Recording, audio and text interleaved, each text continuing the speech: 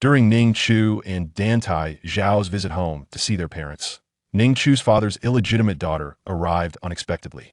Upon hearing the name of the illegitimate daughter, Ning Chu was jolted into unconsciousness. In her state of oblivion, she glimpsed her own life as well as the life of her half-sister, realizing that she was but a mere supporting character in a narrative, while her half-sister was the protagonist. She had been utterly exploited by her parents, endured a divorce, and was married to an abusive man who met his demise at an advanced age. This revelation left her grappling with the harsh reality of her tragic existence. But why should this be her fate? Why was she relegated to the role of a mere pawn, destined for divorce and abuse? "My life is mine to command," she declared, resolving to initiate her divorce, for in the original narrative, her husband served no purpose and was destined for separation anyway. In Dantai Zhao's recollection, Ning Chu was an esteemed figure in social circles, hailing from a respectable family, possessing beauty, grace, and a demeanor that was almost flawless, save for her excessive deference to her parents, which rendered her devoid of personal opinions. Though their union was arranged, he believed their relationship was satisfactory, until, upon awakening from her stupor, she sought to divorce him, shedding her previous gentle and compliant nature. After the divorce, one day Dantai Zhao encountered his once perfect wife, now seated in a bustling eatery, relishing barbecued meat with a radiant smile. "Zheng Cheng, transfer 100 million to Mrs. Ning Chu," he instructed, assuming she had fallen on hard times, despite having provided her with ample financial support post-divorce. Today, the Ning household buzzed with activity as Ning Chu and Dantai Zhao returned to visit her parents. Zhou Erqin had mobilized all the household staff to prepare for their arrival, primarily to welcome Dantai Zhao. Since their marriage, Dantai Zhao had rarely accompanied Ning Chu home, as he was perpetually engrossed in work, either on business trips or en route to them. Finally managing to carve out some time, Zhou Erqin and Ning Xingxian were determined to make a grand effort, for the Ning family's current standing was largely attributed to the Dantai family. The Dantai clan was the pinnacle of society, and Zhou Erqin was immensely pleased that Ning Chu had secured a match with their heir, subtly seeking to curry favor. Two sleek black Maybachs pulled up at the Ning residence, and as the drivers opened the doors, Ning Chu and Dantai Zhao emerged. Ning Chu's parents, Zhou Erqin and Ning Xingxian, stood at the entrance to greet them. "You finally arrived, come in," Zhou Erqin welcomed, pulling Ning Chu close while Ning Xingxian exchanged pleasantries with Dantai Zhao. "Mother, father," Ning Chu greeted. "Mother, father," Dantai Zhao echoed. "Come in quickly, have a seat." Zhou Erqin ushered them into the living room, where the servants promptly served tea. The gifts Ning Chu brought had already been entrusted to the help for safekeeping. "How have you been lately? All well?" Zhou Erqin gently patted Ning Chu's hand. Ning Chu nodded. "Quite well." Her days were meticulously planned, filled with meetings with socialites and various events, all arranged by her assistant. Ning Xingxian engaged Dantai Zhao in conversation about business matters. "Son-in-law, can you give me any insights on the Fuhai City project?" Dantai Zhao, mindful of his position as Ning Chu's husband, replied evasively, "Father, that's managed by my subordinates. I'm not fully informed." Zhou Erqin exchanged glances with Ning Xingxian before turning to Ning Chu. "Come, I recently acquired a new bag from the D family, meant for you. Let's go take a look." Ning Chu understood her mother's intentions were less about the bag and more about discussing private matters. "Sure." Zhou Erqin glanced at Dantai Zhao, son-in-law. "They'll take Chu Chu upstairs. I have a gift for her. You chat with her father." Dantai Zhao's expression remained neutral as he nodded and acknowledged Ning Chu with a simple As they ascended the stairs, Zhou Erqin began her familiar exhortations about childbirth. "Has your period arrived this month? At your age, it's the perfect time to have children. Don't delay for the sake of indulgence." Ning Chu paused. Since marrying Dantai Zhao, her mother had consistently urged her to conceive, yet Dantai Zhao was perpetually busy, and despite their year of marriage, there was no sign of pregnancy. "No, I'm not pregnant." "I know," she replied, having never deliberately prevented conception, yet they had not been blessed with a child. "What did the doctor say during your last checkup?" Zhou Erqin inquired. "Nothing unusual." Zhou Erqin retrieved an exquisite handbag from beside them and sat down on the couch with Ning Chu. "No issues are good, but it's best to quickly have an heir for the Dantai family. By the way, Wan Yin Yu from the Wan Yin family has returned recently. You should be cautious." Ning Chu was taken aback. Zhou Erqin continued. "It is said that she had some prior involvement with your husband, and the social circles whisper that he once held affection for her. But now that you and your husband are married, She should have the decency to refrain from intruding on your marriage. Ning Chu was astonished that her seemingly stoic and work-focused husband had past entanglements. Dantai Chao, who executed marital duties with precision, seemed to have no room in his life for anyone but work, always clad in white shirts and black suits, his ties meticulously chosen by her. It was hard to envision him as someone capable of affection. However, you must remain vigilant, Zhou Erqin urged, her gaze fixed on her daughter, who was the most obedient of them all. Ning Chu nodded. I understand. And there's a project at Ning family when you return. Mention it to Hung Ji and ask for his assistance. Zhou Erqin grasped Ning Chu's hand. Your well-being is tied to the family's fortune. Had I not cultivated you into a socialite, how could you have married into the Dantai family? You must heed your mother's advice. Ning Chu hesitated, but eventually acquiesced. Though her husband might not approve, she recognized her obligation as a daughter of the Ning family to heed her parents' counsel, for their prosperity directly affected her own. Zhou Erqin continued to voice the familial struggles, subtly suggesting ways for Ning Chu to persuade Dantai Chao to benefit the Ning family. Suddenly, a knock on the door interrupted their conversation, prompting Zhou Erqin to halt her persuasive discourse. Come in, what is it? A maid named Xiao entered hesitantly. Madam, there's a woman outside with a child claiming. Zhou Erqin frowned. What is it? Speak clearly. The maid hesitated. She says her child is Master's. What? Zhou Erqin rose abruptly, feeling faint from the sudden movement. She steadied herself against her forehead and promptly sat back down. Ning Chu rushed to support her. Mother, are you all right? Xiao, call a doctor. Yes, miss. And have them thrown out. Ning Chu commanded, then recalled, where's father? And the son-in-law? Master and the son-in-law are in the study. Zhou Erqin clutched her chest, aghast that such a scandal would erupt on the day of her son-in-law's visit. Bring them and I want to see who dares to stir such nonsense. Your father would never act so foolishly, she declared, incensed.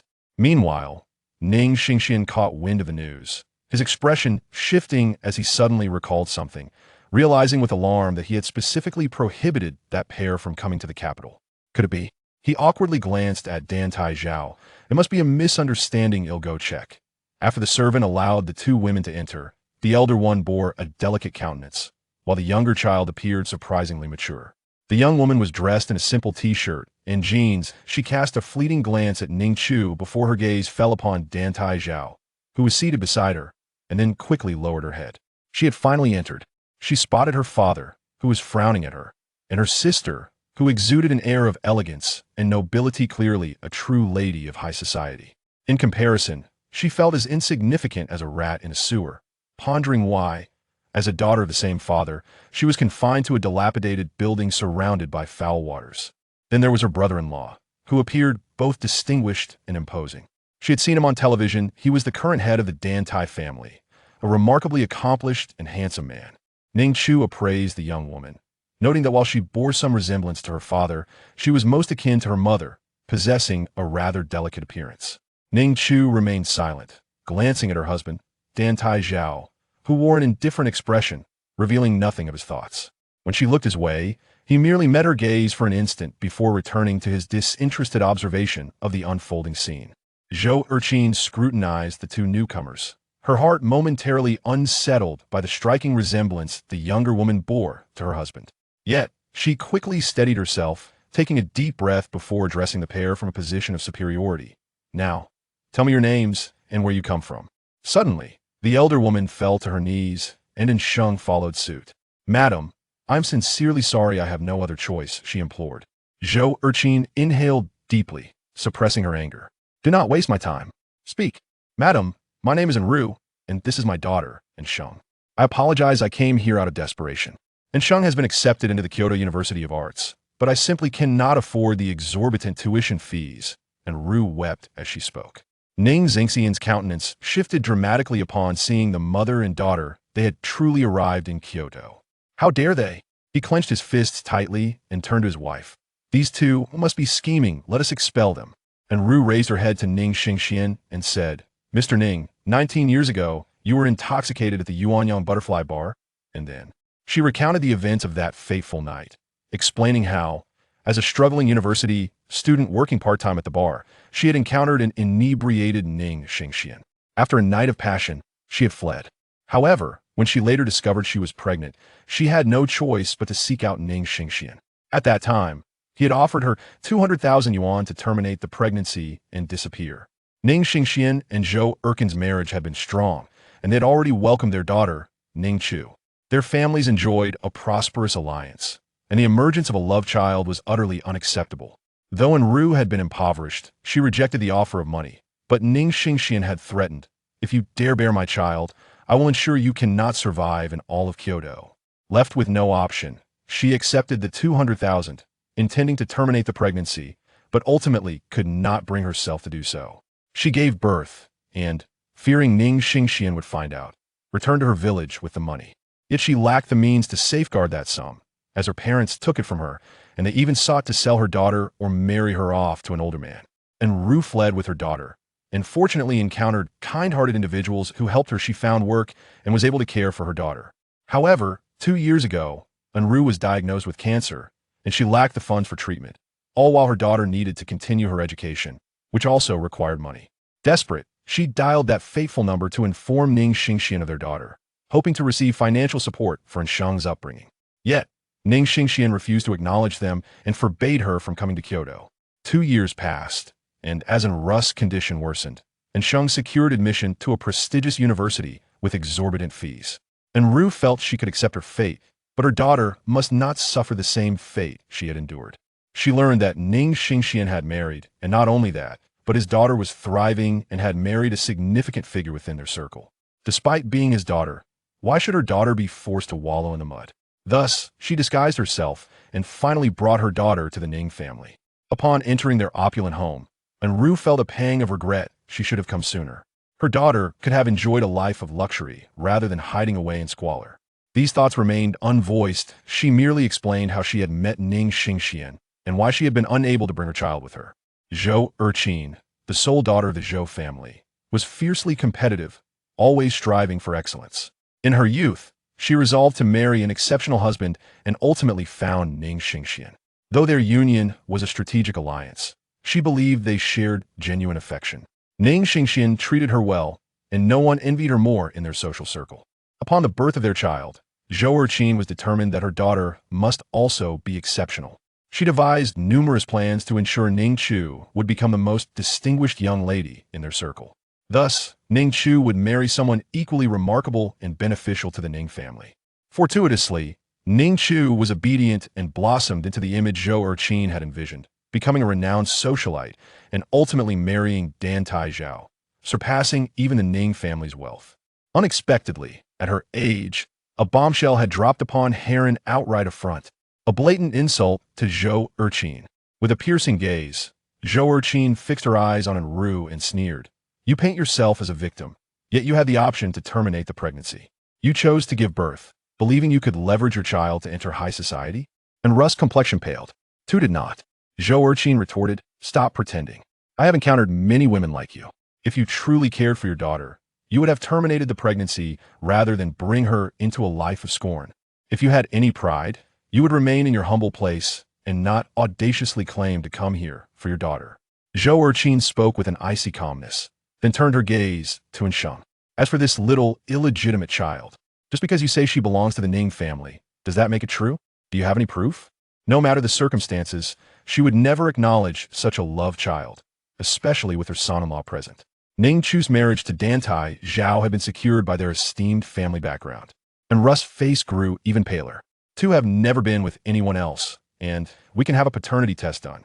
Zhou Erqin shot back. "What makes you think you have the right to demand that from us? Everyone knows those tests can be fabricated. Do not bring your schemes to the Ning family." Enru suddenly felt panic rise within her, tears streaming down her face as she pleaded with Ning Chu. "Ning Chu, you cannot deny her. She is your daughter." Zhou Erqin immediately seized Ning Chu, who understood how to handle the situation. "I have only one daughter, Ning Chu. Do not come here with your schemes. Guards, take them out." Soon, bodyguards appeared, dragging Enru and Ensheng away. Once they were gone, the living room fell silent for a moment. Ning Chu, feeling embarrassed, turned to Dantai Chao and said, "My son-in-law, forgive me, I do not know where these people came from to scheme." Dantai Chao nodded coolly. "Those who scheme must be dealt with, but we should investigate whether their claims hold any truth." Ning Xingxian's expression stiffened, and beside him, Zhou Erqin immediately remarked, "What my son-in-law says is correct. We will conduct a thorough investigation. Hee hee." She turned to the butler. "Is dinner ready? Are we about to eat?" The butler promptly replied, "Dinner is nearly prepared. We can commence the meal." "That's splendid. Son-in-law, let us proceed to dine." Chu Chu. Zhou Erqin suddenly glanced at Ning Chu, who appeared somewhat pale. "Chu Chu, what is the matter? Have you been frightened?" Indeed, Ning Chu was alarmed. She had been startled upon hearing Sheng's name, and at that moment, her head throbbed with a sharp pain as a voice echoed in her mind, proclaiming that the plot had commenced. "Ha! You are destined to be the cannon fodder." Upon hearing this voice, Ning Chu suddenly felt a jolt of pain in her head and collapsed entirely. Zhou Erqin exclaimed, "Chu Chu, quickly, call for an ambulance." Ning Chu was swiftly transported onto the ambulance, yet she had already lost consciousness. It felt as though she had entered an ethereal realm. Before her loomed an enlarged screen depicting the entirety of her life as a supporting character, alongside the life of her half-sister, the protagonist, Sheng. Initially, as an illegitimate child, Sheng was not acknowledged by the Ning family. However, through her resilience and determination, she forged many friendships. Eventually, Ning's father recognized her worth and brought her home to cultivate her, hoping to leverage her through a strategic marriage to benefit the Ning family further. Yet, Sheng encountered the male lead, and she resisted the notion of an arranged marriage with all her might. However, due to her mother's illness requiring financial support, she found herself cornered and ultimately had to accept the disgraceful arrangement. Unbeknownst to her, the male lead was a powerful figure who resolved her predicament and dealt a severe blow to the Ning family, nearly leading to its bankruptcy, a predicament in which Ning Chu intervened. However, her assistance was met with disdain from her husband, leading to her unreasonable outbursts and eventual divorce. Post-divorce, Ning Chu returned to the Ning family, which had transformed drastically. Ning's father sought to arrange another marriage for her, this time to a man in his 50s. Ning Chu acquiesced, only to discover that he was an abuser whose previous wives had met tragic ends. Ultimately, she too fell victim to his violence. Zhou Erqin and Ning Xingxian created a commotion, not to seek justice for her, but rather to secure benefits for the abusive man in favor of the Ning family. In the end, only Sheng remained as the sole heir, and due to the male lead's influence, Ning's parents faced dire consequences, seemingly over tax evasion, leading the Ning family to become in Sheng's possession. As for Ning Chu, she was the obedient daughter, often manipulated by her parents, oblivious to the emotional manipulation. She was a sister willing to do anything for her parents' approval, whether it was promising to aid the Ning family or following her mother's directives against Sheng, or ultimately being compelled into another marriage. In summary, her existence was nothing short of tragic. Chapter 3. Awakening. Why did she always obey her parents? Because she was merely a pawn. Pawns lack their own consciousness. As the book states, she is defined by what it says she is. She failed to recognize the manipulation from her parents, nor did she see her husband's growing indifference towards the Ning family's plight. She simply followed her parents' directives, doing as they instructed. Ning Chu, your rank has fallen from first to second. If you cannot regain first place next time, you shall go hungry for a day. Ning Chu, who permitted you to indulge in those unhealthy snacks? Dispose of them and return to your room to take your exam. Ning Chu, I'm doing this for your own good. Do you wish to remain in second place? Ning Chu, who allowed you to associate with that lazy girl from the Chun family? From now on, you must not play with her. Being friends with those who do not study will lead you astray. I am only thinking of your welfare. You must obey. Ning Chu, this is the heir of the Dantai family. You need to win his favor and marry him. After all this time, we have supported you. It is time for you to repay us. Ning Chu, we all act in your best interest. You should listen to your parents. Ning Chu, if the Dantai heir finds you unworthy, you must marry Dong Xingsa, the president of Dongyuan Group, despite his being 40 years old. Thus, I sincerely hope you win the affection of Dantai Chao. The Ning family is currently facing financial instability, and we require significant investment.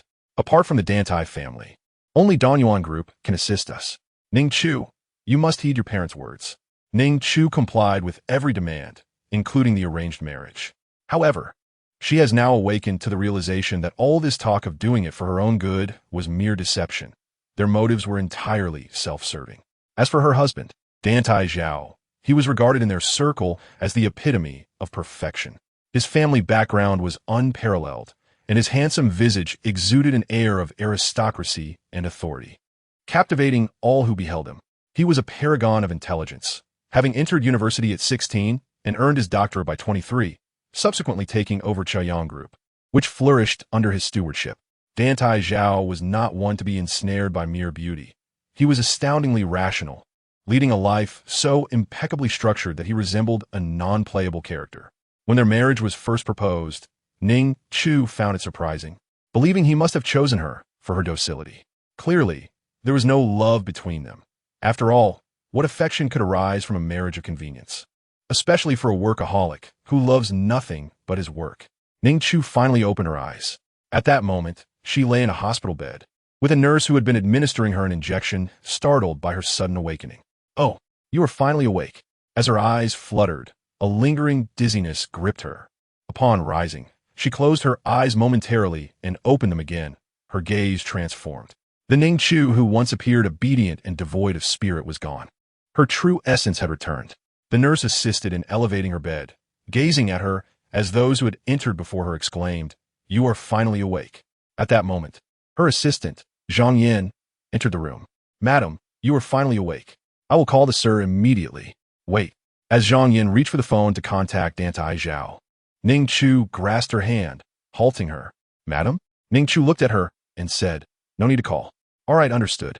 Puzzled by her sudden change in demeanor, Zhang Yin felt as if the gentle madam had transformed entirely. Her gaze now exuded a confidence that was strikingly different from before. The nurse provided her with a few instructions before departing, allowing Ning Chu to inquire, "How long was I unconscious?" 5 days. The doctors have found no issues.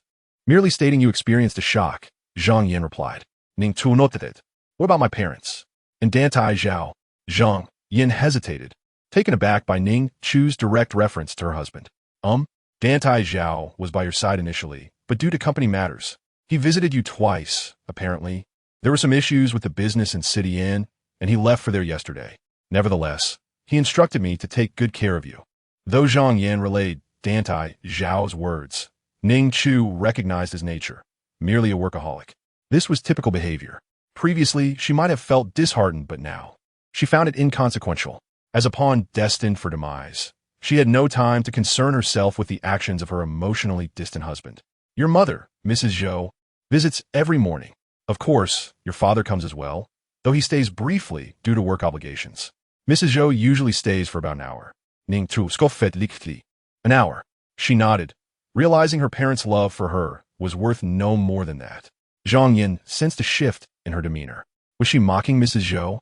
Having witnessed how obedient and compliant Ning Chu had been, Zhang Yin knew that their union was attributed to Mrs. Zhou's exemplary upbringing, which had molded Ning Chu into a prominent figure in their social circle, allowing her to marry Dantai Chao. Thus, Ning Chu had always held her parents' words in high regard, frequently returning to the Ning family to visit them. But just now, was she ridiculing Mrs. Zhou and Mr. Ning? Since Ning Chu had instructed Zhang Yin to keep her awakening a secret, neither Zhou Erqin, Ning Xingxian, nor Dantai Chao were aware that she had regained consciousness. "Is there anyone else aware of my condition?" Zhang Yin shook her head. "No one. The sir has kept it well guarded." Ning Chu took her phone from Zhang Yin. "I understand. You may leave now. I need to rest. Do not inform anyone of my awakening." "Yes, madam. I shall be just outside. Call me if needed. MHM." After Zhang Yin exited, Ning Chu reclined back in bed, closing her eyes to rest. The scene she had witnessed before losing consciousness vividly replayed in her mind. Now awakened, Ning Chu realized just how foolish and cowardly she had been, blind to the truth. No longer would she remain a pawn. She would live for herself.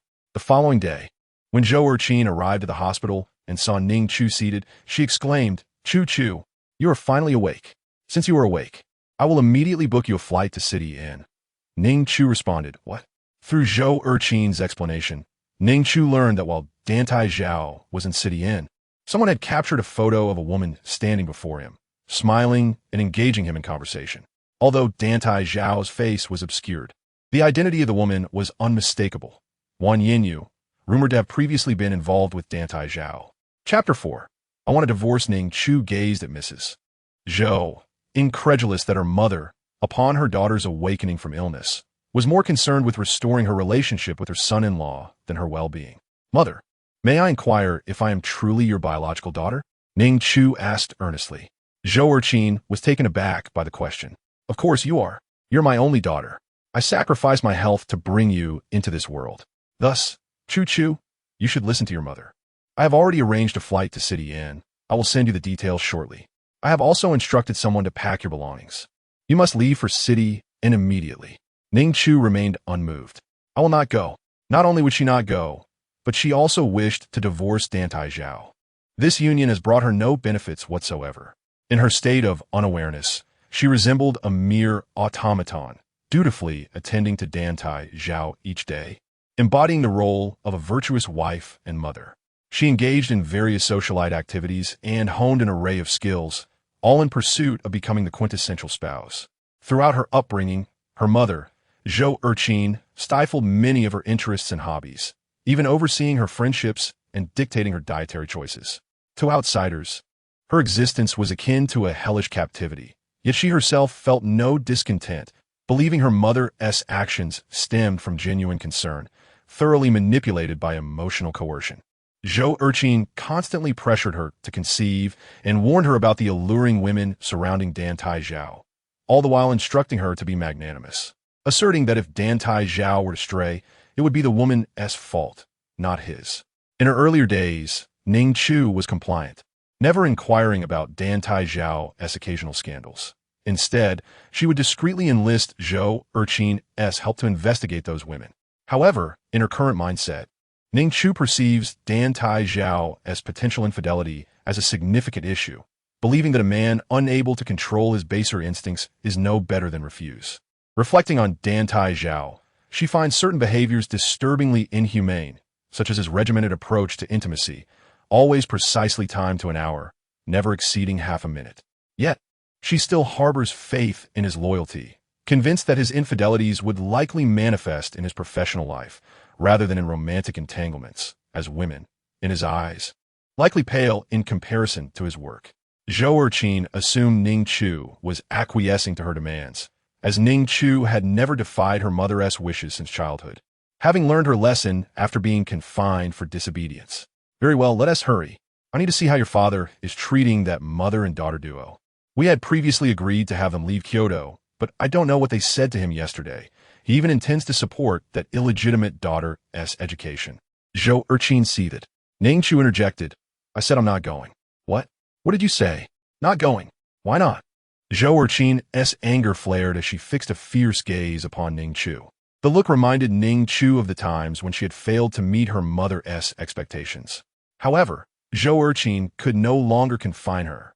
With an impassive demeanor, Ning Chu declared, I don't wish to go, and I have no reason to explain. Zhou Erqin furrowed her brow. Chu, are you ill or mad? Ning Chu nodded. Pretty much. It's rather maddening that my mother, who doesn't take care to check on me, insists I go to Inn City. Anyone would go mad. She felt remarkably composed. Zhou Erqin sighed and reached for Ning Chu's hand, but Ning Chu withdrew. Zhou Erqin's expression stiffened as she feigned concern. Chu, I don't know who has been speaking to you, but of course I care about you. You are my only child. Who else would I care for? However, now that your father's illegitimate daughter has arrived, and with other women lurking around your husband, we must strategize separately. I will handle the matter regarding the illegitimate daughter, while you must address the women harassing your husband. Zhou Erqin patted Ning Chu's hand. You know what needs to be done. If you fail, you will no longer be my daughter. Ning Chu nodded, understood.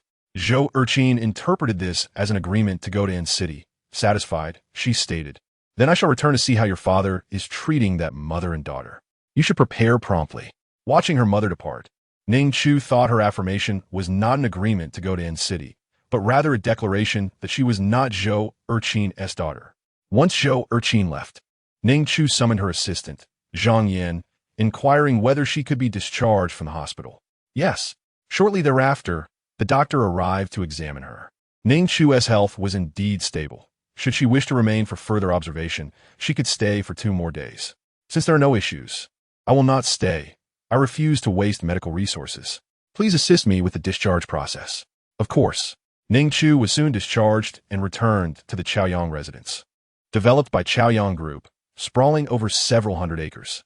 The vehicle brought her directly to the main entrance.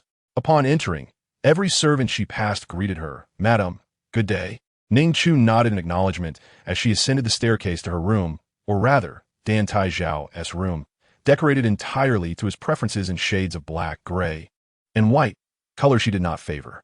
Yet, she had spent a year sleeping within these confines. Meanwhile, Dantai Chao, having concluded a meeting, finally remembered his wife, inquiring if she had awoken. Assistant Zheng Cheng replied, "Yes. I will call Zhang Yin to check." Zhang Yin quickly answered Zheng Cheng's call. "Hello?" Zheng Cheng relayed. "The head of the family inquires about the madam. Has she regained consciousness?" Zhang Yin hesitated, recalling that the madam had asked her not to inform the head of the family about her awakening. However, she realized that this was a call from the head's assistant, thereby considered a call from him. The madam has awakened and has returned to the Chaoyang residence. Zheng Cheng conveyed this to Dantai Chao, then asked, "Is the madam in good condition? What did the doctor say?" Zhang Yin replied. "The doctor stated there were no issues, which is why the madam was discharged." "When did she wake up?" "Yesterday." Upon hearing this, Dantai Chao questioned, "Why was there no call yesterday?" Zheng Cheng quickly relayed, "The madam didn't allow it, presumably fearing it would disrupt the head's work." "Understood. Take good care of the madam," Dantai Chao instructed. After ending the call, he proceeded to prepare for the next meeting. While Ning Chu dialed another number, Zhou ran. "Are you free today?" Zhou Ran replied, "Why the sudden inquiry? I'm a divorce lawyer. Don't tell me you're contemplating divorce." Zhou Ran jested, aware of Ning Chu's marriage to Dantai Chao, believing any divorce would involve significant complications. Ning Chu had initially listened to her parents and entered into this union, so Zhou Ran found it difficult to fathom why Ning Chu would want to dissolve it. After all the effort she had expended to marry Dantai Chao, a man of considerable merit, Zhou Ran couldn't imagine Ning Chu wanting to divorce him. Even if Dantai Chao had affairs, Zhou Ran assumed Ning Chu would remain composed, serving him at home. Yet, to her astonishment, Ning Chu resolutely declared, "You're correct. I intend to divorce. I called you to draft the divorce agreement." "Wait, what?" Zhou Ran exclaimed in shock, rising from her seat. "You must be joking. Where are you now?" "I'm at the Chaoyang residence. I'll give you the address, and I'll have someone escort you in." "All right, I'll be there shortly." Zhou Ran's heart raced. Ning Chu seeking a divorce? Was the sky falling or the earth cracking? That she would utter those words was beyond her comprehension. Zhou Ran soon arrived at the Chaoyang residence, led in by Zhang Yin, Ning Chu's assistant. It was Zhou Ran's first visit, and she was genuinely astounded. Upon reaching the entrance, they drove in, passing hired workers at their tasks.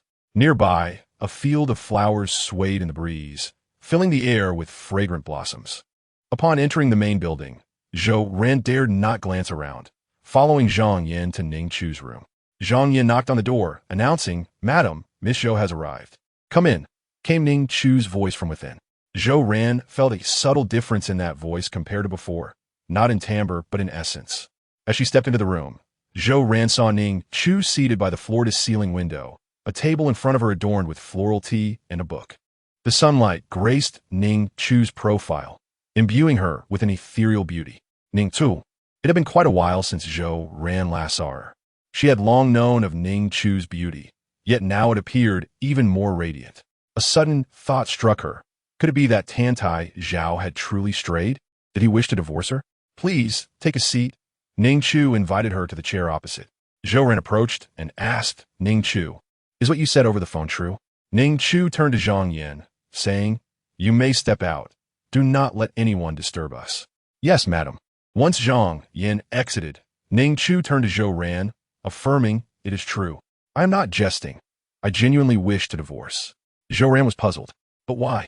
Did Dantai Chao wrong you? Or does he wish to divorce you? Is there an illegitimate child involved?" "No, that doesn't seem like you. Even if he had someone else, I thought you would be reluctant to part ways." Ning Chu shook her head. "No, it's not entirely his fault. But that is not the crux of the matter." Zhou Ran pressed. "Then what is it? Are they pressuring you for children?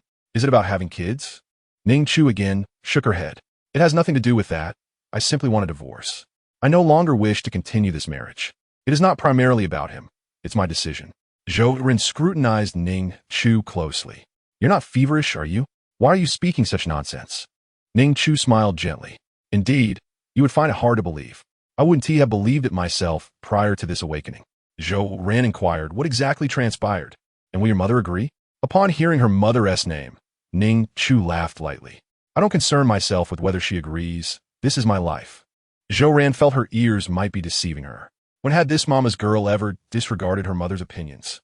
No, that was not quite right. A mama's girl genuinely cherishes her daughter. As for Ning Chu's mother, Zhou Ran refrained from judgment. Zhou Ran had known Ning Chu since high school, yet she was deemed unworthy of friendship in Ning Chu's mother's eyes due to her ordinary, even impoverished, background. Zhou Ran excelled academically, though not quite at Ning Chu's level, which was how they came to know each other in the same class.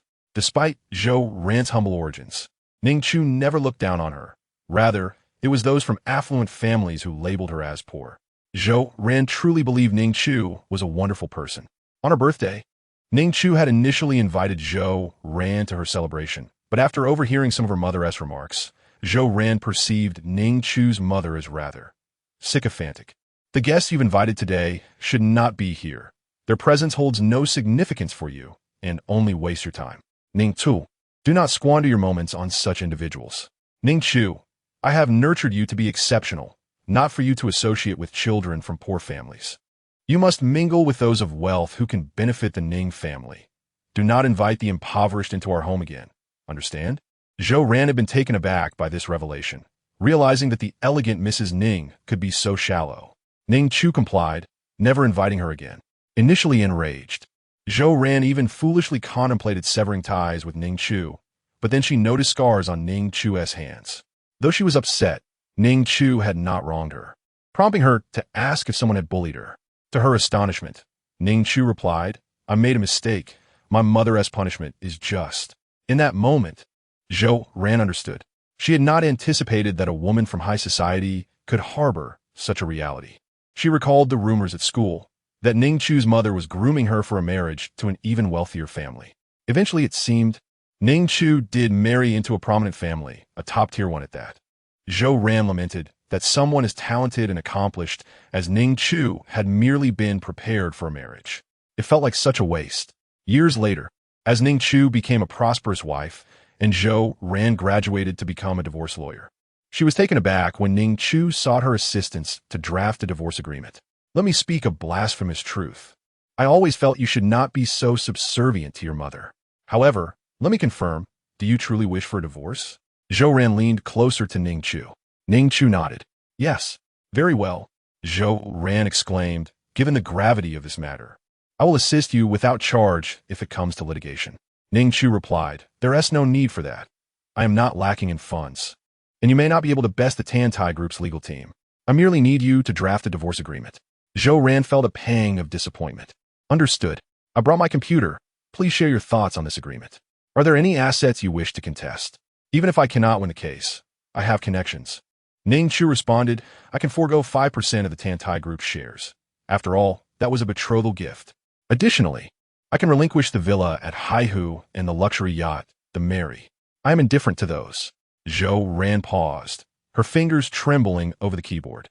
These are substantial assets. Are you certain you wish to forego them? Suddenly, it dawned on her why Ning Chu had entered that marriage. If she felt any grievances, she would endure them. Ning Chu remained composed. I do not require such wealth. It is not worth the trouble. No matter how I contest it, the Dantai family is formidable. That is merely a small sum? Zhou Ran gulped. You call all this money a small sum? Ning Chu shot her a glance. Zhou Ran nodded, acknowledging that for someone like Ning Chu, it truly seemed trivial. Have you discussed this with Dantai Chao? Ning Chu shook her head. You should be pleased to reclaim it. Please draft it for me. I expect to meet with his lawyer soon. Understood. I will prepare a draft, and we can modify it if necessary. Thank you. Zhou Ran sighed. I never imagined my first task after graduation would be to assist you in a divorce. Ning Chu replied. Perhaps I will seek your help with other matters in the future. Zhou Ran declared. I shall not hesitate. She felt immense gratitude towards Ning Chu for her current standing. When Zhou Ran struggled to pay her tuition, it was Ning Chu who aided her. Though it seemed a trivial act, she was genuinely appreciative. Zhou Ran swiftly completed the divorce agreement, and as she reviewed the list of assets, she felt numb. It was as if money had become mere numbers. However, should you divorce, what if your parents insist you remarry? And what if they cancel your bank cards, as they say on television?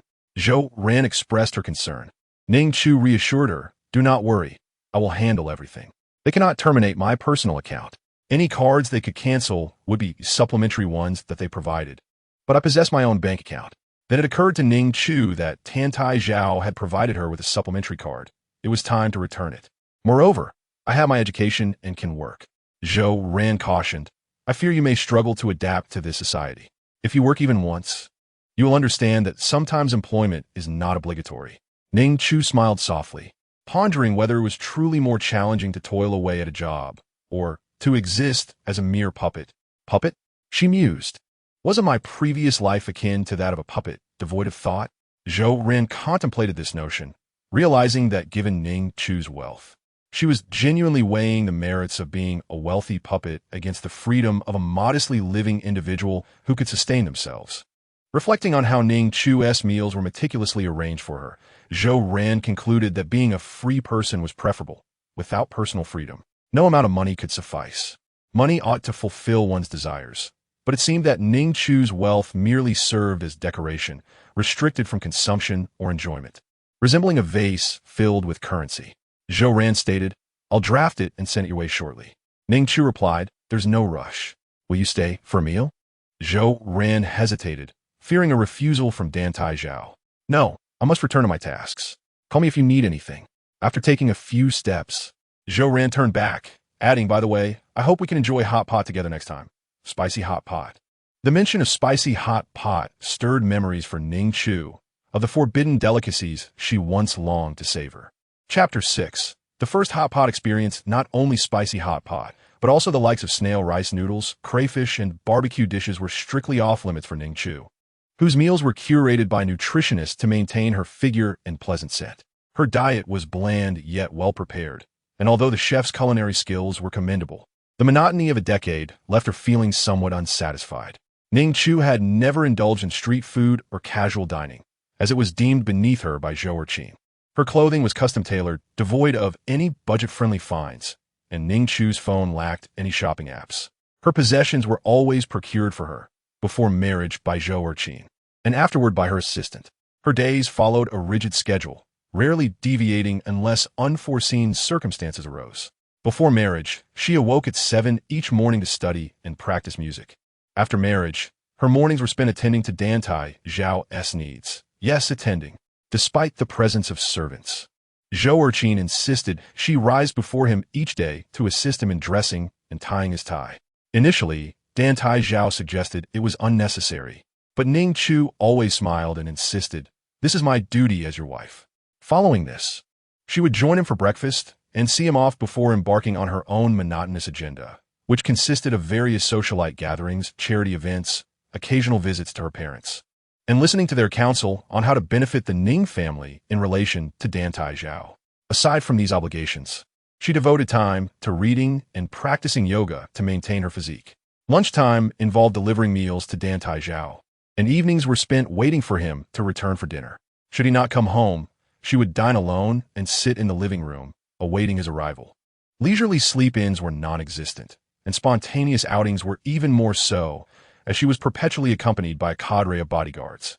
As for pastimes like gaming or watching television, Zhou Erqin deemed them frivolous and prohibited, allowing only attendance at concerts and theatrical performances, activities of a more refined nature. If there was one aspect she found somewhat enjoyable, it was the periodic review of her assets, listening to her asset manager's advice on how to invest wisely and maximize returns. This was something Ning Chu appreciated the most. Shortly after Zhou Ran departed, Ning Chu instructed the servants to prepare the guest room next door. Recalling that she had slept there prior to her impending separation from Dantai Chao, make the curtains blue, the sheets a soft pink, and ensure the overall style is harmonious, she directed. Yes, ma'am.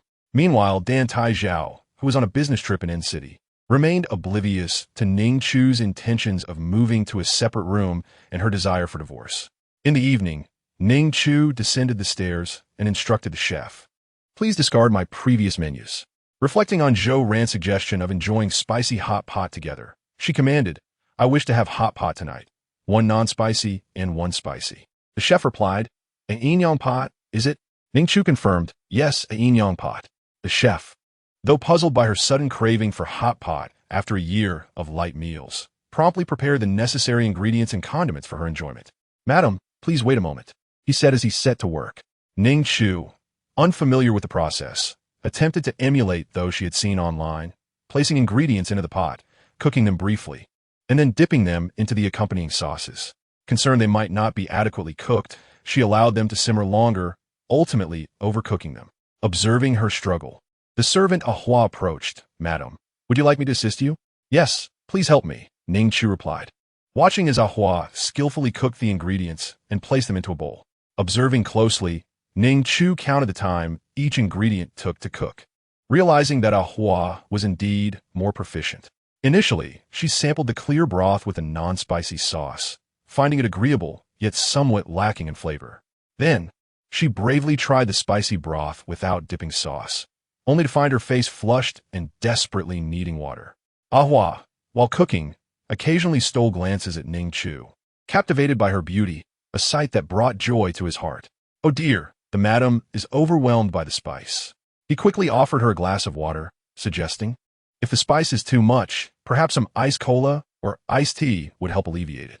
Ning Chu, feeling the heat, requested, please fetch me an iced cola. Though she rarely consumed cola, Zhou Erqin had cautioned her against it in her youth due to its negative effects on dental health and its high sugar content. So, she had only tasted it sparingly. Certainly, ma'am. As she took her first sip of cola, she was pleasantly surprised by its sweetness, which indeed helped to soothe the heat. Glancing back at the spicy pot, she contemplated whether it was too hot, but her curiosity compelled her to try again. Dipping a piece in the mild sauce, she anticipated it would be tolerable, but upon tasting it, she found it still too spicy, prompting her to drink more cola. Before long, she returned to the spicy pot, indulging once again, despite the growing intensity of the heat. She consumed a considerable amount of the clear broth while also enjoying the spicy options, having drained 2 bottles of cola in the process. Ning Chu's lips were flushed, her eyes sparkling, and her complexion radiant. Ahua couldn't help but think, the madam is truly a vision of beauty. Ning Chu dabbed at her mouth with a napkin, realizing that despite the heat, she found the experience quite enjoyable. No wonder those online seem to have such a fondness for hot pot. After indulging in a sumptuous meal, Ning Chu felt a noticeable fullness in her lower abdomen, experiencing such satiation for the first time. However, she soon realized that the lingering scent on her body had intensified. After taking a stroll in the courtyard and sipping some digestive tea, she headed to the bathroom to cleanse herself. With ample time still at her disposal, she recalled the television shows that Zhou Erqin had forbidden her from watching. Taking out her phone, she began downloading an app, and upon completion, promptly purchased a membership. She then clicked on a highly recommended drama within the app, becoming utterly engrossed, only to find herself still awake past 2 o'clock. Chapter 7. Gastrointestinal discomfort. Realizing the hour was late, Ning Chu fought against her desires, setting her phone aside in preparation for sleep. Shortly thereafter, she began to experience a dull ache in her abdomen, which gradually intensified. Before long, a doctor arrived at the brightly lit mansion to examine her.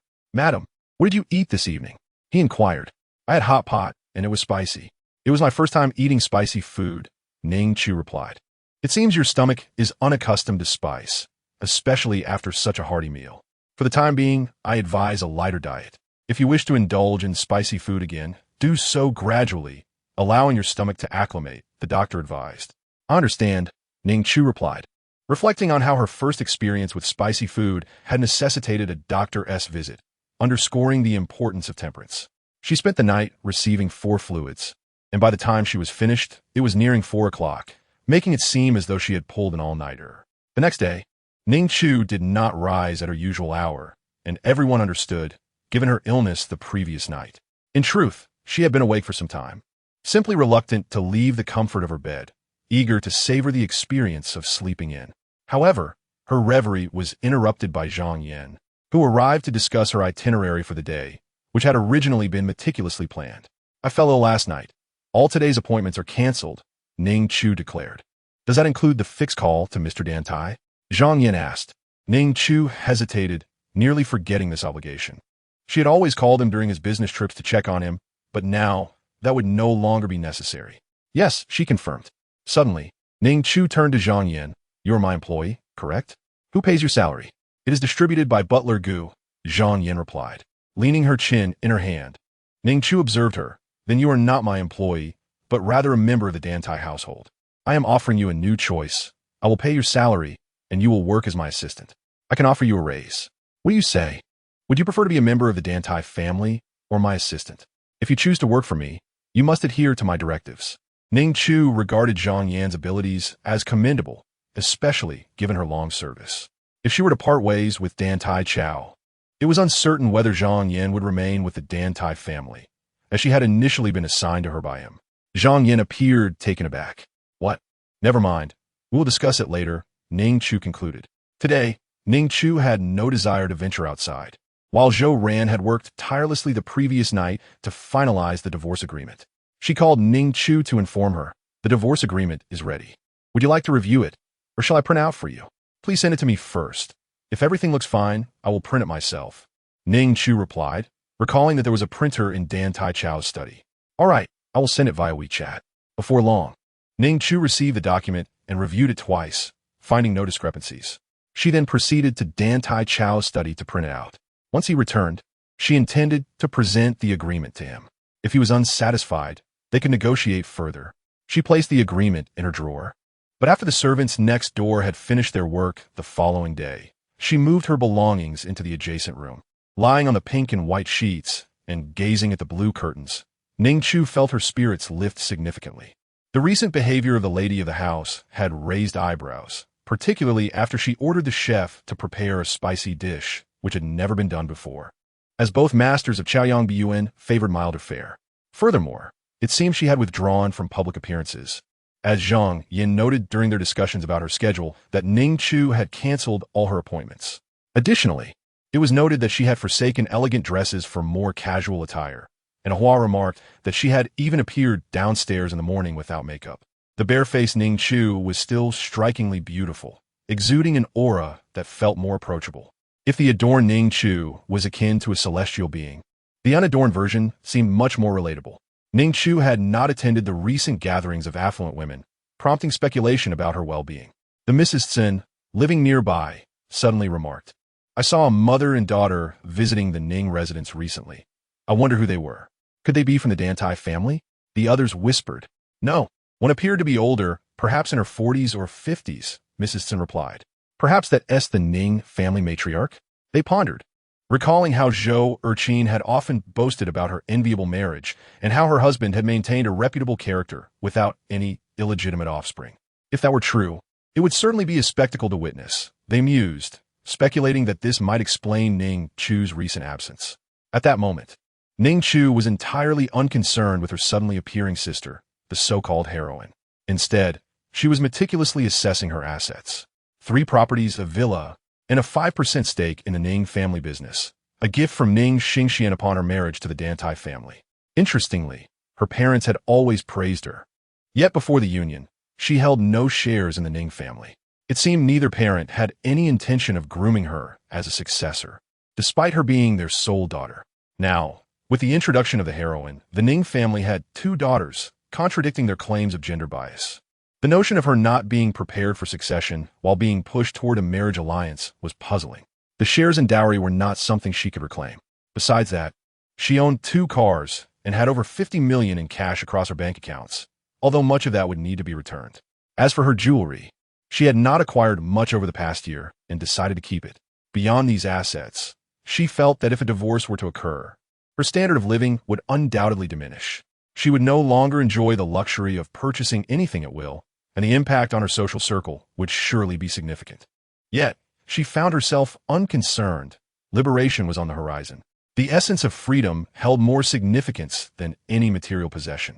She was Ning Chu, an individual in her own right, no longer a puppet of others. After a few days of basking in her newfound freedom, Ning Chu had spent several nights engrossed in television dramas. Although such pastimes could indeed be time-consuming, they afforded her a sense of ease and joy. In her estimation, these days had been the most leisurely of her life. Meanwhile, Dantai Chao had not received a call from Ning Chu in several days, which felt unusual. Previously, she would check in on him sporadically. He surmised that she was likely occupied with the affairs concerning the mother and daughter duo. As for them, he did not dwell on the matter. While it had altered his perception of his father-in-law, he had come to understand him over the past year. Fortunately, his wife did not mirror her parents' qualities, though she seemed somewhat overly influenced by their opinions. Nonetheless, Dantai Chao found this minor flaw tolerable, given that Ning Chu had remained quite composed since their marriage. Make a call home and inform them that I will return tomorrow. Yes, master. Is the gift ready? It is prepared. Chapter 8. The unfortunate reality. Dantai Chao returned home in the afternoon, finding Ning Chu reclining in bed, engrossed in the television. She had been watching for days, and it was true that she never seemed to tire of it. However, upon his return, he noticed Ning Chu was not at the door to greet him. Where's the lady? He pondered, wondering if she had gone back to her family, despite having clearly stated yesterday that he would be returning today. Typically, Ning Chu would be waiting at the door upon his arrival from a business trip. The butler, Gu, had certainly noticed the recent changes in the lady's demeanor, but since she had not acted out of line, he chose to remain silent. She must be in her room, he concluded. Dantai Chao, puzzled, wondered why she had not come down if she was home. Gu replied, the lady has been staying indoors for several days now.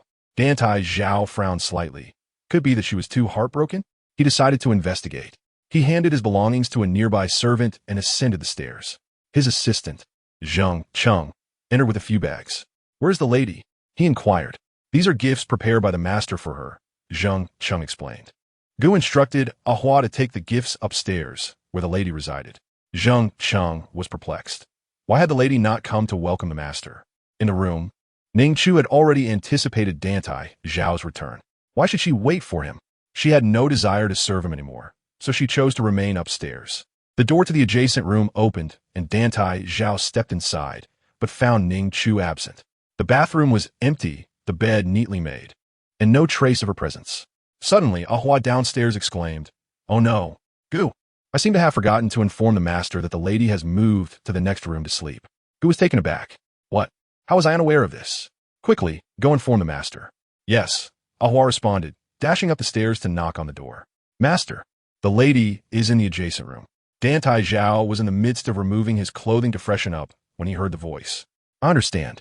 Ahua sighed with relief and knocked on the adjacent door again. Madam, the master has returned. Moments later, Ning Chu lazily replied, I know. Ahua thought to himself.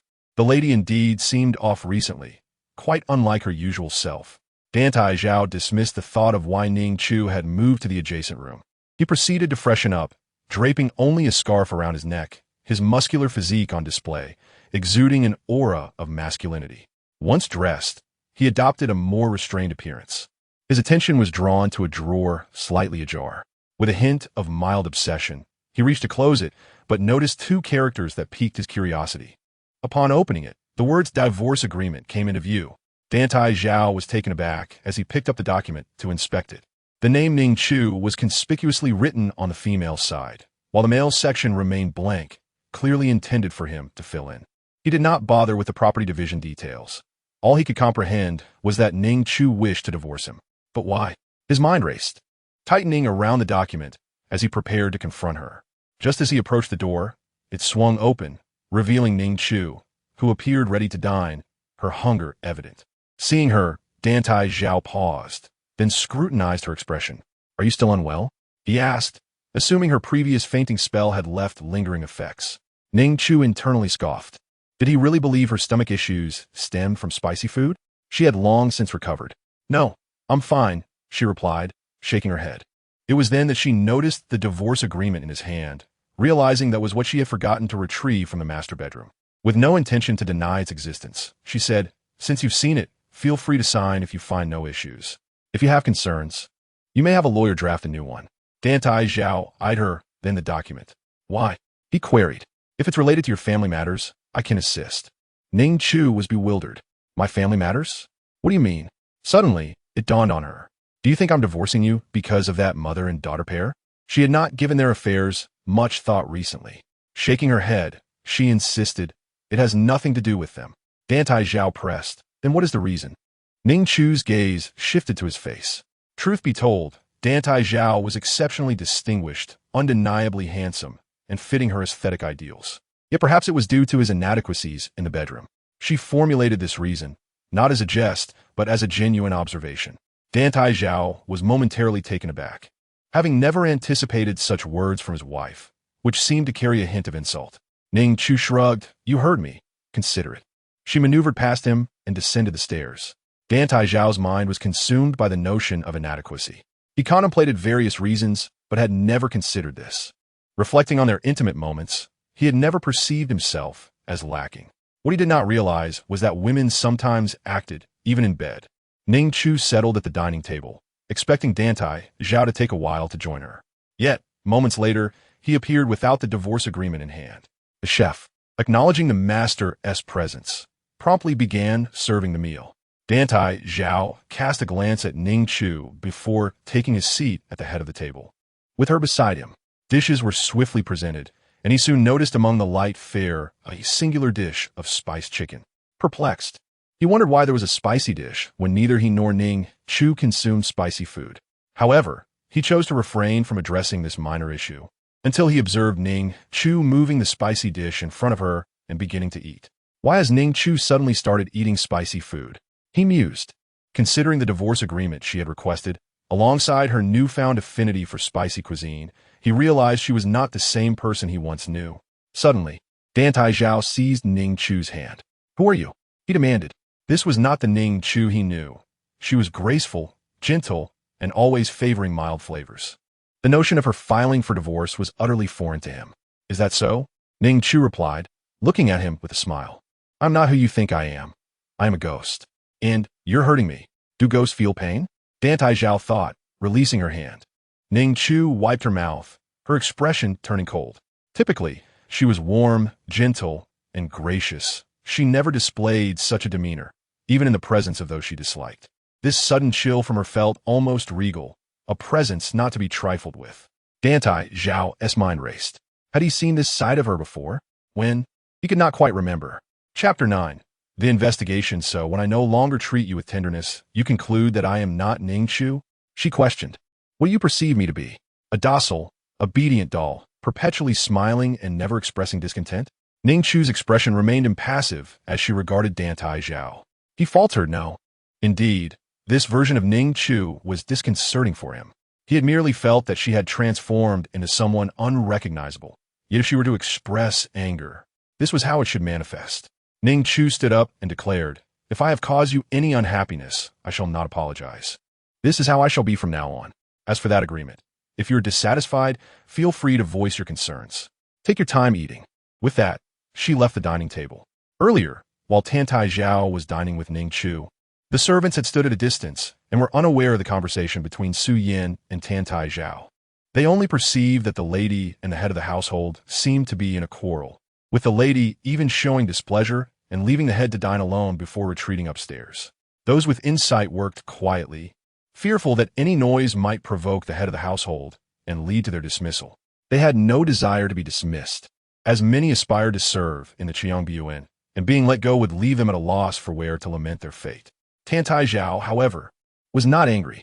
After Ning Chu ascended the stairs, he pondered for a while, glancing at the plate of spicy chicken. He picked up his chopsticks and took a piece, only to be immediately overwhelmed by its fiery flavor. Coughing, he realized it was even hotter than he anticipated. He hastily grabbed a glass of water, and if he had looked in a mirror, he would have noticed his face and lips were flushed a vibrant red. After finishing a glass of water, he felt somewhat better, though the spiciness lingered.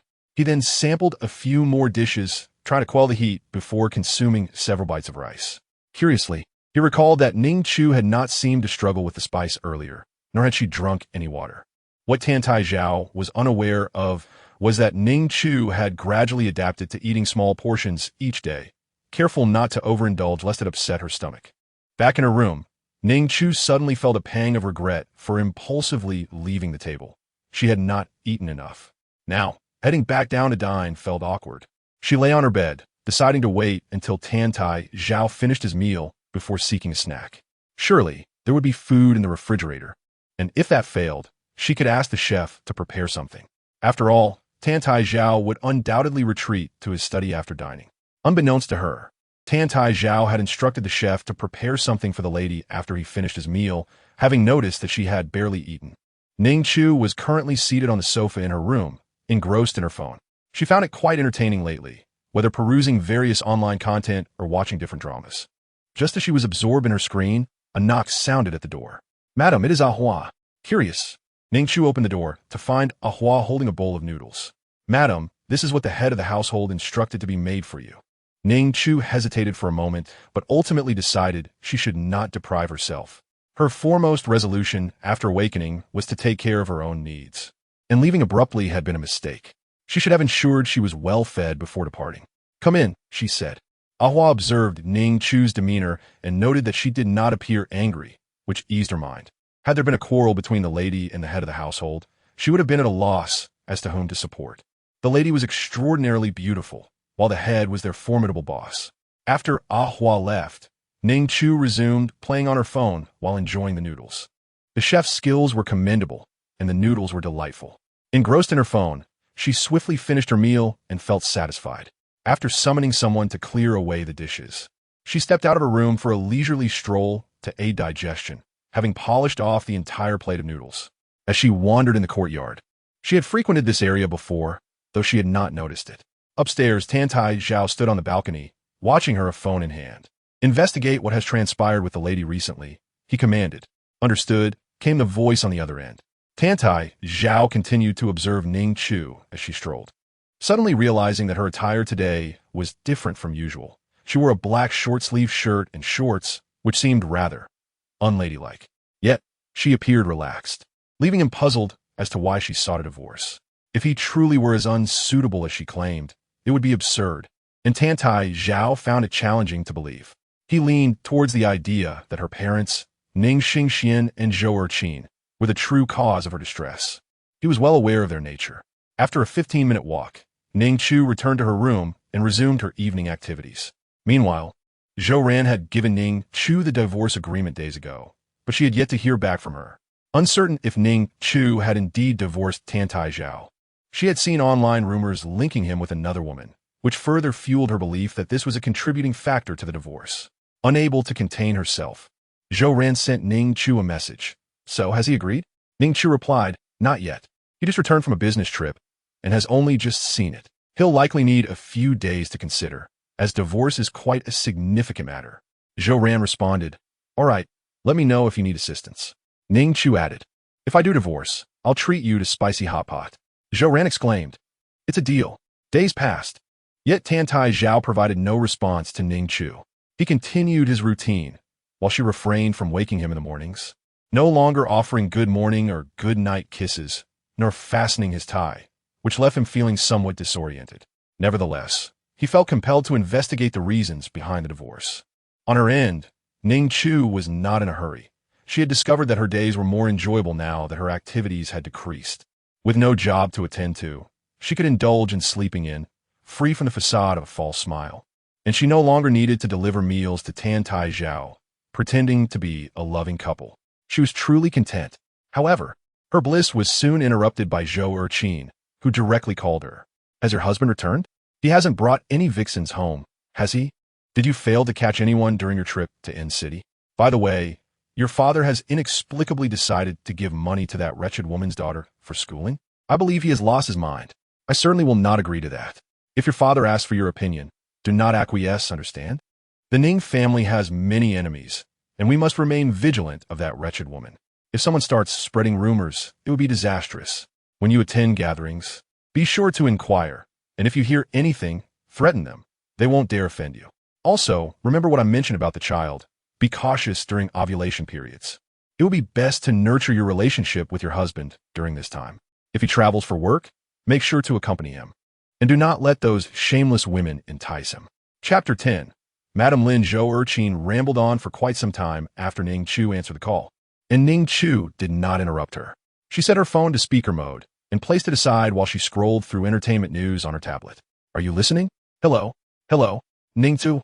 Finally snapping back to reality, Ning Chu replied, Zhou Erqin continued, "If you have time, come back for a visit. Or you could call your father. You could also have your husband call him to ensure he does not act foolishly. If that wretched woman dares to ask your father for money now, what will stop her from demanding shares later?" Ning Chu replied, As Zhou Erqin continued, Ning Chu merely responded with non-committal affirmations, not truly paying attention to her words. Eventually, she said to Zhou Erqin, "Mother, in a few days, I will send you a grand gift. I hope you will be able to smile when that time comes." Zhou Erqin assumed It was regarding her previous request for Ning Chu to persuade Dantai Chao to invest in the Ning family project. Very well.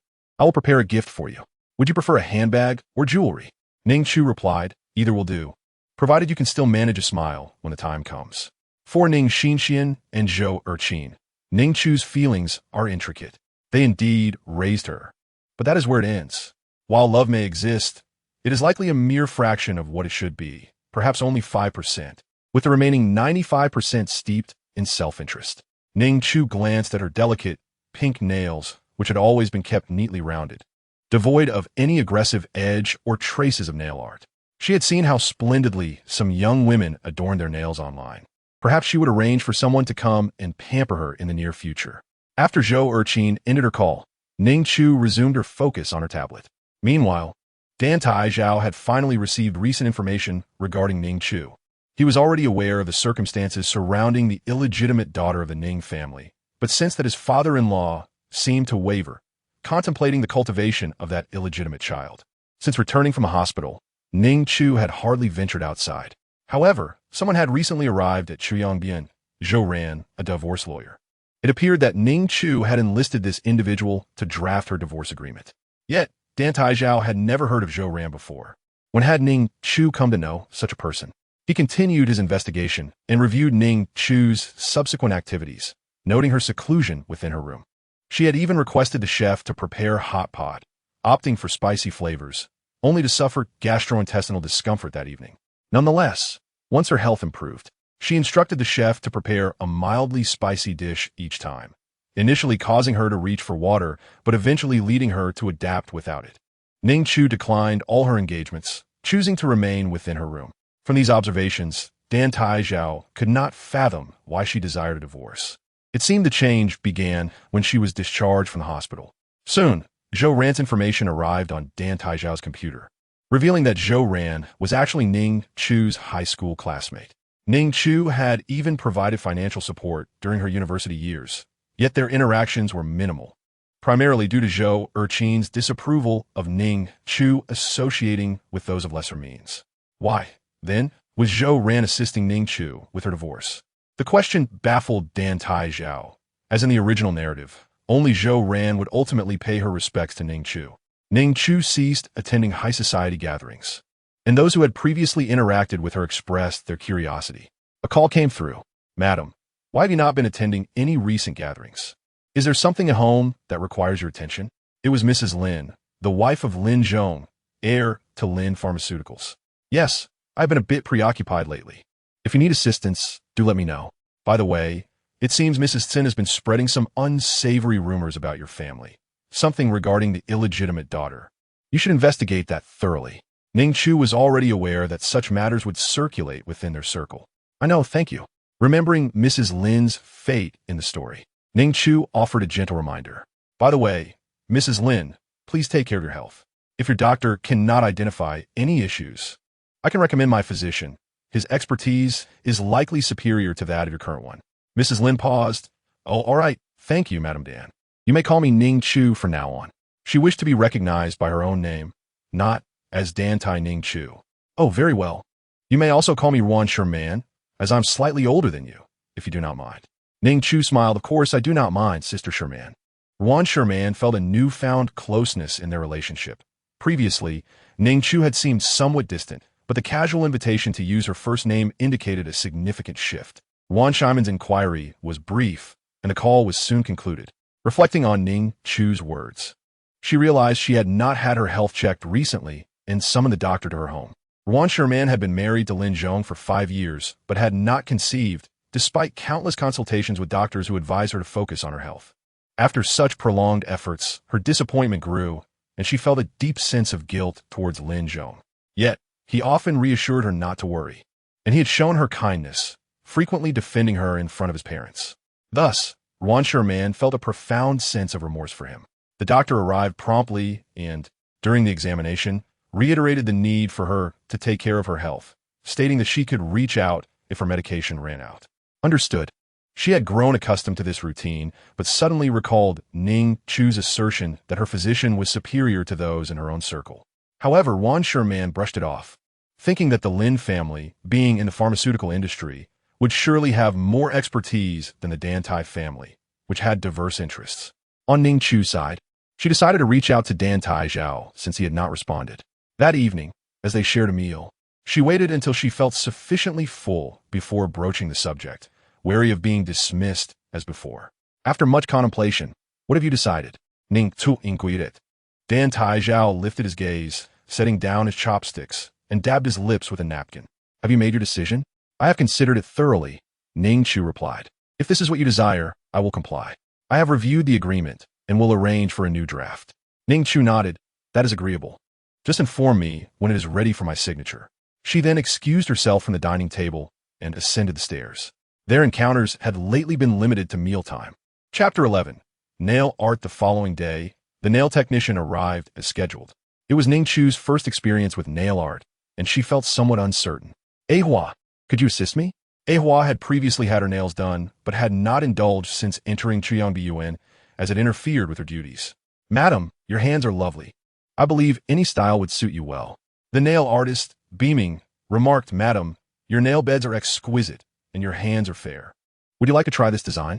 I believe it would beautifully complement your elegance. The design featured a pink base adorned with sparkling peach blossoms, which Ahua also approved. Madam, this option appears delightful. Then let us proceed with this design, Ning Chu decided. Despite her initial curiosity, the process took longer than anticipated. She requested Ahua to turn on the television and play Nian Nu Jiao, a popular drama about a heroine's romantic entanglements amidst chaos. Ahua hurriedly complied. Knowing the household's television was generally reserved for Dantai Chao's news broadcasts, and servants were not permitted to watch freely, Ning Chu, who rarely indulged in television, surprisingly chose to watch Nian Nu Jiao, which had captivated many in their circle.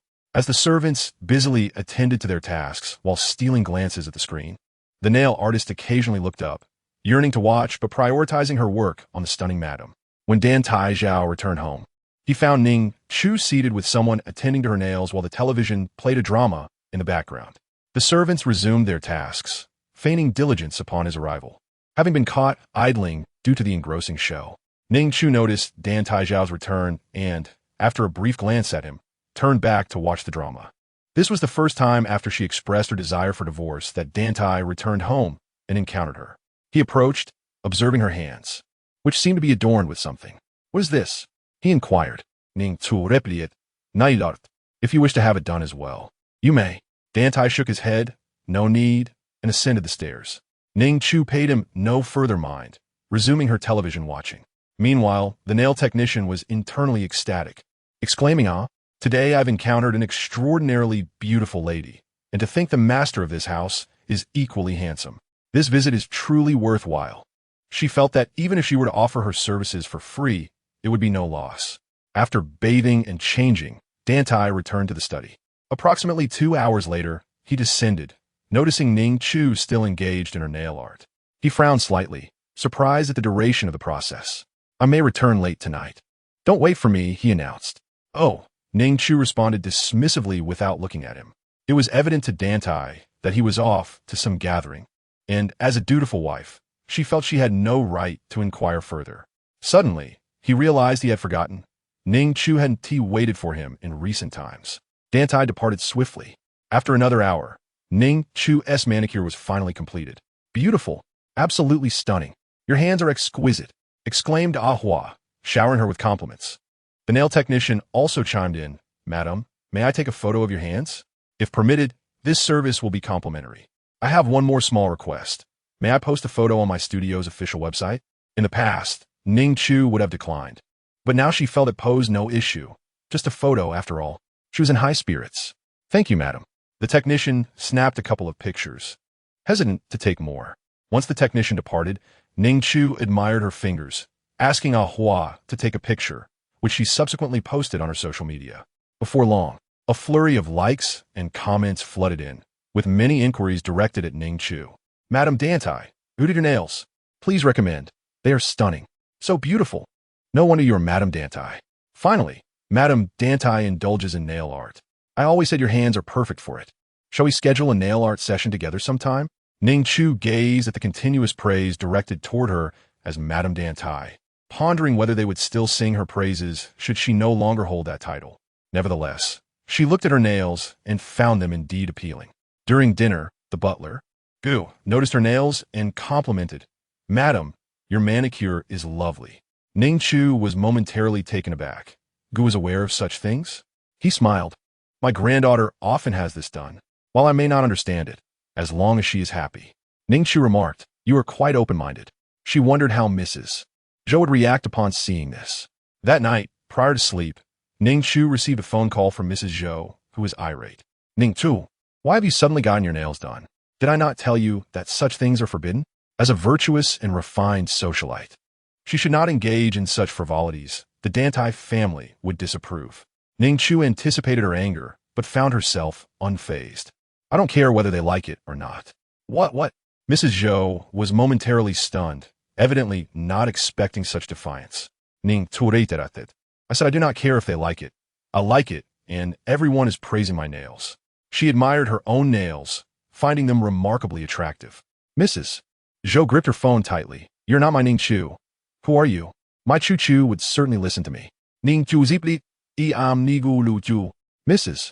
Zhou insisted, Chu, stop joking. I command you to wash your nails clean at once. Do you not wish to avoid being grounded again? Ning Chu lauket coldly, kropundet. Do you think I would still be confined by you? Mother, if there is nothing else, I shall rest. She promptly hung up the phone, leaving Mrs. Zhou staring incredulously at the disconnected call. Mrs. Zhou attempted to call back repeatedly, but Ning Chu declined to answer. Moreover, she turned off her phone and retreated to the bathroom for a bath. Frustrated by the incessant ringing, Mrs. Zhou seethed, already troubled by the recent revelations regarding her illegitimate daughter. Now, with Ning Chu's sudden defiance, she resolved to visit the Dantai residence the next day to ascertain what Ning Chu was up to. Disobedient children deserve punishment. Chapter 12. Mrs. Zhou arrives the following day. Mrs. Zhou arrived unannounced. Recognizing her as Ning Chu's mother, no one dared to impede her entry. She stormed into Chaoyang courtyard early in the morning. "Where's your madam? Bring her out to see me." Her tone was harsh. Ahua frowned at her words. This was Chaoyang courtyard, not the Ning family. And why must she use such language? However, as she was the madam's mother, she held her tongue. "Madam has not yet risen. I will summon her now." What? Mrs. Zhou was incensed to learn that Ning Chu was still in bed. Why is she not up to attend to her husband? How can she still be asleep at this hour?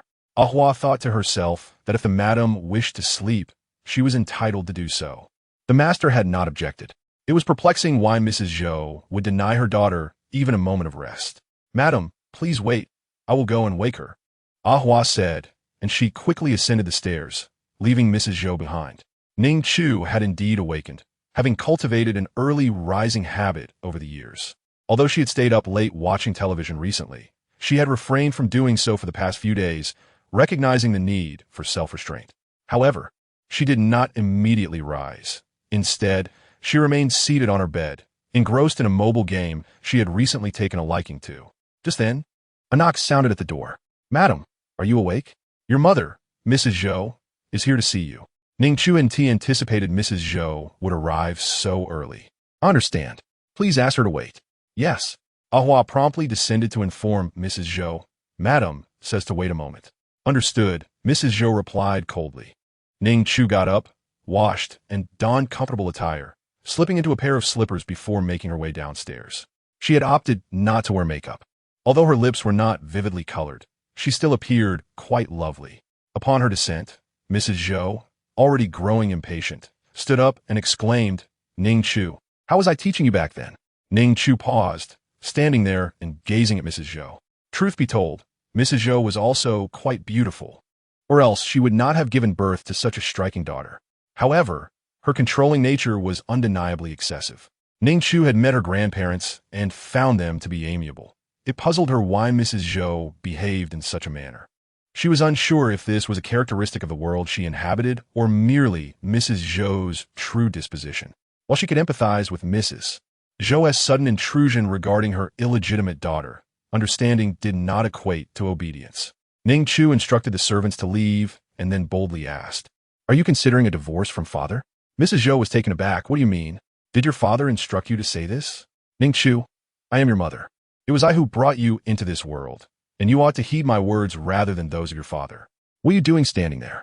Come down at once." What is wrong with you lately? And your nails? Why have they not been cleaned? What are you wearing today?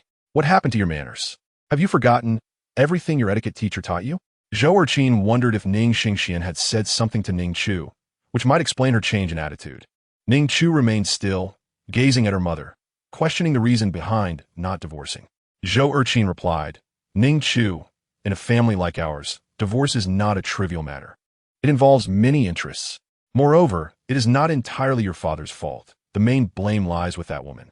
Your father had urged her to terminate the pregnancy, but she only sought to elevate her status, unaware that she would bear a daughter. Ning Chu nodded in understanding, acknowledging that it was all for the sake of benefit. Indeed, it would be unwise to divorce. Otherwise, it would merely serve others' interests. Zhou Erqin affirmed, at your age, you should comprehend that holding on to benefits is paramount for one's own welfare. Ning Chu descended the stairs and sat beside her mother, pondering whether everything could be manipulated for the sake of advantage. Zhou Erqin affirmed, certainly. You must conceive a child from the Dantai family and produce an heir. Only then will your position be secure. As for those distractions outside, learn to turn a blind eye. However, remember to strike decisively against any significant threats. Ning Chu slowly. Can a daughter also be utilized? Zhou Erqin furrowed her brow. Do you think your mother is exploiting you? Ning Chu, this is for your own good.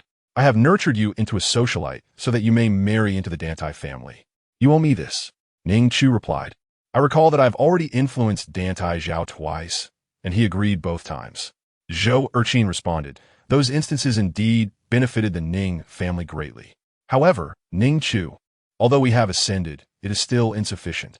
Have you forgotten how some have remarked that our family lacks prestige? Once we are on equal footing with the Dantai family, no one will dare to speak ill of you. Ning Chu found Zhou Erqin's aspirations quite fanciful. How could they possibly stand on equal ground with a behemoth like the Dantai family? Remaining calm, Ning Chu stated, I've already repaid you. Those two instances elevated the Ning family. Please do not seek me out again. I cannot assist you. If I were in your position, I would strive to seize a larger share of the Ning family's assets. I could assist with that, if only she were truly awakened. Zhou Erqin, however, perceived her as delusional. Have you lost your mind? You want me to incite conflict between your father and me? Ning Chu retorted. He has an illegitimate daughter now. You should consider your own future. What if he decides to bestow shares upon her? The original story reveals that Ning's father later allocated some shares to Ensheng, which ultimately allowed her to claim everything from the Ning family. Zhou Erqin exclaimed, he wouldn't dare. My share is inextricably linked. I will not permit him to give any portion to that wretched girl. Ning Chu cautioned, what if? The future is unpredictable. You always emphasize that holding on to one's interests is crucial. Zhou Erqin fell silent for a moment, recalling that Ning Xingxian had recently decided to fund the education of that wretched girl, despite initially planning to expel them from Shengjing. Who could guarantee that he would not compromise further in the future? Zhou Erqin stood up resolutely, declaring, I absolutely will not allow this. By the way, did you not mention you had a gift for me? What about the matters I asked you to discuss with your husband? Ning Chu replied, the gift will take a few more days. Regardless, it does not pertain to what she suggested. She only wishes to distract her father, perhaps after the divorce. They will not have the time to focus on her. Marrying an abuser is absolutely out of the question. She has already devised a plan to travel abroad after the divorce. Do not heed your father's words, and why have you neglected your appearance? Thankfully, your husband is not present, and the servants at home are lacking. Remember to train them. If you cannot, I will assist. Ning Chu responded, they are from the Dantai family. The steward will handle their training. I see no fault in the servants. They are all quite respectful towards me. Zhou Erqin continued to drone on about childbearing matters, and Ning Chu grew weary. She stood up and said, Mother, I have matters to attend to. I will take my leave now. Ahua, please see my mother out. Ahua entered from outside, and Ning Chu turned to ascend the stairs. Zhou Erqin frowned, wishing to chastise Ning Chu once more, but at that moment, Butler Gu entered. Madam Ning, welcome. Ahua promptly interjected. The lady requests that Madam Ning departs. Zhou Erqin remained silent upon seeing Butler Gu. He was not an ordinary servant. Holding her anger in check, she exited. Chapter 13. Divorce after Zhou Erqin's departure. Ning Chu suddenly recalled that Dantai Chao had mentioned drafting an agreement, yet it had taken so long without completion. Zhou Ran could finalize such matters in a single night. She resolved to inquire about it upon his return. That evening, upon Dantai Zhao's arrival, he found Ning Chu seated in the living room. A first since she had proposed divorce. She usually waited in her room. "You are back?" Ning Chu inquired. Dantai Zhao handed his belongings to a nearby servant. "Is there something you wish to discuss?" Ning Chu replied, "Yes, I would like to know the status of the agreement." Dantai Zhao paused, stating, "We can discuss that later." Ning Chu nodded, "Very well, let us have dinner first." At the dining table, Dantai Zhao occupied the main seat while Ning Chu sat beside him. Today's dish included a mildly spicy pickled fish. Dantai Zhao observed as Ning Chu eagerly devoured 2 portions, prompting him to consider joining her, and he gradually placed a piece of fish in his bowl. However, upon tasting it, he noticed her gaze and, after a moment of frowning, reached for water. Ning Chu chuckled at the sight. Hearing her laughter, Dantai Zhao turned to look at her. Ning Chu cleared her throat, focusing intently on her meal, though the corners of her mouth betrayed her amusement. After 2 attempts, Dantai Zhao refrained from further effort and opted for lighter fare. Once they had finished their meal, Dantai Zhao instructed, "Come with me." Ning Chu followed him upstairs into the study. Dantai Zhao retrieved the divorce agreement from a drawer, but did not immediately hand it to her. Instead, he scrutinized her, asking, "Are you certain you have made up your mind?" Ning Chu nodded. "I have made my decision." Dantai Zhao observed her countenance, noting the absence of reluctance or hesitation. He added, "If you are concerned about the previous rumors, I assure you, I have no relationship with those women. I do not even know them." Suddenly, his assistant interrupted, mentioning that during a recent trip to City Inn, Dantai Zhao had been photographed in the company of a woman. He speculated that Ning Chu might have seen it. Ning Chu, puzzled, queried, "What rumors?" Then she recalled Zhou Erqin's suggestion about going to City Inn, suddenly enlightened. "Oh, I do not mind. It is nothing. Previously, she might have cared, but now she found herself indifferent." She gazed at Dantai Zhao, reflecting that they shared little emotional connection. While she may have had feelings for him once, they were largely influenced by her parents' wishes. As for Dantai Zhao, she believed he harbored no real affection for her. His work was evidently of greater importance. Dantai Zhao studied her for a moment before handing her the divorce agreement. "Take a look." Ning Chu opened it and was taken aback to find that Dantai Zhao had amended the asset division. He had even retained 1% of the Chaoyang Group's shares for her. Furthermore, the 8 million in betrothal gifts were not to be returned, and he had left her with 2 houses, a yacht, jewelry, and more. Ning Chu frowned slightly, saying, "You can take back your possessions. It does not matter to me." Dantai Zhao replied, "The outside world will speculate whether the Chaoyang Group is struggling. If I give nothing to my ex-wife, they will deem me heartless and ungrateful. I know what the media will say." Ning Chu softened her expression slightly. "What you said is indeed correct. Are you truly willing to give me 1% of the Chaoyang Group's shares?" Dantai Zhao replied, "It's merely 1%. Ning Chu's demeanor became considerably gentler as she looked at Dantai Zhao with newfound appreciation. Since their marriage, Dantai Zhao had not erred significantly. While his skills in certain areas were lacking, he had no other substantial faults. The issues lay largely with her. As for their eventual divorce in the original narrative, it was primarily her own obstinacy that led to it, and Dantai Zhao had endured much. "Thank you," Ning Chu expressed sincerely. Dantai Zhao glanced at her, but remained silent. He longed to ask if her decision to divorce stemmed from his shortcomings, yet he ultimately refrained. "When shall we go to register our marriage certificate? Would tomorrow suffice?" Ning Chu blinked her large eyes at Dantai Zhao, adding, "Of course, if you're busy, we can choose another time." Dantai Zhao proposed, "How about the day after tomorrow?" Ning Chu gave him an approving thumbs up and swiftly signed her name on the divorce agreement. After taking her copy, she bowed slightly to Dantai Zhao, expressing gratitude for his care during their time together. With that, she bestowed upon him a radiant smile. This smile caused Dantai Zhao's heart to flutter. The previous Ning Chu would never have smiled so brightly. Her smiles had always been gentle and subdued, as if showcasing her most beautiful side. Yet, this dazzling smile rendered her even more enchanting.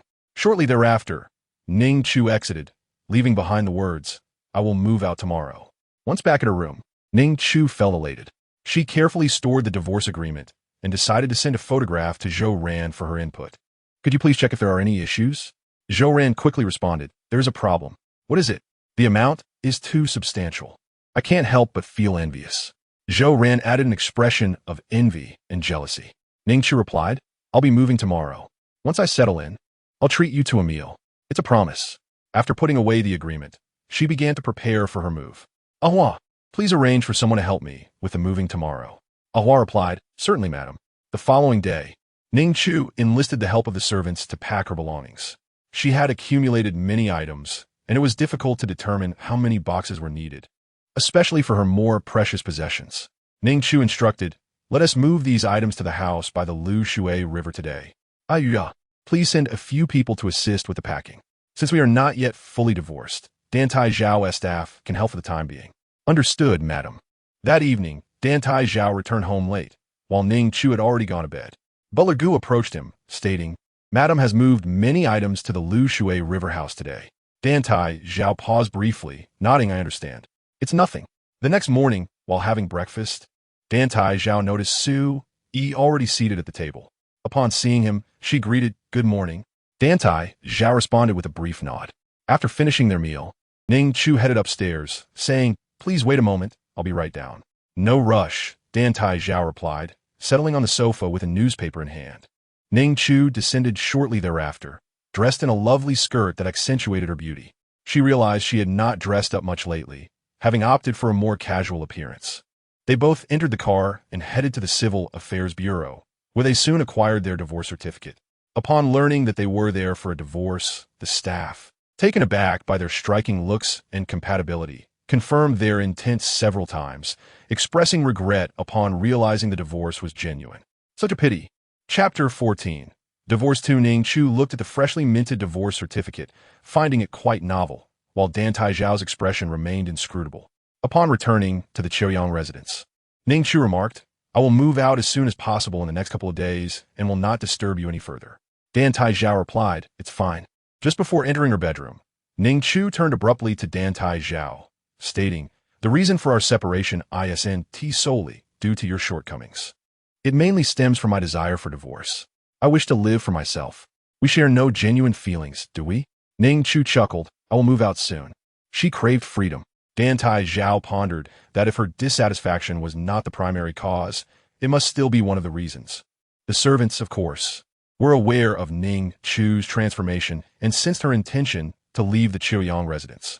After the last of her items were moved out, Ahua approached, Madam. Do you need me to bring anyone to help with the packing? Ning Chu shook her head, no, thank you. Also, please refrain from calling me Madam. I am no longer your Madam. Farewell. Ning Chu exited and got into the car, leaving behind a bewildered group of servants. What? What did Madam just say? Did she say she is no longer our Madam? Ahua felt tears welling. Why was Madam no longer their Madam? She was so beautiful and gentle. What had happened between Madam and the Master? Shortly after, Butler Gu summoned everyone to the hall, stating that from now on, the only master of this house would be the Master alone. Remember this well. Ahua raised her hand. But what has happened between Madam and the Master? Butler Gu replied, remember, from now on, we have no Madam. Upon hearing this, the staff began to murmur. If Madam is no longer their Madam, does that mean there are issues between her and the Master? Were they truly divorced? Wasn't this a union? Why had no one noticed before? Everyone was perplexed, yet none dared to inquire further, as they were merely servants, and some matters were beyond their understanding. The Lu Shui River house was a spacious flat, where Ning Chu resided alone, and she found it quite ample. She had enlisted help to pack her belongings, and the novelty of hiring help for the first time was refreshing. Ning Chu called Zhang Yan, asking, what have you decided? Zhang Yan was in shock upon learning about the divorce, her first reaction being to contemplate whom she should side with. However, since her salary was paid by the Master, she ultimately told Ning Chu, I may need to consult the Master. All right, I await your good news. That evening, when Dantai Chao returned home, Zhang Yan approached him, saying, Master, Madam. Miss Ning Chu asked if I should accompany her. Dantai Chao glanced up the stairs. Where is she? Zhang Yan replied, Madam has already moved out today. Dantai Chao rubbed his temples. You may join her if you wish. After all, Zhang Yan was initially assigned to Ning Chu by him. Zhang Yan soon relayed Ning Chu's message. She would be coming over the following day.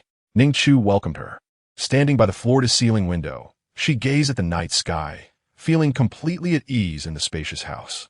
Closing her eyes, she opened them again moments later, her gaze filled with determination. She anticipated facing various trials ahead, but she felt capable. She absolutely would be capable. After refreshing herself, in the bathroom. Ning Chu lay on the expansive bed and quickly fell asleep. The next day, Zhang Yan arrived promptly. "Madam," Ning Chu gestured for her pause. "Please call me Miss Ning Chu from now on." "Certainly, Miss Ning Chu. You will be working for me from now on, so let us sign a labor contract." Ning Chu produced a contract, and Zhang Yan would serve as her assistant, with her salary increasing from 20,000 to 30,000 per month, while the year-end bonus and other benefits would remain unchanged. "Where do you reside? I recall you occasionally stayed at Chuyongbuyuan."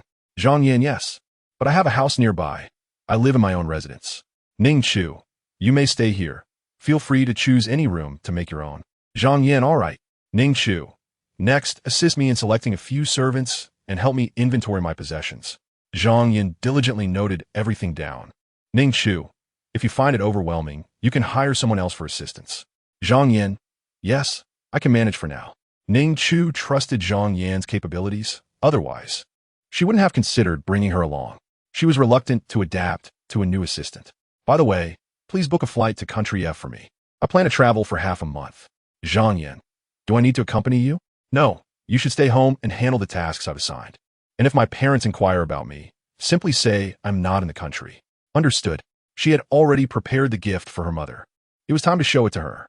She imagined her mother would be overjoyed, perhaps even exclaiming in delight, and her father would likely react similarly. However, she probably would not be able to witness it. After arranging everything, Ning Chu took a photo of the divorce certificate, intending to send it to her mother as soon as she boarded the plane. "Are you ready, mother? My gift is on the way." Zhou Erqin was currently arguing with Ning Xingxian about the mother-daughter situation. "How could you give money to that little wretch? And even have someone assist that old hag with medical care? What do you take me for? Weren't we supposed to send them away? Do you know the rumors circulating in our circle now?" Zhou Erqin was nearly hysterical. Ning Xingxian had been quite busy lately, dealing not only with the mother-daughter issue, but also with company affairs. If the project did not secure further funding, it would likely be scrapped, leading to significant losses for the Ning family. He rubbed his temples in frustration, stating, "I've mentioned that the company is facing difficulties. We can cultivate in Sheng for a marriage alliance. You can marry her off to anyone, as long as it benefits the Ning family." Zhou Erqin: "And Sheng is unnecessary. I've already informed Chu to speak with her husband. She will manage it." Ning Xingxian: "But her husband has been unresponsive. Time waits for no one. Can Sheng really be ready for a marriage alliance immediately?" Ning Xingxian: "I plan to take her to meet someone in a couple of days to assess the situation. You should also inquire with Chu's husband about what is going on." Zhou Erqin: "Even so, you can allow that little wretch to study, but that old hag must not receive any money for her treatment." Ning Xingxian: "And Ru is in our hands, and Sheng will comply. We can use Ru as leverage. I assure you, neither of them will threaten your or Chu's position." Zhou Erqin: "You must not grant that little wretch any shares." Ning Xingxian: "Of course not. Those belong to us alone." Suddenly, Zhou Erqin's phone vibrated. It was a message from Ning Chu. She opened it, her pupils constricting, before slowly raising her head to look at Ning Xingxian, gasping in shock, and then she collapsed. Chapter 15. The Ning parents' fatal anger. Ning Xingxian was taken aback, quickly calling for an ambulance. However, when he glanced at Zhou Erqin's phone, he too was rendered breathless. Pointing at the screen in speechless horror, the butler realized the severity of the situation and immediately pressed on Ning Xingxian's acupoint, shouting, "Call for an ambulance." Ultimately, both Ning Xingxian and Zhou Erqin were taken to the hospital. The doctor examined them, puzzled as to what could have frightened them so severely. Upon waking in the hospital, Zhou Erqin immediately got out of bed. "Ning Chu, where is Ning Chu? Bring Ning Chu to me." After they arrived at the hospital, the butler had already contacted Ning Chu, who appeared rather indifferent on the other end, responding, "I understand. Please take good care of them. They want to perish so easily." As a mere pawn, she knew those two were still alive.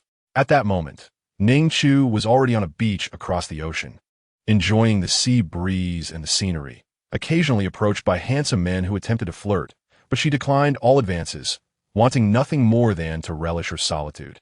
Meanwhile, Zhou Erqin and Ning Xingxian desperately tried to reach Ning Chu, but their calls went unanswered. Her phone was off. When they arrived at Chuyongbuyuan, they learned that Ning Chu had already divorced Dantai Chao, and inquiries with butler Gu yielded no results. "Where's my daughter, Ning Chu?" Zhou Erqin and Ning Xingxian resembled enraged roosters. Butler Gu maintained his composure, replying, Mr. Ning, Mrs. Ning, we truly do not know. In truth, Butler Gu was well aware, but chose not to disclose that the lady was no longer the lady, and given the couple's demeanor, he preferred to keep silent. The lady is well, but her parents. Butler Gu shook his head, sensing that Mr. Ning and Mrs. Ning were not as favorable as the previous lady. Where is our son-in-law?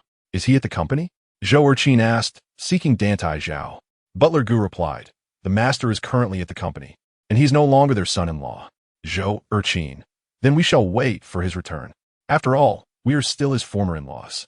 Butler Gu did not expel them, but dialed Dantai Zhao's number, madam. Miss Ning Chu's parents have arrived. They cannot locate her. Dantai Zhao contemplated for a moment. Acknowledging, I understand, I will return. He assumed that despite Ning Chu moving out of Chaoyang Biyuan after their divorce, she would inform her parents. However, considering Ning Chu's recent behavioral changes, he was not particularly surprised. Dantai Zhao quickly returned to Chaoyang Biyuan, and upon seeing him, Zhou Erqin immediately exclaimed, Son-in-law, we were completely unaware of your divorce with Ning Chu. We do not approve of this separation, so you are still our son-in-law. Dantai Zhao, we are already divorced. Zhou Erqin stood up. We did not consent. Dantai Zhao, the Civil Affairs Bureau has stamped it. He was not married to them. Why did he need their approval? Ning Xingxian, son-in-law, was it something that Chu did that dissatisfied you? If you are unhappy, we can discipline her. This divorce is a significant matter. How could you not inform us and proceed quietly? Ning Xingxian felt as though he might faint upon seeing the divorce certificate. Zhou Erqin, exactly. And where is Ning Chu? Where is she? Even if you are divorced, she should not have moved out immediately, right? Dantai Zhao, disinclined to engage in further trivialities with them, felt no desire to converse given their calculating demeanor. We are divorced. I am not privy to her affairs. Butler, please escort them out. Yes, master. Mrsning, please leave. Butler Gu urged them to depart, but they were unwilling to leave and continued to press Dantai Zhao for conversation. Hey, son-in-law, I did not consent to your divorce. Son-in-law, how can you treat your in-laws this way? Butler Gu, seeing they would not leave, summoned security. Once they were escorted out, Dantai Zhao turned to Butler Gu. Where is Ning Chu? Butler Gu replied, Miss Ning Chu is currently residing by the shores of Lushui, but reports indicate she left the country the day after her divorce. No wonder Zhou Erqin and Ning Xingxian could not find her. Dantai Zhao mused. She has become quite bold, even learning to act unilaterally. Her nature has indeed transformed significantly. It is not just towards him, but also towards her own parents. Dantai Zhao recognized how obedient Ning Chu used to be to her parents. He was perplexed by Ning Chu's sudden change in demeanor, but it no longer concerned him. Over there, Zhou Erqin and Ning Xingxian were unable to locate Ning Chu at Chaoyang Biyuan and had to send someone to investigate. As for the news of Ning Chu's divorce from Dantai Zhao, they were determined to keep it under wraps. That stubborn girl had the audacity to keep her phone switched off, and even after Zhou Erqin and Ning Xingxian discreetly inquired with some of Ning Chu's acquaintances, they could not find her. After 2 days of searching, they discovered that Ning Chu had flown abroad 2 days prior, and her return was unknown. When she finally came back, they would confine her. A few hours of kneeling would surely make her obedient. How dare she divorce without informing us? Ning Xingxian's chest heaved with anger as he turned to Zhou Erqin. Did you not visit her before? Why did you not notice she was planning to divorce? Zhou Erqin replied. She merely said. Suddenly her eyes widened as she finally comprehended the grand gesture Ning Chu had mentioned. She had been outsmarted. I was going to ask if you had said something to her, or if that little vixen you funded made her think you no longer wanted her, prompting the divorce. Zhou Erqin aimed her accusations at Ning Xingxian. Ning Xingxian retorted, it was your incessant talk about Sheng that likely unsettled her, provoking the divorce. If you hadn't shared everything with her, she would have been oblivious. Zhou Erqin shot back, that vixen is your doing. Suddenly recalling recent events, she exclaimed, yes. It all started with her appearance. After that pair showed up, Ning Chu went into a coma, and her temperament changed drastically. It's your fault. Zhou Erqin pointed an accusatory finger at Ning Xingxian. Feeling a twinge of guilt, Ning Xingxian pondered. It was indeed true that Ning Chu's divorce followed the arrival of that mother-daughter duo. What do we do now? Zhou Erqin replied. The immediate priority is to bring Ning Chu back. If she could marry Dantai Zhao once, she can do so again.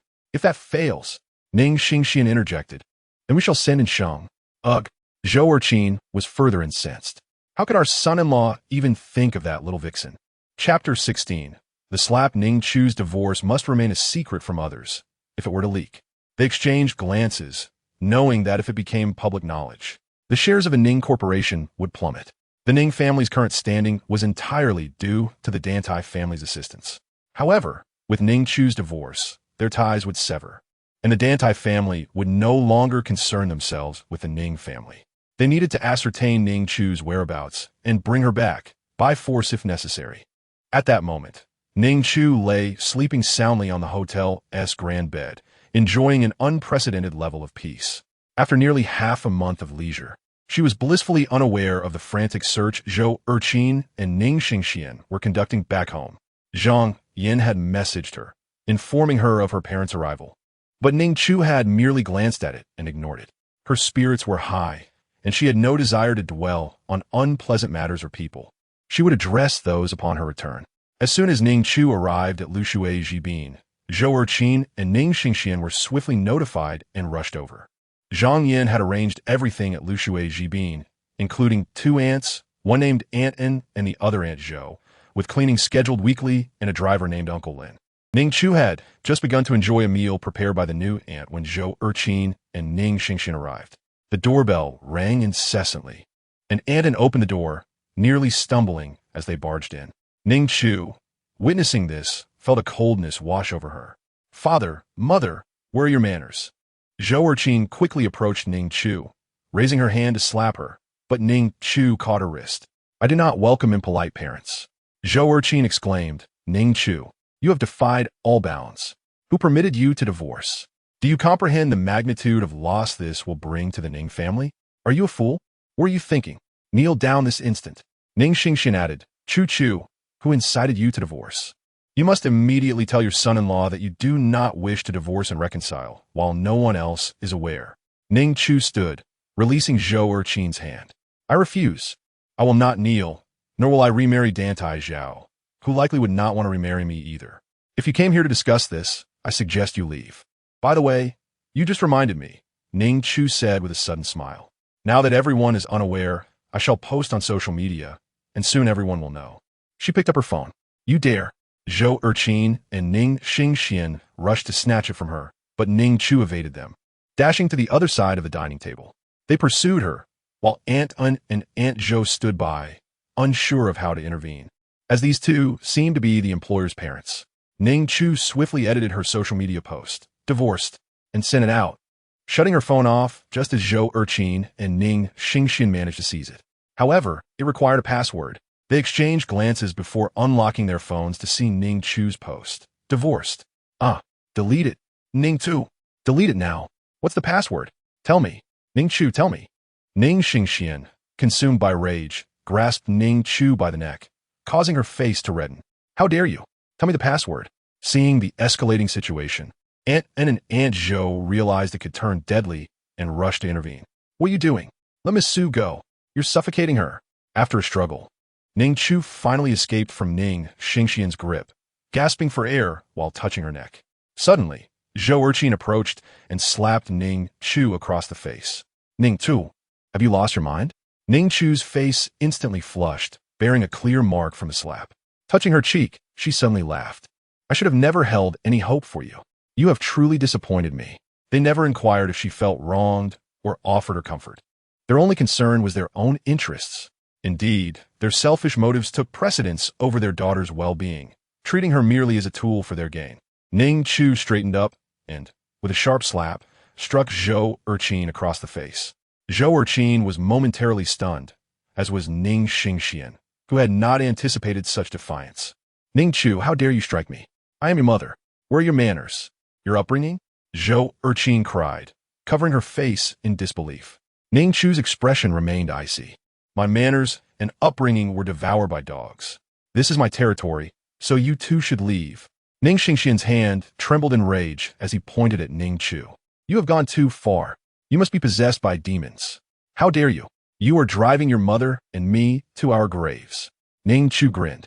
Yes, I aim to drive you mad, because you are unworthy of being parents. No parent would force their daughter to kneel for scoring second place or deny her food and water for an entire day, nor confine her to a dark room for minor deviations from their expectations. No parent would unjustly control their daughter's friendships, diet, etiquette, and life, punishing her for any misstep with deprivation or physical punishment with a bamboo rod. Awakened, Ning Chu sometimes questioned if she truly belonged to them, yet she was undeniably their child. From this moment forth, I shall no longer heed your words. If you wish to marry Dantai Chao, then go ahead and do so. Now leave my home. This is my sanctuary, Ning Xingxian. Everything you possess is provided by us, and now you dare to demand we leave? Your current standing is a result of our efforts. We nurtured you with our resources. Ning Chu initially, grandfathers will stated that I was to receive 10% of the Ning family shares. However, you deceived me into relinquishing that 10% to you. I acquiesced, and later, when it came time for my marriage to Dantai Chao, you only granted me 5%, as the Dantai family required 5% as a dowry. You claim that all I have is a gift from you, but I have already returned the remaining 5% of Ning's shares to you. I remember when grandfather passed away, I was merely 5 years old. Now, nearly 20 years have elapsed. Surely the dividends over these 2 decades have sufficed to sustain me? Furthermore, the one who cared for me most in this household was the nanny, not you. Do not take all the credit. Chapter 17. Everyone knows we are your parents. What you have given us belongs to us. Ning Chu exclaimed loudly. Ning Chu. Then I am your daughter, and what you have given me belongs to me. No one shall take it away. If you dare to seize it, I will sell it to someone else. Zhou Erqin. Ning Chu. You are no longer the lady of the Dantai family. We will cancel your card. Ning Chu coldly laughed. Go ahead and cancel it. That card is mine, and no one can just cancel it at will. By the way, you may also sue me, and let the entire social circle enjoy a good laugh. I truly do not care. Now kindly leave my home. Enin and Zhou, please show them out. And from now on, do not allow them entry should they return. Yes, the 2 women had certainly overheard quite the gossip, yet they were bound by non-disclosure agreements and dared not speak recklessly.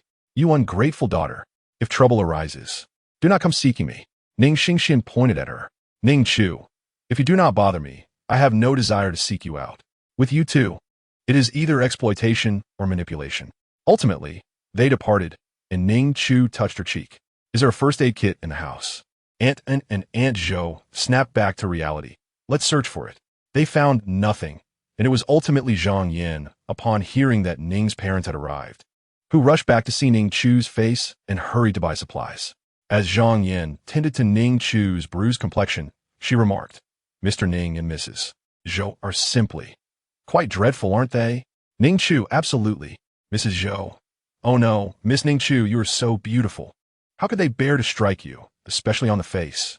Your visage has been left swollen. Ning Chu. It's all right. I retaliated in kind. By the way, please find me 2 bodyguards, just in case they return, and inform the security at the community entrance that no one is permitted entry without my consent. Very well. I will convey the message. Ning Chu had initially intended to invite Zhou ran out for hot pot upon her return, but given her current appearance, she would have to postpone it for a few days. Ning Chu's WeChat was already filled with affluent acquaintances, most of whom were from her social circle. Suddenly, everyone was shocked to see Ning Chu's latest post. Divorced. All who beheld it were astounded. Lady Dantai, has your account been hacked? Who has Lady Dantai's number? Someone call her and inquire. Could this be a prank? Surely, it cannot be a dare? Speculation abounded, and once Ning Chu's complexion had been treated, she responded to each inquiry. My account has not been hacked. I am indeed divorced. No need to call. It is I, and I have divorced. I am not deceiving anyone. Furthermore, do not refer to me as Lady Dantai any longer. Please call me Miss Ning Chu. Ning Chu reposted. Henceforth, please refer to me as Ms. Ning Chu or Miss Ning Chu. After posting, she suddenly remembered something and called Butler Gu. Butler Gu, it is I, Ning Chu. Butler Gu remained amiable. Miss Ning Chu. Ning Chu, I have announced my divorce on social media. I hope it does not have repercussions for the Dantai family. If it does, please convey my apologies. I shall relay this to the head of the family. Very well. After hanging up the phone, Ning Chu pondered. Although she had not consulted Dantai Chao before making the announcement, she felt it necessary to disclose the information. However, she believed the impact would be minimal. If any significant change were to occur, it would likely be that Dantai Chao was finally single again, which might elate many, as numerous people in their circle admired him. As for Ning Chu herself, suddenly, several men messaged Ning Chu. I heard you got divorced? Care to join me for a drink? You are divorced? Consider me? Congratulations on your divorce. What are your plans? If you need assistance, feel free to reach out. Ning Chu glanced at the messages and chose not to reply. She was well aware of who these men were. Many had reached out when she was initially betrothed, but she had similarly ignored them. They were not acquaintances, and she saw no reason to engage with them. Previously, she had refrained from deleting their contacts, thinking it unwise to offend those within her social circle. However, now her attitude had shifted. She no longer cared. So Ning Chu swiftly blocked and deleted these individuals. Ning Chu was indeed exceptional, possessing beauty that garnered admiration from many in her social sphere. Yet, Mrs. Zhou only sought to marry her off to the most advantageous suitor for the Ning family. Those men did not even merit her attention, even if some were of higher status than the Ning family. In response to Ning Chu's divorce, some were positively gleeful. Surely, Dantai family had cast her aside. How amusing. She actually got divorced. Is it true? Only a year in, and she grew weary of it. Ha ha ha. Ning Chu is not all that she was made out to be, is she? Wasn't she once hailed as the most beautiful in the circle and the top socialite? How laughable that she was abandoned after just 1 year of marriage. With Dantai Chao back on the market, does that mean we have a chance? If he grew weary of someone like Ning Chu, I reckon I stand a chance too. Do you really think he can compete? Overconfidence leads to a harsh awakening. What makes you think he would turn to you just because he divorced Ning Chu? Have you looked in the mirror? And how do you know it was Dantai Chao who rejected Ning Chu? I would argue it was Ning Chu who chose to leave him. Chun Yisin typed furiously. Having only been abroad for a few months, she was taken aback by the sudden upheaval back home. Ning Chu had indeed divorced Dantai Chao, and it was Ning Chu herself who had posted the announcement. Chun Yisin, why are you making such a ruckus? Have you forgotten how Ning Chu's mother disapproved of your friendship, forbidding you from associating with her? Chun Yisin, what business is it of yours? You are nothing but an eyesore, not even worthy to be compared to a hair on Ning Chu's head. Furious, Chun Yisin commanded, Butler, book me a flight home. I must see which wretched person dares to bully my Ning Chu. Indeed, Chun Yisin was a frivolous individual who sought friendship with Ning Chu, despite Zhou Erqin's disapproval. While Mrs. Zhou forbade her from playing with Ning Chu, the latter's beauty captivated Chun Yisin, who desired to befriend her. However, fearing punishment from Ning Chu's mother, she refrained from any substantial interaction, merely exchanging covert greetings with her. Ning Chu was a good person, unwilling to defy her parents, yet Chun Yisin was a superficial admirer, believing Ning Chu was blameless and that her parents were at fault. Knowing that Ning Chu had married Dantai Chao out of obedience to her parents, Chun Yisin now wondered if Ning Chu would face punishment for her divorce. She felt an urgent need to return and ascertain the truth behind this unexpected announcement from Ning Chu.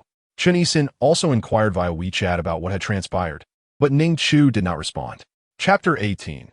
Yu Zhou ran Ning Chu's phone now buzzed incessantly with messages, each one inquiring whether her divorce was genuine. Some speculated that she had been abandoned by Dantai Chao, while others offered their assistance should she require it. Ning Chu chose not to respond. Overwhelmed by the sheer volume of notifications, she decided to take a few days to rest. The after effects of her travels still lingered, and all she desired was tranquility. Before long, the family steward Gu contacted her. Miss Ning Chu, the head of the family wishes to assure you that if, should anything arise in the future, you may seek his assistance. Ning Chu replied, I understand. Thank you. She regarded this as mere formalities. Having divorced, who would still make an appearance? It was often said that the best ex-partners were those who faded from view. Thus, Ning Chu believed she would not cross paths with Dantai Chao again. He was perpetually busy and unlikely to attend any frivolous gatherings.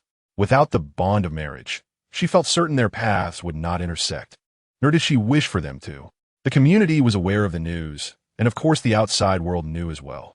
The Chaoyang Group officially announced this development, presenting it as a dignified separation for the well-being of both parties. Although shareholders speculated, the divorce had little effect on the stock market. After all, many prominent business leaders were not with their original spouses. As for Dantai Chao, some elders in his family inquired about the divorce, but merely advised him not to let it interfere with his work.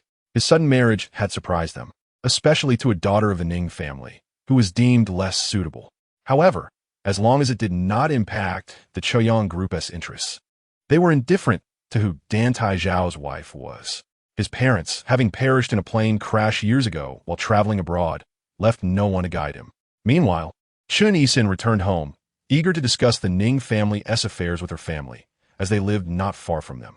"Where is Ning Chu now?" the servant replied. "I am uncertain, but it seems Miss Ning Chu has not returned. She appears to be residing elsewhere. By the way, it is rumored that before her divorce, a mother and daughter visited the Ning family, said to be Mr. Ning's illegitimate daughter and mistress. Whispers suggest that these two individuals are the reason for Miss Ning Chu's divorce." Chun Yisin was taken aback. "What? Uncle Ning has an illegitimate daughter? That is what people are saying," the servant confirmed. Chun Yisin scoffed. Could it be that the illegitimate daughter seeks to take her place? Did Uncle Ning prompt Ning Chu to divorce so that his mistress could assume her position? What a despicable man. Disgust flickered in her eyes. Uncle Ning seemed so proud before. Didn't Team Madam Ning boast about the family's good reputation? Now, ha ha ha. Please find out where Ning Chu is currently residing. Yes, miss. Also, investigate the matter of the illegitimate daughter. Ning Chu, however, was indifferent to the swirling rumors of the social circle. At that moment, she was engaged in a discussion with Zhang Yin and her asset manager regarding the future of her finances. Idly consuming her wealth was not an option. Ning Chu resolved to take action. Yet after a lengthy deliberation, she decided to contemplate further before making any commitments. "Let me think it over. I will inform you once I reach a decision." "Of course, Miss Ning Chu, take your time." The asset manager soon departed. Satisfied with her appearance, Ning Chu promptly called Zhou Ran. "I'm free now. Let us go for hot pot." Zhou Ran exclaimed, 7 o'clock tonight. "I promise I won't work late." Ning Chu replied, "You make the arrangements. I'm flexible. Just send me the address." "All right." Zhou Ran quickly booked a table and sent the details to Ning Chu. That evening, as the driver escorted Ning Chu to their destination, she donned a simple outfit, her hair casually tied back. They arrived at a restaurant located on the 5th floor of shopping center, a place Ning Chu seldom frequented. As she made her way through the establishment, she noticed several heads turning in her direction, and the elevator fell silent as she entered. Ning Chu remained unfazed, accustomed to being the most distinctive presence in any crowd. Upon reaching the 5th floor, she found Zhou Ran seated outside the restaurant. Hot pot. "Why aren't we going in?" Ning Chu inquired. Zhou Ran replied, "We're still waiting for our turn. There are about 2 tables ahead of us." Ning Chu settled beside her, her posture poised and elegant, illuminating the entrance of the hot pot restaurant with her presence. Passers-by involuntarily glanced her way. "Do we really have to wait?" Ning Chu asked, puzzled. The nearby patrons listened intently to her melodious voice, captivated by her beauty and charm, with one even leaning closer to inhale her fragrance. They could not fathom why such a stunning woman was made to wait. Zhou Ran explained, "That is how the queue works. I'm not sure why it's so crowded today. Next time, we should choose a place that doesn't require waiting." Ning Chu shook her head. "It's fine. It's rather refreshing." She was used to dining in reserved private rooms, where she would enter directly without waiting. Soon, their turn arrived, and they were seated in the main hall. Ning Chu noticed patrons surrounding her, with a wall to her right. As Zhou Ran examined the menu, she remarked, "You probably can't handle spicy food, right? I recall your previous meals were quite bland." Ning Chu replied, "I can manage a little bit." She had grown accustomed to tolerating a hint of spice. Zhou Ran suggested, "Let us order a 4-compartment pot. Spicy, mushroom, tomato, and a plain broth." Ning Chu encouraged, "You decide on the order." Zhou Ran grinned, "Then I shall not hold back."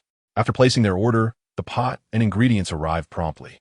Zhou Ran stood up, "Come. I'll show you how to prepare the dipping sauce." For Ning Chu, this was her first experience making sauce in a restaurant, a novelty compared to the kitchen staff doing it for her. Observing others, she noted that everyone's concoctions varied. Zhou Ran guided her. "You can follow the recipe provided by the restaurant. I prefer mine spicy, so I'll add more chili." Ning Chu responded, "Okay." She refrained from adding too much spice. The aroma of the hot pot filled the air, intensifying her senses. Once they returned to their table, Zhou Ran observed the bubbling broth, instructing, "Just wait until it reaches a rolling boil. Then you can start adding ingredients. About 4 to 5 seconds for this, but others will need longer." Chapter 19. Encountering and Sheng Ning Chu followed Zhou Ran's instructions, finding the experience quite delightful. She indulged in a bit of the spicy broth, only to find it too fiery for her palate. Her mouth reddened from the heat, prompting her to gulp down several mouthfuls of water. The spiciness was markedly different from what the chefs prepared, and several onlookers turned to glance at her. Zhou Ran handed her a tissue. "Stop eating that. I'm worried it will upset your stomach. Try the tomato. It's delicious." Ning Chu heeded her advice, opting for the tomato and mushrooms. After swallowing her morsel, Zhou Ran asked, "Is it true that you've divorced?" Ning Chu nodded, affirming, "Yes." "What about your parents?" "Haven tea," they said. "Anything? Are you all right?" Ning Chu explained. "I was abroad for over 10 days, and they couldn't reach me. They came looking for me just days after I returned, but I sent them away. They can no longer control my life." "Hello, may I get to know you?" Just as Ning Chu finished speaking, a young man approached, seeking her WeChat. Ning Chu hesitated, then waved her hand. "I'm sorry." The young man persisted. "Can we just be friends?" Ning Chu replied, "I'm sorry, but I don't add strangers." Zhou Ran rose to block Ning Chu, stating that her friend had expressed a desire not to add anyone. Although the boy was not particularly handsome, he dared not protest further and left, visibly disappointed. Upon returning to her seat, Zhou Ran glanced at Ning Chu, acknowledging that indeed, she attracted attention effortlessly. It was her oversight. She should have reserved a private room. Ning Chu replied, "It's all right. I find this quite novel." As they continued their meal, and Sheng entered with her friends, finally their turn had come. The waiter led them to a table not far from Ning Chu. Initially, Ning Chu was engrossed in conversation with Zhou Ran and did not notice, but Sheng immediately spotted her. She had received word that Ning Chu had recently divorced her husband, and upon recalling the man she had seen at the Ning residence, an esteemed and handsome figure, she wondered how her sister could consent to such a separation. Hesitating, Sheng told her friends, "I've encountered an acquaintance. I'll go say hello." Zhou Ran was engrossed in sharing gossip about the law firm with Ning Chu, who was listening intently, when suddenly someone approached their table and called out, "Sister, what a coincidence." Ning Chu looked up to see Sheng, who appeared timid and bashful, asking, "Are you here for hot pot too?" Zhou Ran turned to Sheng, her brow furrowing. "Sister?" "Ning Chu, I don't recall you having a sister." Ning Chu nodded. "I indeed do not have a sister. She has mistaken me for someone else." And Sheng bit her lip, her eyes reddening, and clutched the hem of her clothing. Looking pitiful as she apologized, "I'm sorry, I shouldn't have called you sister. If others were unaware, they might think Ning Chu had bullied her." And Sheng's friends, noticing her trembling demeanor, immediately questioned Ning Chu. "Did you bully her?" Ning Chu nearly laughed. "And you are?" The girl, upon witnessing Ning Chu's captivating appearance, suddenly flashed a glimmer of jealousy. "Did you bully my friend? What have you said to her?" Zhou Ran rolled her eyes. "Why do you have such audacity? Someone mistakenly called my friend sister. Who is she to claim that? I could sue you for defamation." "Bully?" "She asked the one crying. We haven't said anything. We don't even know her. Is she seeking sympathy?" Zhou Ran was exasperated. The girl turned to Sheng. "Sheng, what is going on? Did they bully you?" Sheng shook her head, tears streaming down her face. "No, it's my fault. I should have called her sister. I'm so sorry." Ning Chu, uninterested in her performance and unwilling to let her mood be spoiled, interjected, "Stop. I want to give you money. You can go cry in front of Mr. Ning. He is more likely to give you money." Zhou Ran exclaimed, "Oh, so this is a money scheme." Ning Chu replied, "I've seen her once. She came to my house claiming to be my father's daughter." Zhou Ran's eyes widened. "Daughter? That makes her an illegitimate child." Her voice rose, drawing attention and sparking whispers among those nearby. The girl who had spoken to Sheng gasped. "Sheng, you..." Sheng covered her face. "No, that's not true. I'm not." Apologizing profusely, she fled the scene, her friends quickly following her.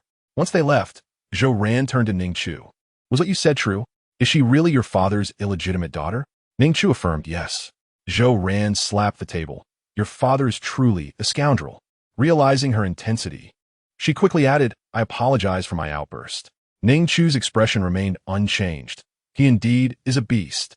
Zhou Ran was taken aback by this revelation. After finishing their meal, Zhou Ran and Ning Chu departed the hot pot restaurant, with Zhou Ran leading Ning Chu to wander through the mall. "You must not have shopped much, right? Cool, me. Let me show you around." In truth, Ning Chu had never shopped in such a bustling environment. Most of her previous purchases were arranged by Zhou Erqin, and she had little time to shop, as she was focused on learning numerous things. Post-marriage, most of her items were custom-made, and she had no need to buy anything.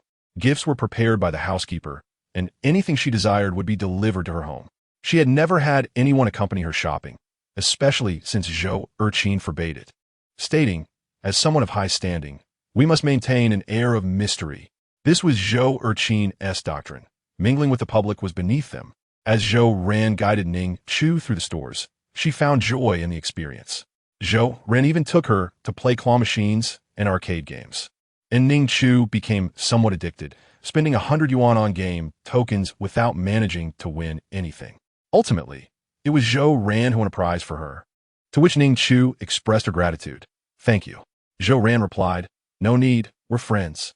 Meanwhile, Sheng's friends pursued her as she exited. And Sheng, what happened? Was that your sister? And what is this about being an illegitimate child? And Sheng nodded, yes, I don't really know. My mother worked in a bar with my father. She got pregnant. Embarrassed, she continued. She wanted to terminate the pregnancy, but her health was poor. So she took me back to the countryside. Now that I'm studying, we have no money, and my mother is ill. She had no choice but to bring me along. My father is the chairman of the Ning Group. Wait, you said your father is the chairman of the Ning Group? Her friends were astounded, fully aware that it was a major corporation. They had not expected their newly acquainted friend to be the daughter of such a powerful family. And Sheng nodded shyly, yes. My sister is his wife, my mother. So, she lowered her head, feeling anxious, fearful that her friends would disdain her. My mother truly didn't know. Now she is sick and has no choice but to bring me here. And Sheng wiped her tears away. Zhang Liuru comforted her. Even if you are an illegitimate child, it's not your fault. You are just a child, and besides, your father forced your mother. Aren't wealthy families often about strategic unions? I believe your father must have cared for your mother. It was just due to family circumstances that he had to act otherwise. Chapter 20. Chen Yisin, was that woman the current Mrs. Ning? She's indeed your sister, right? You merely greeted her. Why did she bully you? The others nodded in agreement, and Sheng looked down, a flicker of satisfaction crossing her eyes. But her words betrayed her true feelings. No, my sister must be feeling down after a recent divorce. Please don't speak ill of her. She is wonderful and beautiful. None could deny Ning Chu's beauty. It left everyone awestruck, often igniting envy. So she is divorced? Despite her beauty, she was still abandoned by a man. Zhang Liuru chuckled, reflecting on the stunning woman she had just seen. But beauty means little in such matters. And Sheng interjected, please don't say that, Liuru. I'm sorry for interrupting your meal. It's fine, let us go eat at the next place. What if your sister bullies you again? It's really none of your business. Let us go. Ning Chu and Zhou Ran did not return home until after 10 o'clock, and upon arriving, Ning Chu enjoyed a bath before retiring to bed, feeling quite content. The next morning, as she awoke, she received a call from security, informing her that a woman was requesting to see her. What is her name? She said her name is Chen Yisin. Ning Chu's eyes brightened. Let her in. Understood. 10 minutes later, the doorbell rang. Aunt opened the door, and Ning Chu sat in the living room, admiring her manicured nails. What brings you here? After entering, Chen Yisin surveyed the surroundings and immediately turned her gaze upon hearing a sound. She approached Ning Chu and scrutinized her for a while. Goodness, have you been possessed by a ghost? Ning Chu raised her head and nodded in affirmation. Indeed, my soul has returned. ISNT, that akin to being possessed by a ghost. Chen Yisin was taken aback by her candid admission. She sat beside Ning Chu and inquired, wasn't it your mother who insisted you marry Dantai Chao? How is it that you're already divorced after just a year? Did she also orchestrate this? That seemed improbable to her, as she was well aware of Mrs. Zhou's character. Ning Chu replied, no, it was my own decision. Chen Yisin gazed at her in disbelief. You actually defied your mother? You used to heed her every word when she forbade you from playing with me. Ning Chu countered, well, I did invite you in, didn't I? That counts as not listening. Chen Yisin thought for a moment and conceded, you have a point. Just then, Zhou Sa announced that breakfast was ready. Miss Ning, breakfast is served. Ning Chu nodded and rose, inviting Chen Yisin, would you care to join me for breakfast? Although Chen Yisin had already eaten upon arrival, she felt compelled to accept the invitation, especially considering that Ning Chu had finally stopped heeding her mother's commands. She was eager to uncover the reason behind Ning Chu's transformation. They entered the dining room together, where Zhou Sa had prepared congee, soup dumplings, soy milk, and pancakes. Ning Chu picked up a soup dumpling, savoring the rich broth inside. Chen Yisin followed suit, exclaiming, I can't believe you're having such a normal breakfast. I thought you only consumed boiled eggs and vegetable salads. Ning Chu paused. That was indeed the case before. Chen Yisin pressed on, So what exactly has caused this change? This breakfast is delightful. Ning Chu replied. I simply realized it wasn't tea worth it. Chen Yisin clapped her hands in excitement. I've always thought your previous choices were unworthy. Why did you always obey your parents? Whatever they told you to do, you complied without a thought of your own. Now that you've come to your senses, it's truly a blessing. Ning Chu reflected, previously I didn't understand. I thought their love justified everything. Chen Yisin interjected, isn't love supposed to be fulfilling? Ning Chu pondered, it seems acceptable. Familial love is still love. But what ultimately led to your divorce from Dantai Chao? You finally decided to think for yourself. But what about him? He has somewhat of a legend in our circle. Did he mistreat you? Ning Chu shook her head and sipped her soy milk, which was perfectly sweetened. Or was it infidelity? I did see rumors of him and that one Yin-Yu. Ning Chu responded, no, those rumors may not be true. Chen Yisin speculated, could it be that he is incapable? After all, you've been together for a year without children. Ning Chu enjoyed another soup dumpling, remarking, it's not that he is incapable, it's just a matter of technique. Ultimately, I simply didn't feel affection. Without that, it loses meaning. Chen Yisin gasped, so he truly is lacking. He looks so, yet he is inadequate? Ning Chu clarified, I meant his technique. Chen Yisin waved her hand dismissively. That is about the same. A man who cannot bring joy to a woman is still inadequate. Ning Chu inquired, so you sought me out to discover the reason behind my divorce? Chen Yisin replied, what else could it be? Do you realize what people are saying in our circle? They claim you were abandoned by Dantai Chao, laughing as if your divorce allows them to rise in status. Ning Chu lowered her gaze, unfazed. What else are they saying? Some are saying the Ning family is doomed. By the way, you must have received countless messages on WeChat. Haven't you? I sent you one, but you ignored me. Ning Chu explained, I didn't see them. There were too many messages. Chen Yisin pressed. So what truly happened with the divorce? Who initiated it? Ning Chu replied, I did. I simply realized I didn't want to be bound by this marriage. Although Dantai Chao treated me well, I value my freedom more. She felt young and unworthy of confinement. The Dantai family, with its extensive lineage, had numerous rules. She found it exhausting to spend her days among older ladies at social gatherings or attending charity events, wearing a forced smile. Chen Yisin, with a triumphant expression, declared, I knew it. You chose to leave Dantai Chao. Everyone else claims you were cast aside. What a joke. Ning Chu was exceptional. Who would abandon her? In their circle. She was respected, and though Chen Yisin initially held prejudices against her, she found Ning Chu's excellence undeniable. Everything seemed effortless for her, and though she was beautiful, she had one flaw. She used to listen too much to her parents and wouldn't play with her. Yet now, with Ning Chu's newfound independence, that flaw seemed to vanish. After finishing breakfast, Chen Yisin followed Ning Chu and observed her playing a casual game on her phone. You're actually playing games? Chen Yisin exclaimed, eyes wide. What level are you on? Only 200? I'm already at 400. Ning Chu retorted, I'll catch up to you. Chen Yisin continued, you won tea. By the way, they're also saying your divorce is related to your father's illegitimate child. Is that what prompted your change? Ning Chu replied, people are already aware of my father's situation. I didn't realize it spread so quickly. Chen Yisin explained, once news spreads, it travels fast. Nearly everyone knows, though they may not openly discuss it. Chapter 21. Luo Jiao let them know. Whoever is at fault bears the responsibility. Ning Chu said indifferently. Though she had only met Sheng twice, she recognized her cunning nature. As long as Sheng didn't interfere with her, Ning Chu had no intention of retaliating. What is your sister's name? Have you met her? What is she like? Chen Yisin inquired. Ning Chu replied, I've seen her twice. She is just a regular girl, 2 eyes and 1 mouth.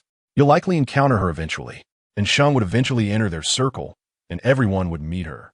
Those who liked Sheng would adore her, while those who didn't would detest her. Ning Chu belonged to the latter group. Initially, she hadn't thought much of Sheng. Such a minor character didn't deserve her attention. However, after their recent encounter, she concluded that side characters and protagonists could not coexist, prompting her to dislike Sheng. Chen Yisin remarked, now that you mention it, I'm curious to see her. Does she resemble you? Given your beauty, she can't be too far off, even if she is an illegitimate child. Ning Chu replied, no, she likely resembles her mother. Let us not speak of her. There is nothing more to discuss. Chen Yisin shrugged. Fine, I was merely suggesting that understanding your enemies could be beneficial. Ning Chu smiled. She is not even worthy of being my enemy yet. That is true. Now that I'm back in the country, and you're no longer listening to your mother, would you like to spend some time with me? I'll introduce you to some thrilling activities. Ning Chu asked, what thrilling activities? Chen Yisin replied, I'll take your agreement as given. Just wait. I'll arrange a private room. I'll come to pick you up tonight. Ning Chu agreed. Sounds good. Chen Yisin added, I'll let you experience the life of a rebellious girl. You've likely never had that opportunity. Ning Chu smiled. I'm not a girl anymore. I'm a married woman. Chen Yisin teased, your face still looks youthful. As night fell, Chen Yisin brought Ning Chu to a private room in a bar, accompanied by several of her close friends. Allow me to introduce my dear friend, Ning Chu. Chen Yisin's friends, all part of the same social circle, were familiar with Ning Chu but were astonished to see the legendary figure in person. Ning Chu greeted them with a warm smile. Hello, everyone. Her smile illuminated the room, causing a momentary pause in their breaths. They finally understood why some referred to Ning Chu as the foremost socialite. Her beauty was undeniably captivating. Hello, Zhou Xianyao. One girl approached Ning Chu, her cheeks flushed as she gazed at her. I know your mother. She often praises her wonderful daughter. Ning Chu shook her hand, aware that after her marriage, she would not attend gatherings of the younger crowd, only those of married socialites. Her status would align more with the older women, as few young women could match her caliber. Wan Sherman, at 30, was among the younger ones. Zhou Xiangyao stammered, what is going on? It was as if she were in the presence of an elder, despite being nearly the same age as Ning Chu. Hello, Guo Yuling. My family owns Guo's paper. Ning Chu responded, how is Mrs. Guo lately? Guo Yuling's smile faltered, feeling somewhat guilty. Oh, she's quite well, she managed, omitting the fact that her mother was overjoyed about Ning Chu's divorce and had even mocked her for it. Yet, standing before such beauty, Guo Yuling felt her mother's remarks were utterly uncalled for. Soon after, others also greeted Ning Chu, who reciprocated by inquiring about their parents. Chen Yisin laughed. Ning Chu, why do you seem like one of our elders? Ning Chu sipped her drink. Am I not considered your elder now? Chen Yisin waved her hand dismissively. You're our age. You merely married early. Now that you're divorced, there are plenty of handsome men in this bar for you to choose from. Chen Yisin pressed the service button. Excuse me, bring us some gentlemen. Yes, Miss Chen. Moments later, a line of handsome men appeared in the room. Chen Yisin pointed. Ning Chu, feel free to pick one. The men immediately turned their attention to the striking woman in their midst, their breaths hitching as they silently urged, choose me. Choose me. Ning Chu surveyed the lineup, shaking her head. Not handsome enough? You choose. Chen Yisin widened her eyes in disbelief. Really? They aren't handsome enough? What are you looking for? Ning Chu blinked, someone like Dantai Chao. Despite his flaws, his looks were undeniably exceptional. Chen Yisin's lips twitched. A man like your ex-husband is hard to find in this bar, or anywhere else for that matter. Since you're not choosing, I will. Hey you, come over and keep me company. Yes, Miss Chen. Others followed suit, ordering their own companions, while Ning Chu simply sipped her drink, observing Chen Yisin and her friends as they sang, danced, and drank. The atmosphere in the private room grew increasingly lively. Initially intrigued, Ning Chu soon found it overwhelmingly noisy. I'll step outside for a moment, she informed Chen Yisin before leaving. She intended merely to get some fresh air, but unexpectedly encountered a familiar face, Luo Jiaye. What are you doing here? Luo Jiaye was taken aback upon seeing Ning Chu. After a moment, she recognized him, though the dim lighting made it difficult. Hello, she greeted, her tone distant. Luo Jiaye, a friend of Dantai Chao, had only met her a few times. Sensing her aloofness, he refrained from speaking further, opting instead to advise. It's a bit dangerous here. It's not wise to be alone. Thank you for your concern, Ning Chu replied, nodding before walking past him. Luo Jiaye watched her as she distanced herself, then decided to follow her to the balcony where she appeared to be resting. He contemplated calling Dantai Chao, but hesitated, realizing that since they were divorced, there was no longer any connection. It should be fine to pursue her, right? He mused. Luo Jiaye had seen Ning Chu at Dantai Chao's wedding and had been unaware of her name until then. He had been studying abroad and returned only for the wedding. When he first encountered Ning Chu, he, like many men, found her stunning and envied Dantai Chao, but he respected the boundaries of friendship and merely wished them well. Chapter 22. Barbecue. Encounter. After returning home to inherit the family business, he occasionally crossed paths with Ning Chu when meeting Dantai Chao. She was gentle yet distant with those close to Dantai Chao, her gaze only ever for him. A year later, He was shocked to learn of Ning Chu's divorce from Dantai Chao. Their relationship had seemed quite solid. Luo Jie found himself feeling unexpectedly pleased by the news. Standing on the balcony, Ning Chu felt boredom creeping in. She texted Chen Yisin to inform her of her departure and left the bar. Along the way, she encountered men attempting to flirt with her. She rejected their advances, but one overly bold man, emboldened by drink, attempted to make a move. He was swiftly apprehended by a nearby bouncer, who admonished him, "Don't let this man in again." "Thank you," Ning Chu said to Luo Jie, who suddenly felt awkward. "You don't need to thank me. Are you heading home? Allow me to escort you." "No need. I can manage on my own," Ning Chu replied, quickly departing. She resolved to carry a bodyguard next time to deter any unwanted advances. Luo Jie followed her outside, watching as her driver arrived before he felt reassured. As the car drove away, he mused, "She looks even more enchanting up close, and her voice is delightful." When Chen Yisin received Ning Chu's message, she hurriedly called. "Why did you leave? Was it not fun?" "It was rather dull," Ning Chu admitted. "What would you like to do? I'll plan something more enjoyable next time." As Ning Chu gazed out the car window, she spotted a bustling street barbecue stall, where people were eating and laughing, seemingly enjoying life. It was a lifestyle she had never experienced. She glanced at the sign, Chandania Barbecue. It looked quite tempting. Days later, at 9 in the evening, Chen Yisin brought Ning Chu to Chandania Barbecue. "Is this the place you mentioned?" I had to inquire for quite some time. Two elegantly dressed women stood at the entrance of the stall, feeling somewhat out of place. "Ladies, may I take your order?" Ning Chu looked at Chen Yisin, who returned her gaze. I haven't been here before either. "I'll call a friend," Ning Chu said. Chen Yisin frowned. "You have other friends? Am I not your only one?" Previously, Ning Chu had not appeared to have any close companions, merely acquaintances. Now, her married status further limited her friendships to socialites. Ning Chu dialed Zhou Ran, who quickly agreed to meet her. "Give me 15 minutes. I'll be right there." The bustling food stall was conveniently located not far from Zhou Ran's residence. Upon her arrival, she spotted Ning Chu seated at a table alongside a strikingly dressed girl, their presence rendering even the humble, slightly dirty table more appealing. "What brings you here all of a sudden?"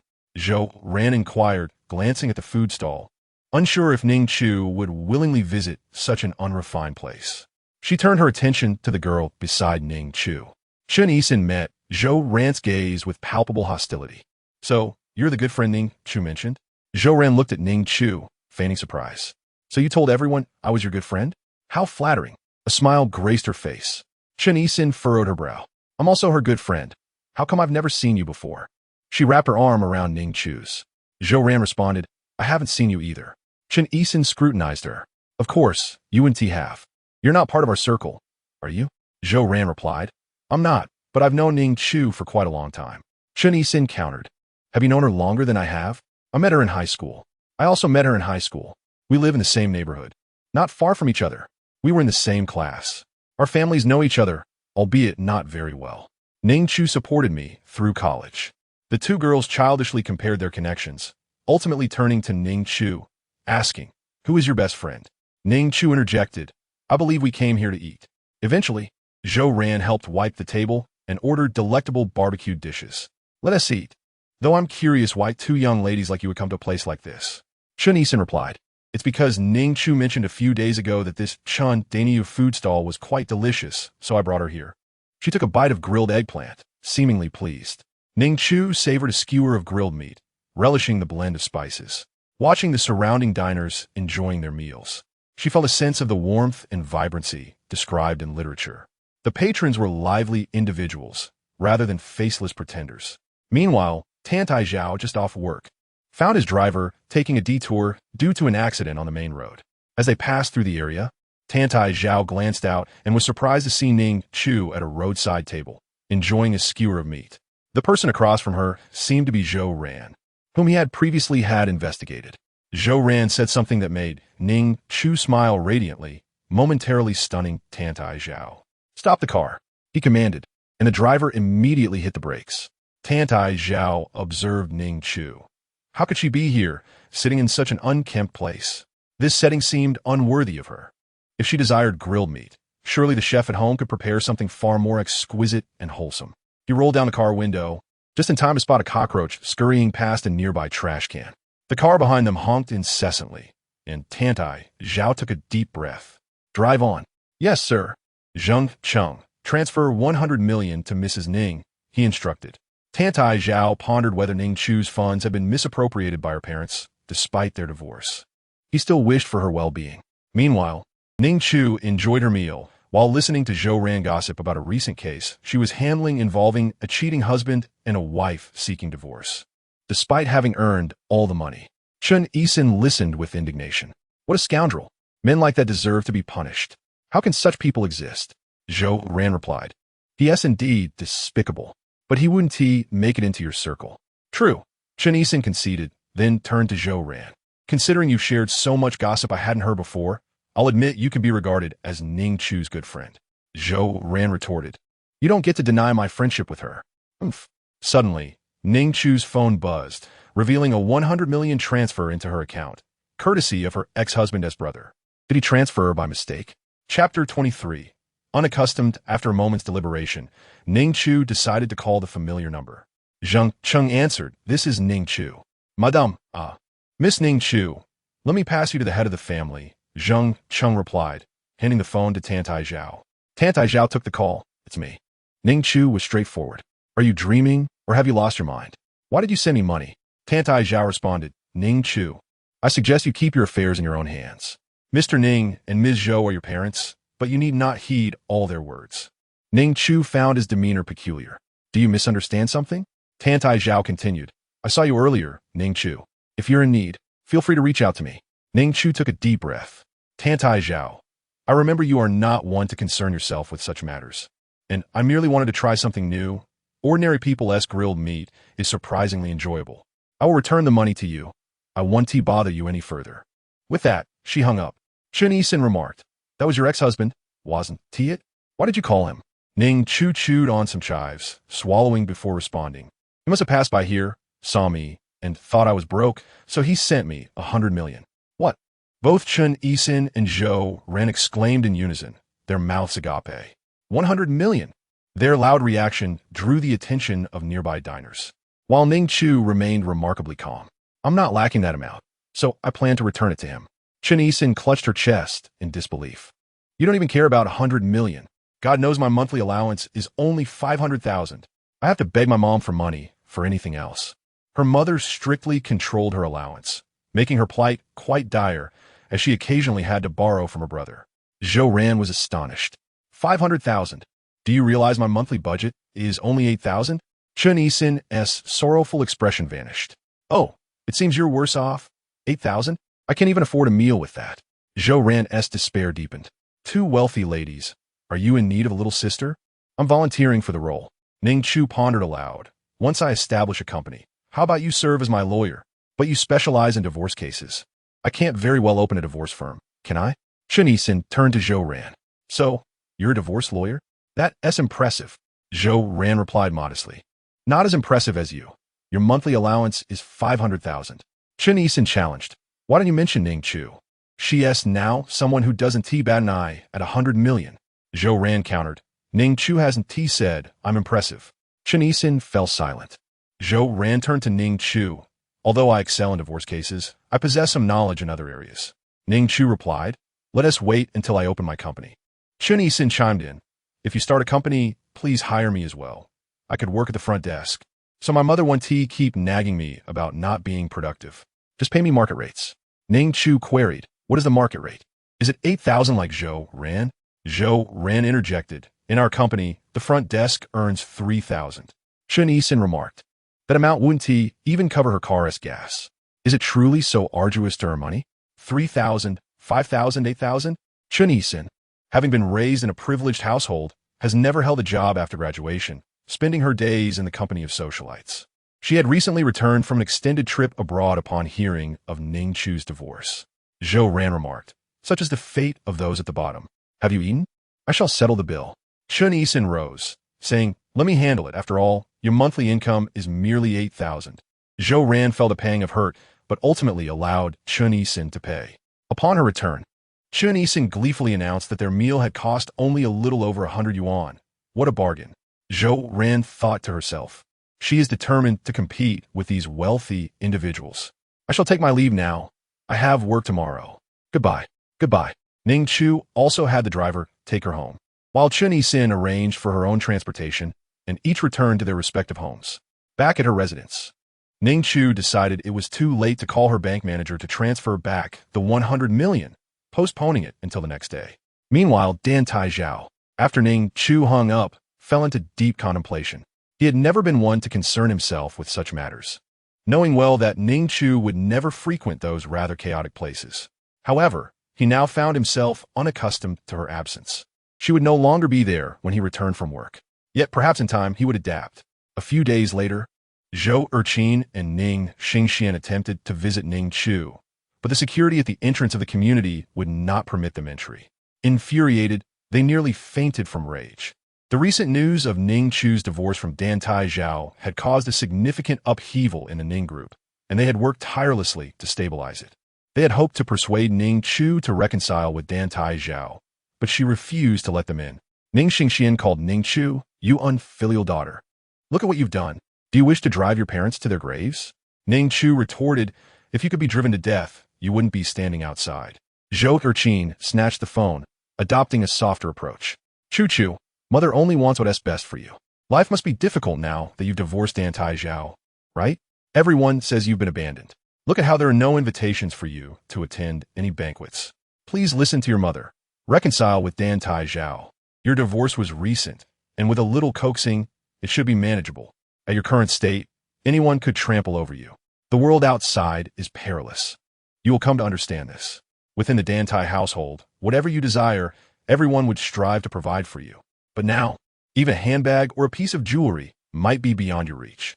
Chu, heed your mother's words. I would never harm you. After all these years, do you think I have ever harmed you?" Ning Chu chuckled at this, her laughter causing Zhou Erqin to feel a chill. Chu, what is it?"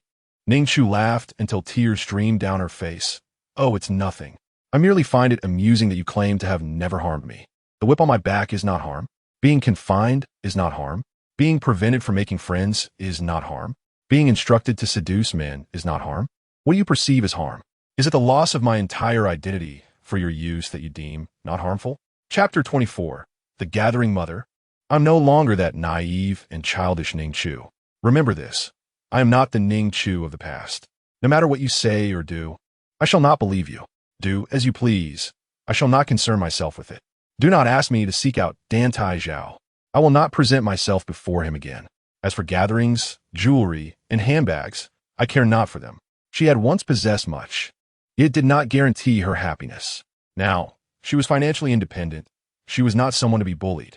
Ning Chu promptly hung up the phone, oblivious to Zhou Erqin and Ning Xingxian's furious outbursts outside. Unable to see Ning Chu, they returned home, both seething with anger.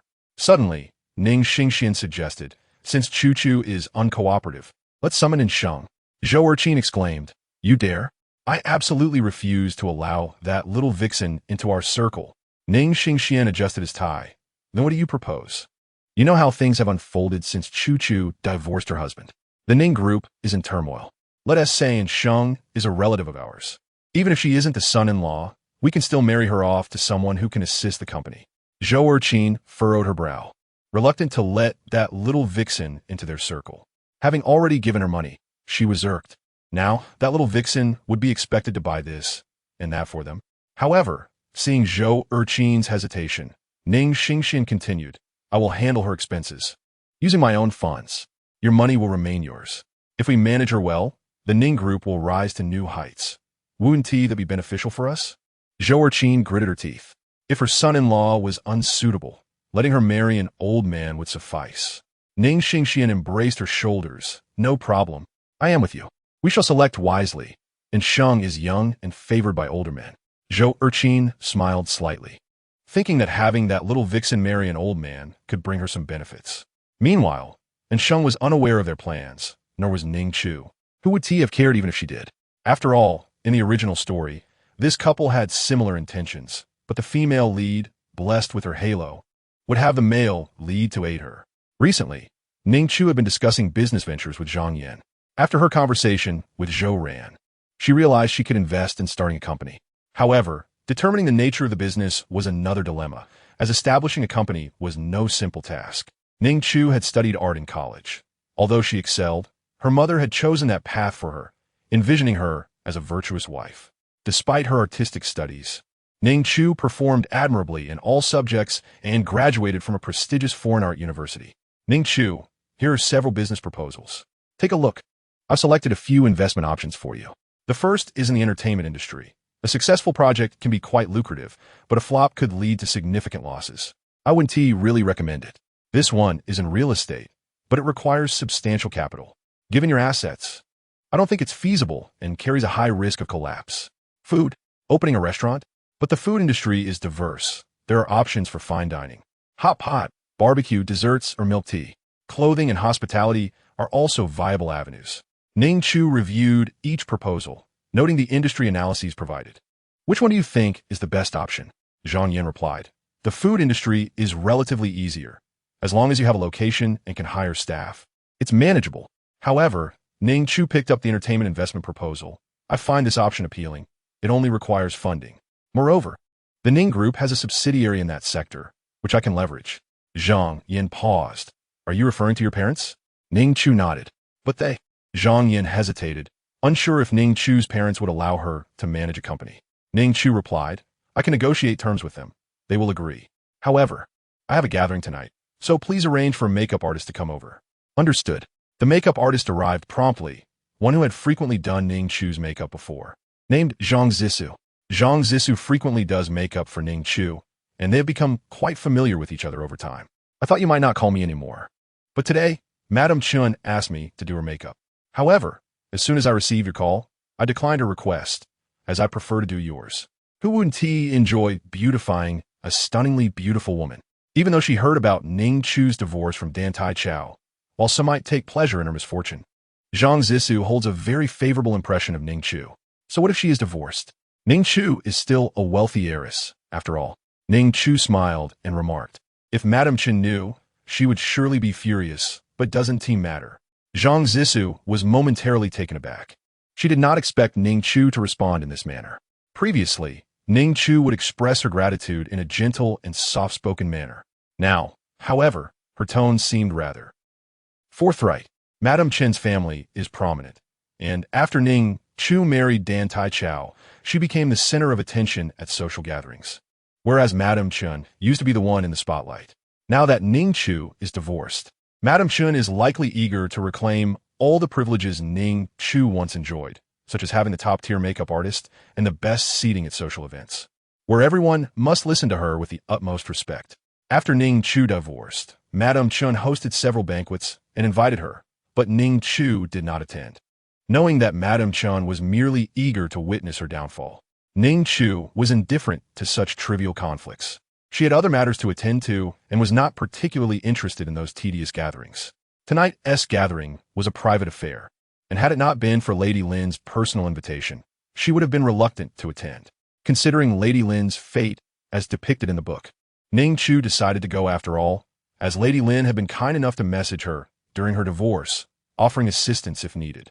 Goodness knows there are few genuinely good people left in this circle, and Lady Lin is one of them. After finishing her makeup and donning a purple dress with a matching bag, Ning Chu set off.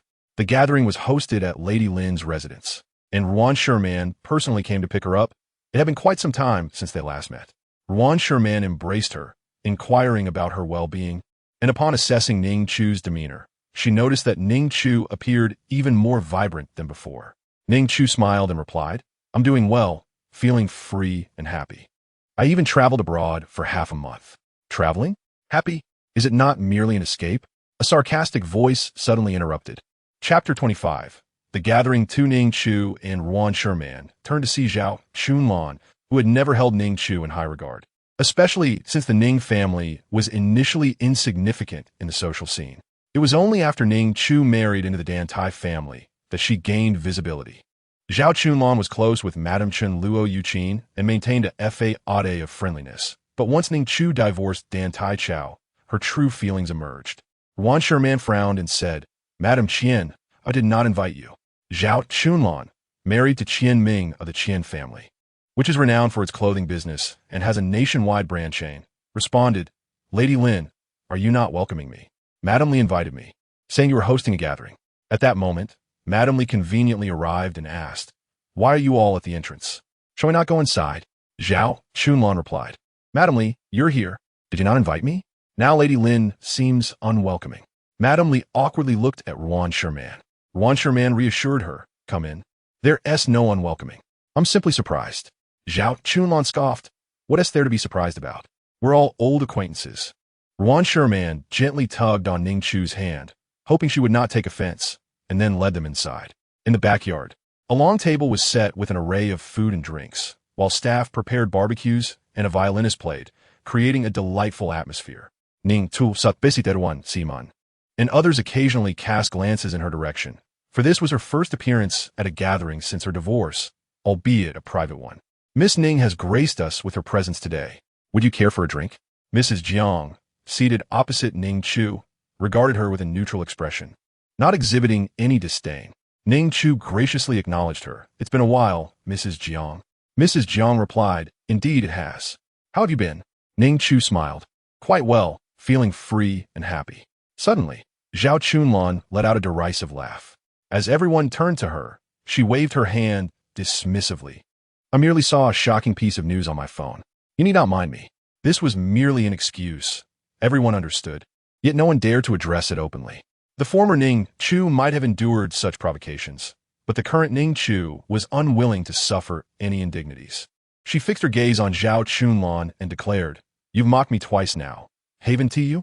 Once at the entrance, and just now. Don't tell me it's some news you saw. Who would believe that? Did you even take your phone out? You're not even convincing in your pretense." Ning Chu interrupted her with a roll of her eyes. Zhao Chunlan, infuriated, stood up. "Ning Chu, you are no longer the lady of the Dantai family." Ning Chu casually swirled her drink and replied, "Indeed, I am no longer the lady of the Dantai family. So what? At least I am a polite person. Unlike you, Zhao Chunlan, who is both rude and unattractive. Ugly people tend to create trouble. Indeed, how old are you now? Over 40, I presume? At such an age, it's commendable that you maintain yourself this way. However, you might want to seek advice from those present, for each of them appears significantly younger than you. You seem a generation apart from them, whereas I am probably 2 generations ahead of you. I'm only 35. Fuming, Zhao Chunlan approached Ning Chu, ready to strike.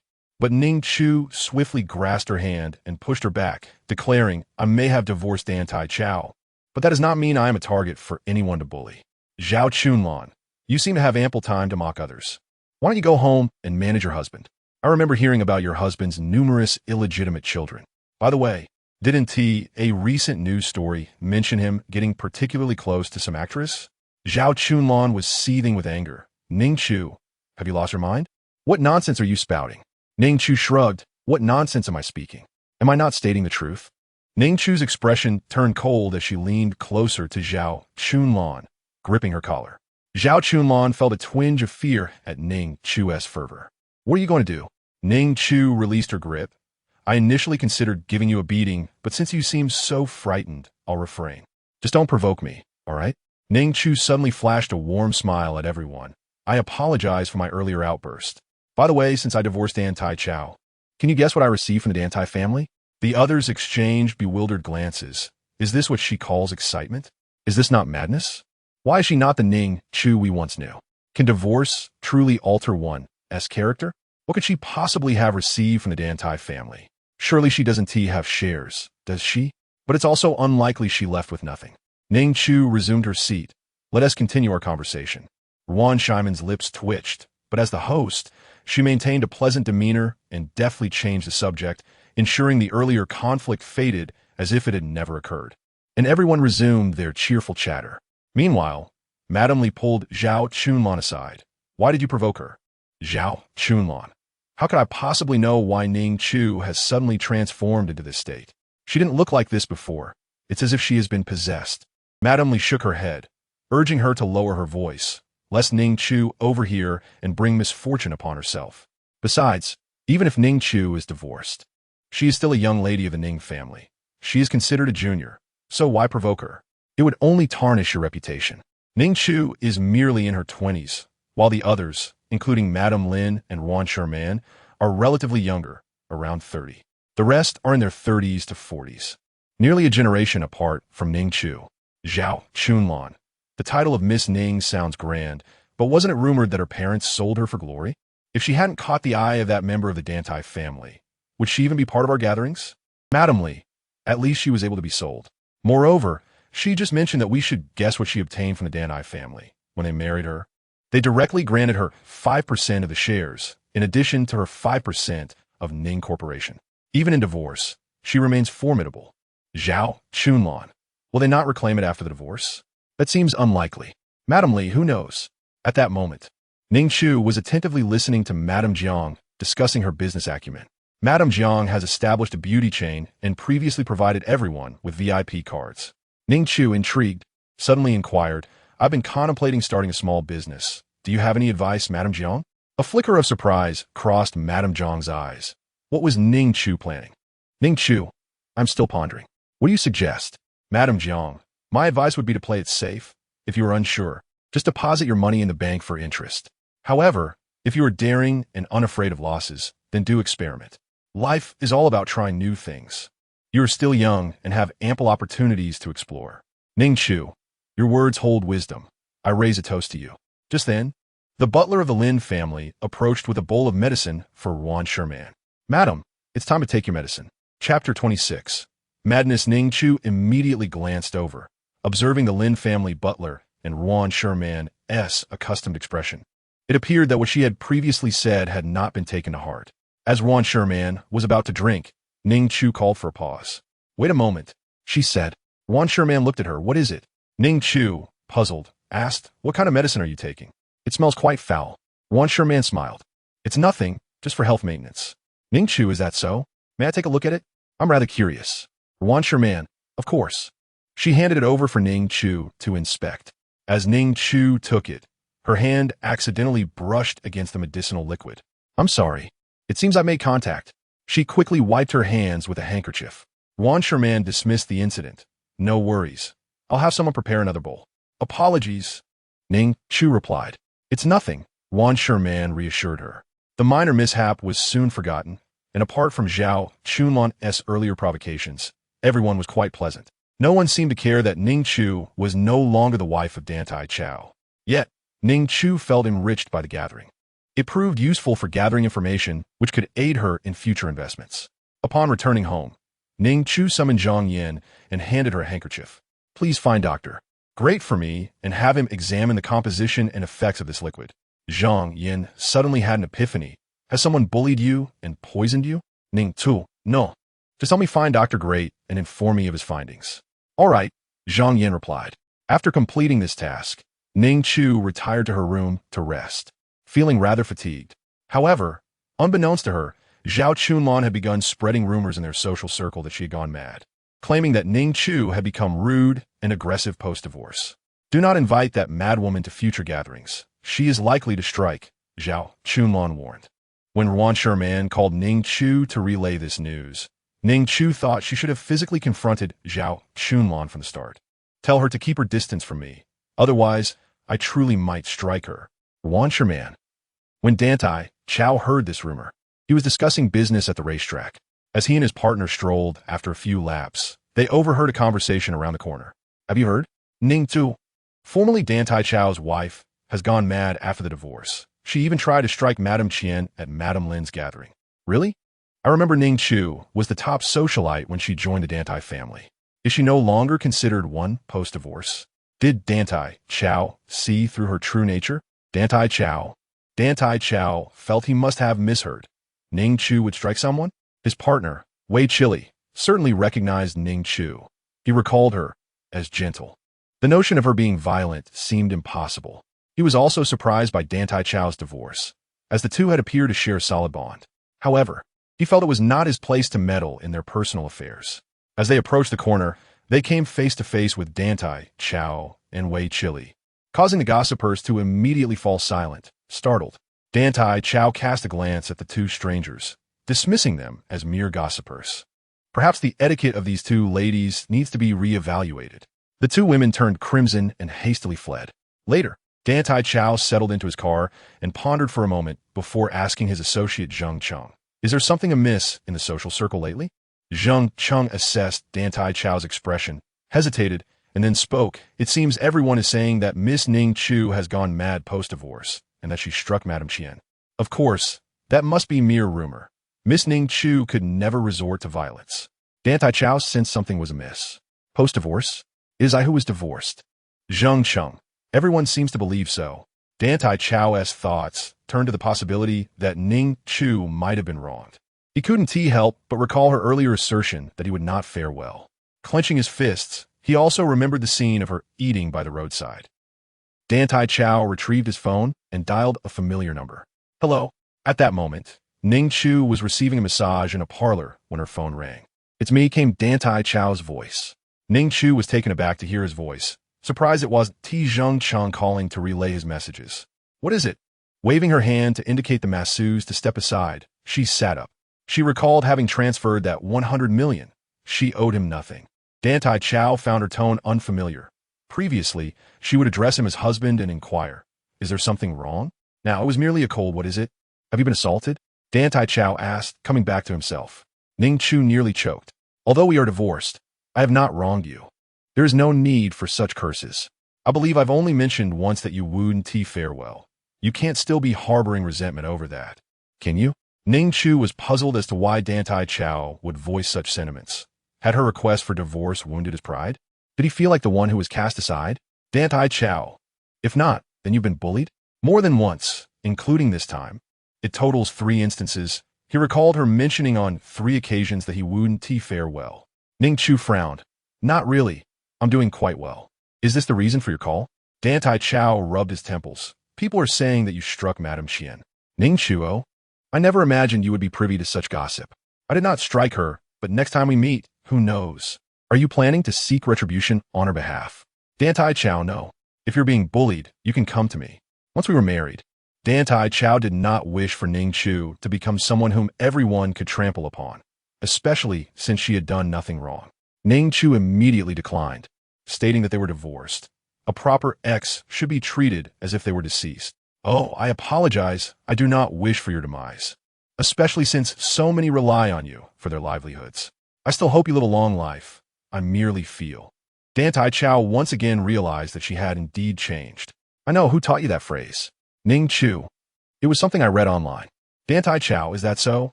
Yes. The two fell into silence for a moment. Ning Chu blinked and said if there is nothing else.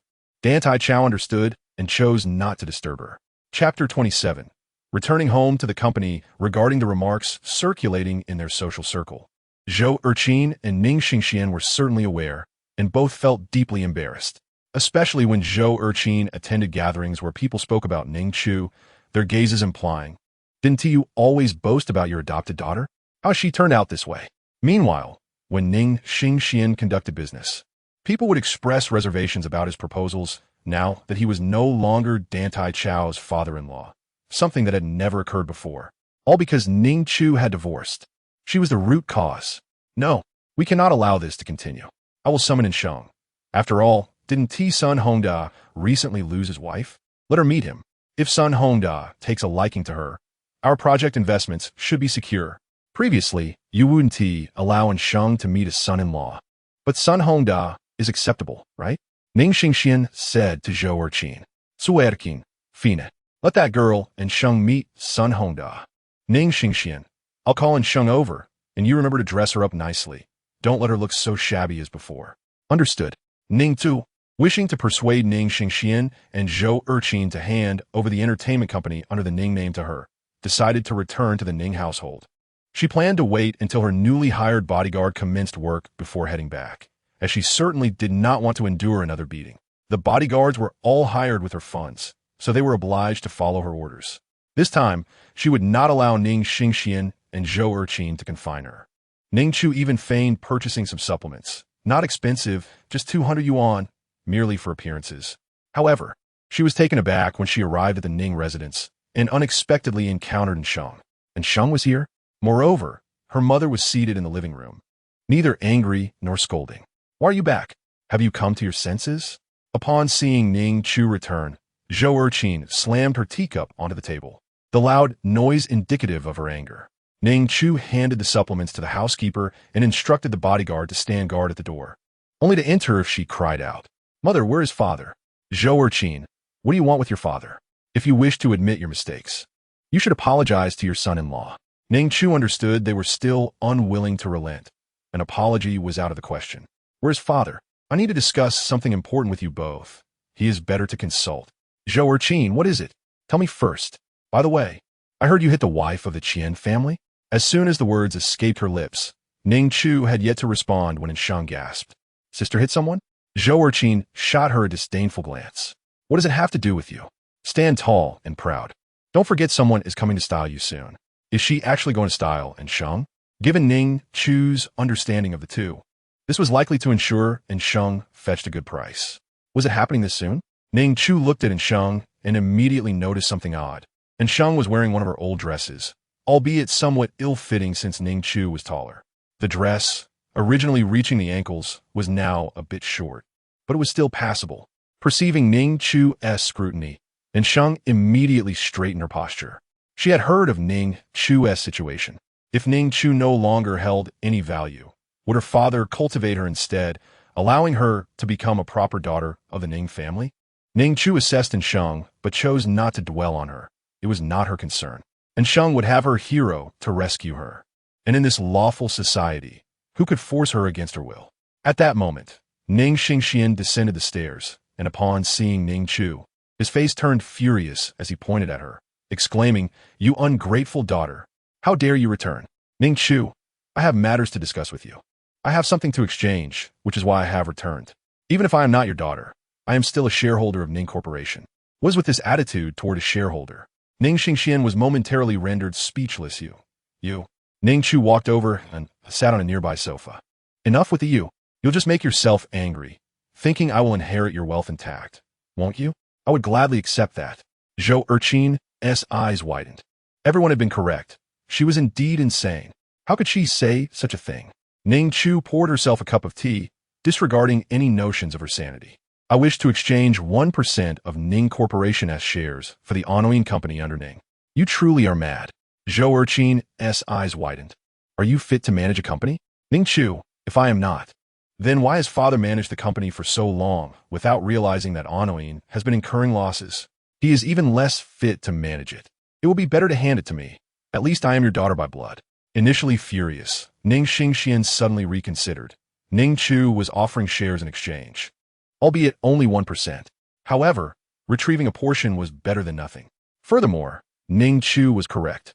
Antagonist had indeed been losing money continuously. Still, with such a large company, there would always be some profitable segments. The company, which they had intended to cut, could return 1% of shares, which would not be a bad deal. Zhou Erqin, seeing Ning Xingxian deep in thought, remarked, "You're not going mad too, are you?" Ning Xingxian, be quiet. Zhou Erqin, Ning Chu only studied art. How could she manage a company? Ning Chu remained silent. She had already engaged a teacher to instruct her. Ning Xingxian turned to Ning Chu. You give me 2%, then I'll hand it over to you. Ning Chu rolled her eyes, unsure what nerve she had struck in Zhou Erqin, who began to rage again. You dare roll your eyes? Is that how a lady should behave? Do you know what everyone has been saying about me lately? They say I have corrupted you. In the past, everyone praised her. You truly are driving me insane. How could you have turned out like this? Ning Chu, it is not that I have changed. I was always meant to be this way. Besides, even if I roll my eyes, I still look quite lovely. So you needn't be so angry. Zhou Erqin became even angrier, for Ning Chu indeed looked stunning even while rolling her eyes. Ning Chu waved her hand. I want to discuss this further. 1% is my final offer. The rest is non-negotiable. If you refuse, I can always start my own company. I certainly do not lack for that little amount of money. Ning Xingxian, fine. The company can be yours. I will have someone prepare the contract. Ning Chu stood up. That is my purpose for coming today. I shall take my leave now. Call me when everything is ready. As Ning Chu prepared to depart, Zhou Erqin also rose. How can you give it to her? She hasn't even graduated. She was just a good student, and after graduation, she married into the Dantai family to be a wife. What does she know? Ning Xingxian, I will discuss it with you later. Have the stylists arrived yet? I have a dinner appointment with Boss Sun at 7 tonight. Chapter 28. All encounters and Sheng remained silent while conversing with Ning Chu and her parents. Observing the evident anger directed at Ning Chu, a hidden delight flickered within her heart. However, Upon hearing Ning Chu mention exchanging shares for management rights of a company, she felt a pang of discomfort. Ning Chu possessed shares of the Ning family and had even acquired a company. Why did she have everything? While Sheng wore clothes casually handed down by Mrs. Zhou, still belonging to Ning Chu. This was her second visit to the Ning residence, and as she gazed upon its opulence, she resolved to become its mistress in the future. After Ning Chu departed, she swiftly returned home, where the results of the medical examination ordered by Zhang Yin had just arrived. Zhang Yin handed the results to Ning Chu, revealing the presence of components that could render a woman infertile. The dosage was small, but accumulated over time, it could lead to irreversible sterility. Ning Chu pondered the reason for such a slow approach, perhaps to avoid Yuan Shimon's discovery. Please reserve a private room at Chengjiang Mansion, she requested. Of course, Yuan Shiman replied, her curiosity piqued. Are we dining out? Yes, it seems Chengjiang Mansion has introduced new dishes. Do you have time? I'm finding it difficult to secure a dining companion, Ning Chu stated, her tone slightly pitiful. Absolutely, I'm free. I'll be there tonight, Yuan Shiman assured. Great, I'll await your arrival. At 6:30 in the evening, Ning Chu arrived at Chengjiang Mansion, and 10 minutes later, Yuan Shiman joined her. They began to order dishes, engaging in casual conversation about beauty and skincare. Suddenly, Ning Chu shifted the topic. Sister Shiman, do you wish to have children? Yuan Shiman's expression changed. To be honest, I've been married to my husband for several years. It would be untrue to say I do not desire children, but my situation. Ning Chu took a sip of tea. Have you consulted a doctor? Of course, I receive monthly treatments. The medication you inquired about previously is to help me prepare for conception, Yuan Shiman replied. Have you never doubted the doctor's professionalism? Ning Chu asked. Yuan Shiman shook her head. I have switched doctors before, and my husband has sought other opinions, but they all say the same. Moreover, my husband has been tested and is fine. She occasionally questioned whether their genetic compatibility was the issue, as her attempts to conceive had been fruitless despite prolonged treatments. Yuan Shiman had contemplated in vitro fertilization, but Lin Zhong had always refused, citing concerns for her discomfort and their relative youth. Ning Chu handed her a report. I hope you won't be too shocked after reading this. Sister Shiman, I believe you're a good person, which is why I wanted to share this with you. Take your time to read it. I need to visit the restroom. As Ning Chu entered the restroom, she encountered Ning Xingxian and Zhou Erqin with Sheng, accompanied by several others, including Sun Hongda, the president of Hongda Group. At over 60 years old and quite portly, Sun Hongda had a son in his 30s and grandchildren. Ning Xingxian wouldn't dare introduce Sheng to him, would he? Ning Chu hid in a small cubicle, watching as they entered a large private room before making her way to the restroom. Yuan Shiman, upon reviewing the report, initially struggled to comprehend it until a sudden realization struck her, causing her to cover her mouth in shock. Her hands slowly formed fists, and when the waiter arrived with their dishes, she regained her composure, though her hands trembled, betraying her inner turmoil. When Ning Chu returned, she noticed Yuan Shiman had grasped the situation. Let us eat first. One must be strong to confront those we wish to confront. Yuan Shiman glanced at her. What's wrong with you? Ning Chu placed a finger to her lips. Sure, let us eat. Yuan Shiman picked up her chopsticks, initially intending to leave and confront someone, but Ning Chu's words resonated with her. Better to eat first. After half an hour, Ning Chu leaned closer. I suggest we proceed cautiously and investigate discreetly. I understand, thank you. If you need assistance in the future, feel free to ask, Yuan Shiman replied. Ning Chu smiled. There will be opportunities. Let us return and replenish our strength. All right. Yuan Shiman's pallor had improved slightly. Meanwhile, Sheng's face turned pale when Ning Xingxian directed her to sit beside Sun Hongda. If she didn't understand her father's intentions now, she would have truly lived in vain. They dared to do this. And Sheng wanted to scream, but restrained herself, trembling as she contemplated escaping. However, the private room was crowded, and Zhou Erqin's watchful gaze made her uneasy. It was her. Zhou Erqin must have informed her father. Zhou Erqin had previously insulted her, calling her a little vixen. When Sun Hongda's hand brushed against Sheng's thigh, she immediately recoiled, goosebumps rising on her skin. As everyone turned to her, Zhou Erqin and Ning Xingxian's expressions darkened. And Sheng stammered, I need to use the restroom. Neither Ning Xingxian nor Zhou Erqin spoke. But Sun Hongda remarked, go ahead. It's normal for a young one to feel nervous at their first formal gathering. Ning Xingxian chuckled. Indeed, as Mr. Sun said. And Sheng, go quickly and return promptly. Taking a deep breath, and Sheng dashed out, yearning to flee, but thoughts of her mother and her future education held her back. She realized she couldn't leave, but she also didn't want to return. She lingered in the restroom, her phone vibrating shortly after. Her father, Ning Chu, was messaging her. Gathering her courage, and Sheng exited just as she spotted Ning Chu emerging from the private room. Ning Chu was here, and Sheng rushed forward, grabbing her sister.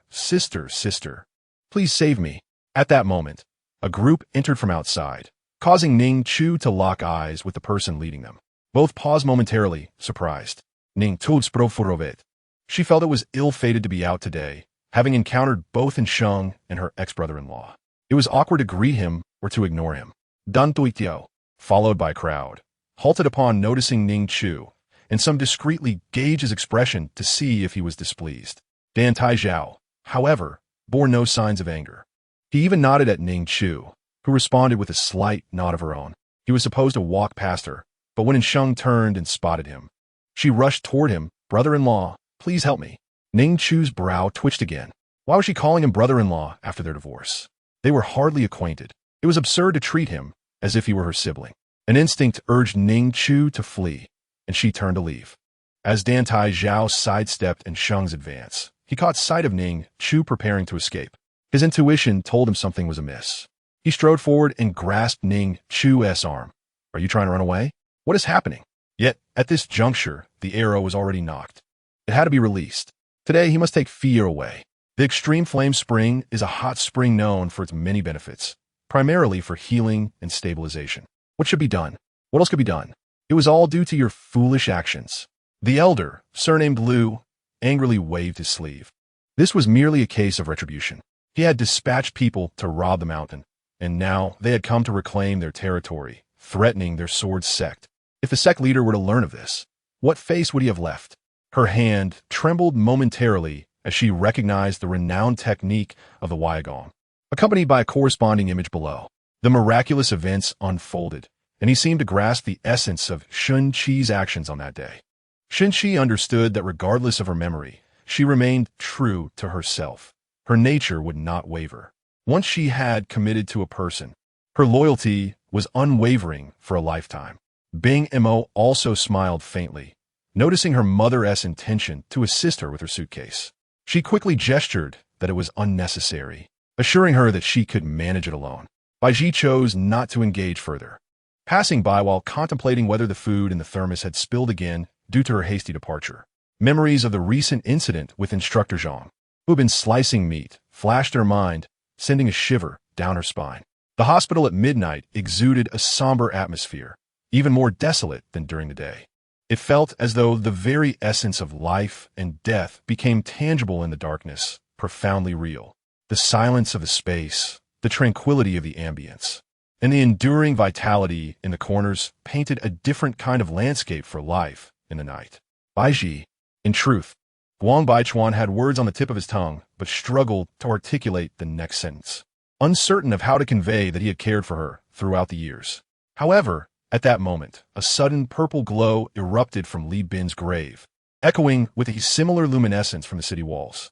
The state of Chu, unwilling to lose its steadfast ally, the state of Chun, took decisive action to prevent a domino effect.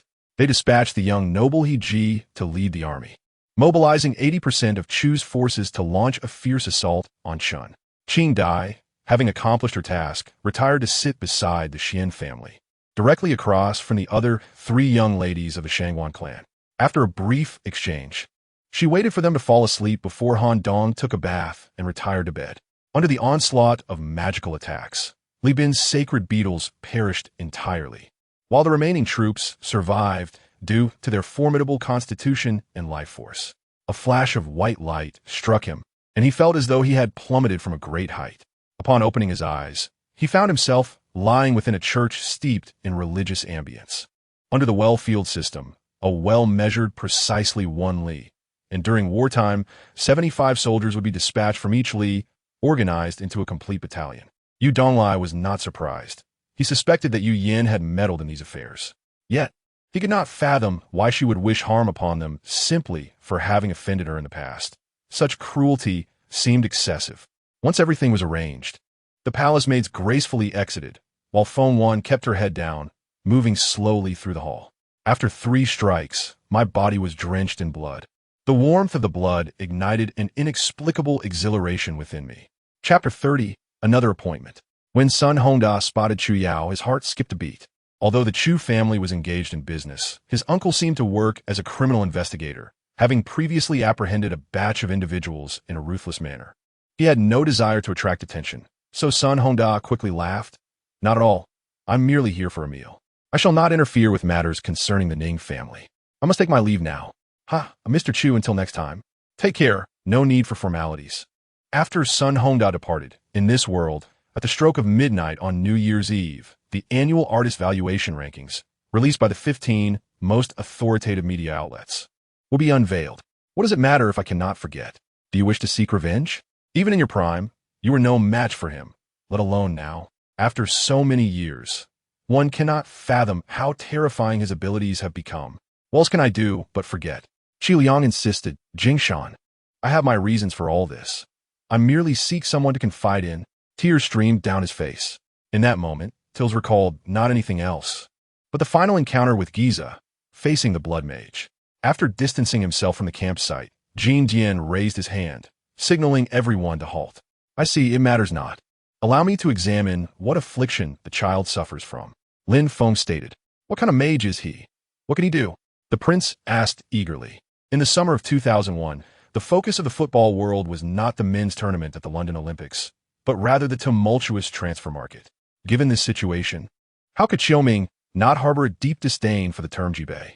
He was covered in blood, on the brink of death, yet his eyes remained dark and cold, filled with an overwhelming fury, as he stared expressionlessly at the men in police uniforms before him. On the other side, Tunge had his shoulder wound simply bandaged before being restrained.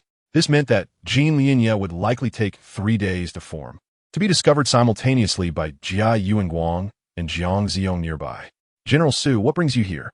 Hu Shishan clasped his hands.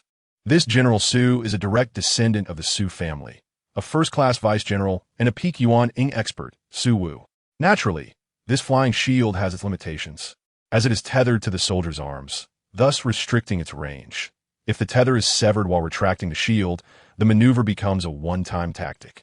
Notably, the Purple Thunder and Golden Thunder Martial veins fused into a 9th-tier Earth-grade Purple Gold Thunder Martial vein. The capability of inversion is indeed remarkable, yet it possesses both an upper and lower limit. Exceeding these thresholds leads to failure, a flaw of the practitioner. At ordinary banquets, the host merely sends invitation cards to the guest residences, while the invited families decide which ladies will attend the feast. Fairy, the 3 true ones have succumbed to darkness. I wonder if they can sever the formation and restore peace to the Li Hen Palace. The palace master expressed concern beside Su Yu, the fairy. Master, you frighten me.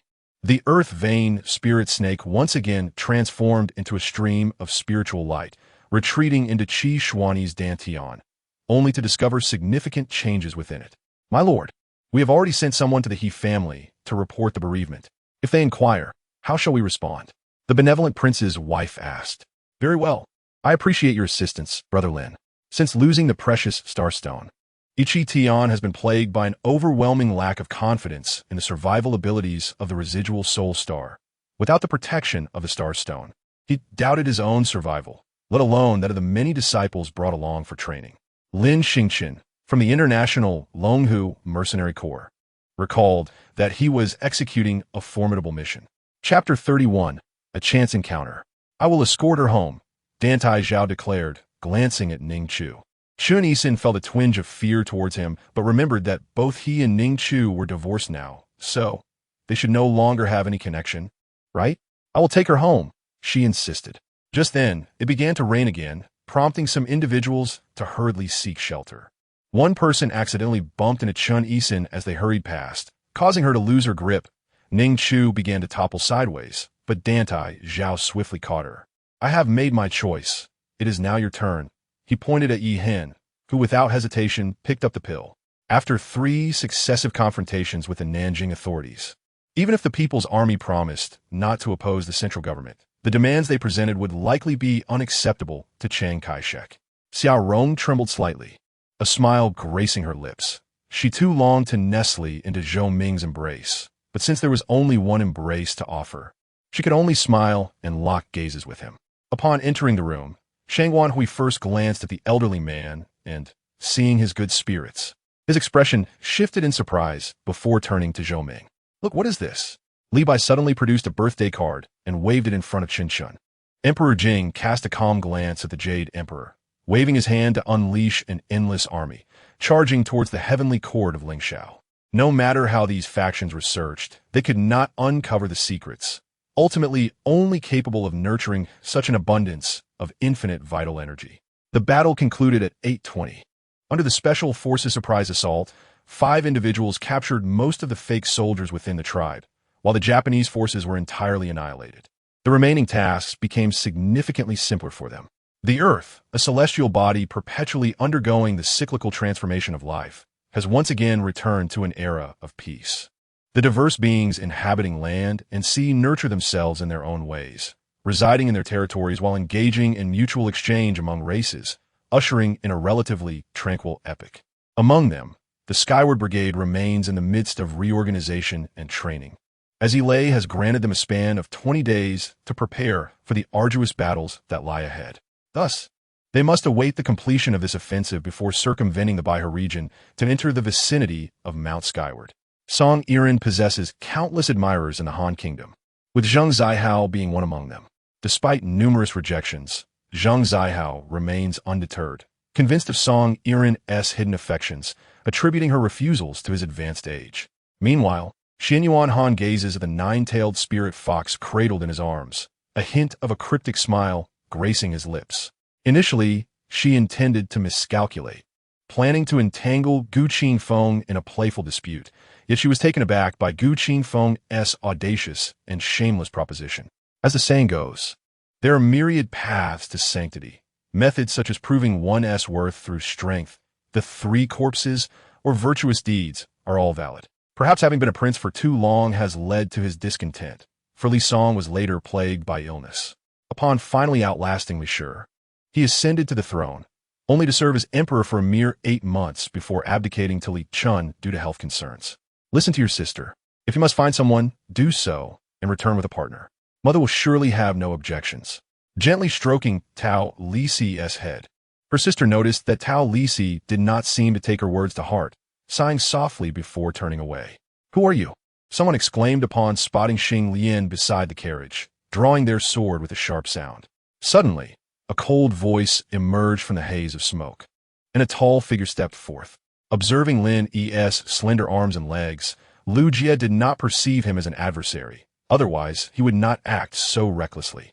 Zhu pondered his parents' sentiments and understood why the irrigated land of Heibao village remained under his control. Chapter 32.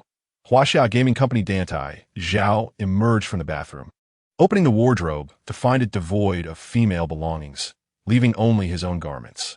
The room remained unchanged, yet its ambience seemed different. After changing, he descended the stairs to find the chef had prepared dinner.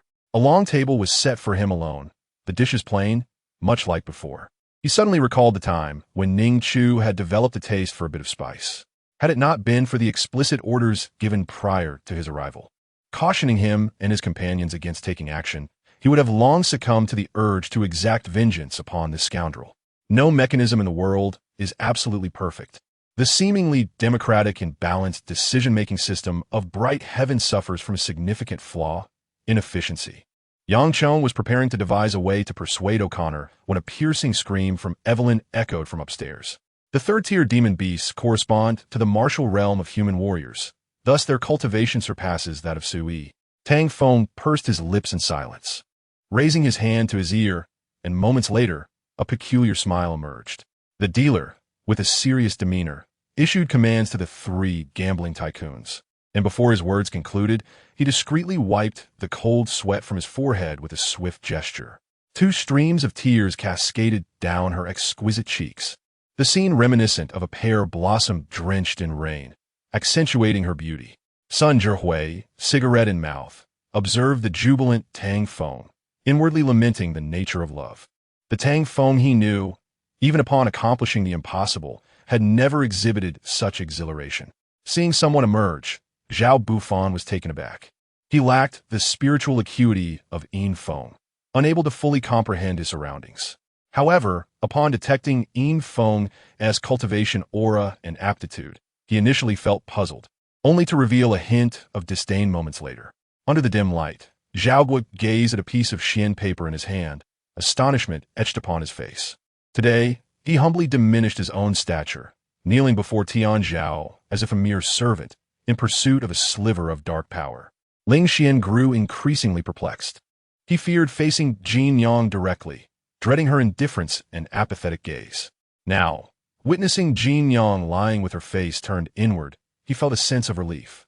Those who abandoned their former lovers to be with Princess Lai Hua would not be met with rejection or discrimination from her. In the great Zhou kingdom, a prominent family rapidly declined, with speculation suggesting that it was Li Shuji who orchestrated their downfall. The seventh prince, in a gesture of goodwill, politely declined Li Shuji's offer of escort, instructing him to focus on recuperation.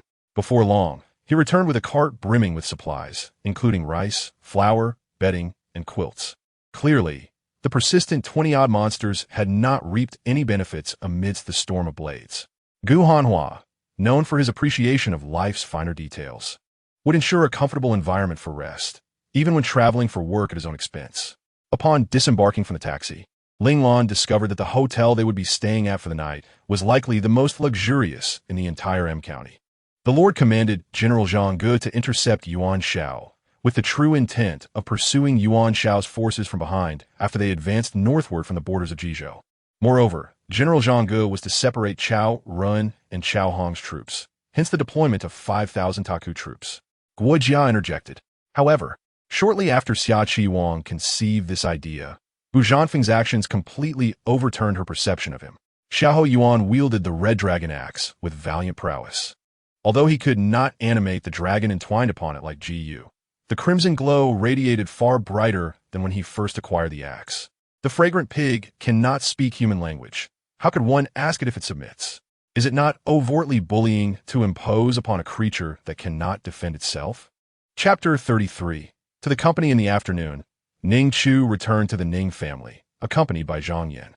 This time, Ning Xingxian had indeed organized a contract, which Ning Chu glanced over before passing it to Zhang Yan for her approval. After Zhang Yan nodded in affirmation, Ning Chu signed the document. I have already arranged to dine with President Sun tomorrow evening. Zhou Erqin deemed it inappropriate to bring only Ning Chu, thus suggesting, let us also invite En Sheng to join us, allowing her to apologize to President Sun for the previous incident. As Li Weizheng expressed, his concern was for Lan Yu's recklessness. On the day of his return to the capital, he instructed someone to hasten to Hu Guang to deliver a message, urging him to destroy all confidential correspondence to prevent any compromising situations. It remained uncertain whether Lan Yu could comprehend his earnest intentions. This naval battle inflicted severe losses upon the band of Phalange pirates. The Golden Dog shifted southeast and, after a day of sailing, turned southward once more. After 2 days at sea, the sailors gradually emerged from the shadows of their defeat. Chao Sun, filled with trepidation, arrived at the intensive care unit, gazing at the familiar yet pallid face upon the hospital bed, realizing that it was his actions that had brought such calamity upon his mother. He felt as if his heart were being cleaved and pierced, collapsing to his knees beside the bed. Despite his efforts to conceal himself, El Siyuan perceived a deeper layer, shaving off his eyebrows. Zhu Gaoxi's most distinctive feature was his thick eyebrows, resembling 2 large brushes, and the wanted posters accentuated this trait. Without his eyebrows, even if he entered the capital, he would likely remain unrecognized.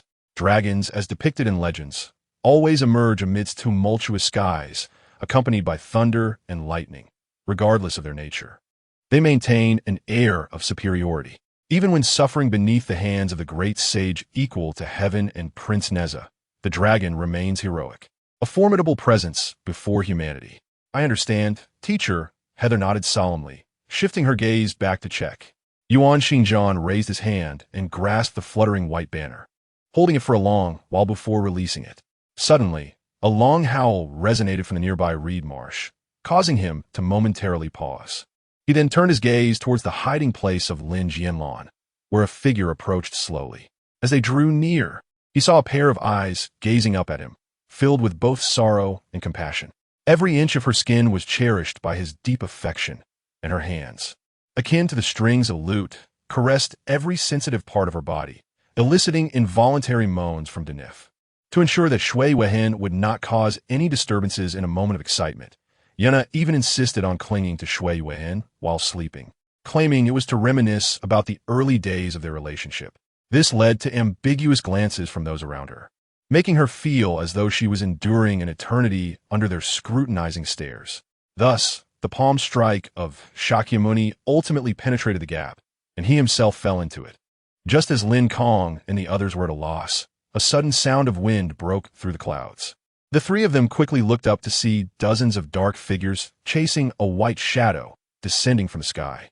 Due to the obstruction of the Dabi Mountain Range on Jiangxia's side, any attempt to attack Yuzhong County or Lujiang County could only be conducted via waterways, targeting either Xuanyang County or Chaiseng County. Ever since Liu conquered Yuzhong County, the headquarters of the naval forces had also relocated to Chaiseng County, near Pengli Lake. My grandmother lives here, and my sister enjoys playing by the sea, so my sister and I went to visit her. Yixin playfully splashed water at his cousin while responding. Everyone knows that raw silk is exchanged for silver through exports to foreigners. Opening a store in Jingzhou to purchase raw silk naturally disrupts the trade routes to Zhejiang and Shanghai, and considering the influence of an Anji silk shop, their background is quite significant. Recently, there is an auction hosted by the Xian Yuan Chamber of Commerce in Qinghe City. Would you like to accompany me?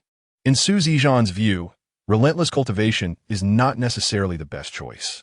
He himself now feels the urge to explore the outside world and wishes for Su Qingyin to gain more experience.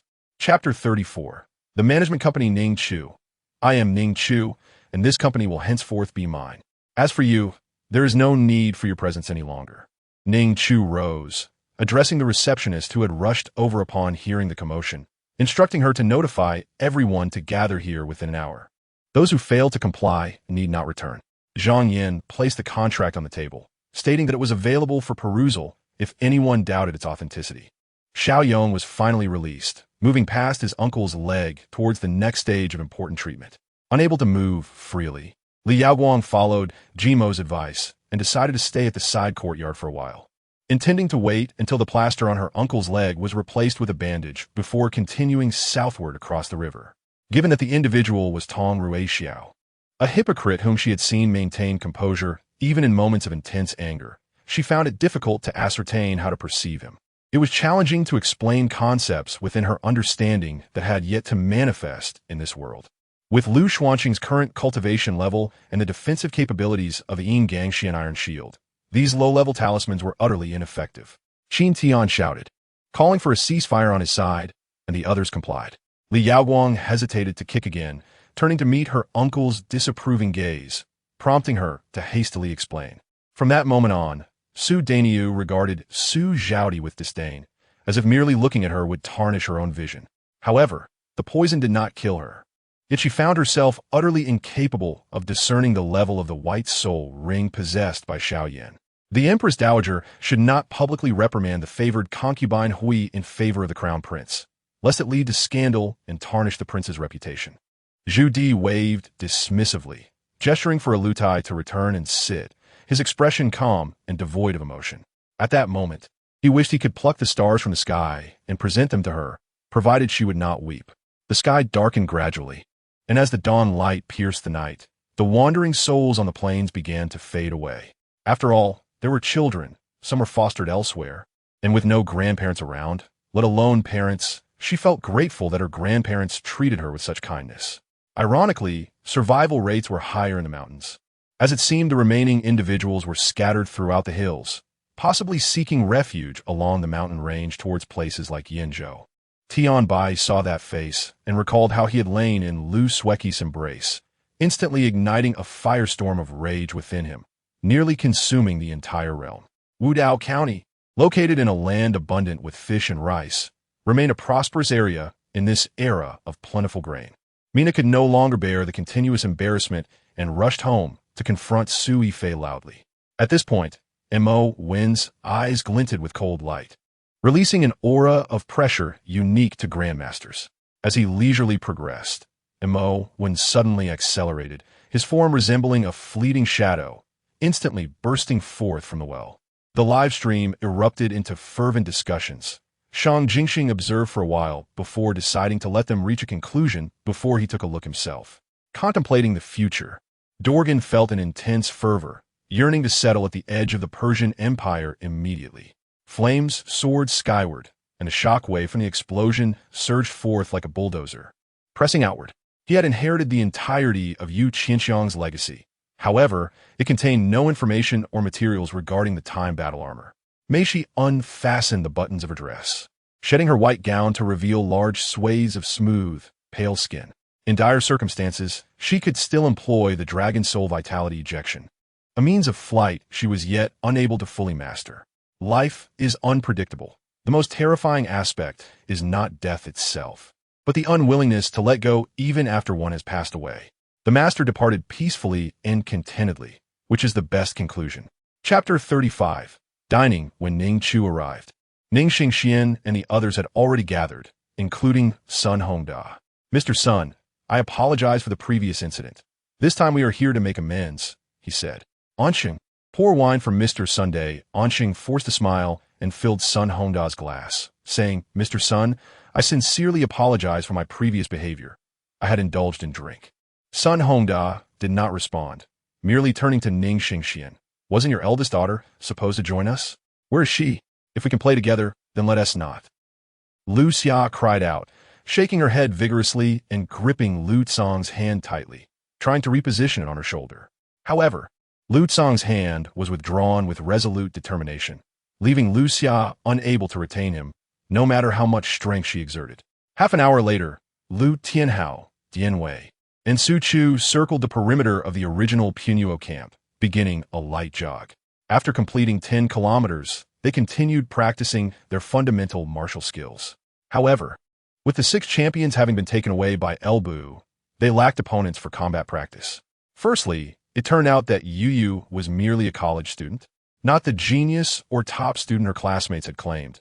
Her academic prowess was questioned, and she even shared her exam permit for retakes as proof of her honesty. The vast area was not merely a product of external ingenuity. It seemed as though the entire palace was a treasure trove of space. Dog meat? No thanks. Do you have any wild game like rabbits or roe deer?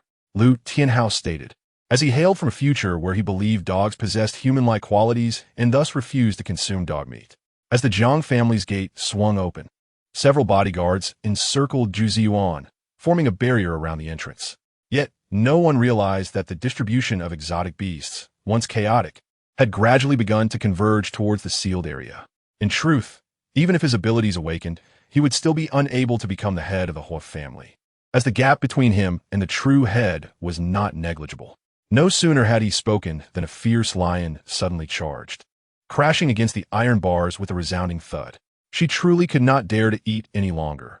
Her eyes darted around, her heart and mouth both overwhelmed by the excessive sweetness of the candy she had consumed. You are now to welcome a person who has never experienced the warmth of familial love, one who has been abandoned by their kin, oppressed by peers, surrounded by malice, and filled with disdain, thus shutting their heart to the kindness of the world. From the very beginning, Mo Kiki directly assigned a death mission to Bai Yujing, exploiting him. Everything that followed stemmed from this point. Now, upon hearing of the master's troubles, she eagerly urged Bai Yujing to rescue him, all the while manipulating his sentiments.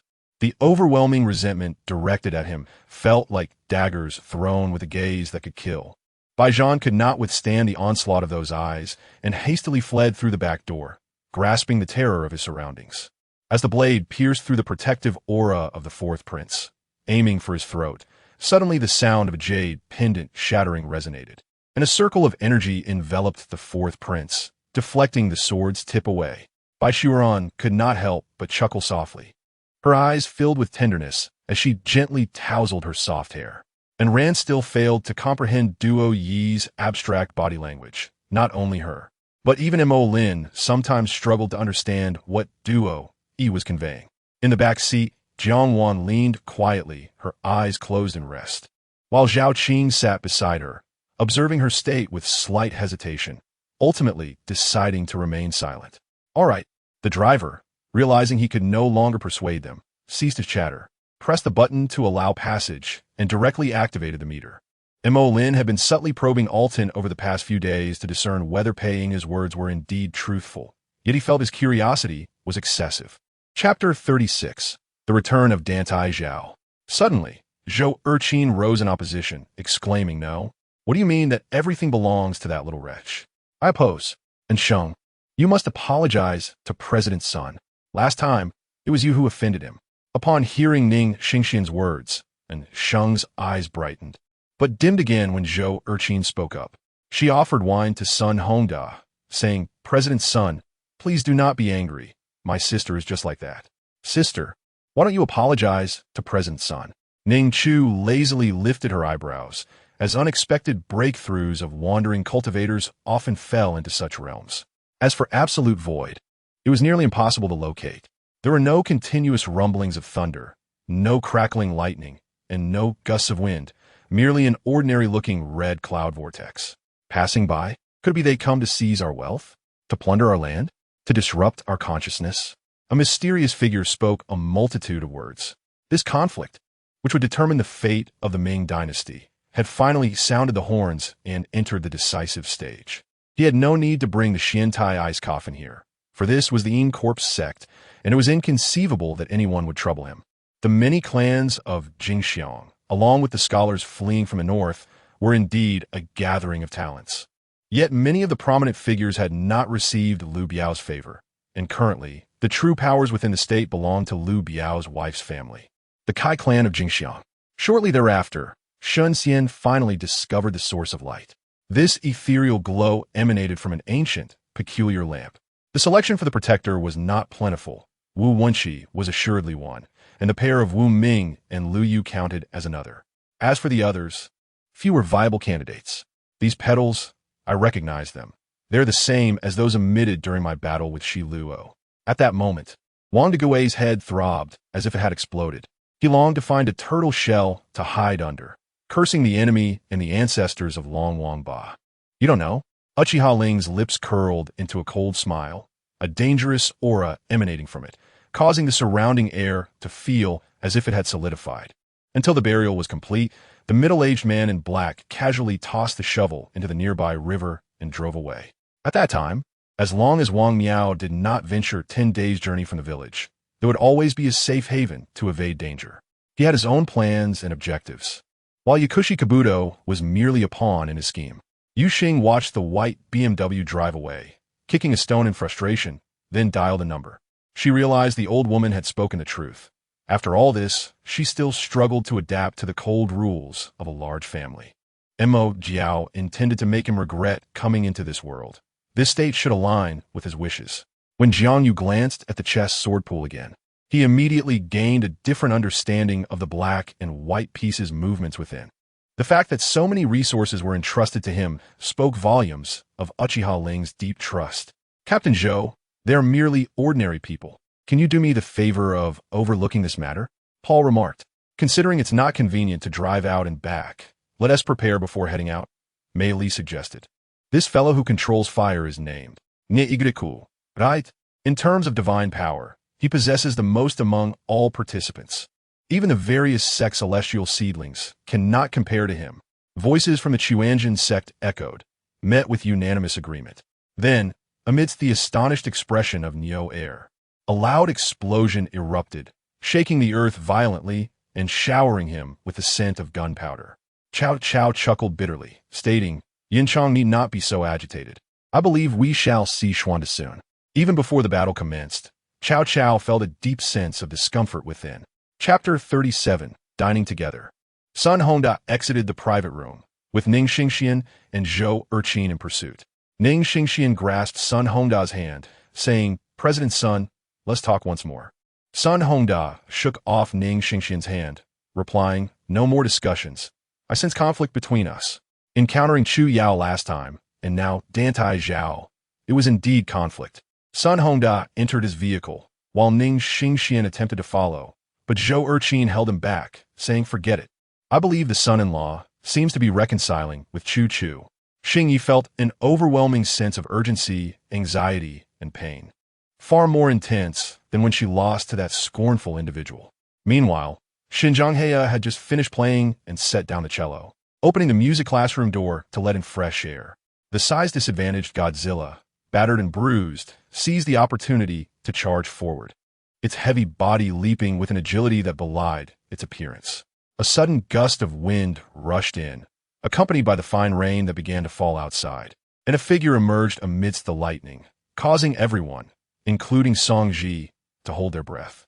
Now, the chance for solitude had arrived, and he would not let it slip by, lest his mother think her son's intelligence was wasted. Fred, having nothing left to expel, was taken aback by Waz's voice, his legs nearly giving way beneath him. In this day and age, anyone who could ride a horse was either wealthy or powerful, not someone they could provoke. Ji, who trailed behind, feeling a pang of regret, scolding himself for not speaking up sooner. However, there was one bright side. Bomi was now viewed by those above as a beloved son, a fine enterprise deserving of special attention and support. Upon seeing Xinjianghea's gentle and charming smile, they felt a surge of jealousy, directing death glares towards him. She emerged from the flames, her enchanting visage illuminated by the crimson glow, her phoenix crown and pearl curtain gradually turning to ashes, with only her pitch-black eyes shedding crimson tears.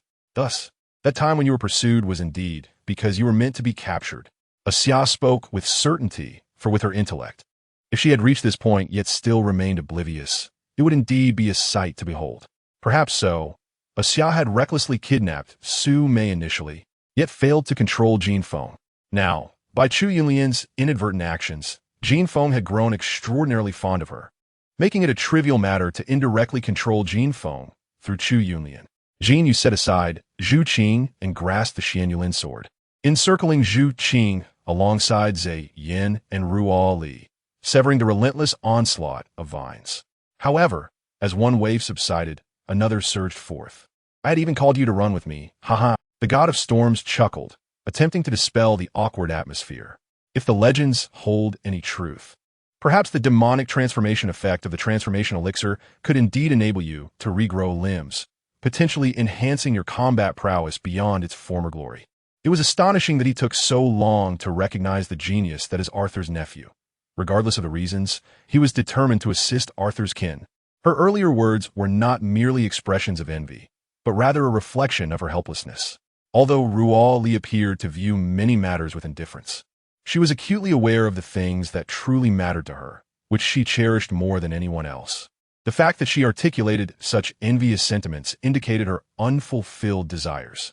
Jin Feng had departed the residence early, instructing the servants to attend to Chu Yunlian diligently, striving to meet her every demand. The servants dared not be negligent. Be steady, Pan Lei muttered, enveloped in smoke, repeatedly uttering these words. Zhou Yang, filled with ire, pulled Lin Xiang, preparing to leave, when suddenly a commotion arose not far from the milk tea shop. Chapter 38. Shares after finishing a meal without checking her phone. Ning Chu took out her device upon entering the car and discovered multiple missed calls from Ning Xingxian and Zhou Erqin, presumably concerned by her lack of response. They inundated her with messages, urging her to converse earnestly with Dantai Chao in hopes of reconciling, while also mentioning a company project that required Dantai Chao's assistance. After perusing the messages, she chose not to reply. After all, she had already attained what she desired, rendering her disinterested in further engagement.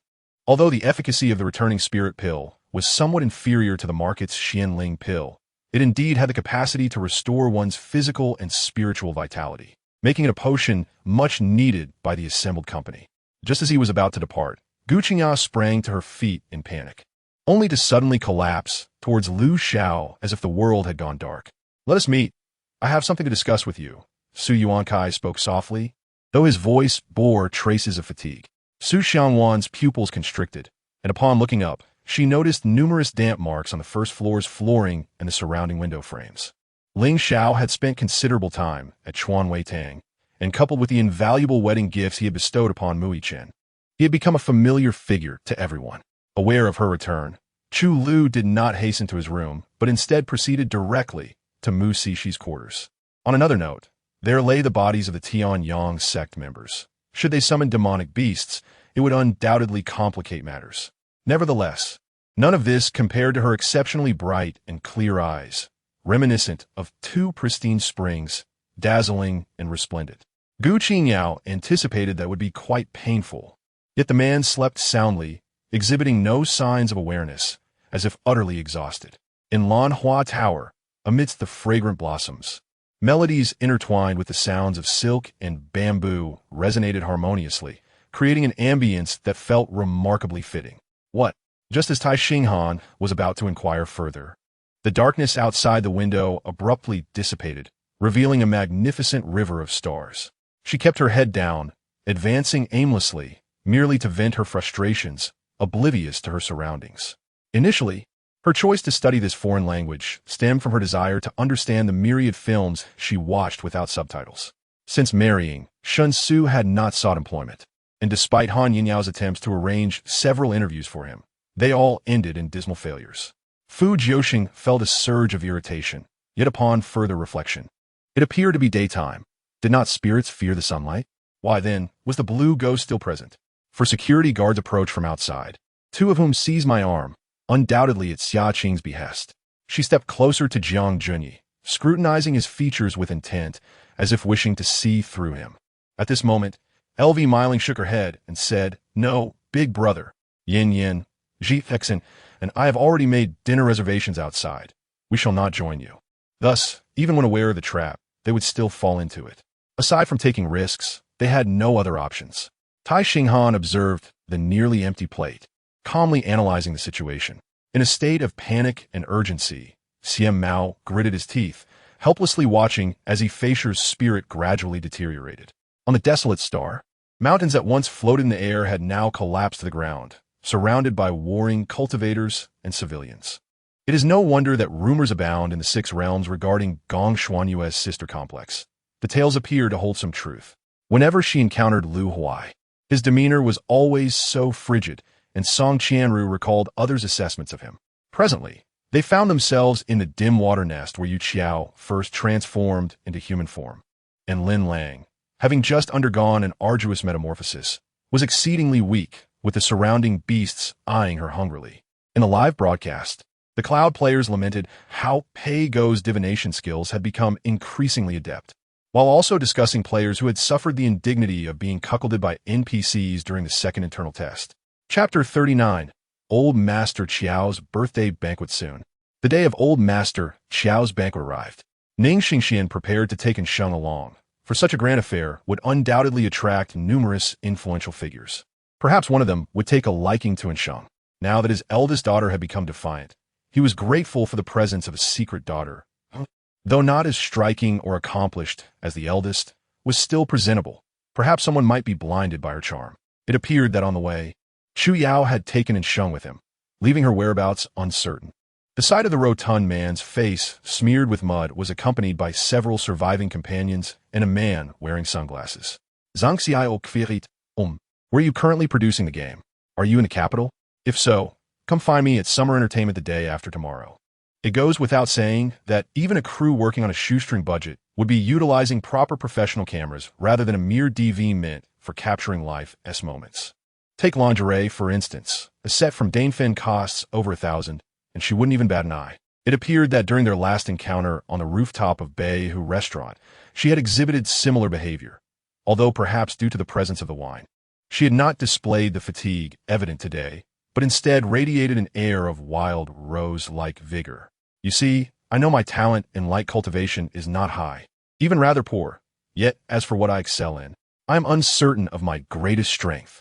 All I know is that becoming a light cultivator is my only path, Yu Sierra expressed, her eyes filled with confusion. She lowered her gaze with great difficulty, witnessing blood seeping from her left chest, staining her clothing crimson. He abruptly vanished from the window and reappeared before Old Master Qiao, raising his hand, shrouded in strange black energy, swiftly placing it upon the other's head, allowing the poison to infiltrate his mind with ease. He looked down in amazement, pondering what material this chair was made of, as it felt remarkably comfortable. However, Zhu Yujian did not anticipate that shortly after his declaration, he would receive a telegram from Zhu Youjiao. By how Ian nodded in a seemingly understanding manner, as if fearing he might not grasp it, while Bai Ruoqing endeavored to simplify his explanation. Due to numerous disturbances, The group only partook in a modest amount of alcohol that evening. It was then that he learned that Qian Xiuxue and her disciple had not returned to the camp, likely related to their confrontation with Long Tianjiao. Nevertheless, even if given another chance, he would still make the same choice and cease to dwell on it. He was alive.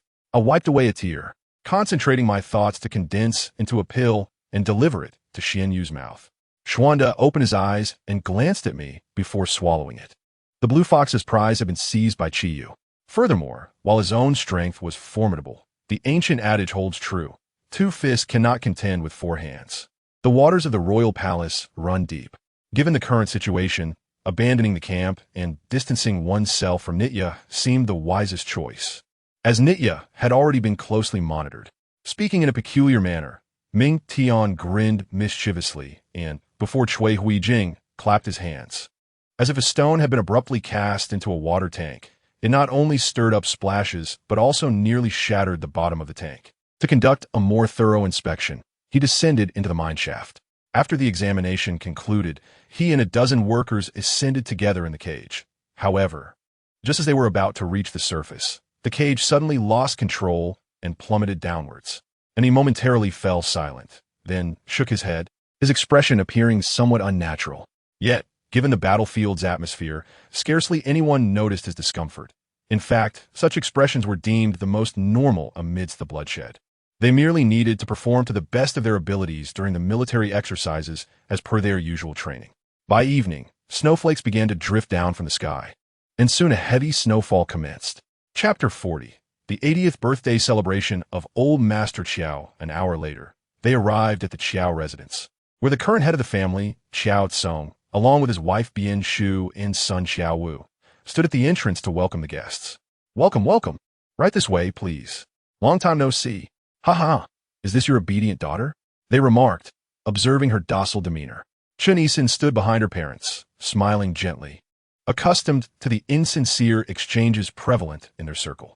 The general paused, casting a scrutinizing glance at Li Wu, secretly astonished by his transformation and contemplating that a mere 3 days apart warranted a fresh perspective. He then instructed a subordinate to fetch a carriage. The demon cultivator, Chun Fan, in a daze, felt as though he were being thoroughly assessed, prompting a frown as he reacted with aversion to Zhang Wulei's sudden shift in demeanor. "No, I was merely unwell at that time, hence I did not accompany my parents, choosing instead to remain at home to recuperate," Feng Lumei said, her voice trembling with tears as she clung to Chun Fan's arm. Upon reaching the tea house, Yuan Hua scrutinized the patrons for quite some time, but failed to identify Black Cannon, as none possessed a bald head. Just as Yuan Hua pondered this, a middle-aged man with lustrous black hair brushed past him, saying, "Follow me." The old doctor gazed gravely at Xiao Jin's and Yi Haijian, attempting to discern any signs of panic or tension on their faces. "Indeed, we owe a debt of gratitude to Prince Xie for sparing our lives." The two hastily concurred, fearing that the killing god before them might retract his mercy. At that moment, Xian's face flushed crimson as vapor wafted from her body, instantly evaporated by the rising heat. One man pointed with authority, issuing a cold command that incited fury. Upon hearing this, Yi Chen's expression turned even colder, an aura of chilling menace enveloping him, as if to freeze all around him.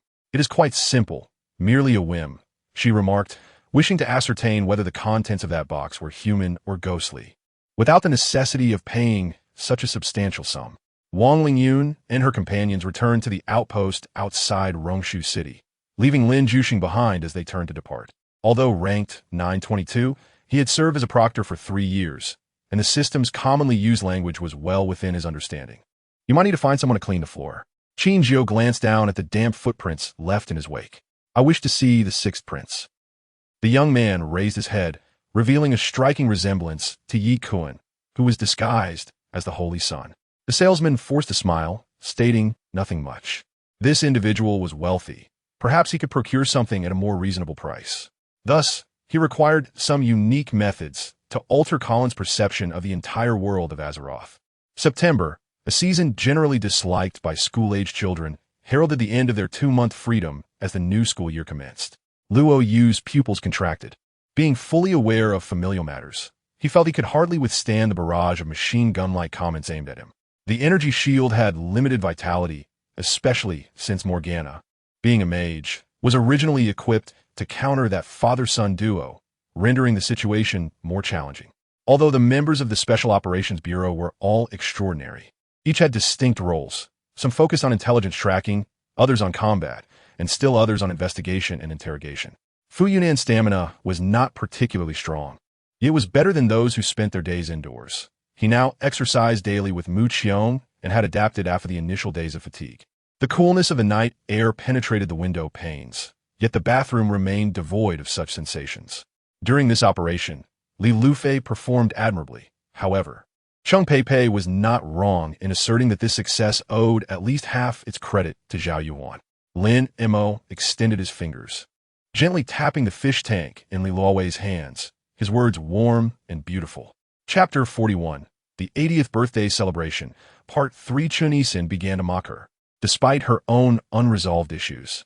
Ning Chu added, "By the way, didn't I hear the circle saying I'd gone mad? That I had beaten someone up? If you provoke me further, I'll 1T act out during the banquet tonight, but outside, I cannot guarantee restraint." Ning Chu chuckled. "After all, I am a lunatic.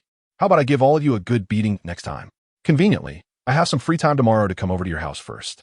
As the saying goes, what is pressed is not a transaction. The business alliance had achieved considerable success, rendering it unnecessary to read others' expressions. Thus, they stayed at the Jin Jiao clan's base for merely half a month before retracing their steps. This card appeared quite ordinary when viewed individually, but its potential became terrifying in larger quantities. If two were to appear simultaneously, each minion's attributes would transform to 133.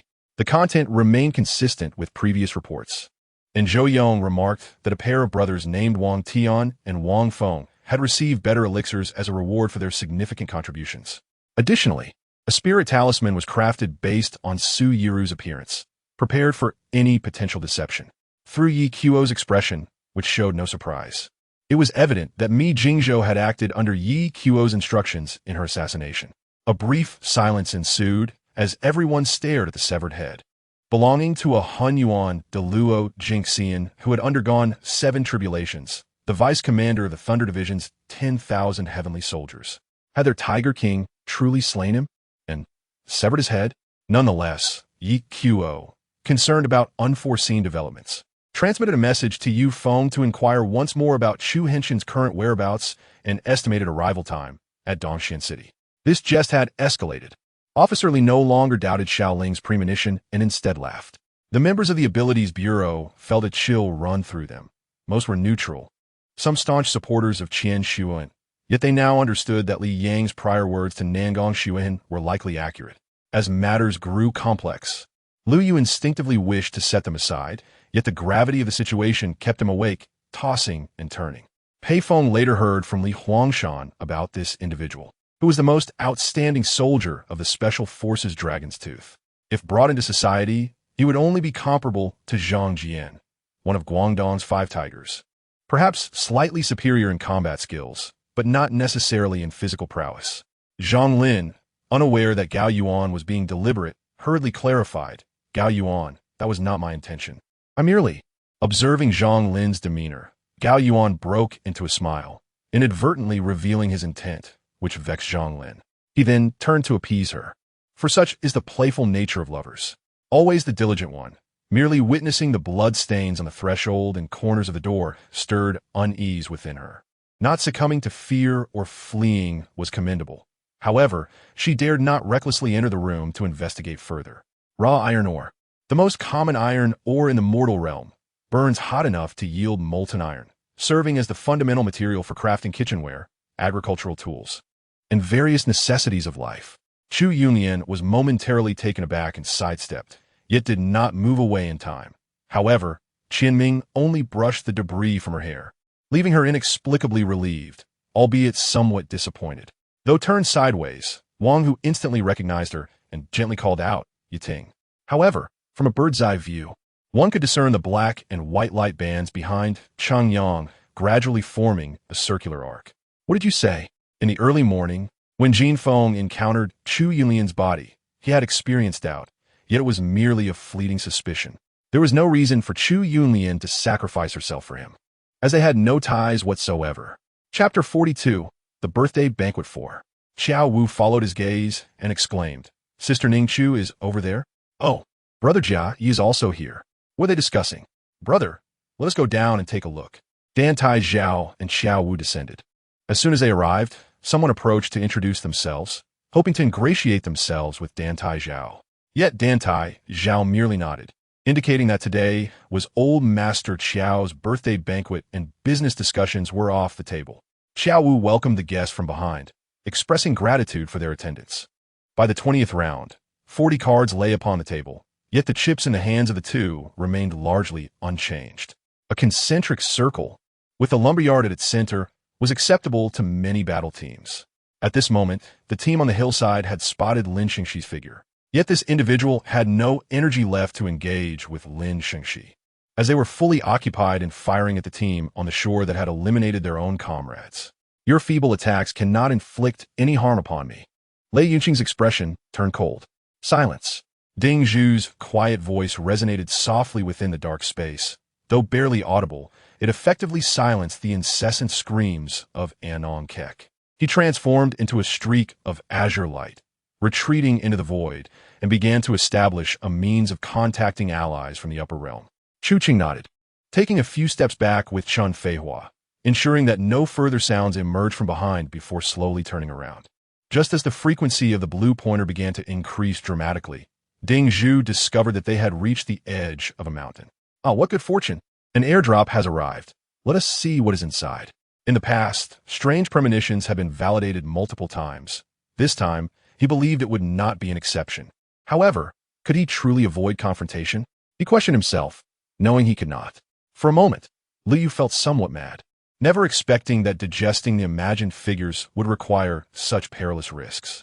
Nevertheless, for safety's sake, they kept all activities and information strictly confidential from old Zhou and his associates.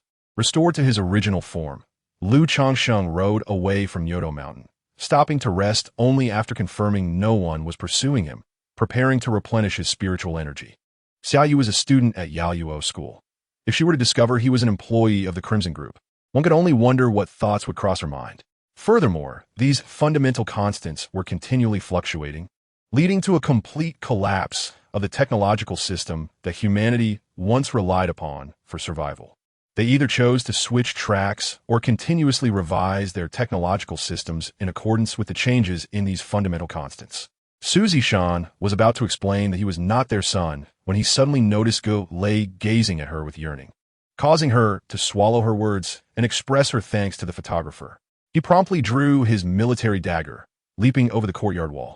Upon closer inspection, the surroundings were engulfed in darkness, with only the crashing waves and the whistling of the northern wind as company. Upon closer examination, they discovered that everyone had been frozen into blocks of ice, their faces displaying sheer terror. After a brief stroll within the inner city, the two made their way towards the central peak of the market. No. How many times must I say it?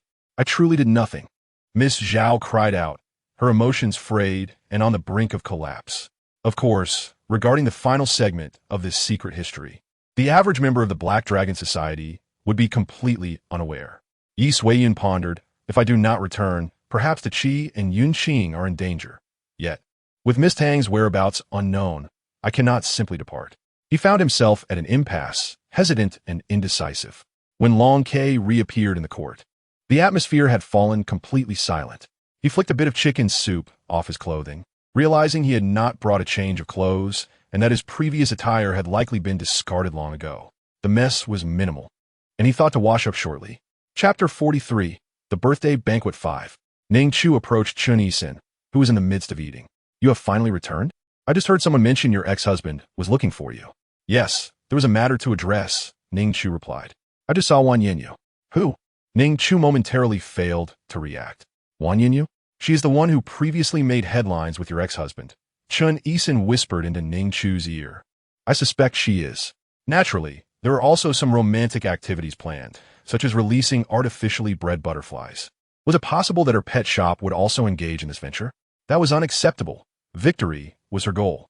After becoming a demigod, her first battle was surely to establish a reputation.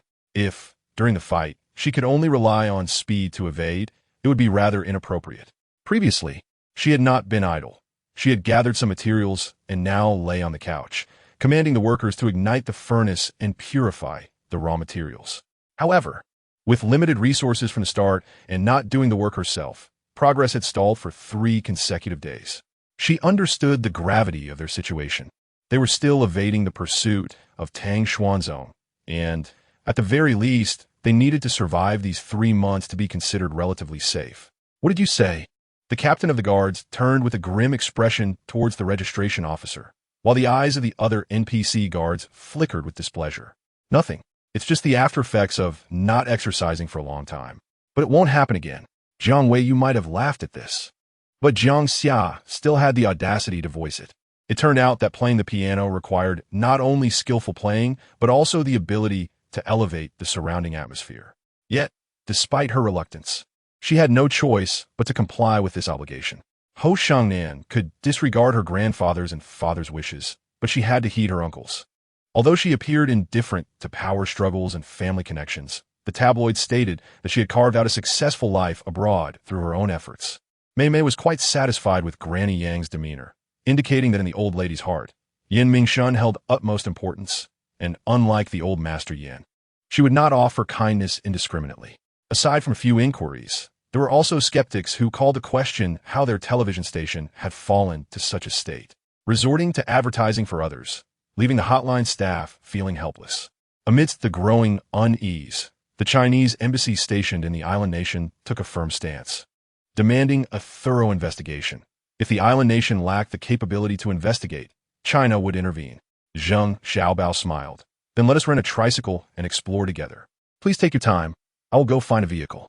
With that, he stepped outside.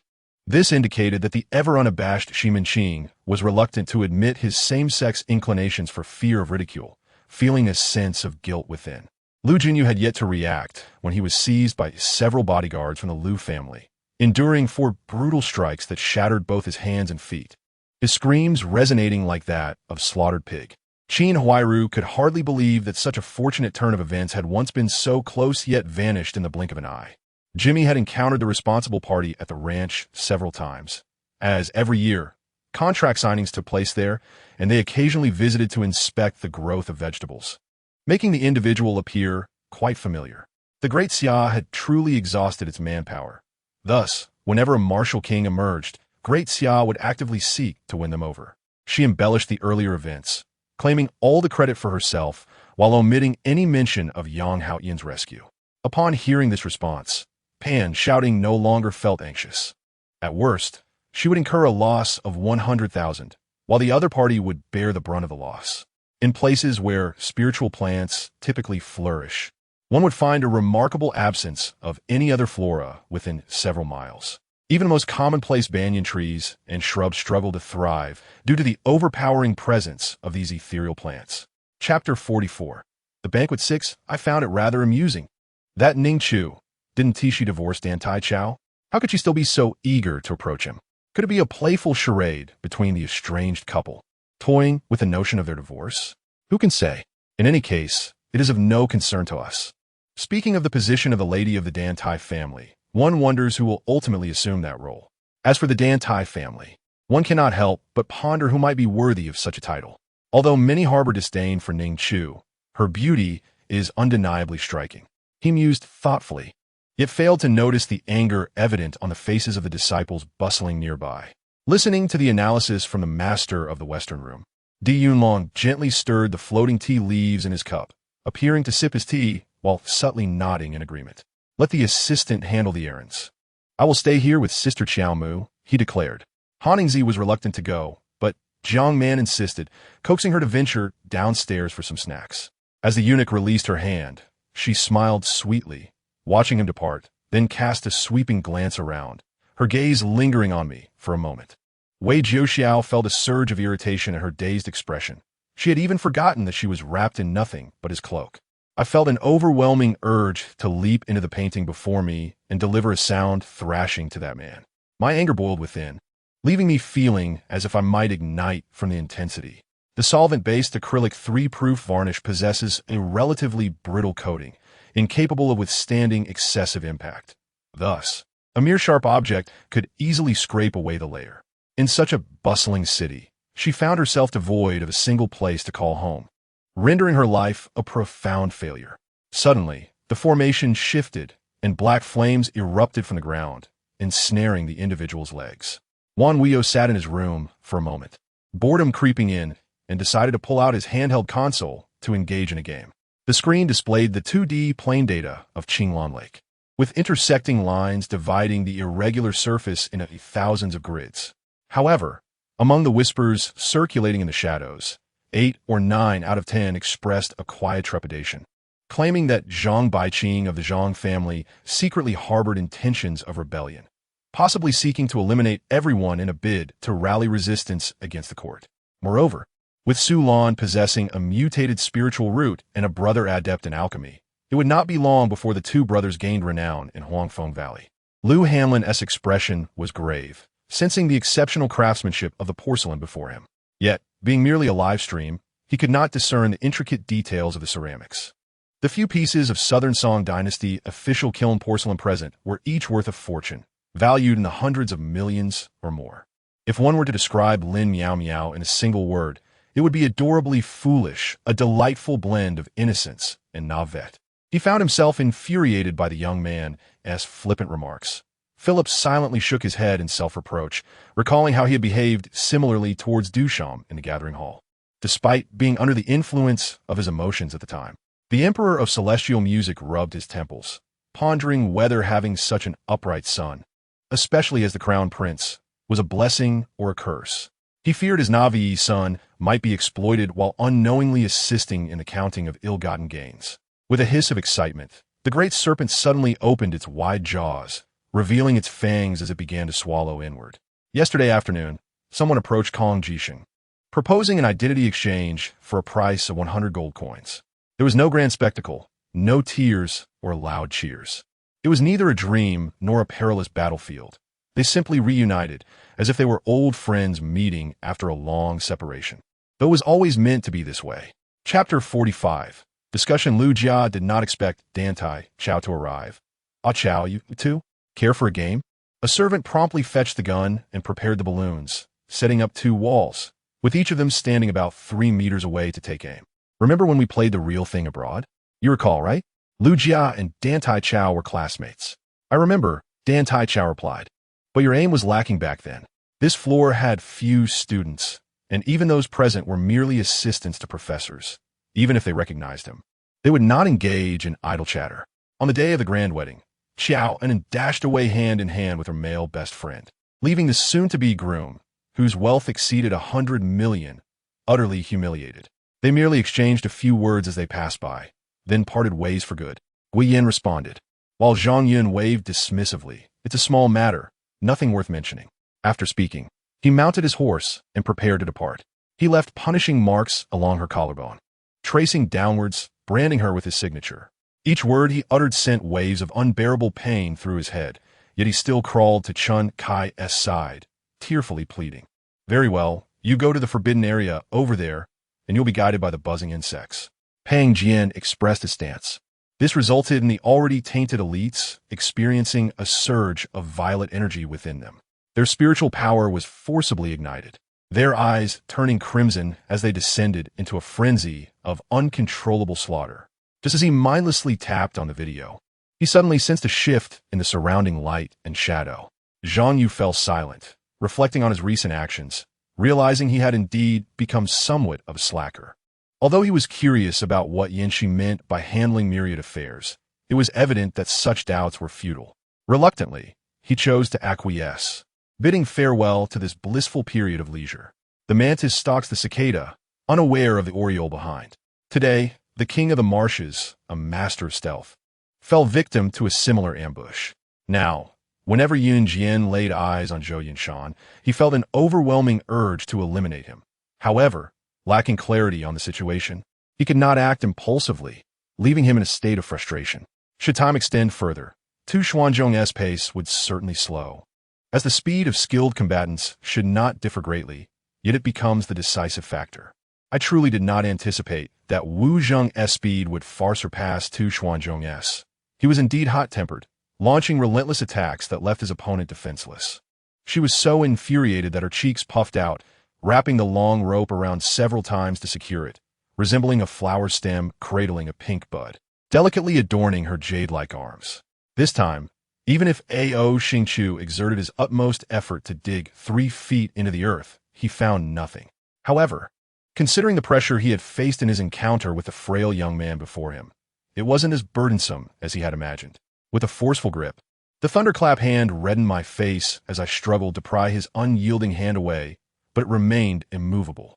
His gaze swept over my entire being, and as time passed, he gradually comprehended everything. Thus, taking 3 mortals away from the realm of Earth did not pose a significant challenge. However, Wei Xian hesitated, for the aura of Earth from these 3 mortals could not be easily washed away. Should the Demon Emperor discover the existence of these 3 girls and pursue them based on their aura, Wei Xian would have no means of escape. With a long, slender body and a massive head, its enormous tongue flicked in and out, covered in large, dark scales and featuring 2 prominent bony protrusions on either side of the head, exuding an air of authority. Consequently, Nimada could instantly become a laborer for Yen Song, toiling for him and earning a living. This path was fraught with perilous twists and turns, having been sealed off by traffic police due to the numerous accidents that had occurred. Chapter 46. He still loves in the future. With the oversight of the Chaoyang Group, Huaxia Gaming Company is sure to turn profit. When Miss Ning Chu possesses such a significant share, will she not emerge victorious? She had just learned that the Chaoyang Group originally intended to acquire everything, yet now they had only obtained a fraction, just enough to seize control. Is this not love? Ning Chu reviewed the contract and then handed it to Zhang Yin. After a brief glance, indicated she had no further questions, prompting Ning Chu to sign. Are you hungry? Shall I have someone bring the dishes? Tang Fan's plan was executed flawlessly, even if one disregarded the myriad of evidence.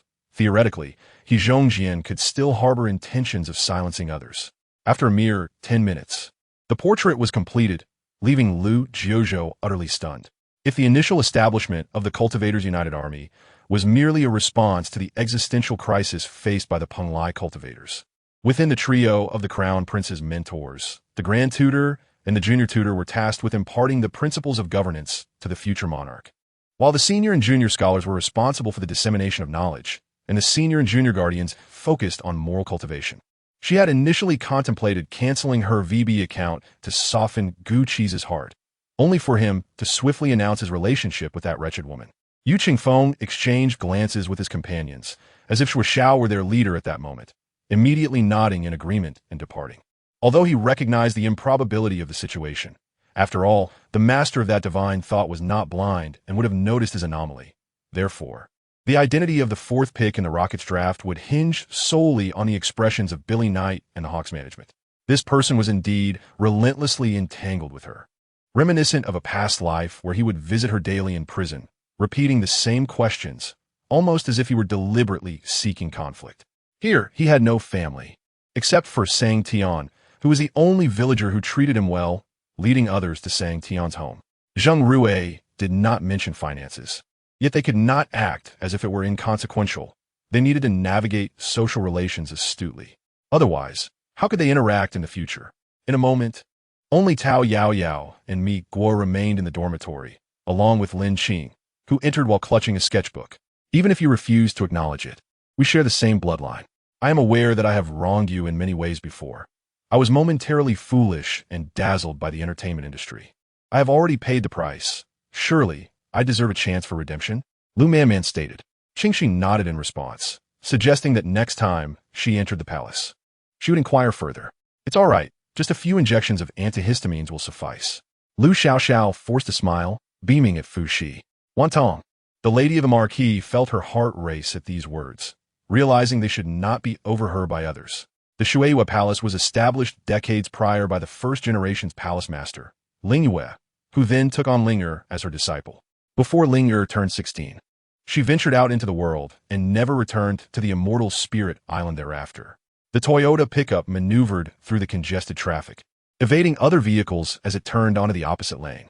According to Gong Shuahua, there was no need for the western wilderness to compete with the southern wilderness. As long as the conditions offered were enticing enough, the recruitment announcements would draw a multitude of applicants. He harbored a deep hatred for Jiang Li, wishing to devour her flesh and drink her blood, not merely due to the humiliation faced in the spirit martial realm, but also because after withdrawing from it, he encountered immense backlash and suffered countless hardships before regaining his cultivation. The Ministry of Punishment seemed to have no involvement in this matter. Chu Zinan cast a displeased glance at the Minister of Punishment, Liao Shan. "Child, what can you cook? What if you hurt yourself?" Yin Jinping sighed deeply. Cough, cough. "It's not an illness. Perhaps I just caught a chill from the changing weather. It's nothing. A little medicine later will suffice." Old Master Mu coughed lightly, his fist against his mouth. Upon hearing Chu Minghua's words, her beautiful eyes flickered, a cold glint sweeping across her gaze. Chapter 47. Together to the company after hanging up. Ning Chu recalled that it had always been Zheng Cheng who informed her, yet now this person had condescended to call her. As the internet correctly pointed out, men can be despicable. Only when you change will he alter his behavior.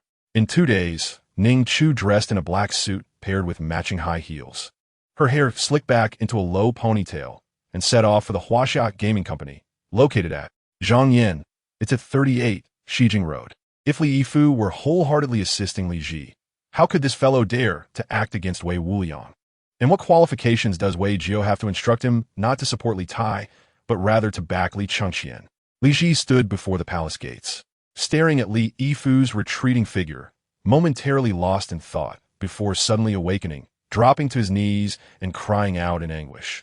Zhang Ren chased after him for a short distance before encountering another warrior wielding a spear, crossing over Yin Yu and blocking his path. Shaking his head, Xingui turned away, only to meet a myriad of diverse gazes that made his scalp tingle. During the wait for Cao Cao to depart from the Central Plains to Luoyang, Tao Shang and his family enjoyed a period of tranquility. Yin Wang contemplated his next move, recognizing that Lu Zifeng, as a reincarnator, held the significant advantage of having lived before, having previously seized opportunities that forced others into the demonic sect, thoroughly disrupting the expected narrative. Several long spears stood erect, each adorned with grotesque, bloody heads, barely recognizable. Just then, the door swung open. The three exchanged startled glances, quickly sensing something amiss, and turned toward the entrance as a young man in his 20s slowly walked in. Of course, there are also successful examples, such as King Wu of Zhou and Yi Jiang, King Zhuang of Chu and Fanji. All are instances of mutual growth. At this point, you should understand why Uncle Chao has been hesitant regarding your and Alin's matters. It is not solely for Alin's sake, but also for yours. Fu Ji gazed at me, her expression wavering. Chen Xiao closed his eyes and followed suit. For reasons unknown, she felt an innate trust in the sovereign, sensing an indescribable feeling, not fear, but rather a sense of faith.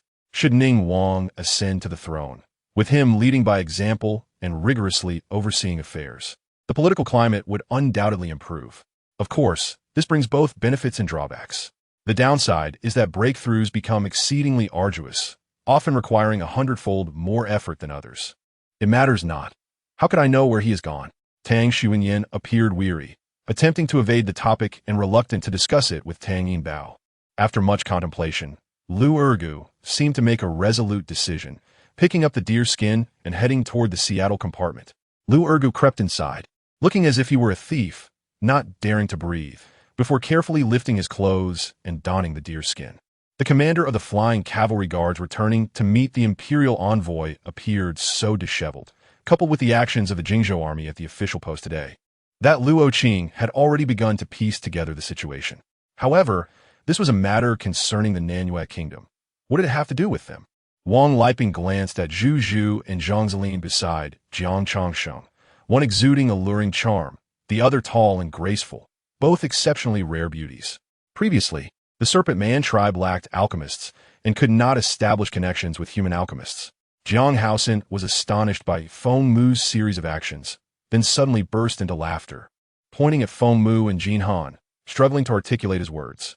Master Moyang, undeterred, repeatedly inquired about the possibility of meeting Mr. Feng Qi, seeking Gu Shi's assistance in facilitating an introduction, but Gu Shi shook her head in refusal. Purple Emperor, it is still up to you to take the lead. Dongfang Qian joyfully remarked, although these individuals may outwardly comply, at least they have slightly tempered their tempers. The Chaotian spear also silently gave a thumbs up to the Purple Emperor, as those who had just been in uproar promptly quieted down. Chapter 48. Together to the company too, when Manager Chun entered with a pile of documents, he happened to witness this scene. To his amazement, upon seeing the esteemed boss Dantai and the shareholder Miss Ning, he was quite taken aback. Their gaming company had attracted such stunning individuals. Had he known earlier, perhaps he could have incorporated them into the game. Hello, Boss Dantai, Miss Ning, here's some materials from the company. Both Dantai Chao and Ning Chu turned simultaneously, and Manager Chun mused that the elderly man held a jade-tipped pipe, a once white towel, now yellow, draped over his shoulder. Zhang Zhiping shook his head. Although he felt a twinge of compassion for these beings, it was merely a fleeting sentiment. He meticulously scoured the battlefield, taking a full hour to erase all traces of his presence before silently departing toward Yulin Island. Jiang hesitated for half a day, but eventually grasped the situation and instructed the steward to direct the boat to dock near Qingzhou, ensuring it would be in a more secluded area. The steward, fully aware of the implications, complied, leaving the room filled with mixed emotions, some perplexed, others maintaining a composed facade. Shinto widened his eyes in disbelief, struggling to turn toward the direction of the Prince Zheng's residence. The window, seemingly opened at an unknown time, revealed the young prince standing there. His innocent face adorned with a complex expression, his gaze fixed intently upon him. John, you're overthinking. The new world merely offers a recommended computer configuration. A black man remarked with a slight smile, perceiving John's concerns as unwarranted anxiety. My uncle has been reassigned to the Tongzhou garrison, and my aunt has accompanied him. They have been in the southern lands for over a decade, and this is the first time I am with my grandmother to fetch my aunt, Feng Ludo explained. Miss Li, the water appears murky, but do not worry. If you take it home and let it settle in a jar for a couple of days, it will clear up, Xianzhou reassured with a smile. Decades ago, whether it was homesteads or farmland, they were the lifeblood of the common folk. Even now, in the Yunzi region, disputes over homesteads arise annually, with incidents of death no longer rare. Sister, show some consideration. There are outsiders present. Rong Yin said with a pained expression, fully aware that he could not escape this meal. He had no choice but to ingratiate himself. The wound was not deep, and the injury was manageable. Yet the malevolent energy emanating from the dagger infiltrated Yang Chan's body, sealing her vital energy and freezing her consciousness. However, after entering university, Qi Xin unexpectedly became low-key, a stark contrast to her previous self. Hearing this, Ji Jior looked up at Jin Mingxi, who smiled brightly at him, seemingly reassuring him not to worry. He felt an inexplicable warmth in his heart. It seemed that his roommates at Shengying were genuinely kind, far from the exclusion he had anticipated. Upon arriving home, Talia discarded her military coat, her impressive figure nearly causing Zhao Hu to lose his composure. Unbeknownst to him, King Wu Xian had transformed into the tyrant Wu Xian, becoming the empire's greatest threat, with many urging him to advance further. While dealing with a series of worldly issues, he was swiftly transported to the system space, hurriedly gathering materials before rushing back to the world. Yang Chan regarded He Shuang with a scrutinizing gaze, her vital energy surging within her limbs. Thank you, Ji Jior said softly, grateful for the boy who was aiding him in his predicament. Tao Ji was uncertain if the implications of her words were a warning, suggesting that as long as the palace existed, all her thoughts would be laid bare. If she was to masquerade, she might as well continue the charade. The younger disciples of Kunlun remained behind, while the others continued southward, escorting Ding Hui and others to Chongqing Island. Chapter 49. Onxing begins school. Ning Chu diligently reported to her company each day. Being a boss had its perks, granting her an undeniable sense of authority, as if she could overshadow her parents. While she sat in her office chair, playing, Lu Jia messaged her to inquire about her availability. Ning Chu recalled their previous agreement to go horseback riding. This Saturday, perhaps? Sound good. Do you need me to? Su Rong interrupted, hurling his sword to the ground and snatching a spear from a nearby guard, charging forward with a fierce shout. At the beginning of the year, he went to the capital, staying with the Nye family, accompanied by Bai Yue. To minimize complications, he also resided with the Nye family, which infuriated the Bai family, yet they had no recourse against the influential families, forcing them to endure their frustrations. Yu Sheng and his companions were formidable, their power unfathomable. Duan Tianqing felt no need for concealment at this moment, stating plainly I have prepared some nutritious porridge for you. Do partake. Jean Ling Ao spoke in an unyielding tone, leaving no room for refusal. Fish, I'm fine. Please stop crying. Zhu Qing said, wrapping his uninjured arm around her, helplessly comforting her.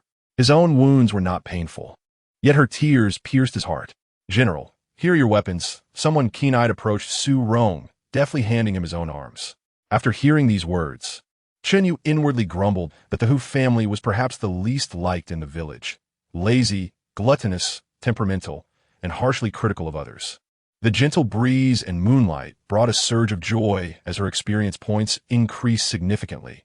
It appears I may regain my top position, but for now, we should focus on managing our assets. That's fine. Please consider where we might locate the recipe for the soul-nourishing pill. Chun Mo sighed in relief upon hearing that fewer than 10 would suffice. Vlad was adamant against accepting this reality, unwilling to allow the government to reclaim Vegapunk. The man he represented was far beyond comprehension. Both the government and Vlad regarded him with utmost seriousness.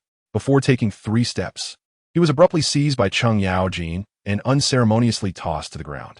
Having just endured a harsh winter, their original farming tools had been stolen or destroyed. They had only just regained their spirits to forge new tools when calamity struck once more. Their resolve had been utterly extinguished. Lu Xiaoping momentarily felt as if he were in a dream. It was only upon reaching his doorstep that he returned to reality. If you can proclaim that, then I concede defeat, Cheng Yi said before turning to leave with Cheng Yin. As they stepped out of Zhang Ziliao's cell, Cheng Yi heard a commotion from the left side of the cell block and called out to the jailer. Lu Qingyi paused for a second, involuntarily recalling the figure who had shielded her. He indeed possessed a certain handsomeness when serious. Lu Ping approached, noticing the man with slightly closed eyes, clenched teeth, and a purplish face indicative of poisoning. He lifted the man's arm, revealing a severely swollen area, as if it might burst at any moment. Uncertain if it was the immense heart's dulled instincts toward danger or something else, the sealing formation was allowed to complete its evolution, only to erupt suddenly. Despite the bloodlight filling the isolated sea, it was unable to break free. Erasing painful memories also meant erasing the bond of kinship, which seemed unfair to Meng Shang. I casually picked up a nearby shell, placing it gently to my ear, and heard the melody I had just played, every note intact. Chapter 50. The Horse Ranch, What on Earth is Happening? Ning Chu gazed at the comprehensive management manager of the artist and the several agents below. As an entertainment investment company, the norm was to invest money, insert a couple of actors into a production, and then market and promote them. If things were not too outrageous, they could at least gain some recognition in the entertainment industry. However, upon observing the performance of these actors, she realized they were all atrocious, which explained their obscurity. Among them were the 2 individuals previously mentioned in the report, preparing to enroll at Dawn University.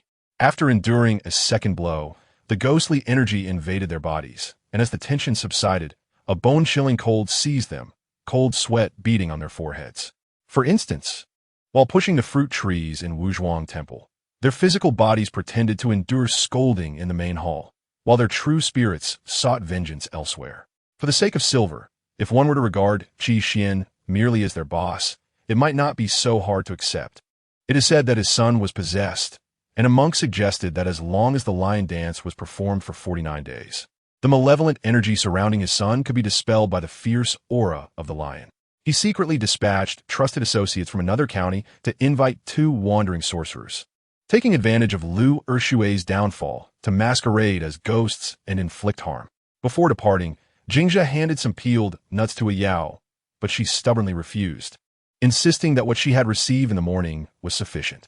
As Chu Yao climbed onto the back of the Firebird and unleashed his hook sickle talent, he struck twice at the opponent's back, producing a sharp sound.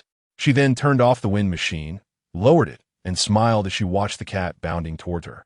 Arms wide open, Wang Wu observed the driver, noting that his attire was not indicative of one who prioritized hygiene. The seat covers were already darkened with neglect, and there were evident stains on his collar and cuffs, even oil marks on his sleeves. Why would such a disheveled individual deliberately wear perfume? To mask his body odor? After Duomi finished speaking, he unfastened the second button on my shirt, and tears of humiliation streamed down my face as I wept softly, rendered speechless. Zhao Qinhang escorted me back to the hotel, and as he left after bringing me upstairs, my door was suddenly knocked upon. I stared vacantly at the smoky end, glancing at my blistered palm, and suddenly felt that Sai Yin was not so bad after all. At least he was far more pleasant than the others. His kiss was domineering and forceful, as if infused with layers of passion that deepened with each moment, nearly stealing my breath away. He was indeed a master of the kiss. Such intoxicating fervor was an experience I had never encountered before. In truth, you never realize that your earnestness is your greatest beauty. Why belittle yourself? Men may admire the vastness of the ocean, yet it is the gentle streams that bring tranquility to the soul. Noticing my despondence, Zhao Qinhang remarked, "Don't even mention him. Those two sons trained by the immortal are no match for this third son." While other families rejoice when their children excel, he finds himself troubled. A burst of flame surged from nearby, revealing Tony's resplendent crimson and gold armor. The bone was accurately severed, the dagger piercing through, audibly cracking the bones. Upon seeing Tang Yin feigning a pitiful demeanor, Tian Ci nodded in agreement to his request. Now that Tang Yin had mastered witchcraft, handling matters was no issue. Yet Zhang Yang and Ma Jie were unaware, and as they listened to the two converse, they were bewildered by the ease with which the opponent's fate was sealed. Alu and I were like living koi, capable of reincarnation and possessing superpowers. Those who drew near us would find riches and their wishes fulfilled. Maurice remarked nonchalantly. Su Weila did not spare him a glance, flicking her meticulously styled hair and raising her chin with an air of superiority akin to a swan as she entered the room. Chapter 51. The Horse Ranch 2 Sister. What a coincidence! And Sheng approached to greet Ning Chu. Upon seeing her, Ning Chu's brow furrowed briefly before relaxing, as she turned to the man beside her. Chu Yao? No wonder Sheng is here. Mu Zhiyuan seemed to have finally discovered Ning Chu's vulnerability. So this is your family's illegitimate daughter, huh? It's amusing how everyone used to say your mother was so adept at raising daughters, training your father like a dog. It seems a bit comical now. Is this your car? Chui Er pointed at the Citroën, unwilling to accept that it was not a remarkable vehicle. Yet the distinction between a sports car and an ordinary one was quite evident. Moreover, in this day and age, having even a modest car like a Pusang was impressive. Luo she made no pretense, sitting down and devouring the food as if she had not eaten in days. Ah, the 8th prince. Upon seeing the 8th prince emerge, the 10th prince felt a profound grievance. His voice, already loud, became even more resonant. You already know? This was the only reason the 9th prince could think of for Mu Ximei to remain unperturbed. At the same time, Bairu was left speechless upon hearing those words. Since that day, Lilada had not made an appearance, and rumors circulated that the Blood Clan had encountered significant troubles. One could only wonder if Lilada was safe. That figure gradually faded away. Her tears flowed freely, unwilling to part from him, her heart aching as if a multitude of ants gnawed at her flesh, drinking her blood and consuming her very essence. Recently, the Yamaguchi family had encountered some troubles, but fortunately, these troubles were merely financial. As is well known, problems that can be solved with money are hardly problems at all. Goodness, Li Dainiu is so kind to forge weapons for them, and, in the end, he must take responsibility. How could this be justified? Zhai Rang fully adopted his suggestion, conquering counties such as Jindi, Xinjiang, and Liang, thus improving the surrounding conditions for the Wagong army and establishing a solid base. The interrogation room was located at the very bottom, the most humid area, while outside its door, the gloomy stone steps wound upward to the second lowest level underground. Before the dazzling jewels, Shui Yin selected a subtly luxurious watch, yet its price tag soared into the thousands. With only 3 days remaining and 3 illustrations to complete, there was a nagging sense of urgency, especially since it took Yingbai 2 weeks to finish a single piece at her peak. A simple remark from the man diverted Han Jinyu's attention, prompting her to hastily adjust his tie. Upon hearing this, the 15th prince immediately broke into a delighted smile, eagerly watching Gu Mingrun, who had already grasped the wine jar, as the clear liquid slowly poured into a transparent crystal glass. Ming Fei donned a black gown adorned with bright embellishments. The lace hem and the subtle patterns on the fabric exuded an air of cold elegance, mystery, and nobility, showcasing her grace. Early the next morning, Lin Ku handed 100,000 yuan to Shui Er, instructing her and Mei Jiao to visit the packaging company recommended by Nan Go and, fearful for their safety, insisted that Ming Fei accompany them. She had just suffered a setback with Lu Dong and was in a foul mood. Now, her words were as wooden as a puppet's. In Lu Dong's eyes, she was a fool, but he did not truly believe that. He was merely blinded by love and now sought to create chaos. To hell with it. Fool. Perhaps it was an expression of her inner fury. It was likely that Yao Yao had never uttered so many profanities in her life. All right, you all stay here. I have an appointment with XIN. After much prideful struggle, she finally arranged to apologize to XIN today. Upon hearing this, the 5 elders and Sha Rong felt as though a bucket of ice-cold water had been poured over them. This was no divine envoy, but a demon. A ravenous demon that devoured without leaving a bone. Yet at this moment, who among them could voice opposition? Chapter 52. Investment after a day of rest. Ning Chu resumed her work, finding it more fulfilling than attending various high society gatherings. Does anyone have differing opinions on the project The Concubine's Legend? This project had come about unexpectedly on Monday when a director sought her out primarily for investment. Though he was not without reputation, the buzz surrounding him was mostly superficial. Every time he trended, it was for his work. As Li Ji's words fell, fury surged, and with each swing of his fist, a bodyguard met their demise. The security department, aside from ensuring the factory's safety, also encompassed inspection duties. Gu Shui was particularly looking forward to the new year, having not celebrated in a long time. In modern times, the festive spirit was lacking, and during the apocalypse, there was no celebration at all. Feng Shi immediately produced a sack of explosive talismans and scattered them on the ground, causing the phantoms of the spiritual swords to scatter in a panic, hastily burrowing underground. The Tian Lang was utterly speechless, unwilling to engage in further trivial disputes with this person. With Yin Shiyu absent from home, Zhao Ruhua did not wish to remain indoors mending shoes and decided to take a stroll in the fields. Feng Shi nodded. If I do not speak the truth, I will feel distressed, as if I carry a burden of guilt. Beneath the branches, a makeshift chicken coop made of straw and weeds held a dozen eggs. Xiao Baidao entrusted the matters of the sect to his 3 disciples, instructing them to await Elder Yin's arrival after obtaining the source's vine leaves. Li Qiang spoke with a calm demeanor, yet his words were laced with deception. He had not encountered such a formidable opponent for quite some time, for he had never faced one at all. However, the circle behind him represented an absolute supremacy in this regard. Should the adversary opt to leave a tank to defend the base, Bu Hui could easily handle alone. If 2 tanks were left, in conjunction with 2 AMX 1390s, Bu Hui would still prevail. Marta, do we eliminate these individuals? Shan Nan inquired, observing the stunned customers and waitstaff within the establishment. Their transformation into beast-like forms was distinctly identifiable, and any inquiry by the beast camp regarding their whereabouts would lead to exposure. Just as he finished speaking, Long Xingyu suddenly moved. Stepping forward, a silver path of light materialized, and he vanished in an instant. Within the confines of such a formidable magical pressure, even his sister was slightly hunched, beads of cold sweat forming at her temples, a consequence of his effort to alleviate the burden that rightfully belonged to her. Yet, the man before them remained unfazed, not even displaying the slightest discomfort. In that moment, Wu Yuanxin and the other young gentlemen felt their hearts race. But they remained oblivious to Xiao Feng's true identity. Huang Fuxiong let out a piercing scream, his eyes reflecting the image of Du Xen being cleaved in half by a sword, and his face flushed with rage and sorrow. As he beheld the swirling vortex around the purple-gold divine dragon, akin to a tornado, Li Qing took flight, retreating deeper into the tidal pool until darkness enveloped him. Only then did he descend, slowly settling into a meditative state, fingers weaving through the cultivation gestures.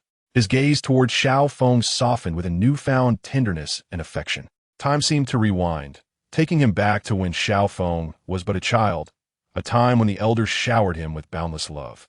Lu Guofu's face turned crimson as he steadied himself, his arms trembling. This time, he was truly serious. Before she could kick the door open, the Starry Palace by Xiao seemed to anticipate her arrival, opening the door first. After her death, Su Yunting did not even provide her with a grave, instead allowing the servants to wrap her body in a straw mat and discard it in a mass grave. Gu Yumao, pushed out of the room, felt a wave of panic. Unable to hold on her family, she was lost as to where to go next. Chapter 53. Are you looking to invest? The budget for Love Contract was quickly calculated by Director Zhang. Indeed, The reality show was entitled Love Contract. Ning Chu perused the list of invited guests and observers, finding their appearance fees exorbitant. Are there no more affordable participants? Our company truly lacks funds. Must we invite such high-profile celebrities? To the north of Guangping County lies the Zhao Kingdom. Upon founding, Emperor Liu Bang instituted a dual system of command, extensively bestowing fiefs upon both relatives and non-relatives. However, the non-relatives, not being Liu Bang's direct descendants, soon faced extermination after a few years of power. Undoubtedly, in the time ahead, monsters would not serve as the primary obstacle to players' progression. Rather, the conflicts among players would prove to be the most perilous and significant threat. As the Star River Sword spirit strengthened, the energy and vitality required grew increasingly immense, draining Lin Chen's essence with each encounter. As anticipated, the second young master of Qingzhou dismissed him entirely, regarding his actions with disdain. Little did the second young master realize the true capabilities of Mutai. The formation of the heavenly fire array outside conjured a terrifying vortex of flames, warping space and distorting airflow, akin to a colossal beast poised to devour the Thunder Seal hole. With no pursuers in sight, Duan Yu understood he had successfully evaded capture. Under such duress, the adversarial True Saint's eyes glowed crimson, simultaneously defending and mercilessly slaying the captured Dong Huangchu and others. The town of Taiping was expanded during the reign of the Divine Sect. In the 5th year of Taiping Xinghua, Emperor Taizong halted there during a pilgrimage to Mount Tai and subsequently renamed it Taiping Town. Yun Yisio Bilfewil to Beiminkun, Yun Wudingis Lahotestoth. In a divine sense enveloped a certain direction within the divine martial sect. At the first city wall of the heavenly palace, just as Cha Ba believed he could seize the heavenly kingdom effortlessly, 2 uninvited guests arrived. To prevent this matter from implicating Zhao Yuping, the former Zhao clan's lineage faced extinction within the palace. Due to Pu Cha Baolin's kindness towards him, he had no choice but to boldly seek assistance, to which Baolin obliged without hesitation. His voice, like that of every man in love, was gentle and affectionate, his gaze deep and lingering. By the way, Yin Qing, how are you at Yin Jing University? Do you have any plans for tonight? I inquired of Wu Yanqing. Jing Yi pondered before replying to Du Rufeng. We can provide you with everything you desire, but first, I must ensure the children's safety. Can you guarantee that? Get to the point. Ziqi interjected, shooting a sharp glance, causing Suya to become subdued. Wu Ai gritted her teeth, seemingly engaged in a tug-of-war with the oversized rodent. A swift kick sent pain shooting through her foot as her energy surged towards the creature. They may be heading for divorce, Zhou Mingjian said, gazing out at the scenery with a detached tone. The explosion of the gun triggered the bombs on the assassins, resulting in a tremendous detonation within the secret lair. Fortunately, this was a corner, and I used my iron frame to shield my brother from a blast. Sorry. Brother Zhang, I didn't mean to crash. I truly didn't see your vehicle. I'm running late. I must hurry. With that, I waved frantically at Zhang Wu and rushed towards the hall. The furnishings in the hall were predominantly dark, with the chandelier casting a warm, sunset hue, creating a cozy and inviting atmosphere that naturally encouraged relaxation. Chapter 54. I will invest in you. This is our project manager. I'll let him explain, said Director Zhang. This is President Dantai, the owner of Chaoyang Group, and over there is Assistant Zheng Cheng. Director Zhang nodded, greeting President Dantai and Assistant Zheng. I am Zhang Ke, a director, and I proposed this project. Suddenly, as he mentioned the owner of Chaoyang Group, Director Zhang's pupils constricted, his heart racing, and sweat beading on his forehead as he stumbled over his words. Jiao Yun scoffed dismissively. He said, stepping aside to allow Lan Yuyen to enter. The members of the Nye family were momentarily entranced, their eyes widening as drool trickled from the corners of their mouths. Upon hearing this, Guan Danny exclaimed, "It increases the soul master's progression, but such items are exceedingly rare, typically at least 6th-tier elixirs. I never expected this would be a 5th-tier pill that boosts other success rates." However, the matter at hand was of utmost importance, and Guan Danny needed to verify the information. Is he truly a zombie? How could that be? Cold Sword Rain stared at Brother Yi as if he were spinning a fantastical tale, and the others in attendance shared his bewilderment. Yao Yi pulled the blanket over her head, yet her ears remained keenly attuned to Li Hongtai's every move. observing how composed Zheng Li was. She wondered why she was fretting over trivial matters. Di Yun and Bing exchanged glances, speculating whether the poison lay within these pills, causing old Master Tang's demise. This revelation startled Di Yun. He had assumed someone like Yi Bing would be too proud to heed his clues. Yet she listened, and, feeling a sense of pride for having discovered this lead, he felt validated in sharing it with her. Feeling the intense scent of blood emanating from Ye Chun, the scarred-faced man's eyes glimmered with avarice as he excitedly declared, swiftly charging towards Nye Chun with his blade. "No, even in death, I shall meet my end alongside you." Tears streamed down Yun Fian's face as she pressed her cheek tightly against Yi Ji's back, terrified that even a moment's release could lead to an eternal farewell. With a month remaining until the auction, news of the Minglong auction house had been confirmed. A multitude of martial heroes and esteemed sects were flocking to Xinchi City, resulting in daily skirmishes over lodging. The villagers, accustomed to gathering firewood at the foot of the mountain, found the trees there stripped bare over time. In desperation, several robust men from the village resolved to ascend the mountain, bearing the hopes of their entire community. Bien K sighed, aware that despite Tian Yi's considerable talent, mastery of any craft cannot be achieved without diligent practice. It is not merely a matter of saying it once to yield results. The constant flattery towards the young prince of the royal court, complying with his every whim, was all aimed at eliciting those very words. Yet Xinguan appeared unfazed, calmly enjoying his meal. As the food dwindled, I felt my brow furrow with concern. Earlier, he had remarked that those fellows profited from divination, and now, walking in, they would surely have their eyes fixed on the two of them, causing trouble if they remained too close to the statue. A low growl escaped Kai, his body radiating a brilliant blue light, unleashing an unparalleled and suffocating power. Wang Qidian and Shi Wei hefted their backpacks, trailing behind Nangong Yin, ever watchful of their surroundings. Just in case. Seeing that Luoqi was hesitant to extend her hand, Lianhua took the initiative, grasping Luoqi's right hand firmly. "That scoundrel! Watch how I deal with him." Yang Fan slammed his fist onto the table, seething with anger. Chapter 55. Infuriated Dantai glanced silently for a moment. He too was unfamiliar with such matters and could not offer sound advice. "It's fine, I have investments now. Thank you," Ning Chu replied. "It's getting late. I must return." Dantai rose to accompany her outside, and upon hearing the commotion, Zheng Cheng hastily followed suit, with the others trailing behind. Upon exiting the dining hall, Zhang Ku and Luo Rong took their documents and hailed a cab home. The wind was brisk that night. "You've lost." Standing before Chunri, she raised her chin and gazed down upon him, finally voicing what she had long wished to say. "So he is not writing anymore? Brother Zhang, I don't understand. How does Cui Hao's poetry impede him? Can't he just write his own?" Zhang Qian remarked. However, her abdomen ignited with fiery intensity, and beads of sweat streamed down like a rushing stream. Truly, half a chili pepper could be lethal. Upon witnessing the collapse of my great-grandfather's home, Wang Xiaoyu rushed over in a panic. He called out twice, and, after a moment, my grandmother coughed from inside and replied. Wang Xiaoyu immediately urged his family to begin digging, even discarding his cane to lend a hand. This is the nature of our American government, always stirring trouble, creating chaos, and relishing in discord. So feel free to criticize. We hardly care, Shirley remarked, a hint of amusement in her voice. Zhong Jingjin found it rather humorous.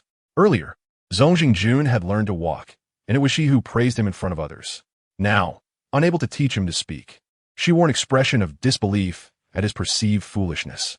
With one son, the expectations and standards seemed ever so numerous. My great-grandfather, witnessing the old man weep heartbrokenly over the loss of his child in old age, softened and promised to ferry the father and son across the river. However, after his promise, trouble ensued. It was indeed deceptive how Jiang Xiaoyou's wrinkled work attire made him appear as nothing more than a laborer at the bottom rung of society. "Mr. Zhang, what is the meaning of this? How did this martial manual come to be in your possession?" Li Zhentang in Kira Bawildath. "And you, Granny's son, being an elder in the palace, why do you act so recklessly? Do you wish to leave Huamu Palace?" Naturally, Ing Jiao was of the dragon lineage, and should he be refined into a spirit, his might would surpass that of an ordinary spirit. Yet, once he became a spirit, it would necessitate extracting his soul and refining the spiritual weapon. Yin Qing Gru departed, not heading directly to her bedroom, but rather settling in the living room, turning on the television and idly flipping through channels. Carrying one in each arm seemed relatively normal, but with one on his back and another on him, one could not help but think of other implications. Yi Yanqing did not hesitate to drink deeply, fully aware that if Deng roughly wished for his demise, he would not resort to such convoluted methods as poisoning. "Haven't you been here before?" Lu Gan silently lamented, but seeing Lu Cheng's demeanor, he knew persuading Lu Cheng to return to Kunyang was utterly futile. Thus, he hurriedly laid out his plan in detail. Crossing the moat, they arrived at the East Palace. Although it was still daytime, an eerie silence enveloped the place, unsettling in its stillness. The two sat quietly, surrounded by gentle breezes and ethereal clouds. Lush greenery and verdant foliage abounded, with the occasional melodious crane called drifting by, reminiscent of an ethereal realm, filled with celestial essence. The colossal beast, entirely snow-white, breathed steadily, its slumber serene, undisturbed in the slightest.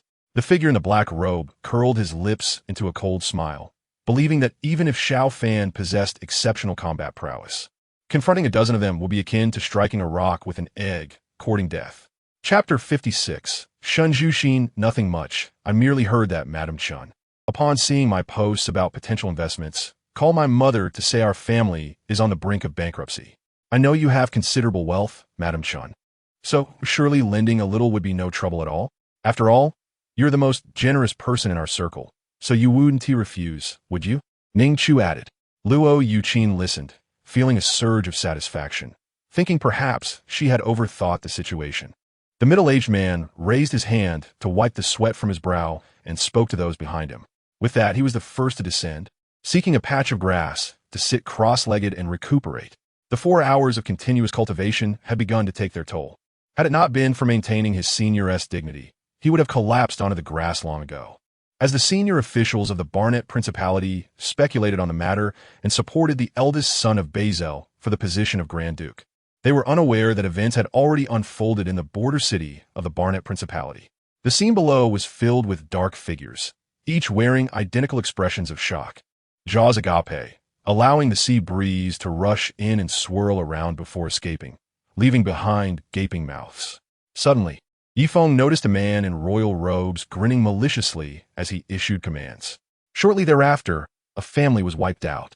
The young man in the yellow robe cast a glance at the family, known as the Yi clan. No, his niece Su Sierra raised her head, her large, watery eyes blinking innocently. Of course, securing the barbarian king for our group would be even better. Ingxi was confident that the current circumstances left no room for the barbarian king to resist. Rising, Yifeng hastily purchased some breakfast before returning to his room. He had just entered the 5th level of qi refinement and needed to solidify his foundation before truly harnessing his power. "You wretched shrimp dare to threaten the river god?" Beiku exclaimed in indignation, her delicate voice betraying a hint of authority. Duan Xiao produced the fully automated alchemy machine, instructing Zheng Xiao to concoct the necessary elixirs and potions, as they were soon to explore the central region, and preparations were essential. At this moment, within the thatched cottage, an exceptionally pure voice resonated, imbued with profound strength. The old practitioner from the Wujiman let out a cold snort. If you lack the ability, refrain from boasting. After uttering this, he turned with his fellow disciples and departed. If he could return to Bianjing, Fu Diqing would undoubtedly relay everything here clearly to Emperor Guorong. Today, the Lingnan region is evidently no longer the wild land it once was. After Chang Wei finished speaking, he reiterated the precautions he had previously mentioned, evidently taking care of the 2 newly arrived disciples. Xiao Yu's expression shifted. Previously, Ziyin had mentioned these 2 words to him, and now the demon lord echoed the same sentiment. Although his nature was stubborn, he prided himself on humility and knowledge, wondering how he could be associated with arrogance. The foreigners were somewhat unclear about the hierarchy of Huaxia, their expressions barely fluctuating, with only Sanjing Shupei from Japan revealing a look of astonishment. By the time Lin Yang had absorbed all the demonic energy, another 30,000 years had passed. At this juncture, in the realms of gods and demons, only a single Xianyuan clan member and 1 demon general remained. No others were left. With the absence of spiritual energy, the longevity of gods and demons became limited. After tens of thousands of years without dying in battle, one should naturally succumb to old age. As the passage descended, the space expanded. This subterranean cavern was situated above a vast expanse of magma. Under the watchful gaze of the crowd, Wang Min suddenly realized her blunder, wishing to retract her previous words immediately. As usual, Gu Guaning inquired about the children's studies one by one. It was time for Yu Jia. Gu Guaning's expression grew somewhat indifferent, yet she still opened her mouth to inquire. Chapter 57. The contract Shinjushin, there is no such information online. Ning Chu was taken aback for a moment and said. Shinjushin shrugged, remarking that outsiders could never know. She did not want her daughter to be harassed. All right, whose child is that? Shinjushin responded, a scoundrel's, not worth mentioning. Ning Chu, seeing that she was reluctant to elaborate, did not press further. A contract can certainly be signed. After all, I value your talent. As long as you can create value for the company. It does not matter whether you have children or not. A sudden explosion erupted, an overwhelming force swiftly emanating, as the violent martial power surged down like a torrential force. Terrifying to the extreme. General, I have arrived. Upon regaining his senses, Li Honglie joined the fray. With his involvement, Bai Zishi gradually found it difficult to cope, retreating as he parried their weapons. Zhang Laosher's long howl shattered the heavens, exhausting the last of his strength, his body crashing down heavily, his hollow eyes filled with unfulfilled resentment as he departed this world abruptly. No one could fathom the agony of waiting. Previously, he could pass by the palace road on the pretext of attending court and encounter him. These days, he was recuperating from injuries and had not attended court, rendering him unseen within the palace. Lord Chu, a troop has appeared ahead and is rapidly approaching us. Yang Xianghua was about to question why there were no ambushers when someone came to report the situation. What is the final step? Li Shimin asked anxiously, wondering how he could rise swiftly. Today he must ensure the safety of He Xuanning. Even if not for her, then for Shang Mujian. And even if not for Shang Mujian, then for Jier. In the fields outside Yangsheng, the golden rice paddies stretched like a vast ocean. The gentle autumn breeze caressed, deepening the golden hue of the rice until it transformed into a dazzling expanse. Lin Kai remarked, you can not only see ghosts but also many, in abundance indeed. Just as he spoke, a chilling wind swept through, various spirits drifting from afar, their cries echoing incessantly as they gathered here. Lu Tianxiang's guess was not amiss. Among the three, the first to strike was the man, and his initial move made Lu Tianxiang sense an equivalent strength, indicating that such power was far from ordinary. While changing shoes, Su Wangqing heard his words, turned her head, and regarded him with a look of disdain and contempt, saying, fearing he might fall, he, like other fathers, followed behind his child, protecting him and instilling a sense of security. Lu Yitong felt a pang in his heart. This was the first time he experienced the bonds of emotion since arriving on the primordial star. Looking at his tearful grandmother, Lu Yitong was at a loss for words, simply nodding heavily as a response. The others understood they could enhance their strength. They no longer cared about anything else, lying on the ground, glaring intensely at Lu Yitong. However, seeing the multitude of people coming and going, she chose to remain, busily attending to matters in the background for an entire afternoon. He smiled widely, his face radiating charm, and Su Chao had no choice but to agree to take him along. Curiously, at that moment, he felt his mind foggy, filled with negative emotions. Yet now, upon reflection, he found even that slight anger had dissipated. I share the same sentiment. For the tribe, I too would lay down my life. Li echoed from the side. Suddenly, a vortex gradually ascended amidst the light ahead, wielding a powerful attraction that drew Ling Yunfan and Sheng Lanyan closer. As this season progressed, unless a player ranked high on the MVP leaderboard scored over 100 in consecutive matches, it would be challenging to compete with Harden. For many years, the six-eared macaque had diligently trained, later receiving the blood of the chaos demon ape from Wuyang, which significantly enhanced its strength. Chapter 58. Is she going? Meanwhile, Luo Yuqin chuckled, wondering how she would respond to being labeled a pauper. Who is truly the pauper here? Lacking even 50 million. Zhao Chunlan claimed she received much from the Dantai family. If she truly did, how could she lack even 50 million? Yet if she had received nothing, the Dantai family must be exceedingly stingy. After all, it had been a year since the wedding, and previously, it was said that Ning Chu was exceptionally obedient, placing her husband above all. How could she divorce and end up with nothing? Tsk, tsk, tsk. Beyond the endless expanse of time and space lies the pinnacle of divine artifacts. Aside from the creation jade plate and the Pangu axe, all others belong to traversers. With the plan succeeding, Lu Jin wasted no time, galloping towards Bama's city, soon entering the city. Those who obtained these 5 tokens could challenge students ranked outside the elite class after the final competition concluded. Upon successful challenge, they would directly acquire that student's ranking, causing all subsequent students' ranks to shift down by 1. Based on the current excavated information, it can preliminarily affirm that their judgments were largely correct. However, the more pressing dilemma is whether we should remove the 4 soul-fixing stakes and release the vengeful spirits, or should we find a few new willow sticks to reinforce them? He had seen Naruto's past memories. Although Naruto deliberately concealed his death from him, Jiraiya still inferred certain things. The 3 were taken aback, since entering the realm of immortals. They had never encountered such a situation, unsure of what it signified. Would the auspicious beast appear?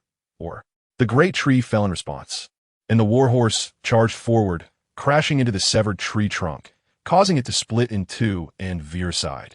Much to the delight of the guards, following Zhang Fei and others as they swiftly charged out of the gorge. This battle was crucial to Zhang Fei and Cheng Yu's conspiracy. Thus, he was extremely cautious, daring not to show the slightest negligence. Among the trained scouts adept in mountainous reconnaissance, Zhang Fei led 100 men, while Guan Yu and Lu Jin each commanded 50. Moreover, if my beloved returns with any injuries or dissatisfaction towards any of you, you shall annihilate his entire clan to appease him. If you do not, I shall annihilate your entire clan for his sake. Today, I shall write only 2 chapters. As I am currently engaged in the College Students' Voluntary Return Home Initiative and lack the time to write. Tomorrow, I shall see if I can manage 3 chapters. I ask for your understanding, dear brothers. A moving dragon horse glanced at the golden light in the corner, with the afternoon's sun casting short black shadowy patches. He swallowed nervously, trembling as he extended his hand, feeling an overwhelming discomfort. It does have some effects, enabling communication between humans and elves. Those who form a contract with elves can also gain a portion of their abilities. It appears that your elder brother and second brother have grown rather taciturn. Zhaban Yang remarked with a smile, her gaze flitting past Gowen before settling once more upon Silahai. By Yifei, extending his mental prowess, detected the presence of 2 tidal Duluos several kilometers away, likely Serpent Spear and Porcupine. Furthermore, while a massive armored army poses a formidable challenge for the Grand Sorcerer, it serves as a source of necromantic material for Mephistopheles, who reigns over the eternal underworld. Sanshu A. Lingxin observed the man's silhouette, arms outstretched, as he strode forward, silently embracing the air. This signified that the Academy must prepare an additional first-place prize for the upcoming assessment of new students. Since you seek your demise, I shall gladly escort you on your journey. Qin Zheng's thoughts coalesced, and the flame transformed into a colossal fire dragon, hurtling toward the herbalist. A booming sound erupted, as flames and thunder intertwined, igniting a blinding light that left some spectators in a daze. However, Yi Xianxian hesitated to take risks. Regardless of her trust in the Liu and Zhao families, the presence of the El and Yi clans was already precarious enough. She wished to avoid trouble. Chapter 59. After Luo Youqin's departure, several men approached Ning Chu, expressing a desire to make her acquaintance. Ning Chu declined them all. For her purpose in being, there was not to meet men, but rather due to Luo Youqin's loan. Moreover, she intended to leave shortly. Chen Yisin was also invited. Initially reluctant, she was persuaded by her father to mingle with peers, lured by financial incentives.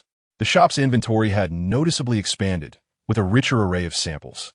Yet it still appeared monotonous and inadequate. Just as she finished her thoughts, a new multi-fruit appeared in her hand, confirming that her threat to her master had proven effective. The bullets from the Yu army stirred up clouds of dust as they struck the earthen embankment. As Han Zenin approached Jiang Chun, the figure enveloping him had grown to over 10 feet tall. Olgor remarked, "This should be the latest model of a space-based kinetic weapon. The Americans have been clamoring for 40 years without success, yet we have quietly achieved it." "Well done, Orochimaru," the young man replied with a smile, observing the eerily still medical room. Dongfang Chunsheng began to feel impatient, both due to his nature and fear of the Liu family's pursuit. Had he not been an old acquaintance of Cheng Lao, He might have suspected this person was sent by the Liu family to deliberately delay matters. Unexpectedly, despite several attempts, Jiang Chun remained alive, even reaching a point where his flaws were exposed. Yang Yi chuckled, noting that Caruso, being a substitute, lacked practical experience. Had it been Kobe, he would surely have drawn a foul from towns. After replying to a message, Su Yanting informed Ye and Yang Yang that their father missed them and would return to celebrate the new year together. In reality, they had only just arrived, as the paparazzi had sent the news, and this was merely to suppress Lin Yuer's influence. Su Yu glared at Chun Jian, feeling increasingly agitated, recalling the words and suggestions shared by Qiongxi's younger cousin. Liang Jia, not hearing clearly, uttered an ah, prompting Liang Qingli to fall silent, but secretly envy Su Yanting. Why was there such a disparity in their experiences? Li Zhaoji nodded slightly, feeling an instinctive affinity for Hong Kong's architectural design firms. The visual renderings were satisfactory, which pleased him somewhat. Of course, if anyone insisted on arguing that Tottenham should not employ a defensive counterattacking strategy against Arsenal, but should instead engage in a direct confrontation to showcase their true caliber, George could only respond with a chuckle. Why did you buy meat when we have vegetables at home? I'm still curing the pork that Ian brought back for the new year, Tang Xiaoyan said, somewhat smugly. For Song, several ships were prepared, laden not only with food, but also a multitude of trade goods, and the era's most easily transportable hard currency, salt. Liu Boyan's expression was one of sheer astonishment. He had never imagined that what he considered a master designer's work would originate from Su Liqing. On another note, had the FA not been so conservative and short-sighted, the 22 English League clubs would not have banded together to break free from the FA's control, determined to establish the English Company and English League independently. Moments later, Liu Hongjuan's soldiers turned in disarray, taking large strides backward. Faced with such an insurmountable force, their fighting spirit began to crumble and collapse. When Jiang Hu and Zhang Li arrived, the private room was already abuzz with animated conversation. Listening to the familiar voices within, Jiang Hu felt as though he had been transported to another world. Chapter 60. The words domestic abuser and kept man were audaciously uttered. Would Ning Chu be learning to emulate the hedonistic youth of today? Ascending to the third floor, the trio reached the balcony and soon witnessed fireworks ascending into the sky, bursting forth in splendid radiance. Ning Chu noticed many people below on the lawn, gazing upwards at the display. She suddenly spotted what appeared to be another vehicle arriving at the entrance, uncertain of who had come, and arriving rather late. Chun Yisin navigated through the crowd and, with a subtle lift of her lips, revealed a piece of stationery that displayed not a single word, but merely a drawn face sticking out its tongue. Voya, I hereby punish you to reflect in the side courtyard for a month. Without my permission, you are not to emerge. The right minister declared sternly. Mummy, Jean Yin murmured softly, and upon sensing her mother's presence, her furrowed brow relaxed slightly, a smile gracing her face. Ashio, in the future, when encountering such reckless individuals, do not hesitate to be firm. The more courteous you are, the more they will press on, Li Kong advised Ashio. Sheng Yunfei was well acquainted with the Sanlian society, as its former stronghold had been in Fengtai, near Danhe. However, Sheng Yunfei had not kept abreast of these developments.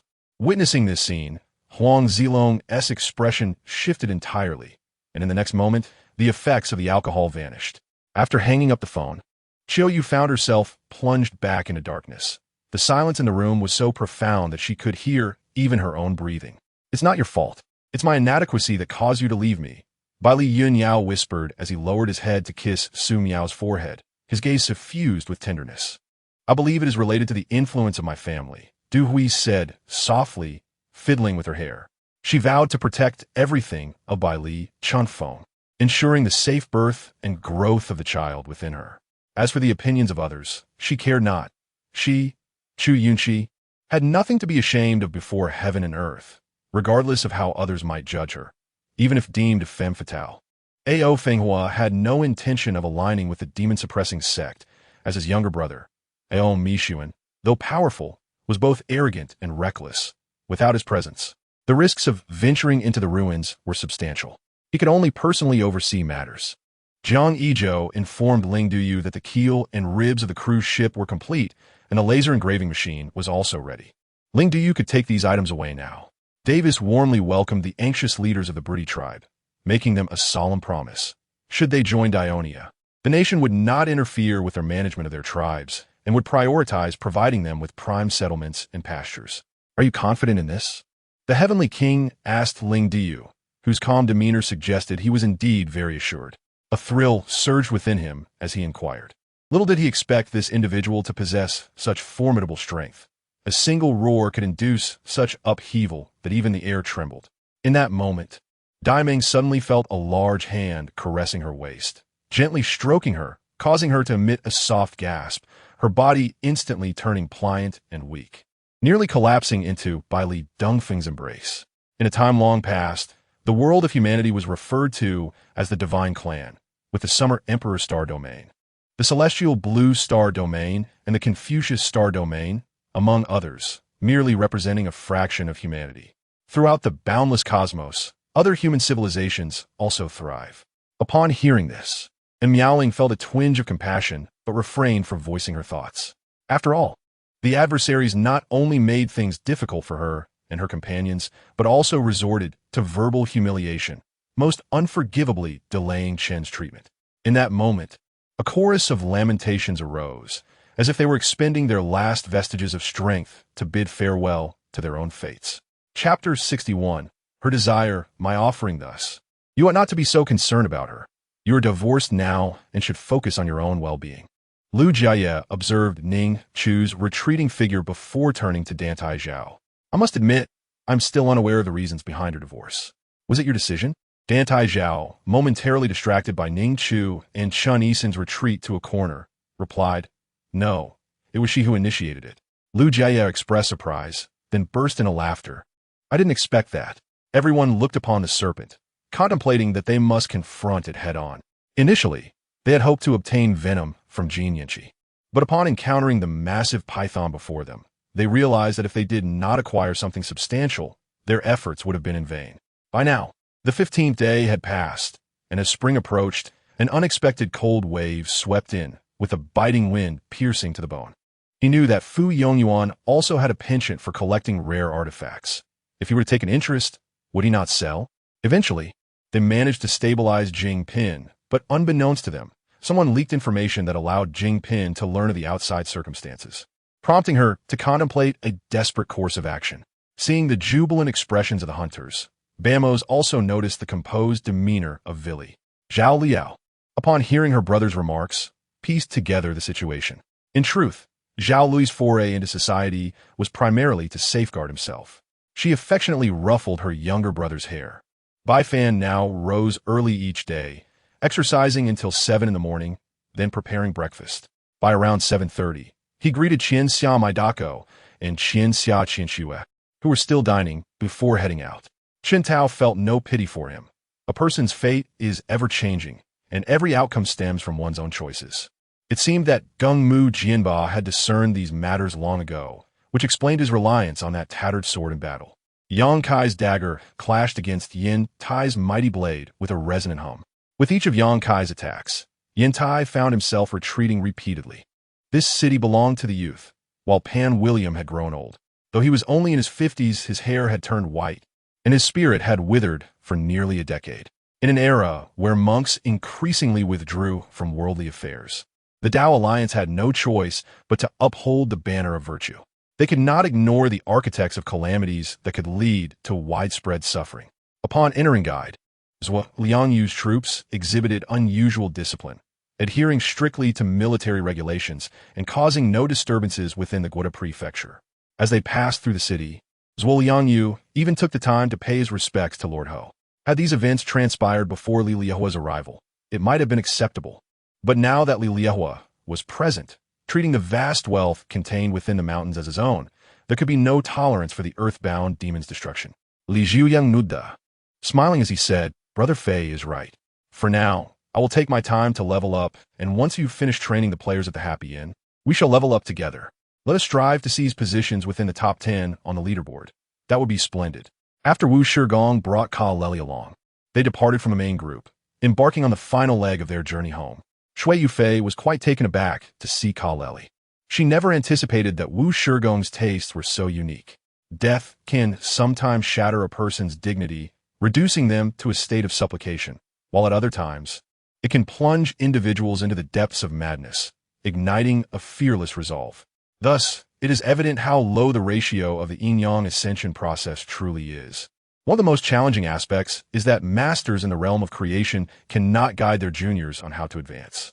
Conversely, the Pill Alliance, amidst the turmoil within the alchemical families, maintained a notably low profile, refraining from exacerbating the conflict, choosing instead to focus all their efforts on revitalizing the Pill Alliance. Chapter 62. Ruan Shimian's divorce after Ensheng's departure. Luo Yuqin beckoned everyone to gather for refreshments. Yao Yinwei, unable to press the issue further, resolved to investigate what her fiancé had discussed with that insufferable woman.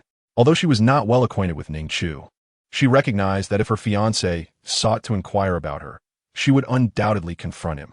As for that illegitimate daughter, she exuded an air of seduction, clearly intent on luring men. An elderly woman rushed down from the upper floor, exclaiming in agitation, "Who is so unruly as to cause a commotion in the hall, making such a racket?" The fierce sword strikes descended upon Qin Xiangdong like thunder, leaving him appalled. With a wave of his hand, a beam of black light materialized. Brother Fan, Brother Mang, attempt to enter from the outside and experience the effects of the formation. Hansia instructed. He was a soldier clad in camouflage. Yet at this moment, he had transcended the definition of humanity. For tails behind me began to whip about, shielding me from numerous robotic strikes. Yet each tail bore fresh cuts, sending waves of pain coursing through me.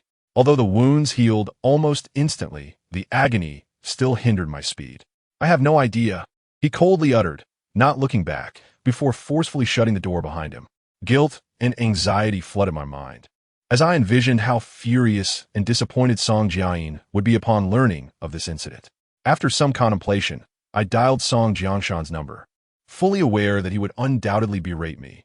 Yet I accepted that I deserved it. "Understood."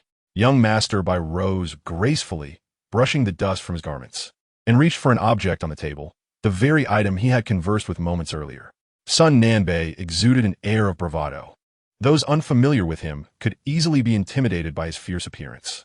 Looking at him, my cousin's face paled, but after a moment of silence, she pointed a finger at me, chiding me for my ingratitude and declaring her intent to see how I would handle her. We naturally desired this arrangement, for if our true purpose were discovered, it would lead to complications. Having them act as a shield would indeed facilitate our endeavors. The Marquis shook his head, stating, "Of course not. Today, I must ascertain where Huiyin has gone. Now that Huiyin has gone to meet his master, let us seek out Jingwu, for he must know where his master is." With that, the Marquis and Li Yunhui returned to the villa, ascending directly to Jingwu's quarters. Jiangde rubbed his forehead, realizing he had indeed neglected to instruct Wang Ming to secure this area, preventing outsiders from entering freely. Thankfully, these mischievous children had identified the issue. Otherwise, should outsiders witness the situation, it would have been dire. Bai Sun had been enduring considerable hardship lately, although the beasts were of a higher realm. Their meat was exceptionally tender, rich in flavor, especially when paired with Bai Sen's special sauce. It was simply exquisite weight. I seemed to have digressed. A cascade of names overwhelmed Jiangde, nearly causing him to faint. He had always detested unruly children, and now he felt an even stronger urge to expel them. The giant crocodile, its tail severed, became increasingly ferocious, and Bai San experienced a moment of reprieve, feeling somewhat better before charging once more at the crocodile. Meanwhile, news regarding the Divine Lord had proliferated, saturating the media. Following yesterday's eruption, today's events were even more terrifying and fervent, inciting a frenzy among netizens. Kai Tao heard the deepening breaths as he contemplated the dream of the 16 prefectures of Yin and Yun, a vision cherished by all ambitious individuals of the Song dynasty. Though Kai Jing might not witness its realization in his lifetime, there remained a glimmer of hope for Kai Tao. Zhao Yun, from a distance, observed Lu Kuei emerging with ferocity, issuing orders in silence, and mounting the steed of the racing dragon, brandishing his gleaming silver spear as he re-entered the fray. Chapter 63. The Rebellion Period. Ning Xingxian received a call from Assistant Song Qingyong, expressing interest in a project from the Ning family and suggesting a meeting. Ning Xingxian, who had been troubled by the situation, was pleasantly surprised by this unexpected outreach. "Of course, let us meet and discuss," he replied. a smile deepening the creases around his eyes. After hanging up, Ning Xingxian called Zhou Erqin, who was then engaged in her own affairs. The magistrate of Guangzhou, upon hearing the severity of the matter, immediately took it seriously, dispatching a contingent from the Yashuai department to quell the unrest. This was a temporary troop allocation, requiring no formal military rank, yet with the king's edict and the magistrate's order, they could mobilize these forces. A mineral rich in spiritual essence, referred to as Ling Yuan, could be extracted by practitioners for cultivation. As the vanguard of the expeditionary army prepared to settle, they suddenly received urgent intelligence from the scouts ahead. Furthermore, Su Yuanzhua frequently interacted with local gentry and officials, engaging in a battle of wits and maneuvering through bureaucratic entanglements. Lin Xiaoju gazed at her hands, reflecting on the lives she had taken, including 2 unborn children. What do you think? Do you believe I would shy away from America? Lin Yu pondered, feeling a surge of frustration. Rarely angered, she found it unbearable to be evaded by the boy she admired for 3 continuous months, especially since he remained oblivious to Lu Heng's reasons for avoidance. Commander, I assure you the mission will be completed, Li Bing shouted as he turned decisively to leave. He still held the Hongming Creation Tower, a final trump card. Though it was a heavenly treasure he could not fully command, his fate was sealed. 8 strong contenders have emerged. The announcement echoed, allowing the selection of the initial 8 attributes. Ultimately, I drew a comprehension of 3, strength of 2, constitution of 1, and agility of 2, a decent outcome, albeit modest compared to the initial values of the formidable Xiong heir. Wang Jie was taken aback, observing a patch of white bone in Lin Feng's palm, astonished by its formidable defense. The expression on Blood Yin's face gradually transformed, his gaze fixated on the panicked crowd within the Blood Ming shield, his eyes gleaming with a predatory light.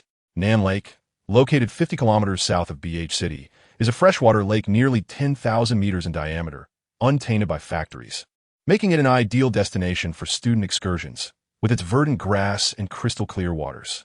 Without a modicum of talent for acceptance, one would inevitably succumb to despair. This was no ordinary contest, and only those who had attained the rank of martial sovereign could endure. Logically, Nan Gonglin's sudden interference in the competition warranted immediate restraint. Thorny grass transformed into 4 serpentine vines, coiling toward Lin Feng's limbs, a common plant-based ability among stellar cultivators. Bai Yinshi, with her carefree demeanor, believed that any practice was beneficial, and if these individuals needed training, they could simply follow along.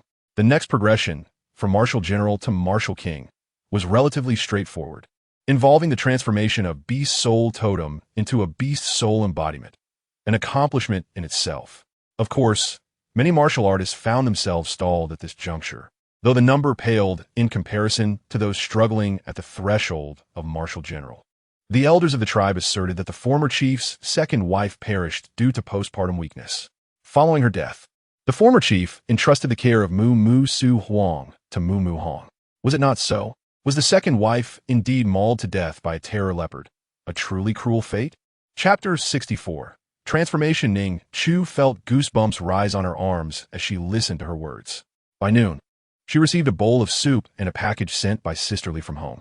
The lady instructed me to bring this to you, Sisterly said, clearly concerned for her well-being.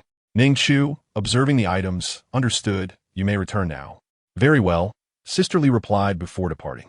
After opening the food container, she contemplated the implications of the Sun and Moon continent's emergence, suggesting that this world diverged not only in material form from the primary door realm, but also in its timeline, rendering any occurrence therein unsurprising.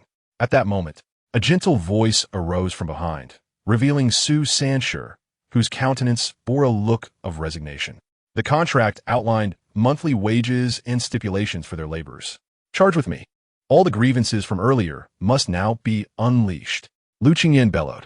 Naturally, everyone hoped to regroup, aiding the half-destroyed guild in defeating the main force of the ruined guild. Rather than mere assistance, it served as justifiable grounds for their involvement in the division of spoils. Mid-sentence, Li Tianyun abruptly fell silent as Li Wanner gently tugged at his sleeve. Rong, with a delicate grip on the hidden message, pondered what circumstances compelled the Jiang clan to act so recklessly. Lu Chang ultimately approached Malachi with a forced smile, all while gauging Luo Tiang's reactions. Despite the flames of anger raging within him, his exterior remained composed. Lu Yingping felt emboldened, confident that Xiao Lu lacked evidence to confront him, allowing him to stall for time. They had witnessed Luo Tiang's triumph over the leader of the Ying faction, subsequently rescuing all. Moe Weiyu refrained from questioning.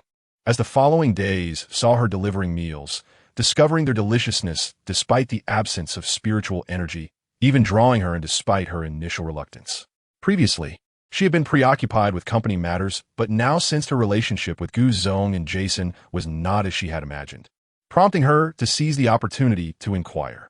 He had been contemplating whether, had he insisted on Jiang Yuanjun bearing the child, their bond would remain intact today.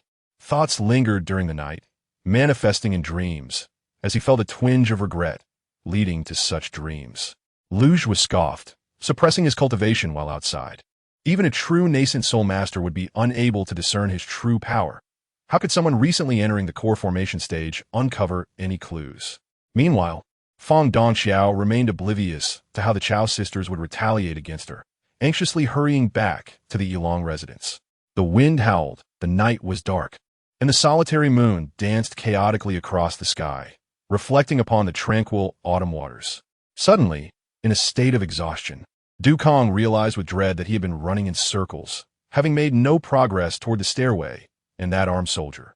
This situation became increasingly apparent, as villagers remained uncertain about the origin of the purple light, which appeared sporadically each night without any discernible pattern. In an instant, he appeared beside Fang Dongxiao, draping a splendid crimson and gold cloak over her shoulders, fastening the ribbons with care before sitting beside her and lifting the jug of wine she had gifted him. I settled into a nearby armchair as Amanda poured me a cup of hot water and took a seat in another armchair. Chapter 65. Assassination. Some suggested that they could simply terminate the contract and compensate, then invite another team. Others argued that the current live broadcast was doing well, and changing personnel might lead to viewers abandoning the program in confusion. Ning Chu observed their quarrel and sent a message to Dantai Chao, informing him that she had not yet finished work and asked him to come to her home, assuring him that she would have someone let him in. After a brief pause, she noted that the argument had persisted for 10 minutes. The water creature, despite its injuries, was recovering at a visible pace, though it required a considerable amount of stamina, as the energy absorbed from the heavens was insufficient for such a vast replenishment. Mr. Li, do you know who you were speaking to? The gambling lord's brows furrowed in anger, his eyes glinting with cold fury. The atmosphere grew tense. Those present turned pale, afraid to make a sound in the face of his imposing presence. The Queen's expression darkened, and she nodded silently before turning to leave, though her embroidered shoe caught on the threshold, causing her to pause abruptly. The demon clan showed no signs of panic at the death of their kin.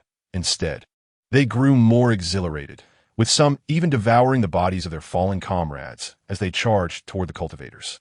Historically, Manchester United had faced the 3 London giants in European competitions, successfully overcoming their rivals. Conversely, Chelsea had encountered Premier League teams in the Champions League for 6 consecutive seasons, achieving a mere 3 wins against 3 losses. Is it Wesley Jack? The otherworldly hunter is upon us. Angus felt a surge of dread, instantly recognizing the arrival of an adversary. When the dilapidated door of the cottage swung open, a tear-streaked green butterfly rushed in, saying this: "I have come to escort you back." Ning Chu was momentarily taken aback, as she sat up, gasping for breath after nearly suffocating beneath the covers. She realized how fortunate she was to have avoided disaster, attributing her good fortune to the skill of her bodyguard, Baiyu, deserving of a bonus for his diligence. In the midst of the night, she had transferred money to Baiyu, who, upon hearing a noise, looked up, surprised. I had intended to prepare a meal to reward young Master Shun for his night vigil, but he held onto my waist so tightly that any slight movement threatened to awaken him. I felt pity for the bruises under his eyes, thus I refrained. Engzi and Shang Wanyu, witnessing the scene, were alarmed, one wielding a large blade while the other unleashed a flurry of punches. In this world, many matters could be distinguished as right or wrong. However, some situations defied such simplistic judgments. Lu Xing understood her indebtedness to many, yet at the very least, she owed nothing to herself. As Huaxi's footsteps echoed, the crowd raced forward, heedless of the snowflakes that began to fall more densely from above. The air was filled with anguished cries, transforming the place into a hellish realm of bloodshed and brutality. As he spoke, he carried teacher Tian out of the office, while Bai Lingling followed closely, cradling Yin Air. All right, I'll call my second brother. He can assist us in critical moments. Bai Lingzi finally conceded, albeit reluctantly. Shouldn't you have something to say to me? Zhao Yun retorted with evident dissatisfaction. With a hoarse roar, Wang Yao sprang up like an enraged beast. But as he did, a strange blue glow enveloped him, and Zhuge Liang appeared before him like a specter, delivering a left hook that struck Wang Yao as cheek. After Qing Su Zi concluded his demonstration, Yi Fantian had already closed his eyes, beginning to grasp the intricacies of the poison dragon's exquisite leg technique. At that moment, representatives from various sects visited, aside from the Earth sect. Initially, I felt a flicker of anger, but his antics soon extinguished my ire, leaving me to sigh deeply. At that moment, Xiao Chun was seated in the highest office of the 7th Division, studying the nearby maps. Mei Mei, noticing that Lu Ran was offering no support, became emboldened and slapped me several times in front of him. I quickly ended the call, rubbing my cheek with a warm heart. As I donned my outer garment and exited the bedroom, the clock in the living room displayed midnight. Who could possibly be seeking me at such a late hour? Surely, among the Yu family, only Chu Hao was someone I could trust unreservedly. I began to grasp his intentions. He wanted Mr. Feng to believe that he had become irreconcilable with the Song family. Ling Yefeng placed the yellow talisman paper for writing spells on the coffee table, while I assisted him in grinding the vermilion with wine. Concerned about potential future troubles, during the 11-day holiday, we visited Uncle Zhuang in prison. Upon seeing Kong Kong, Uncle Zhuang was overwhelmed with joy, tears streaming from his eyes. Lulu, having been apart for so long, could barely recall Uncle Zhuang's identity, leaving him in a state of disbelief for quite some time. As Jean Yijuan descended the stairs, the servants of the Mu family were already preparing breakfast, but fortunately, Mu Jijun had not yet emerged. The elves wore expressions of worry, and with news of the princess's attack spreading, their concern for the fate of the elven race intensified. Waking up, I shook my head slightly. Even I did not know how many immortals existed across the 3,000 realms. Chapter 66. The back door. Is it truly impossible to alter my fate as a mere pawn? Am I destined for demise? Suddenly, with a start, she opened her eyes, fully awakening to find herself ensnared beneath her covers, struggling to breathe. She tossed the blanket aside, sitting up and gasping for air, narrowly escaping suffocation. Ning Chu had transferred money to Baiyu late at night, and upon hearing a noise, Baiyu looked up, surprised. I had meant to prepare a meal for young Master Shun, who had spent the night guarding outside. Alas, his grip around my waist was so tight that any slight movement seemed to threaten his awakening. Out of pity for the bruises beneath his eyes, I decided against it. Engzi and Shang Wanyu, witnessing the scene, were taken aback. One brandished a large blade while the other unleashed a flurry of punches. In this world, many matters could be classified as right or wrong. However, some circumstances defy such simple categorizations. Lu Xing recognized her debts to many, but at the very least, she owed nothing to herself. As Huaxi's footsteps resonated, the crowd rushed forward, disregarding the increasingly dense snowfall. The air was filled with anguished cries, rendering the place a hellish arena of bloodshed and brutality. In the midst of the turmoil, he carried teacher Tian from the office, while Bai Lingling followed closely, cradling Yin Air. All right, I will call my second brother. He can assist us when it matters most. Bai Lingzi finally agreed, albeit reluctantly. Shouldn't you have something to say to me? Zhao Yun retorted with evident dissatisfaction.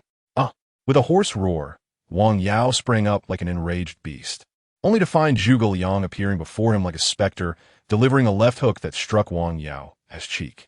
After Qing Su Zi concluded his demonstration, Yi Fantian had already closed his eyes, beginning to grasp the intricacies of the poison dragon's exquisite leg technique. At that moment, representatives from various sects visited, aside from the Earth sect. Initially, I felt a flicker of anger, but his antics soon extinguished my ire, leaving me to sigh deeply. At that moment, Xiao Chun was seated in the highest office of the 7th Division, studying the nearby maps. Mei Mei, noticing that Lu Ran was offering no support, became emboldened and slapped me several times in front of him. I quickly ended the call, rubbing my cheek with a warm heart. As I donned my outer garment and exited the bedroom, The clock in the living room displayed midnight. Who could possibly be seeking me at such a late hour? Surely, among the Yu family, only Chu Hao was someone I could trust unreservedly. I began to grasp his intentions. He wanted Mr.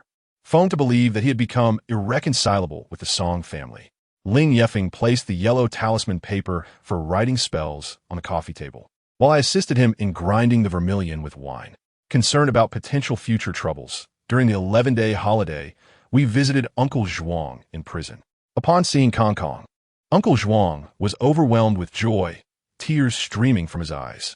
Lulu, having been apart for so long, could barely recall Uncle Zhuang's identity, leaving him in a state of disbelief for quite some time. As Jean Yijuan descended the stairs, the servants of the Mu family were already preparing breakfast, but fortunately, Mu Jijun had not yet emerged. The elves wore expressions of worry, and with news of the princess's attacks spreading, their concern for the fate of the elven race intensified. Waking up, I shook my head slightly. Even I did not know how many immortals existed across the 3,000 realms. Chapter 67. A circuitous route suddenly. Sin Yu Yin smiled, exclaiming, "Oh, it's merely a position. Absolutely. I can arrange that without issue." He then turned to He Jingpeng, who promptly poured him a glass of wine. "Come, let us drink. I toast to you. Let us drink together. Cheers." After the banquet concluded, Shan Yu Yin immediately contacted Dantai Chao to explain the situation. "Boss, Miss Ning Chu has found Mr. He Jingpeng, and then Mr. He reached out to me, expressing a desire to assist their family." Duan Lang took a moment to catch his breath. Regardless of the source, it alleviated his immediate crisis. Otherwise, if the situation persisted, Duan Lang would indeed be unable to attend to Zhang Ruming. It was unacceptable to jeopardize one's own life for this individual. The third elder looked helplessly at Liang Mama, who was poised with a sword in hand. Just as he was about to speak, he caught sight of Lin Yao casually seizing an axe, and with a swift motion, struck Pei Long, causing both of his ears to fall to the ground. Indeed, it resembled a scene from a film. These individuals were still chattering even upon witnessing the supernatural, with some even pulling out their phones to capture the moment. A wave of fear washed over him, as he dreaded that Yunxue might have witnessed the earlier events, and, more so, that she might uncover his innermost thoughts. A chilling sensation spread from the wound, and with the pain, Ba Song's tense body gradually relaxed. Upon entering the main hall, they were astonished to find a wedding ceremony taking place. To everyone's surprise, the bewildered groom being tugged about was none other than Kong Xing. His dazed expression and unwilling demeanor made it evident that he was overwhelmed. After all, based on past indications, the words of the Nameless and his actions have been anything but trustworthy. Silence.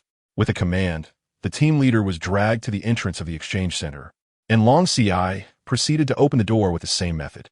The most incensed was Bai Li Chuan. With a single order, the swordsman surged forward, and Bai Li Chuan seized the opportunity to deliver a lethal blow to Yin Shu. As Yi Feng approached the sacred mountain of the Hunyuan Tianzhou, he was obstructed by two disciples guarding the gate. "Bio Fairy?" Yi Feng instinctively called out, his gaze following the trajectory of Bio Fairy's descent. The creation of perfect life confirmed his suspicions. Yet, he also grasped the deeper secrets lurking beneath the surface. Moreover, along the city walls, numerous citizens were busy transporting supplies with ox carts, while others awaited to rescue the injured. I have come to understand a saying. People's war is about overwhelming the enemy in the vast ocean of the populace. No matter how formidable the adversary, they will be defeated. All along, the upper echelons maintained an ambiguous stance towards Yi Tufei, which was at odds with the typical conduct of the military intelligence. Thus, Suyu conjectured that Yi Tufei was likely one of their own. "Show sure," he bellowed. "Lin Xiaojue, do not refuse the toast, lest you face the consequences." He ascended the steps swiftly. My uncle floated for a moment before abruptly descending, his expression suggesting he was at a loss for ideas. Before encountering Yi Tufei, Tang Zhen had already prepared for suicide. There was no possibility of him becoming a traitor, yet he feared that Zhang Luowei would come with his brothers to rescue him. Brotherly conflict was something Tang Zhen wished to avoid. Thus, the only solution he could fathom was to end it all. As Caesar and the other 6 gladiators entered a frozen state, A Xiong heir charged forward without hesitation, wielding his staff with precision, sending the 7 gladiators flying one by one. Without lingering, he galloped away, vanishing into the dense forest. At that moment, Lu Hong's voice cut through the chaotic noise, and he inquired once more about Lin Xiaoju's identity. Inside the enclosure, a bustling scene unfolded. Some were digging foundations, others were building platforms, while some engaged in training, and a few meandered aimlessly. Chapter 68. The Gala in Country, Why Only 3 Years? Ning Chu expressed dissatisfaction, fearing that 3 years later, he would just wield a knife against me. Ning Chu remained apprehensive. Zhou Ran replied, therefore, we will strive to ensure a longer sentence for him. However, the law currently stands as it is, and specifics will require court deliberation. All right, I trust you to manage this, Ning Chu said. Rest assured, I will earn my salary. After a moment's contemplation, she decided to visit the hospital. As the driver slowly drove away, passing by Gu Yin's vehicle, she caught a glimpse of a fiery scene within. A face that was not merely decayed, lacking flesh on the jaw, revealing only bone and teeth. This zombie appeared to be an aging vagabond, most of its teeth having rotted away. The sight of the dark mass of teeth was repulsively foul. All right, standing at the door without entering is rather awkward. Yin Fa tugged at Liao Yuanfa and Xiao Qian. No need for that. I arrived in my own vehicle. There are people waiting in my residence, so there's no need to trouble young master by. Xiao Yu said anxiously. This suggestion garnered considerable agreement. After all, traditional Chinese medicine was not overly expensive and was affordable for most families.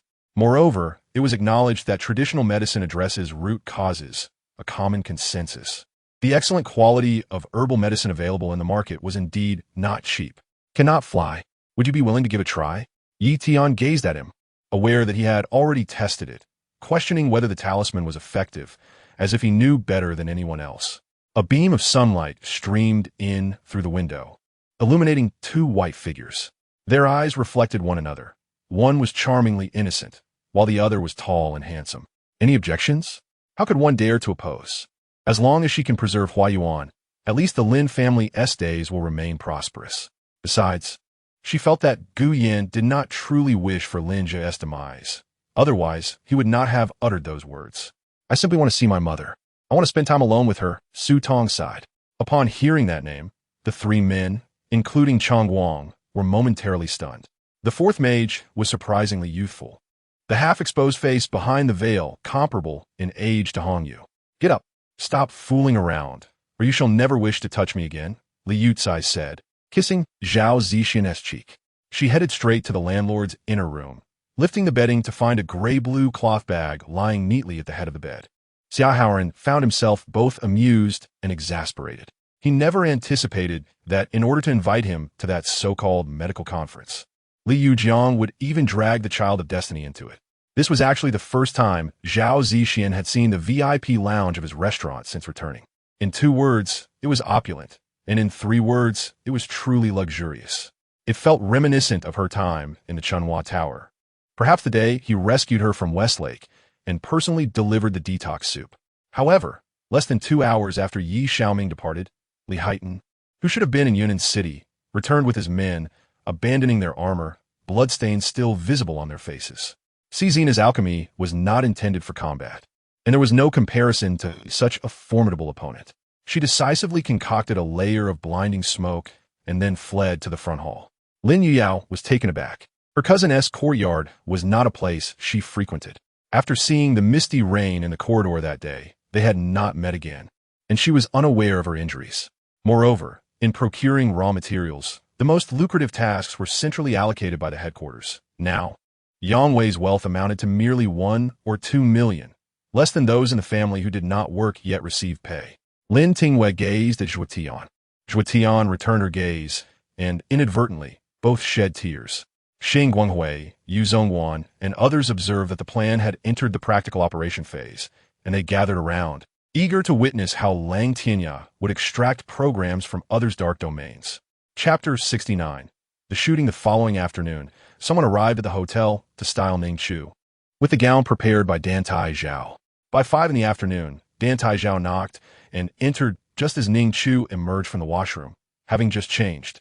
They encountered each other face to face, and, as Dantai, Zhao caught a whiff of her perfume. His hand instinctively reached up to touch her hair that had fallen beside her ear. Ning Chu stepped back, tucking her hair behind her ear, revealing a pair of red pendant earrings. Who is your leader? The northeastern man inquired, envisioning Zheng Cheng, as he seemed the most fitting to lead such individuals. The empress, regaining her composure, observed that despite his disheveled appearance, he still possessed an admirable spirit, devoid of any visible injuries. With a gentle nod and a smile, she took a step back, allowing Lu Mama to assist him in resuming his rightful position. The friction between these two sects is notably frequent. One thrives in movement, while the other revels in stillness, leading to an escalation of their inherent contradictions. Each competition sees the two factions vying for third place. With little variation in outcome, Taoism consistently emerging as the loser, which raises eyebrows. The organization, recognizing the young man's prowess, contemplated extending an invitation. Yet they decided to observe him a few more days. However, he soon detected the hidden camera. Truly, the Master's Buddhist teachings are profound and his spiritual power extraordinary. Yet, a mere black zombie cannot showcase your true skills, Lin Dong remarked. Unbeknownst to the Gao father and son, the Yi clan, whom they deemed a formidable rival, had already ensnared them in a trap. The monthly stipends for the two marquee households were already above average. Now, with the addition of 2 months' worth of silver and an extra set of festive clothing, who would not be pleased? Of the 11 standing committee members, only Zheng Cheng refrained from raising his hand, yet it mattered little. According to the committee's procedural rules, with more than 2/3 in favor, the proposal was deemed passed without further debate. In an instant, the villa transformed into a unique examination hall, with its attendees being close associates of Deng, potential allies or loyal subordinates. Today's cooperative scene serves as a microcosm or perhaps a rehearsal for the future. Although I have not witnessed your combat prowess, your speed suggests you are a second-tier martial artist, your abilities deemed satisfactory. Furthermore, your proficiency in weapon forging is indeed a formidable skill, Lu Rue commented. How unexpected. I had hoped to observe more of the performance, but now it appears he must intervene. How careless of me. Zhang Yi chuckled lightly.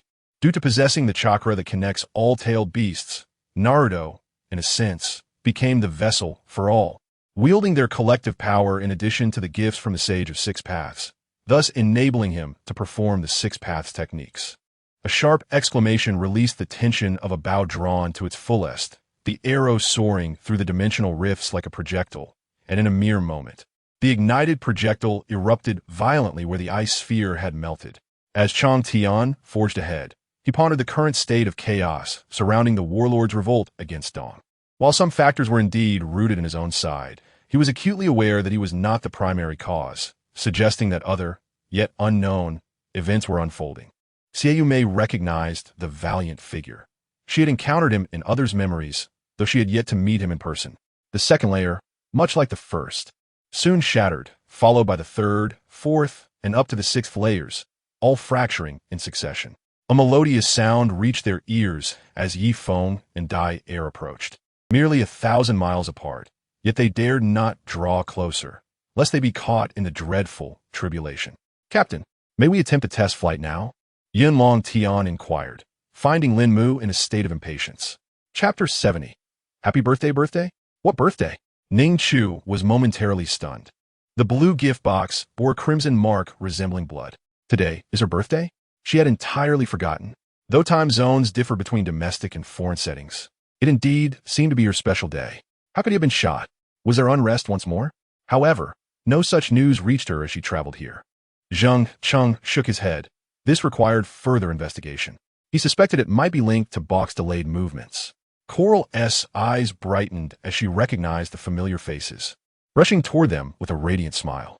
As Wu Mo's fist approached, she merely smirked and flicked her sleeve, leaving Coral breathless and immobilized as all 7 vital points on her body were sealed. Regaining consciousness, still shaken, she planned to have her toast to the lady shortly. Yi's voice revealed fatigue. The earlier commotion had entirely eclipsed the joy of their recent nuptials. Coral, I have much to share with you. Lu Chao abandoned his noble airs, speaking in a remarkably approachable tone. What? Kidnapped? Gu Ziyu's exclamation startled Shen Ku. I will head over immediately. Gu Ziyu hung up hastily, turning to find Shen Ku already dressed, her brows furrowing as she began to don her own attire. Though his kick had been aimed, it lacked any force. Tang Jian remained motionless while Coral slumped helplessly onto the couch, utterly drained. Shen Xian knew that previously, Shen Wan had harbored affections for the crown prince. Though those words had been relayed through others, she could tell from Shen Wan's glances that they were indeed sincere. Yet she had never acknowledged it before her. At that moment, the previous maid approached, carrying a tray of clothing. Li Qing Yuan received the dance attire and promptly made her way toward Sheng Mingzhu. For Sheng Mingzhu, who was in disguise, entering the royal palace at this time was not particularly conspicuous, especially since Dongqing had prepared in advance at the shore to ensure discretion. Noticing that her beloved had fallen asleep, he ceased his chatter, gently tightening his embrace, feeling an overwhelming sense of peace and satisfaction. "What are you doing?" Jiang Song's nose was mere inches from Lu Yinshen's cheek. Tang Yulian, too, was taken aback. Zhong Tingyue was now entirely different. Previously doting on the eldest, but now exhibiting a cold-hearted demeanor. Although the great Xia was deemed a rebel, it ultimately represented an internal strife among Han people, and it would be impossible to eradicate the common folk entirely. Foreign entities were another matter altogether. Today's seating arrangement adhered to the royal protocol, with positions determined solely by rank and lineage. Gu Bianian genuinely found this quite challenging. In any field, achieving such success was commendable. Yen Poyu's eyes widened in astonishment. He had tried tirelessly all day and understood better than anyone the immense pressure encapsulated within those 11 minutes. Qiu Rue displayed a look of disbelief, glancing at the excited Li Yuan beside him, who could not conceal his joy. Such an imprint is the body's physical memory of the firearm. The lone wolf, while shooting, merely needed to rest the stock in her shoulder nook, and with the aid of her hands, she became unassailable. Song Qingrong nodded slightly, assuming she was merely vain, and followed her closely. They sifted through the selections, and upon seeing her purchase so many items, she felt a familiar irritation resurface, her tone becoming less amiable. Fong Xian spoke with firm conviction. She had pondered all night, yet could not comprehend it, though an instinct within her insisted that Shun Yi was being deliberate. The only perplexing matter for Li Wei was why Bruce Wayne had suddenly appeared at the charity gala today. His excitement surged within him, compelling him to seize her for a fervent kiss. Chapter 71. Returning upon arriving at the hospital, Ning Chu found Dantai Chao seated on the bed, attending to work. It was expected that the Chaoyang group would earn such profits, yet he had not fully recovered and was already back at work. Ning Chu pulled out a chair and sat down beside him. "How is your wound today?" Dantai Chao replied. "It's fine now. There's no need for concern." "Oh," Ning Chu responded, unsure what else to say. Since he was well enough to work, she decided to occupy herself with a game, ready to assist whenever needed. With that thought, Zhou Yuan retrieved a piece of chocolate from his pocket, unwrapped it, and took a hearty bite. As Lin Jun transitioned from the initial to the intermediate stages, her previously alarming appearance seemed to have lessened, though only slightly. The difference was hardly noticeable at a glance. She had no intention of engaging with a simple-minded warrior of the cultivation world. For Tian Min, these individuals were inherently designed for task execution, and all contemplation ought to be reserved for those possessing wisdom. Early the next morning, our group of 12 set off, led by Jian Shan, who had selected 9 individuals from the elders' recommendations. These young men, all in their 20s, were said by Jian Shan to be the finest among the younger generation of the village of the gods. Lu Zi felt somewhat troubled, as this was one of the reasons they had refrained from rescuing their families. Otherwise, saving them without a safe place to shelter would render their situation even more perilous. The chilling aura emanating from the stone closely resembled the earth Sha water within Xing Wuji, yet he was certain that this malevolent energy was not the same. By day, Xing Wuji could distinctly observe the thatch on either side of him rising, while the direction in which he advanced appeared to sink lower. After all, whether it be the somewhat feeble elves or the formidable orcs, both existed under absolute disadvantage. Indeed, your teachings were invaluable. I felt compelled to offer some comfort to the elder for my future endeavors. Just yesterday, he shared a tale with me. What was so remarkable about that? Her face bore an unprecedented resolve, her eyes radiating a wild intensity surpassing that of a beast. Introduction. The god of death, concealed in the dark recesses of Demon Island, possesses a voice capable of luring souls away. A sinister chuckle echoed as an archer clutched his head, his body writhing restlessly. Suddenly, with the sound of bones cracking, he grotesquely twisted his own body apart. Countless survivors from Mu County gazed through their windows toward the source of the azure light. The once sunlit forest was abruptly shrouded in dark clouds, with lightning and thunder tearing through the sky, while the wind howled from every direction. However, if we were to speak of the most expensive sets, it would undoubtedly be the Legacy set, composed of several pieces of ancestral equipment, the price of which had certainly escalated to astronomical heights.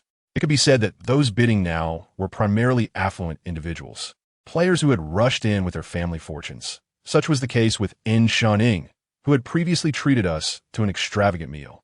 I understand your concerns. In truth, these matters are trivial for us. Do not rush to answer me. I shall grant you 2 days. Do not engage in anything. Simply remain on the mountain for 2 days. Uncle Gung seemed to indicate a desire to conclude this conversation.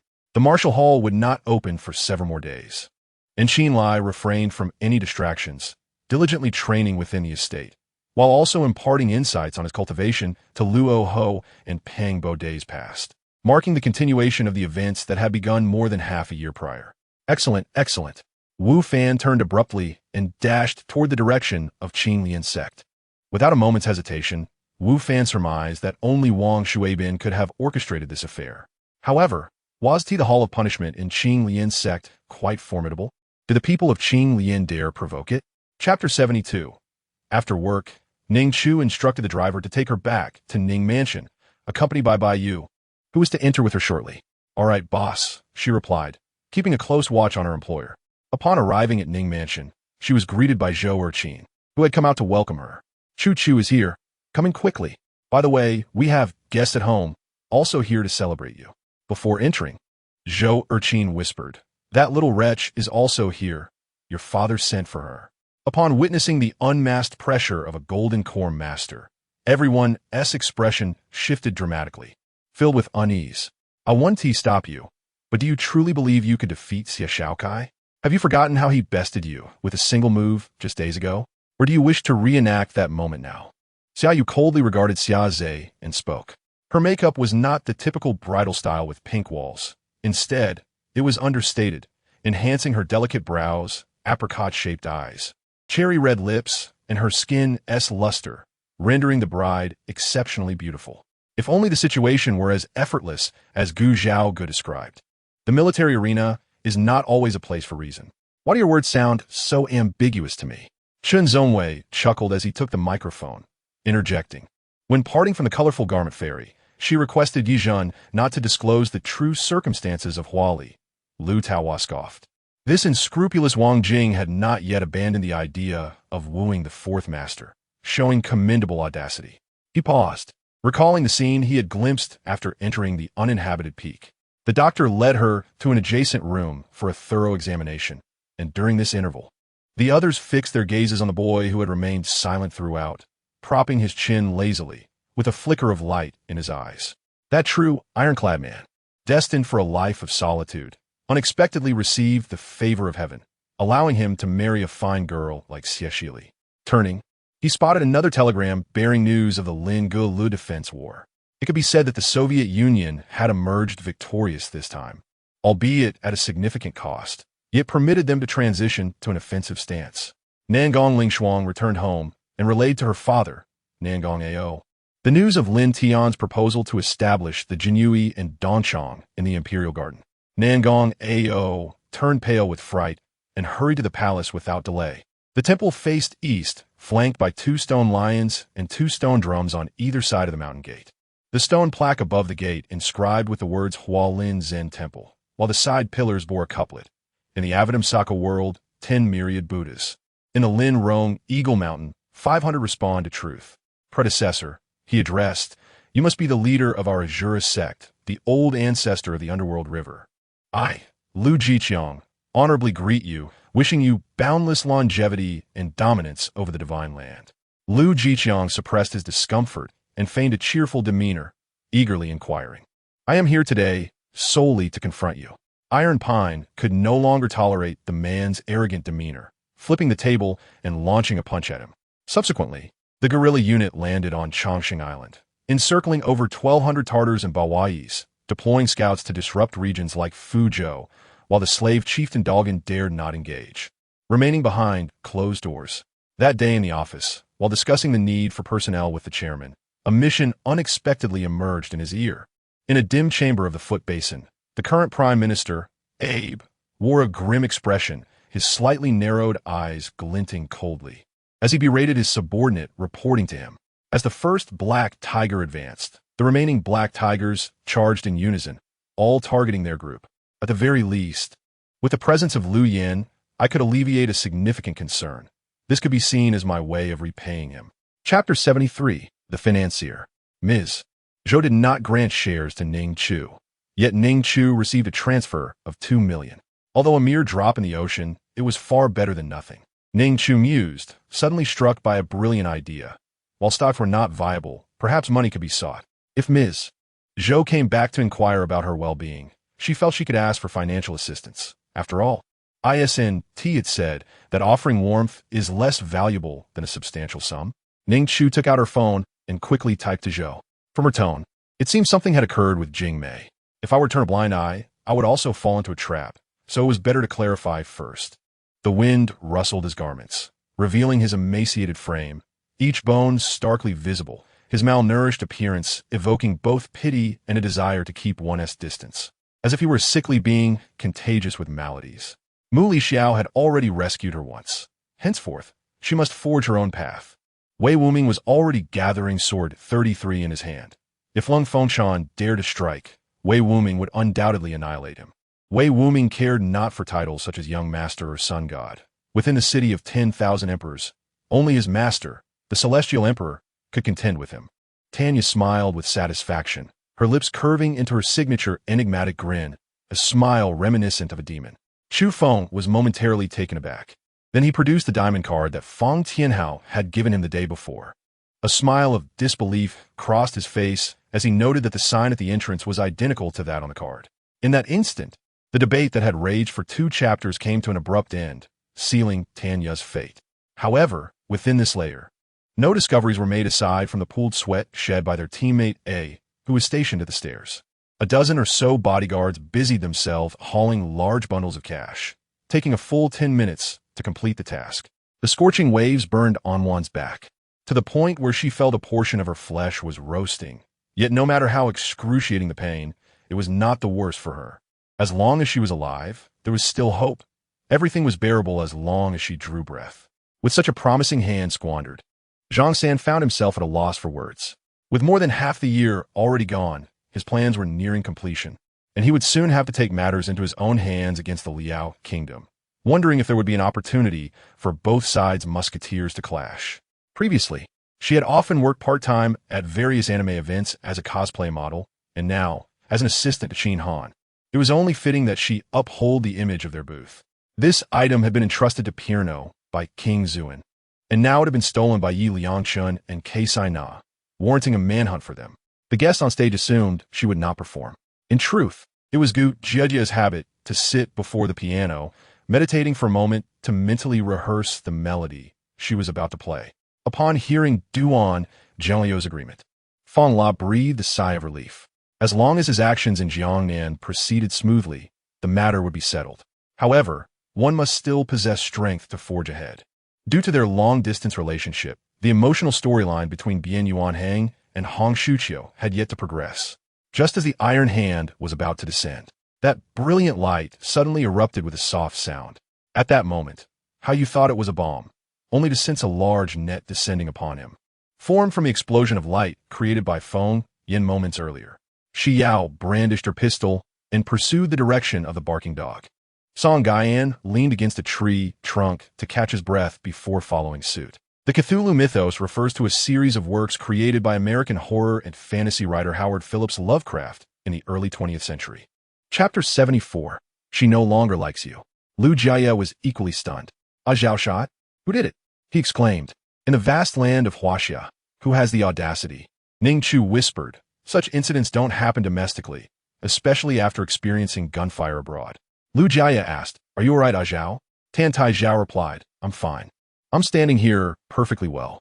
Shall we dine together?" He glanced at Ning Chu. Ning Chu's lips twitched as she replied, "Why are you looking at me?" This confirmed Tang Jun's earlier deductions from a certain perspective. They lacked experience and were flustered. akin to a desperate attempt to treat a grave illness. As the beloved daughter of Hong Yu, the leader of the Hong-Yan alliance, Hong Weiner naturally enjoyed considerable wealth, and Feng Qian was more than willing to indulge her in a luxurious outing. This was hardly his fault, even if Ding Yu's mouth was praiseworthy. Arsenal had suffered tremendously in the Champions League over the past few years, with the saying 5 years of Barcelona, 3 years of Bayern emerging during this time. Both were ardent fans of Yi Shuihan, one a music enthusiast and the other a film buff, yet their shared desire to meet their idol remained unwavering. Gazing at my reflection in the bronze mirror, my heart wavered as I pondered my significance in his life. Tang Jun could not be deceived by such things. From his manner of speaking and his attitude towards Tang Ning, it was evident that this hefty individual was more than just an employee. He had been closely associated with Sister Ningming for many years, likely serving as her bodyguard. Soon one attempted to break free from the grip of Lung Yi, but her efforts were futile. His strength was astonishing, as if her wrist was an extension of his own hand. Is there anything we can assist with? Can we help General Lin find his way in? The captain of the guards inquired as he prepared to lead his men inside. Wan, remember, despite any dislike, we're all family, bound by blood. Regardless of whether the other party can heed this advice, as family, we must say what needs to be said. We must act in accordance with our conscience. However, Shuihan understood that her issue was not one that could be resolved through mere practice. Rather, it lacked a foundation. If Zhao Xiaodai were to continue teaching her, it would likely yield little success unless she could deduce the foundational knowledge of martial arts from the unique techniques she was being taught. Jiang Ran observed as the SG team members struggled to complete a kilometer, panting heavily, their steps unsteady and sweat beading on their foreheads, prompting him to remark with an air of sage wisdom. Zhang Ji maintained his blitzkrieg strategy, and after a brief rest, the army swiftly advanced toward Qian County. Pang Xiao understood that for Jingzhou to thrive and withstand Zhang Ji's southern advances, it must rely on two exceptional talents, the Sleeping Dragon and the Phoenix Chick. There was no ulterior motive. They had merely come to stir the pot. Since your warriors have recovered well, let them all face off against my spirit beasts, shall we? Dawn grinned. After the apocalyptic battle, Han Wei, revived by Dawn's wish power, finally regained his memories. Following Lin Xiaozhu's departure, Jiang Yiyun contemplated for a moment, realizing that her immediate priority was to avoid drawing the police's attention to herself. She held up her umbrella and approached Lang Qi's vehicle, entering and chuckling at the sight of him soaked to the skin. Agreed, spoke an elder, his presence infused with an aura of Tao. He was a legendary master at the pinnacle of power, not in the least inferior to the extreme flame Ghost King. The injection that had just been administered to Luo Yinli caused a sharp sting, but once the pain subsided, she smiled. Rest assured, I will call Susan immediately. Your concerns will not materialize. Su Wanga was certainly aware that the male protagonist had good intentions. Chapter 75, Do Not Call Him. Ning Chu listened, then opened her phone to check the unfinished game, muttering it's not so bad. It's just plagued with minor details. Those around her immediately chimed in. Exactly. It's not that terrible. After all the overtime they've put in, Director Hua is just nitpicking. Are you all chatting? What are you discussing? Share it with me. The director, Hua, suddenly shot a glance in their direction. Ning Chu felt the pressure of Liang Yi's agreement beside her as he casually lit a cigarette, smiling calmly, yet remaining silent. Regarding strength, he was neither boastful nor modest. The industry had become saturated, and several prominent directors had recently faced failure, a far cry from their former glory. Such guarantees were now seldom uttered. 1 minute later, Liang Yi smiled and opened the door, finding Heather sitting nonchalantly on the sofa. Sleeping there. She recalled that during the car accident that nearly cost her brother his life, he had selflessly shielded her from danger. Wu Yao was somewhat surprised and requested a demonstration. Although it was merely the initial phase, the spatial rules indeed held true, prompting Wu Yao to marvel at the extraordinary fortune that accompanied them. Suddenly, Cui Zidu hurled his teacup at Wang Yiba's abdomen, the unexpected impact causing him to kneel in pain. Kaisha was somewhat displeased with the draw, while Morgana found satisfaction in it. Having never won against Kaisha in their previous encounters, merely achieving a tie was a victory in itself. You handle your own matters. I'm not getting involved. This was directed at Zhao Yuntian, and Yinqing knew he possessed the capability. Evelyn, with her hair still damp, sat on the bed, hugging her knees and casting a reproachful glance at Liang beneath the quilt. Upon closer inspection, one can observe a more indulgent demeanor. It was indeed I who sent the dried fish, a delicacy I relish. Yet why must it be claimed that he enjoys it? Wang Jinhua began to voice his criticisms. Yi Yin turned to glance at the companion beside her, Wan Yin'er. Since their entry into the Valley of the Undead, Yi Yin had yet to witness Wan Yin'er engage in combat, not due to a lack of capability, but rather because she found these creatures exceedingly repulsive. The Nine Heavens mysterious stone, of which no more than 3 exist in the world, is dwarfed in size by this particular piece, which is less than 1/10 of its dimensions. This mysterious stone is invaluable, and across the vast expanse of the earth, one can only wonder what kind of mysterious iron could ever truly complement the Nine Heavens mysterious stone. Yi mused quietly to herself, retreating step by step, unaware that the tentacles seemed to possess a will of its own, lunging directly at her. Meanwhile, Wang Nanbei, having cleverly lured the enemy into a trap only to be met with an explosion, took advantage of the ensuing chaos to eliminate several foes. Nevertheless, he estimated that around 30 adversaries still remained. With a resounding bang, 2 shadowy figures collided mid-air before plummeting to the ground. Before the words could escape their lips, a sizzling sound emanated from beneath the stone table. In a short span, the stone table was raised above the head of Jian Qi, who began to shuffle it aside. At that moment, a chilling wind swept through, revealing a dark, gaping maw that erupted with flames of black light. Lian Zhou, clad in a red skirt, appeared even more striking, her fair skin reminiscent of freshly fallen snow, captivating all with her beauty and the shimmering light in her eyes. What could this be?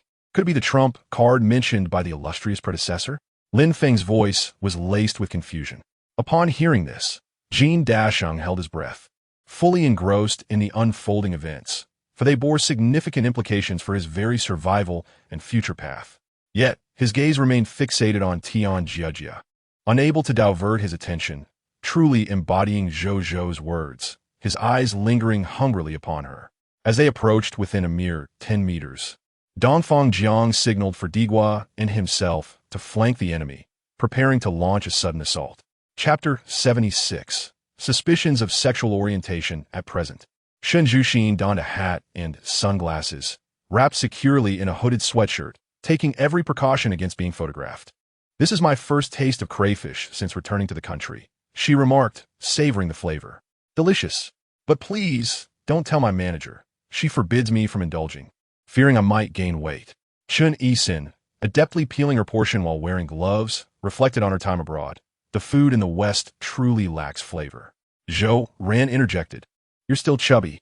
The blue chubby you speak of cannot possibly refer to that enormous dung beetle, can it?" As Zoro beheld the increasingly monstrous blue figure approaching, he couldn't help but break into a cold sweat. Under the blazing sun, the vast earth exuded vibrant life.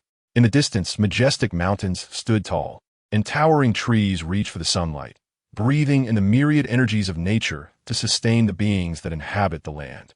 The influence of the recent surge was displayed on a massive screen displaying housing prices. As she briefly explained the steps of shaping Ti Qianhu while activating the shaping machine, utilizing the Sagrit keystone, she scanned the general layout into her mind, effortlessly passing by Kelesis, who watched in astonishment as Lan Loasi casually approached the window, listening to the clamor of Dalaran, his heart gradually finding tranquility in the evening breeze. "Greetings, Mr. Dongli, Mr. Buloki," he said. After a moment of hesitation, Zhen lifted his gaze to Buloki and Dongli. The child seemed to recall Wu Bin, smiling upon hearing his voice and emitting delightful sounds in his direction. Of course, such thoughts were only safe within Chen Daba's mind, were they to be voiced. One might think that the girl, clinging to her bag, was doing so out of affection. She remained in a relaxed posture, her legs curled casually, yet her demeanor was undeniably serene. This had nothing to do with age. Her skin radiated youthful collagen, appearing supple rather than immature. Sunny suddenly burst into laughter, shaking his head as he returned to the sofa, reclining with an air of theatricality. The aroma of the meal wafted from the kitchen, indicating that during his absence, his sister Chuning had not remained angry, but had instead prepared a delicious feast for him. Coughing lightly to dispel the awkwardness, the rabbit lord took a couple of steps back, bouncing into an adjoining room. "At that time, I was merely 7 or 8 years old, still naive. Though I sensed something was amiss, I ultimately succumbed to the temptation of candy. In London, England, within a white villa, Agent Zero, David, looked at Alice with gratitude, continuously expressing his thanks. However, vampires possess two exceedingly repulsive traits. Firstly, they feed on blood. Should they not be vanquished in one blow, they can regain strength during battle. Furthermore, the life force they reclaim can be used to revive other deceased vampires, provided the corpses remain largely intact. This is precisely why Lin Yuji found himself unable to absorb life energy from external sources during the latter stages of his enhancement. Although he had previously followed his commands, it had felt more like a necessity for survival, relying on the strong. Now, he distinctly sensed a mixture of reverence and fear in his demeanor. As a familiar haze enveloped him, upon reopening his eyes, he discovered he had returned to Earth. Gazing at the phone in his hand, marred by numerous gaping cracks, Su Jin suddenly felt an overwhelming urge to obliterate it entirely. Before returning to the parking lot, Lanze stopped by a store, casually spending $100 to purchase a nearly new electronic scale and a full box of ice, before returning to the desolate parking lot with a trunk full of drinks and food. Chapter 77. Returning for clothing when Shun Jushin arrived with her manager. She overheard Ning Chu declare his sexual orientation as male. I apologize for the misunderstanding, she said, stepping inside. Ning Chu waved his hand dismissively. It's no big deal. Are you all right? Shun Jushin replied. It's nothing. Such matters are common in the entertainment industry. You needn't pay it any mind. Though I do feel bad for putting you in this position. Is it truly impossible to dig up anything? Besides, I'm not part of your circle, she noted. I made a note of it. The prince bowed in gratitude, allowing Yin Quan to pass before turning back towards the prince's palace. After all, his work could not afford the slightest negligence. Those who were careless were often met with dire consequences, if they survived at all, which he firmly believed. He could not discern the aircraft's target, nor did anyone know what it was engaged in battle with. Zhang Yunhao simply understood that within the darkness lay an even more terrifying void, forever poised to consume everything. Darkness is the origin of another world. It is essential to remember that the Republic of China era was nearly a millennium after the late Yuan and early Ming dynasties. A person capable of such prophetic insight, accurately predicting the Wenchuan earthquake, could undoubtedly be considered extraordinary. The captain swiftly issued orders, urging the pilots to focus their thoughts and activate their mental networks for a direct link. The dazed man turned pale, instinctively bending his knees to kneel, casting furtive glances around, remaining utterly silent and motionless. The pursuit of Darkan would not require the personal intervention of our Ranger General, Aurelia, as a more specialized force would undertake the task. Aurelia merely needed to disseminate the information, after which others would assume control of the remaining operations. In the back courtyard of the Jiangning Prefecture's Cauldron office, Madame Yin was observing a selection of New Year flowers when she heard that the 5th Master of Hengshan County had sent someone to invite her, prompting her to quickly order them inside. Wang Shuo rubbed his tingling cheek, feeling a chill. If that were true, what should he, Wang Shuo, truly believe? The Grandmaster, who faced Wang Shuo, had his legs shattered in an instant, a testament to Wang Shuo's restraint.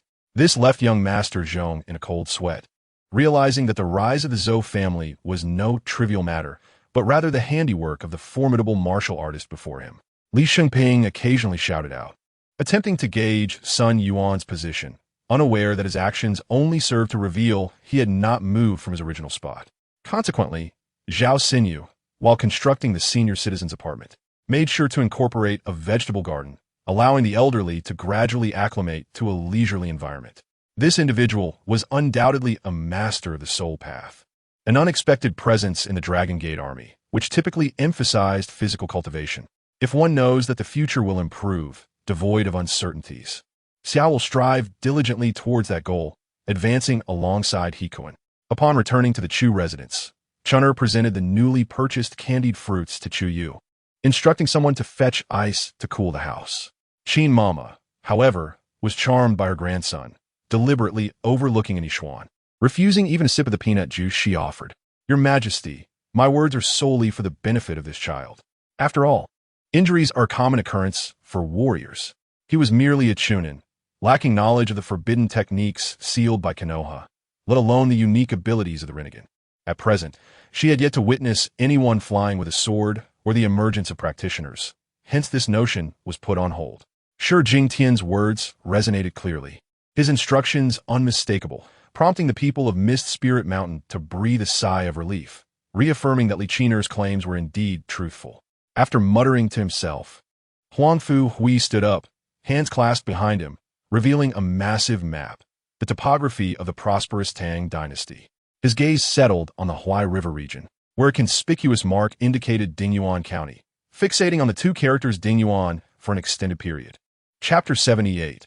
All deceptive, uncertain of what the relative intended to convey to her husband, they appeared to share a cordial relationship. Ning Chu sent a message to Mrs. Zhou before stepping in front of Sheng, who seemed apprehensive. "Sister, is something wrong?" Ning Chu replied, "I told you to stop calling me sister. Also, I believe I heard you refer to my father as dad. Is he not uncle? When did he acquire a daughter like you? And return my belongings?"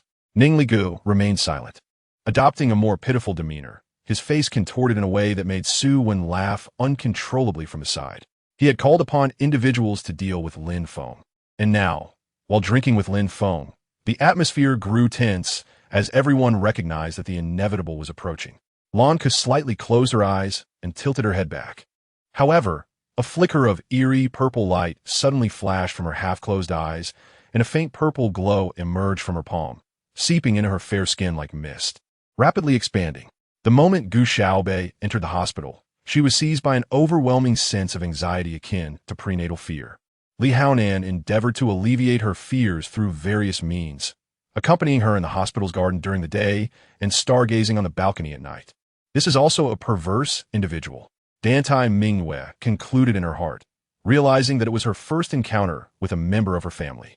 His gaze fell directly upon Beidou, recognizing her despite her disguise.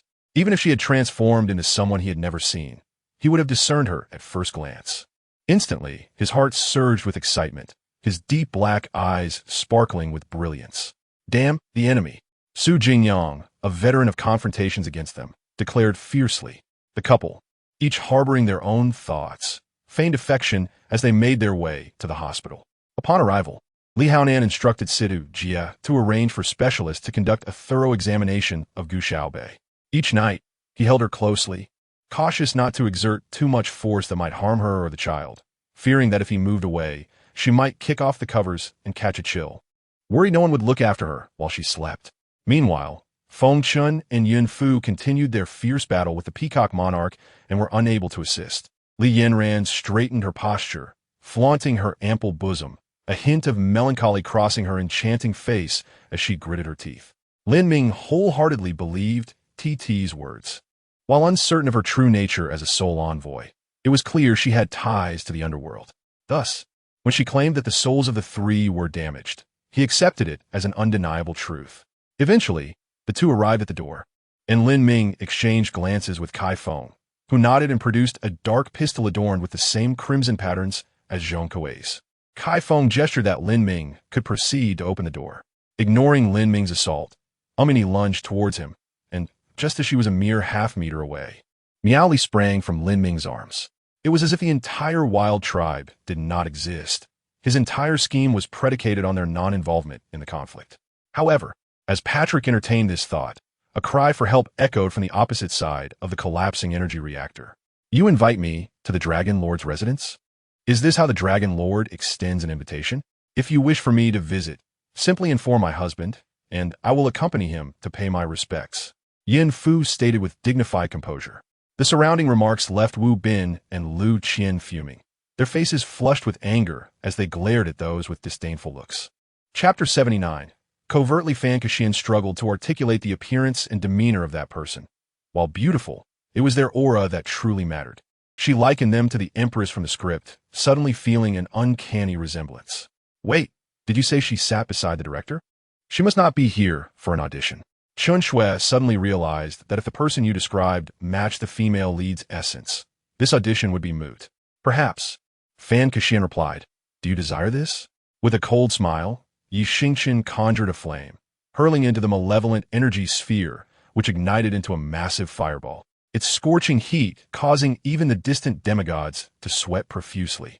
Even some god-refining saints contemplated whether it was worth offending a being who might become an immortal sovereign in the future just to recruit Su Ni as a disciple. Wei Hongyu narrowly escaped death, and Bai Bufan returned alive, their familiar friends below overwhelmed with emotion, tears welling in their eyes as they struggled to contain their excitement. If you do not secure first place, how could you seek me at the Li residence? After speaking, Li Qingxin departed. The partially decayed skeletons hinted that they had once been colossal beasts, their lingering aura sending shivers down Su Ni's spine, rendering his hands and feet numb. A testament to their past strength. Upon returning home, he was taken aback to find the atmosphere lively, as if it were a festive occasion. Unexpectedly, Tian Yi's killing sword locked onto Jian Meng, yet just as it was about to clash with the Ghost River, it veered slightly, striking down the overjoyed Yi family patriarch who was calling for help. Why is it so sophisticated here? Lin Ling wondered, perplexed that the village's elders had constructed such a room, naming it the Electronic Entertainment Room. Lin Xian's performance this round was markedly improved compared to the previous one. Albeit by a narrow margin, he still held a slight advantage. What? Just in turn? Elder Murong's jaw likely dropped in disbelief. Fu Lin felt a profound dilemma. On one hand, he longed to have Si Zhan by his side, while on the other hand, he understood that as a sovereign, he must make choices that are advantageous for the realm. She remarked that he might be suffering from hysteria and advised against venturing out today. Xiao Yubai pondered for a moment before responding. Xiao Li sensed that matters were amiss and was about to retreat into the shadows. But Yen Wu discerned his intentions and thwarted his escape each time. Perhaps he was truly inebriated as he collapsed onto the dining table before finishing his sentence. Throughout my childhood and youth, I was shrouded in a haze, ultimately becoming a somewhat flawed apple, with a wound. I succumbed to the relentless decay brought on by the passage of time. I often pondered the events of the past, questioning why we would engage in such reckless actions, driven merely by greed and being manipulated, not only myself, but likely the other 8 clans as well. Jiang Shizong spoke to Yen Wu, acknowledging that this was her room for the past 20 years, where every inch of air was imbued with her essence, yet now she was absent. I refused to believe it. I heard that Gu Qing from Jin Hui was forcefully stripped of his point card by Mu Yi. With such strength, he need not resort to cheating. Many supporters of Mu Yi began to refute. These are merely servants, lacking in significance. There is no rush to bring shame upon the Dou clan. The death of Jiao Yu, in both past and present lives, was tied to the Dou clan. Why would we fear not being able to restrain this insecure stepmother? Chapter 80, The Palm. Fine, I know you are impolite. Not even a single invitation is extended to me. I will inform others that Madame Qian looks down upon me, Ning Chu. Not even a pretense of courtesy is displayed. Zhao Chunlan crossed her arms, exclaiming, "Who is lacking in manners? It's just an invitation. I shall have someone deliver it to you." Then I thank Madame Qian. Oh, and it is 2 invitations. After hanging up the phone, Zhao Chunlan suddenly realized, wait, how could this be? He had high hope for Jiang Ran and Chang Sheng. During the first round, he noticed that both possessed some foundation, though the art of pulse diagnosis indeed requires time and talent, and errors are not uncommon. The incident at Zan's residence was not the worst. If it drew the attention of Qingyi Pavilion, given their modus operandi, all non-humans in the vicinity would be implicated. Survival was already arduous, let alone securing a pleasant abode. Everyone says there is a gain for every sacrifice. Might I be able to attain what I desire most? Observing the attendant beside the host, a seemingly young gentleman with a medical-savvy servant, even Ran Yen, despite her vast experience, could not discern Mu Yu's true identity. The White Lotus showed no signs of yielding. While she lamented life's trials, she firmly clutched half of the bank card. He said, "Killing is merely a matter of severing the head. Should such beauty meet with misfortune, it would indeed be a lamentable loss." Zhang Yesha's cold voice echoed. Although Minister Liu was filled with countless questions, he quickly acquiesced and left Zhang Yesha's office, wearing a perplexed expression. Meng Fei Bai, snapping back to reality, adjusted his sunglasses and strode confidently towards the nearby electronic dance stage, amidst Ning Zhang's puzzled gaze. Gu Weiwei, upon hearing this, hurriedly shut her eyes, inhaling deeply to suppress the tears that threatened to overflow. The crowd was momentarily stunned. It was one thing to say food had been consumed, but to claim even the grass had been devoured was a bit excessive. Anticipating the inevitable collision, instinctively, every specter turned pale with fear. Amidst thunderous rage, the massive sea serpents climbed onto the deck, utilizing their bulk. Elder Qingyang of the Immortal Island Cathedral was evidently aligned with Elder Guiyang, and it was rumored they shared a close, brotherly bond. Fueled by the keen intuition of a junior captain combined with extensive combat experience against the Huaxia forces, especially his understanding of his subordinates, Gu Teng Ichiro's brow furrowed deeper. When Niu Fu spoke, his expression was grave. He genuinely felt lost about the future. With Dong Zhuo's death, the vast Liangzhou army fragmented in an instant. Even Dong Yu did not submit to him, let alone others. How could he lead this army to avenge his father-in-law? LZ belonged to a truly pure rookie battle team. Even though the illustrious Riven had long made a name for herself in the China battle zone, she remained an esports newcomer, as the distinction between professional and amateur was vast. One must seize this opportunity to make an impression before the senior military officers at the North China Army headquarters and beyond. Why were these cannon fodder still around? Were you preparing for us to eliminate them? Watching his master Colin alongside Tosaka Rin and Matu, Sakura laboriously using magic to vanquish the incessantly emerging dragon-tooth soldiers. Yi Xingqian spoke towards a building engulfed in flames near a church. When the Prince of the Southern Sky appeared, he felt a surge of power awakening within him. It was only when Jiechi spoke to me that I suddenly realized what I had been lacking. Goodness, she must have invested greatly to perform well in this act. Is she truly willing to sacrifice her own body? Chapter 81. Making a call to ask directly. Didn't your family say she was the daughter of a relative?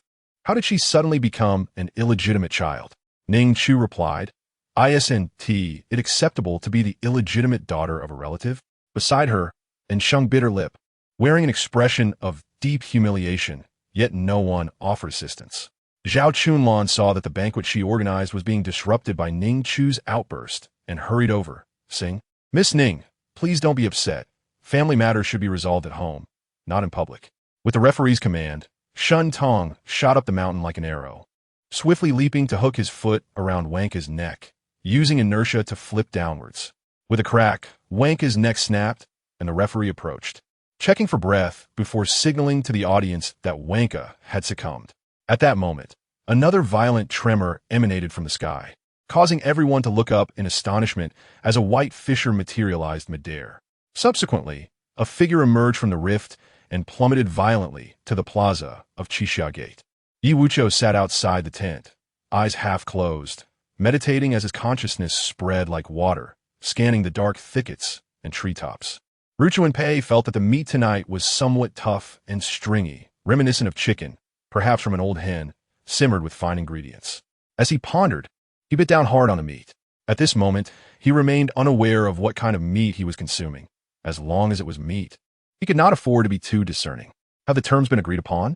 I asked bluntly, having no patience for small talk with such individuals. However, I was more concerned about another matter. My recent performance must have been witnessed by the people of the Night of Death. I feared Alex might also be watching my match. If he learned of my abilities, he would surely take precautions against me, making it even more challenging to deal with him. Wang Fei, what exactly do you want? If you have the ability, come at me. My second brother is in such a state. Ming Tai gritted his teeth. Yet, in the end, that kind-hearted girl took up a gun, stepping onto the path she once despised.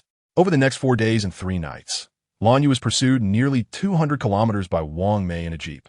Wang Mei alternated between firing artillery at their pursuers and blocking their path with gunfire, all the while cursing loudly.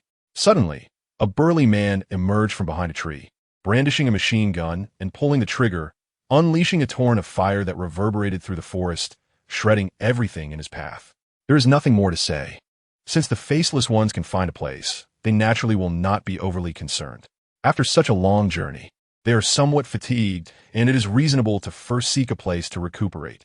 Bakar chuckled softly, choosing not to say anything further as he withdrew his troops to report to Abkhaz. Shuaisuding also led his men back to Tarlos. Xiaolong, clad in dark green attire, concealed himself atop a grand tree at the peak of Qingfeng Mountain. From this vantage point, he could clearly observe the 2 factions below, one to the north and the other to the south, separated by trees and the ridge of Qingfeng Mountain. They remained in that position for a considerable time before he leaned down to kiss her, passionately and fervently. She closed her eyes in response, her arms wrapped around his waist, feeling the strength of his broad back and the heavy thumping of his heart against his chest, echoing rhythmically. Hui blushed, playfully chiding Li Nyang about her pointed ears. Regardless of who had issued the order, I was simply grateful for the gesture. With that, she settled down to sample various dishes, savoring the fresh and tender grouper cake with delight. Beyond Do Zhenghua, I am indeed the best candidate.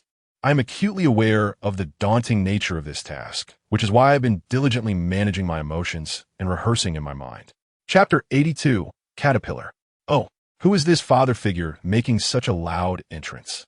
If you enjoy playing the role of a father so much, perhaps you should consider having more children for the sake of the nation rather than lecturing me here. Ning Chu could not help but laugh in irritation. By the way, who are you?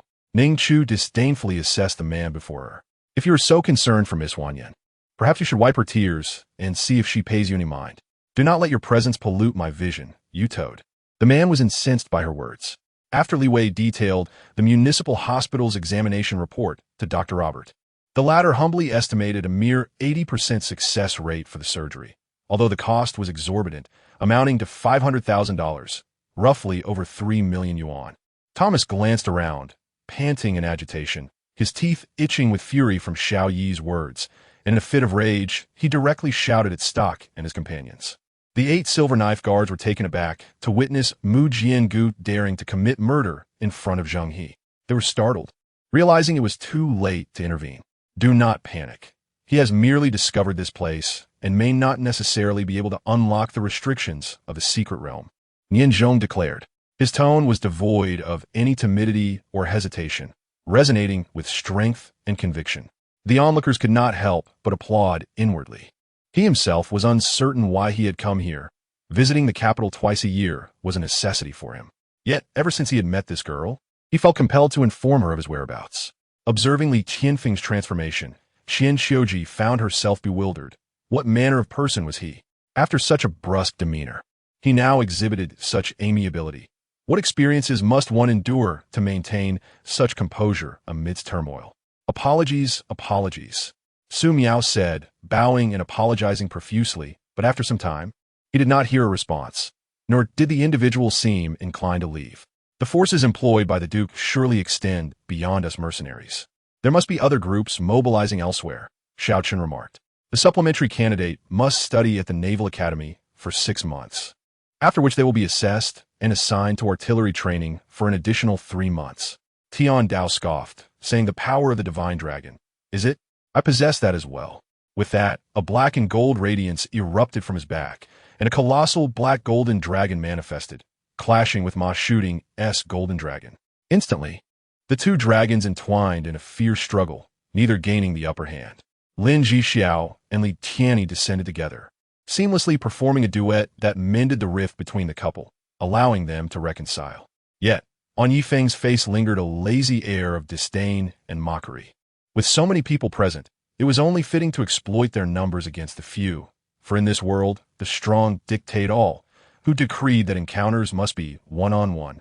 Lin Jixiao imagined Lu Yueli reclining within the 2 straps, her legs elegantly entwined in one loop in front, her shoulders encircled by another behind, perfectly positioned amidst the enchanting scenery. Yang Dana had never envisioned her body could be cleansed in such a manner, nor had she ever indulged in such luxurious treatment. They had also inspected Ning Xianjing's phone records, only to find that this individual had no communications with that organization in recent days, suggesting they likely had alternative means of contact that remained elusive to them. The river flowed quietly, and the 2 remained motionless within the current, as if time had frozen, transforming the space into a lifelike oil painting. Xia Zixuan gazed at the darkened sky above, feeling an oppressive force directed solely at him, while others remained oblivious. The members of this grand family had vanished without a trace, causing a significant uproar in the city of Shufeng at that time. Chapter 83, Caterpillar 2. Dun Duitiao. Taken by surprise, felt an itch at his neck as Ning Chu pushed him aside, glancing around before plucking a flower to brush against his neck, dislodging the caterpillar. Ah, so many caterpillars! Chun Isin exclaimed, leaping away in fright. Ning Chu also noted the pile of petals on the ground, concealing the hideous black caterpillars, their bodies covered in dark hair. In the days that followed, Shang Shimei traversed between Gu Liangnayan and Yun Feihu, gathering more information about Qin Tianxi while directly safeguarding Gu Liangnayan and indirectly protecting Yun Feihu. Lin approached her after a considerable wait, gently patting her shoulder, urging her to move on as there were still matters to attend to. As soon as he spoke, dozens of riders following Gan Mingsong arrived at the city gate, halting without the reckless charge displayed by Gan Mingsong. The bloodied face, marked by teeth, appeared quite red, yet the voice trembled with fear. Everything seemed natural, akin to a pitiful soul startled by Murong Ro. While imploring the Great Ones for forgiveness, he had to obey the commands of his current master, performing actions that would surely draw the ire of the Great Ones. This would inevitably invite scorn, but it was the most rational course. With Tang Lu now devoid of hope, detaching himself was the wisest strategy.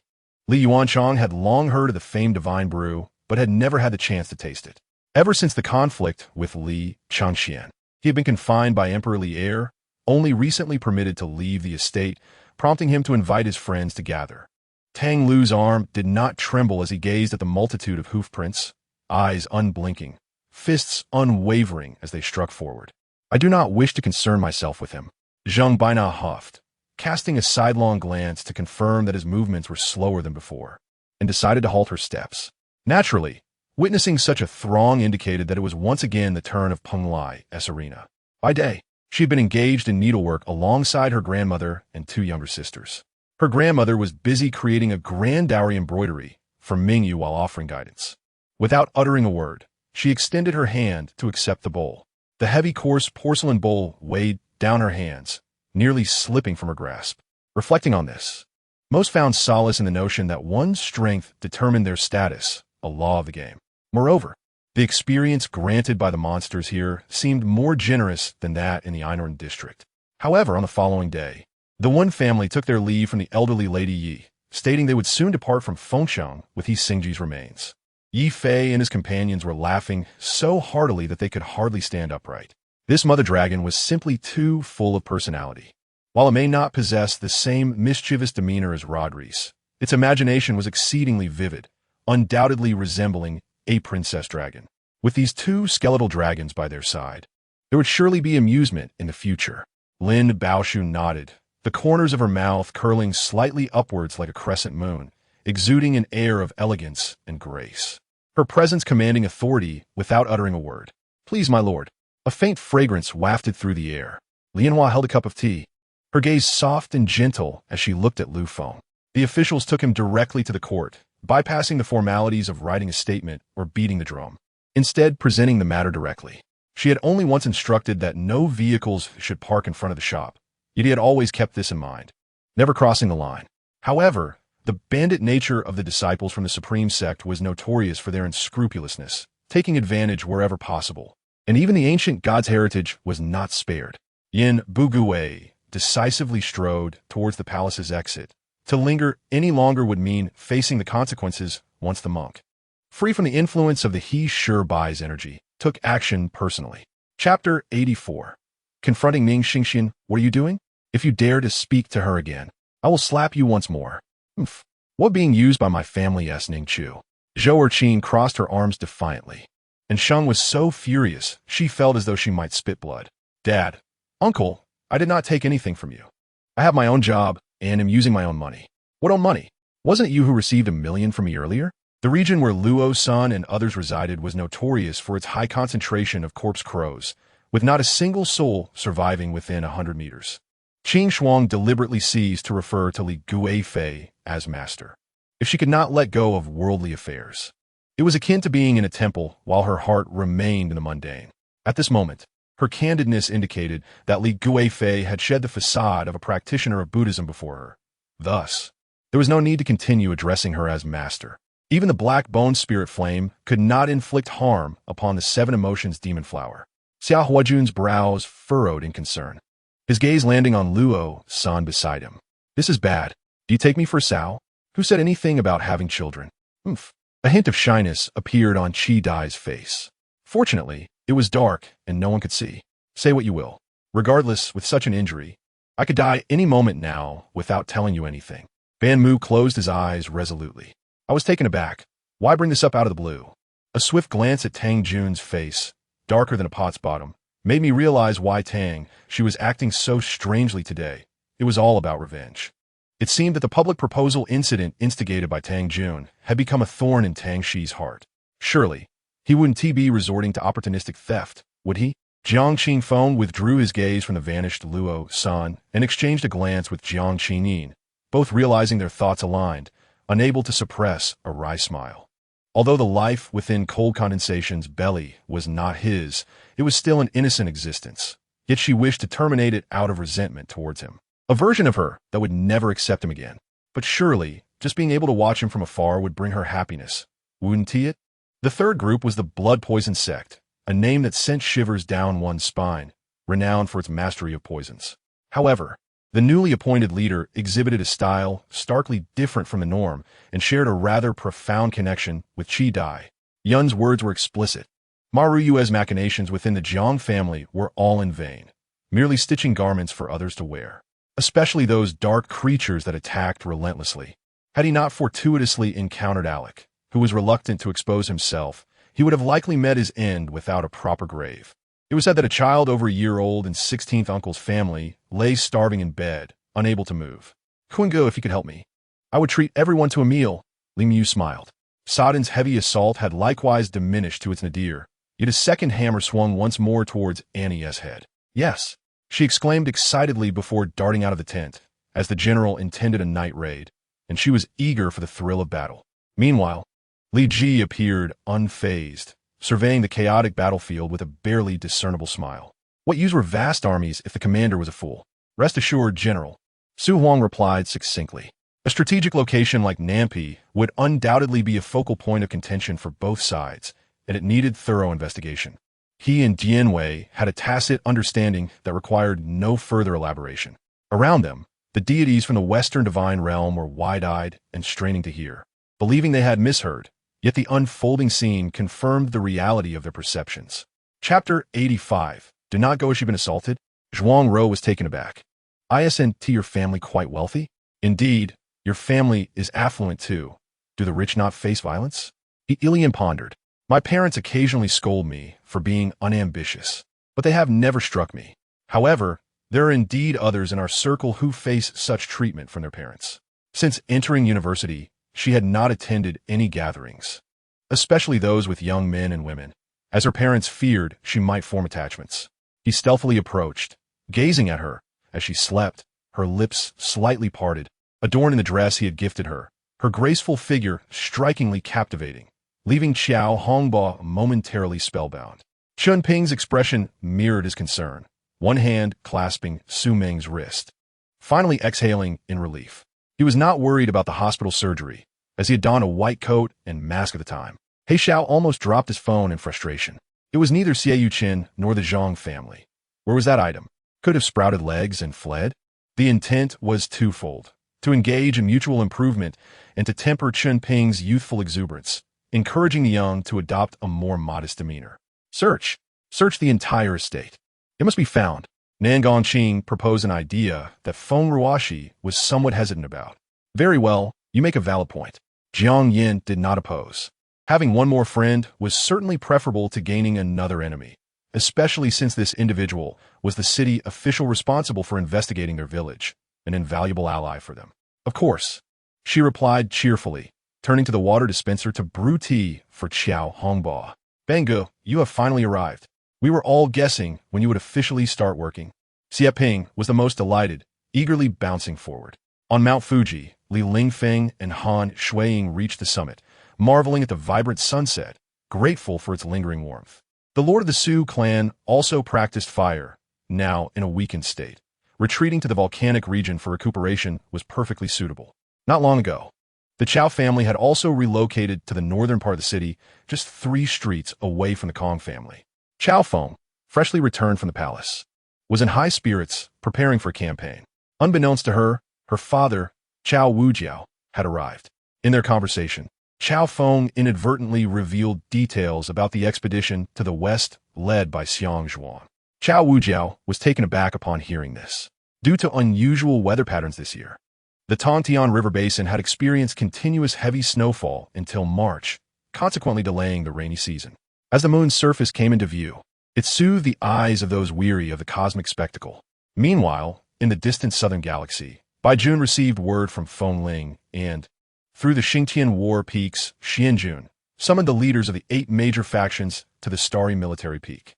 Bai Jun did not personally intervene, instead observing from the shadows, granting all authority to Xianjun. This issue had long troubled her, a question Su Ruizhao had evaded at the time. Ilan recalled enduring 2 thorough inspections upon her arrival at Semaba. When embarking on the 5th Fleet of the Star Sea, she was meticulously examined once, and upon entering, she underwent a complete scan by border robots, rendering it impossible to carry any weapons, suppressing the chaotic thoughts swirling in her mind. Cheng Yiming couldn't help but let out a wry smile, a sound imbued with a hint of melancholy and self-mockery, echoing through the vast and silent hall, amplifying her sense of solitude. Once again, the situation was the same. All radars and surveillance devices had inexplicably malfunctioned, leaving only an unpleasant static noise. Ilan had tidied up and departed quietly, without uttering the customary farewells to Lan Lan, and as her morning irritability faded, a sense of guilt began to creep in.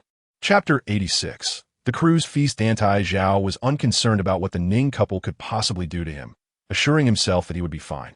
At that moment, Zheng Cheng mentioned an urgent matter regarding work to Dantai Chao, prompting him to end the call abruptly.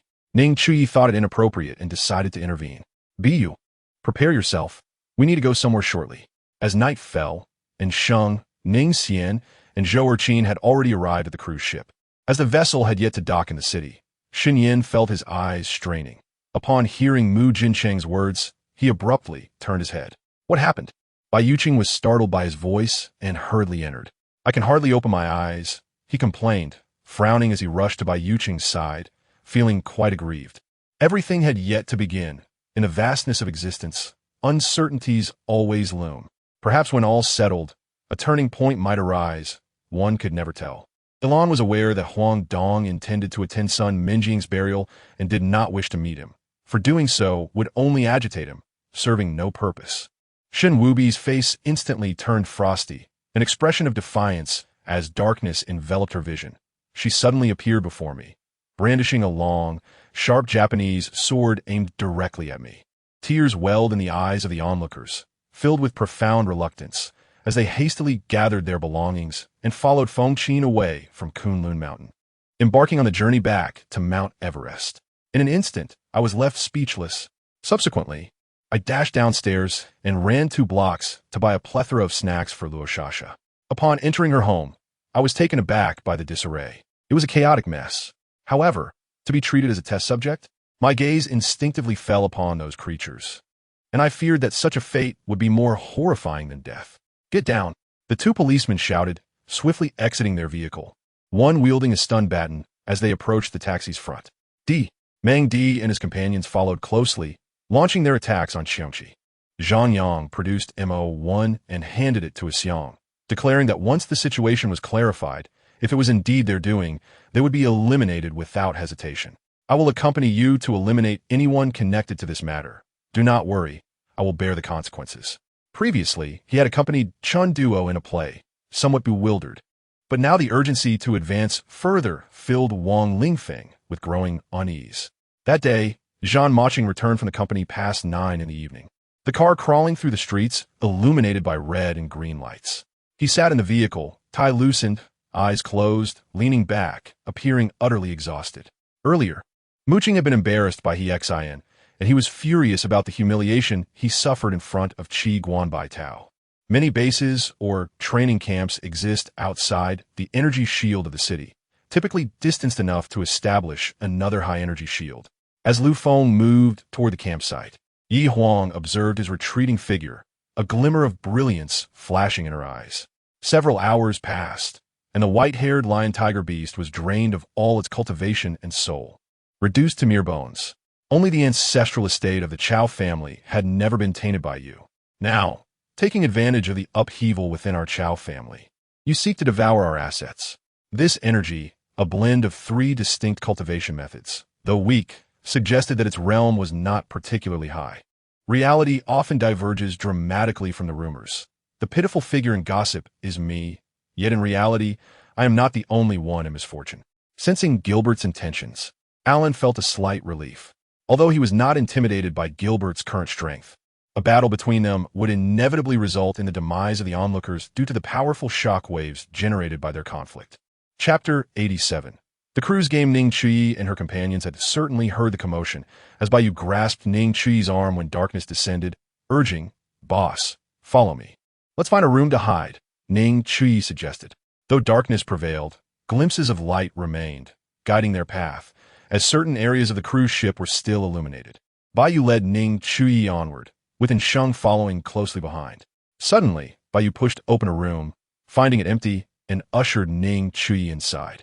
If this endeavor succeeded, it would lead to a remarkable and explosive development. Every morning, Hua Feifei would pay her respects to Hua Nongyue, who was presently furiously recounting her sister's situation. Compared to the rest of the world, this country's land area and population are considerable. Its territory spans over 300,000 square kilometers, larger than many European nations, with a population in the hundreds of millions. Pursuing these two paths concurrently, he should reach a level sufficient for self-preservation before the conclusion of the 10,000 races arena. Strangely, only Chu Fan's sharp tongue could evoke peculiar reactions from her body. Initially the director of the steel mill, he later transitioned to directing a film studio, earning money with ease beyond comparison. Old 9. It seems your artifact's poison is inflicting continuous damage upon him. If we persist, he may very well perish on his own. Chen Tianlang reported this discovery to Li Jiao, expressing his delight. Throw them into the woodshed. We should return home to rest. After all this commotion, their time for sleep was dwindling. To Lin Luoxia's surprise, she too had broken through to the nascent soul stage, a development that Chen Tianlang had not anticipated. What was more troubling was the fact that those individuals had been exceptionally discreet, making it nearly impossible to discern who had been infiltrated. Di Shaoyan rode the Emerald Dragon into the sky to confront these peak Dan Yuan realm experts, aiming to eliminate Wei Xing's entire backup force, with the primary goal being to acquire these flying demon beasts. After listening to Xie Tian's words, Xiao Shan nodded silently, exhaling a long plume of smoke as he gazed out at the bustling streets of Shanghai, his eyes gleaming with wisdom and insight. What does my changing clothes have to do with your lack of preparation? Lin Yu blinked and smiled. How could you wake someone like that? A faintly dissatisfied voice murmured from the ground. Impossible. We just need to proceed as planned. Leave the professional matters to the experts. Wang Changming whispered a few words in Wang Feng's ear, who nodded with a fierce expression. Adele trembled, sensing the seriousness in Yi Feng's demeanor. An inexplicable fear gripped her heart, causing her anger to dissipate as she obediently took her seat. Lin Feng chose to disregard Gao Fengyi's suggestion, slowly closing his eyes and leaning back in the passenger seat. Ding Xiangnan straddled her police motorcycle, her gaze fixed on Lin Feng's retreating figure, only withdrawing her gaze once he disappeared from sight. Zhao Jiwei's demeanor shifted, becoming aggressive. It was clear that if she was not informed of the truth, she would relentlessly pursue the matter. With no path of retreat, they could only forge ahead. Yu Chen's expression slightly altered. As a descendant of Lin Chen's subordinates, how could he dare to advance further with the esteemed director Lin Chen? Long Yao, in her palace, rushed to catch up with Long Mu upon receiving the news. Reaching the northern gate of Yindu, the scene in the square left over 1,000 cultivators surrounding it in a state of shock. Many secretly shook their heads, believing that Long Mu was doomed and no one could save him. Su Mu thought that Gu Qingji was deliberately pretending to be drunk, so she complied and genuinely helped Gu Qingji upstairs. When the call connected, Old Cheng was lying on his bed watching television, on the verge of falling asleep, when he was suddenly jolted awake by the incessant ringing of his phone. Chapter 88. Jumping down, Ning Chu watched as he reached out his hand, and seizing the opportunity while he was distracted, she hurled a water jug at him. With a startled cry, Ning Chu dashed out from behind the cabinet, kicked Song Qingyong, and fled outside, leaving the onlookers momentarily stunned.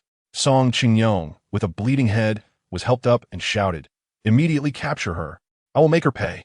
As Ning Chu emerged, she spotted Baiyu and Dantai coming toward her, with others trailing behind. The world knows of the benevolence of immortal beings, yet only the beloved wife remains unforgettable. In life, one speaks daily of kindness, and in death, they depart with others. Now, having encountered the mocking presence of Biluo, he realized that this issue had been resolved. Regardless, players were difficult to provoke, and their impulses to retaliate were curbed. Princess Chizuan regained her composure, while you breathe in the fresh air deeply, feeling a lingering terror. Although she had been disoriented moments ago, the sensation of facing death was vividly clear, and the despair of gasping for breath was unbearable for anyone. Jin Yong shook his head, aware of the rivalry between his two elder brothers. Having heard of it even within the palace, unsure of what to say, the three exhaled deeply, expecting poetry or lyrical compositions, only to be confronted with a simple matter. The next day, as Tsar pushed open the dark red door in the left ear hunting ground, he sat down to survey the relatively spacious room, now clad in a brand new hooded cloak, revealing his true appearance. Of course, the puppets he had were no longer in stock. Expert in Bagua Palm and Xing Yi Quan, with an aura of righteous energy, Zhang Lu was uncertain if he could find such an actor. Emma, only 3 years old, could already engage in formal conversations with adults like a child of 6 or 7, thanks largely to Zhao Sheng's frequent storytelling. When hosting events, nominated stars typically undergo brief interviews. Zhang Lu and Yang Xener were the most prominent figures at this award ceremony, garnering significant media and public attention, naturally drawing more questions. Although dissatisfied with Guan Yu, Nelly understood the rules here and had no intention of causing a stir. An increasing number of toxins were being unearthed, and gradually, people were left astonished. Unbeknownst to them, centered around this underground city, a myriad of toxins had emerged. Listening to Fu Shi, the crowd, already fearful of him, was further unnerved by the earlier horrifying scene, wishing to cling to Fu Shi's waist like a pair of pants. With the help of Zhenzuan, Yi Ji recognized the entity before him, causing his hand to tremble, nearly dropping Zhenzuan. In desperation, he sought collaboration with other executors, leading to subsequent events. After their departure, the entire street fell back into a profound silence. As the moon vanished behind the clouds, its light extinguished, deepening the night's darkness. From Liu Tianming's displayed agility, if he wished to escape now, the people present would likely be unable to stop him. The youth of the Serpent Clan sneered, pointing a finger, launching a jet of black liquid like an arrow toward Huadaozi. This was a deadly poison, capable of corroding everything. As the 100-foot dragon shadow charged toward him with overwhelming force, she trembled, unleashing a surge of celestial power. A beam of light flickered as Yimeng transformed the essence of the vermilion bird, and with a piercing cry akin to thunder, a vibrant, fiery shadow of the vermilion bird manifested in the void. Chapter 89. Escape. The onlookers were taken aback as the two leaped down, and they soon noticed figures approaching from a distance. Quickly return and report to the boss. Dantai Chao surfaced from the ocean with Ning Chu, and even Tai brought his people over. Dantai Chao first pushed Ning Chu up, then followed suit. Ning Chu was drenched, her curves evident, and she trembled uncontrollably, her teeth chattering from the cold. She felt she might freeze to death. Dantai Chao grasped her tightly as two elders shrieked and fled, while Zhu Gaming was sent flying 1,000 feet by the furious strike of the Yellow Spring Saint. Fortunately, his protective sword aura shielded him. Otherwise, others might not have survived. Despite this, he continued to cough up blood, his injuries severe. Why did it feel as if they were a couple? The way they gazed into each other's eyes was quite enviable. Qian Nai's pupils suddenly constricted. Could they be the next couple? No matter if the world crumbled or the stars perished, such disasters were not unavoidable for those who comprehended the laws of time and space. Rending the barriers of space, one could hide in another realm or release a world of their own creation containing those dear to them. Wherever they went, it was still a world.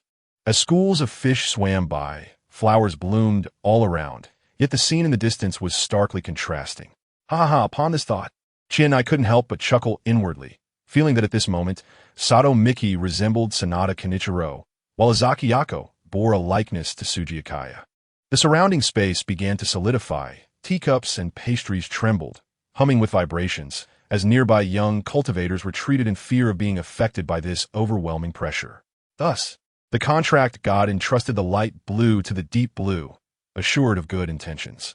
For even the most unfortunate elemental spirits, once matured, were incomparable to ordinary magical beasts, possessing strength on par with dragons or even greater. Clearly, at their current stage, they could only transform into butterflies and slimes. To have control over their bodies like Jiang Qizai required further training. Mayor, you misunderstand. Grandfather means you should not go to the company tomorrow, just for a day. Everything will remain as usual. What is this girl thinking? Lin Lao, a figure of significance, understood Lin Mei's concerns and quickly clarified. Santon, lead your squad with me. Yang Su Feng took a deep breath, slowly donning his military cap and picking up his Mitchell rifle, calmly stepping out of the command post. Gu Lagussi felt that the leader's soft grunt behind him carried an air of weakness. It was the first time he had heard such a feeble sound from a leader. Concerned for Lin Xia's safety, Jessica had scarcely eaten all day. And now that the crisis had passed, everyone realized they had almost gone an entire day without food. Fortunately, the chef on the Changfeng had already prepared dinner. But seeing Jessica's distressed countenance, he hesitated to announce that it was time to eat. Among the more than 10 cultivators, only one was from the alchemy department. Shui Rue had attended classes with him and had a vague impression of him. Just as Lin Xia answered Xianyi's question, a blackbird flew up from the city, heading toward the realm of the demon clan. Lin Xia keenly observed that a light gray object seemed to be tied to the bird's leg, and his heart stirred. Did this world still have carrier pigeons? Young Master Feng? You are young Master Feng. Li Zhong was already excited, and upon hearing that Lin Feng had returned to Bi City, his enthusiasm surged, transforming his tone from calm to one filled with excitement. Let him control the timing and angle of his shots, and take out the enemy's flagship. The other ships will wait for the enemy to unfold before executing the first round of volleys at a distance of 2,800 meters, Fletcher coldly instructed. Chapter 90. Captured Ning Chu slept soundly until noon the following day. Upon awakening, she felt a pervasive soreness throughout her body, an overwhelming sense of fatigue enveloping her. As she turned her head, she noticed Dantai Chao sitting beside her bed, resting with his eyes closed, his hand gently clasping hers. Reflecting on the previous night, she realized she had likely fallen ill. Ning Chu attempted to withdraw her hand, but the moment she moved, Dantai Chao stirred awake, revealing faint traces of bloodshot eyes. Awake? Dantai Chao straightened himself, reaching for the chessboard. The game between Daoist Hong Jun and Li Ancestor Luo was intense, with the black and white pieces locked in a fierce struggle. Daoist Hongjun's white dragon was precariously threatened by the black dragon of Mo Ancestor Luo and the gray dragon of Li Song, poised for destruction. Pan Changjiang hesitated briefly before acquiescing. However, he harbored doubts about the investigation team, questioning why a deputy director was tasked with handling matters typically reserved for a higher authority. With the Zhao family's influence, elevating a city mayor to a provincial standing within 5 years was certainly feasible. It was no wonder Xiao Han found it peculiar. The establishment of the urban management in Pingjing City was not due until the late 2010s, a decade away. Shortly thereafter, many residents of Xiangxia opened their doors and emerged to begin their daily toil. If I am not mistaken, the friend you mentioned is actually... Kaishu scrutinized her, as if attempting to discern her hidden thoughts. I am here to study fashion design and production. Hu Yulin explained directly to Xiao Han, revealing his intent. The chilling gleam of a blade startled several young men blocking the way, causing them to instinctively flinch. However, they quickly regained their composure and shouted in unison, "Put down your weapons. Do you wish to incur further punishment?" As for his new album, Shunming had already deliberated on it while filming during the day. In the frozen wilderness, the beasts were driven to ruthless cunning by their harsh environment, and the sound of walking on snow would betray their presence, making ambushes the most effective strategy against wild animals. Upon arriving at the Wanyu Hotel, I entered alone and found the driver anxiously waiting outside my room. It dawned on Song Jin that her father, Song Jinan, had often worried when his son, Song Siju, failed to return home, particularly around this time of night when he would call to ensure his son was safe or to inquire about his return. As the conversation progressed, the man in black grew increasingly agitated, his shoulders trembling as he struggled to contain his emotions. Yet, when his gaze met Field's wolf-like eyes, he instinctively averted his gaze. Unable to maintain eye contact, with his departure, the village lost its steadfast anchor, leaving me without a means of seeking help. I could only return to my residence and await Hong Tianlei's news. Then, I hoped you could assist me with something I had long since abandoned hope for. Dr. Shui regarded me intently as he spoke each word deliberately. I slowly closed my eyes, despair overwhelming me, as countless images of places visited, people met, and experiences endured flashed before me. Yanxing seemed to be in good spirits, casually glancing at the support frame in his hands. Lin Zheng contemplated for a long while, guessing that perhaps he was indeed no longer angry, though he remained unsure how his senior had managed to pacify him. Chapter 91. Do you want me to feel guilty for you? Huh? How'd he fall ill? Ning Chu inquired with concern. He must be worn out. The boss has hardly rested since returning. Ning Chu recalled that he had jumped into the sea with her and had cared for her for so long. Where was he now? The boss is still at the company. Ning Chu glanced at the time, noticing it was already past 10 o'clock. It was quite typical for him to work late. However, as everyone turned to look, their expressions changed dramatically upon seeing Zhao Ruwei stride into the Cold Moon Palace, accompanied by the Dragon Guard commander, Zhao Hanfeng. The night was deep, enveloped in darkness, with the moonlight casting a faint silver glow. In such a tranquil night, an unsettling presence quietly lingered. Candlelight flickered dimly as weary eyes strained to perceive the obscured world. With hands clasped behind his back, he patrolled the defenses from the front to the rear of the city walls. Director Ding Li calmly lit a cigarette, pushing a pack of premium Dazhongwa cigarettes toward Ma Fei, reclining back against the sofa while smoking. Did you kill my brother? William asked disdainfully, brandishing a long-handled axe at Chen Xiaoming, who lay on the ground cradling his head. These failed experiments served to demonstrate one clear fact. Neither the souls nor the spirits of the Dragon Clan could be replicated. Likewise, Groups A and C, both suffering damage, were merged in the northeast corner. The Pure Land deliberately overlooked its value, yet the Dream Demon King was well aware of the immense power contained within the dragon's carcass. Despite knowing the other party was not virtuous and had even assaulted an officer, without further evidence to substantiate Qiu Hai's wrongdoing, he could only be detained for a few days based on the assault charge alone. Subsequent events proved that this group had indeed created a significant disturbance. Yet the four absolute immortals did not afford Ruo Shui enough time to ponder their actions before employing their powers to break through the void, urging Ruo Shui to hasten toward the Tianyu Palace. In the midst of their conversation, Li Hong produced the silver-purple dragon, swiftly forming a hand gesture to direct it toward the violet barrier. Her voice remained calm, devoid of any menace, yet Li Hongji felt an excruciating pain in his hand. Ling Xiangzi recognized the tension, growing increasingly convinced of his earlier assumptions. His complexion turned ashen as he abruptly rose, declaring, I despise your countenance. I shall return to my 9 purple peak for tranquility. Summoning the white reed, a flash of white light swiftly retreated. Vania! Nan Gongxiong was about to command the capture of the assassin when old Master Shangwan preemptively interjected, his words akin to calling a family member. The server exclaimed, Dare you draw your sword? In a panic, retreating only to seize a meat cleaver from a nearby table. The server cursed under his breath, pivoting to meet Xian Yuhuan's longsword with a cleaver. It seemed we were once again outmaneuvered. Jiang Qicai sighed ruefully, throwing a punch against a nearby gravestone. It's all right. I can understand, he remarked. I previously expressed my hope that my child could lead a peaceful life, a sentiment likely shared by most parents. Yishiyu stated coolly, observing the situation as if he were not a student but rather a teacher or a parent. At that moment, the principal could hardly be bothered to glance in his direction, leaving the science student to fall silent, awkwardly picking at his fingers. Lin Jiansheng picked up a chess piece, while Lin Yang, who had been watching for some time, suddenly smiled and called out, 3 into 2.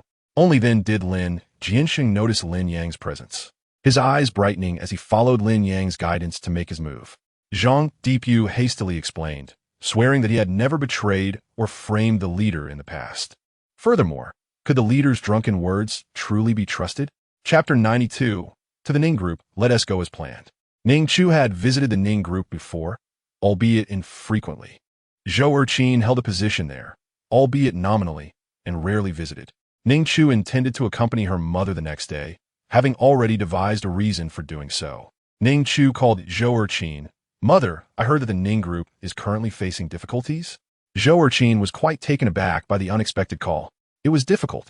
If one didn't divorce, what could be done? By the time he regained his senses, he found himself firmly glued to the chair, caught in a dilemma of whether to sit or stand. Jiang Yizhou, without hesitation, delivered several sharp slaps to the other party, followed by a kick that sent them sprawling. Jiang Zhao had perhaps grown accustomed to Fu Yinxi's touch in previous encounters. Thus his body did not react with discomfort immediately. If one were to inquire, let them ask. The elder believed his grandson would not mistake his bride. Lord Xie turned his head aside as he spoke. Having suffered at Ding Dang's hands, Gao Daji similarly disregarded Qin Zheng, already plotting how to witness Qin Zheng's humiliation and subsequently mock him. Should that stick strike, it would surely leave Qin Hao's head in tatters. Such riot control batons were no ordinary rubber rods. Qin Hao instinctively wanted to mention his engagement with Shun Rua Xue, but noticing Yin Shi, the unwelcome third wheel, beside him, he swallowed the words and changed his statement. After several brushes with death, his leisure hours were spent either in music or extreme sports. Would he fear this? Teacher, I believe if mother continues to treat my second sister this way, I shall prepare to send her back to father, Yang Jinjin said with a bright smile, radiating warmth. The leader, in a fit of rage, shattered the entrance of Long Gong. Eager to uncover who had been spying on them, Connie rushed to the window and beheld armored vehicles surging out from the elevator, racing into the distance. Once Badger and Jiang departed, Mutang leapt forward, rolling onto the stone bed draped with thick animal pelts, feeling both warm and soft, emitting satisfied murmurs. The crab, now fearless, approached Li Mi and untied the cloth around her neck, finally revealing the tattoo there. Qi Tianchang had believed that simply contacting Neo would facilitate everything. But to his dismay, Neo had completely lost his memory. He couldn't discern what had transpired or even remember who he was. Prior to seeing Alice with their own eyes, they could hardly fathom a beauty that surpassed Hu Meinyang, the renowned leader of the Fox Demon clan. Just recently, a direct descendant of the Du family, emboldened by his good looks and a touch of power, had dared to provoke this renowned dancer, only to suffer a shattered jawbone and now lay in bed, sustained solely by liquid nourishment. In the Zhuge Diyu cabin, Zhao Qianjiao exclaimed in surprise, nearly tumbling off the sofa. As long as she could see her father, even if that request were tenfold more difficult, she would accomplish it without a furrowed brow. The agonized cries lasted less than half a minute before a massive, bloodied corpse was hurled from the burrow dug by the pangolin. After snapping a dozen photos, Zhou Dongyu realized she was not very familiar with Chu Feng and awkwardly feigned shyness with a smile. After gathering the spoils, Zhang Yuanhao contemplated and walked toward the sole exit of the stone cave. Nodding, Zhang Yuanhao had previously inquired about Ji Mingyang's background from Kong Chaoyuan. This individual was a core disciple with six-colored aptitude, possessing an exceptional spiritual root, and having cultivated for merely over 80 years, had already reached mid-stage golden core cultivation. Chapter 93, Reasons Ning Chu. Forget it. Are you feeling better? Ning Chu still asked. Dantai Chao coughed. I'm fine. Ning Chu. Fine and still coughing? You could ask the butler to have the kitchen prepare some pears. What do you wish to ask me? Ning Chu cough about that song Qinyong. Why did you go then? Dantai Chao lowered his gaze. And why did you go? Suddenly, the door behind Fei Hu was pushed open, and 7 or 8 men entered. One of whom, a man in his 30s, asked while walking, I heard someone is causing trouble for Changge. Fei Hu's heart trembled at the sound. Is it true? You actually remember? I watched it several times and couldn't recall. One cannot repeatedly view it, as each time the breath flows with the thoughts, and if not controlled, it could lead to a deviation. Lu Fan exclaimed excitedly. Lu Qin and Lu En, while supportive of Jiner, were displeased by the youth's recklessness and did not assist him, hastily checking Jiner's wounds instead. Nevertheless, Shinboru remained unhurried. After all, he was bound by the circumstances, now shrouded in fog. He resolved to calmly devise a strategy to break through. Meanwhile, Li Donglai maintained his usual stern demeanor before his subordinates. Even as soldiers saluted, he merely nodded slightly, offering only a smile to familiar faces, giving Yin Zi and Xiong Yaoshi the impression that he resembled the leader of the Chong Lu army more than anything. Xiao Ling Xiao and others were led to the main hall of a courtyard, where they found several young gentlemen waiting. However, the sentiment remained. Money can be compensated, but reputation cannot be tarnished. Yang Badu clenched his teeth as he accepted the card. For the first time, he felt the money in his hands was unbearably hot. It's better to discuss matters amicably. After all, we are friends. Why must it come to such extremes?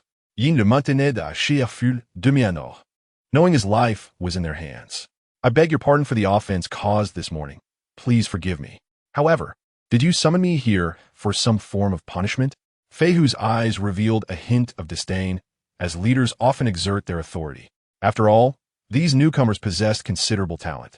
With a little nurturing, they would undoubtedly become formidable figures, enhancing Konoha's overall strength. Ah, Joshuramainat Silin, Lawing Hartili. Behind him, Huan Yi bellowed, shameless scoundrel. Come and face your doom. The sound of hooves echoed as a rider charged forth, and a flash of a blade ignited a spray of blood. Upon turning, Huan Yi immediately brandished his sword, glaring at Lu Meng, while Jin Quan lay lifeless on the ground. Was the cave dubbed an altar solely due to its resemblance to a jar? If so, how ludicrous! Xiao Yumiya believed her approach to combat was quite lacking in decorum, but she had never anticipated witnessing behavior at least 10,000 times more shameless. Lu Fengshuan felt a surge of blood choke in his throat, unable to swallow or spit it out. Truly, the flames of the heavens were fearsome. Although they had yet to dissolve the barrier entirely, the scorching fire visibly melted it. It would not be long before this exasperating barrier vanished beneath the divine flames. After being struck and sent flying, Mu Yun steadied himself before drawing closer, directing a fierce inquiry at the man clad in purple and blue, Du Meng. Following behind, Gong Sun, Yi, and others trailed in the footsteps of Xiao Yumiya, exiting the triple formations she had laid down earlier. Yu Zichen glanced at Di Tianli's face. It appeared serene, yet Yu Zichen knew that Di Tianli was genuinely enraged. Chapter 94. On set, Long Yongyuan brought Ning Chu to Fan Kashian, who stood up somewhat awkwardly, adjusting her clothing and gazing intently at Ning Chu, feeling a bit nervous. Hello. Fan Kashian extended her hand. Long Yongyuan introduced, this is our female lead. Her name is Fan Kashian. Ning Chu shook hands with Fan Kashian. Hello. I saw your audition. Your performance was quite impressive. Fan Kashian felt a rush of excitement. Thank you. Thank you. Talent does not equate to cultivation, yet it profoundly influences the path and destiny of every spiritual practitioner. Within the bounds of their aptitude, rapid progress is possible, whereas beyond that threshold, advancement becomes exceedingly difficult. The sword-bearing guards and the sound of blades unsheathing advanced, while MOD and Shuang Shuang raised their guns and crossbows, aiming at the galaxy. The seven-colored Sacred Soul Lotus is a legendary artifact, rumored to possess countless effects, each sufficient to drive cultivators into a frenzy to seize it. Qi Mu first declared his name, slowly drawing his blade from its sheath, gripping the hilt firmly. On the Baranji Fan Peak, Xiao Heng gazed out from within the cave, surveying the expanse of the ochre earth below, where countless shadowy openings in the dark mountains resembled black eyes, watching him with pity, mockery, malice, or indifference. As his words fell, a member of the city guard unexpectedly illuminated a warning talisman before the 4 or 5 individuals from the Lin family. Among the territories, the agricultural domain is distinct, while the remaining 7 are collectively referred to as the outer domains, which are further divided into 3 tiers. The lower outer domains of the Dali domain and the western domain, the intermediate outer domains of the golden domain, Liao domain, and Mongol domain, and the higher outer domains of the capital domain and barbarian domain. Xian Yin had mentioned this matter previously, and Su Qi had agreed. However, he had been unable to separate himself and had not met with the celestial demon. If we were to push the timeline forward by a month, we would comprehend the profound impact this day has left on numerous players. Above the 100 Ghosts Cave, Tang stood on the Golden Bridge. Yet his expression was now somewhat ferocious, starkly contrasting with the ethereal demeanor he once possessed. As Stephen sought to bolster his own score, he inevitably diminished his defense against Kobe Bryant, convinced that the latter could not contend with him for an entire night. At that moment, Stephen was oblivious to the larger picture or any adversaries. All that occupied his mind was the hoop and the score. At this instant, Li Jingze was rather taken aback. His initial estimation of Duan Tianya's forces was around 300,000, yet it appeared that Duan Tianya's power surpassed his expectations, reaching as high as 500,000, which was encroaching upon Li Jingze's own threshold. As Wang Dao silently passed, the industrious disciples of the Celestial Clan were oblivious to the numerous resources vanishing without a sound. I am Philip Modens, an agent from CAA. Stephen is our client.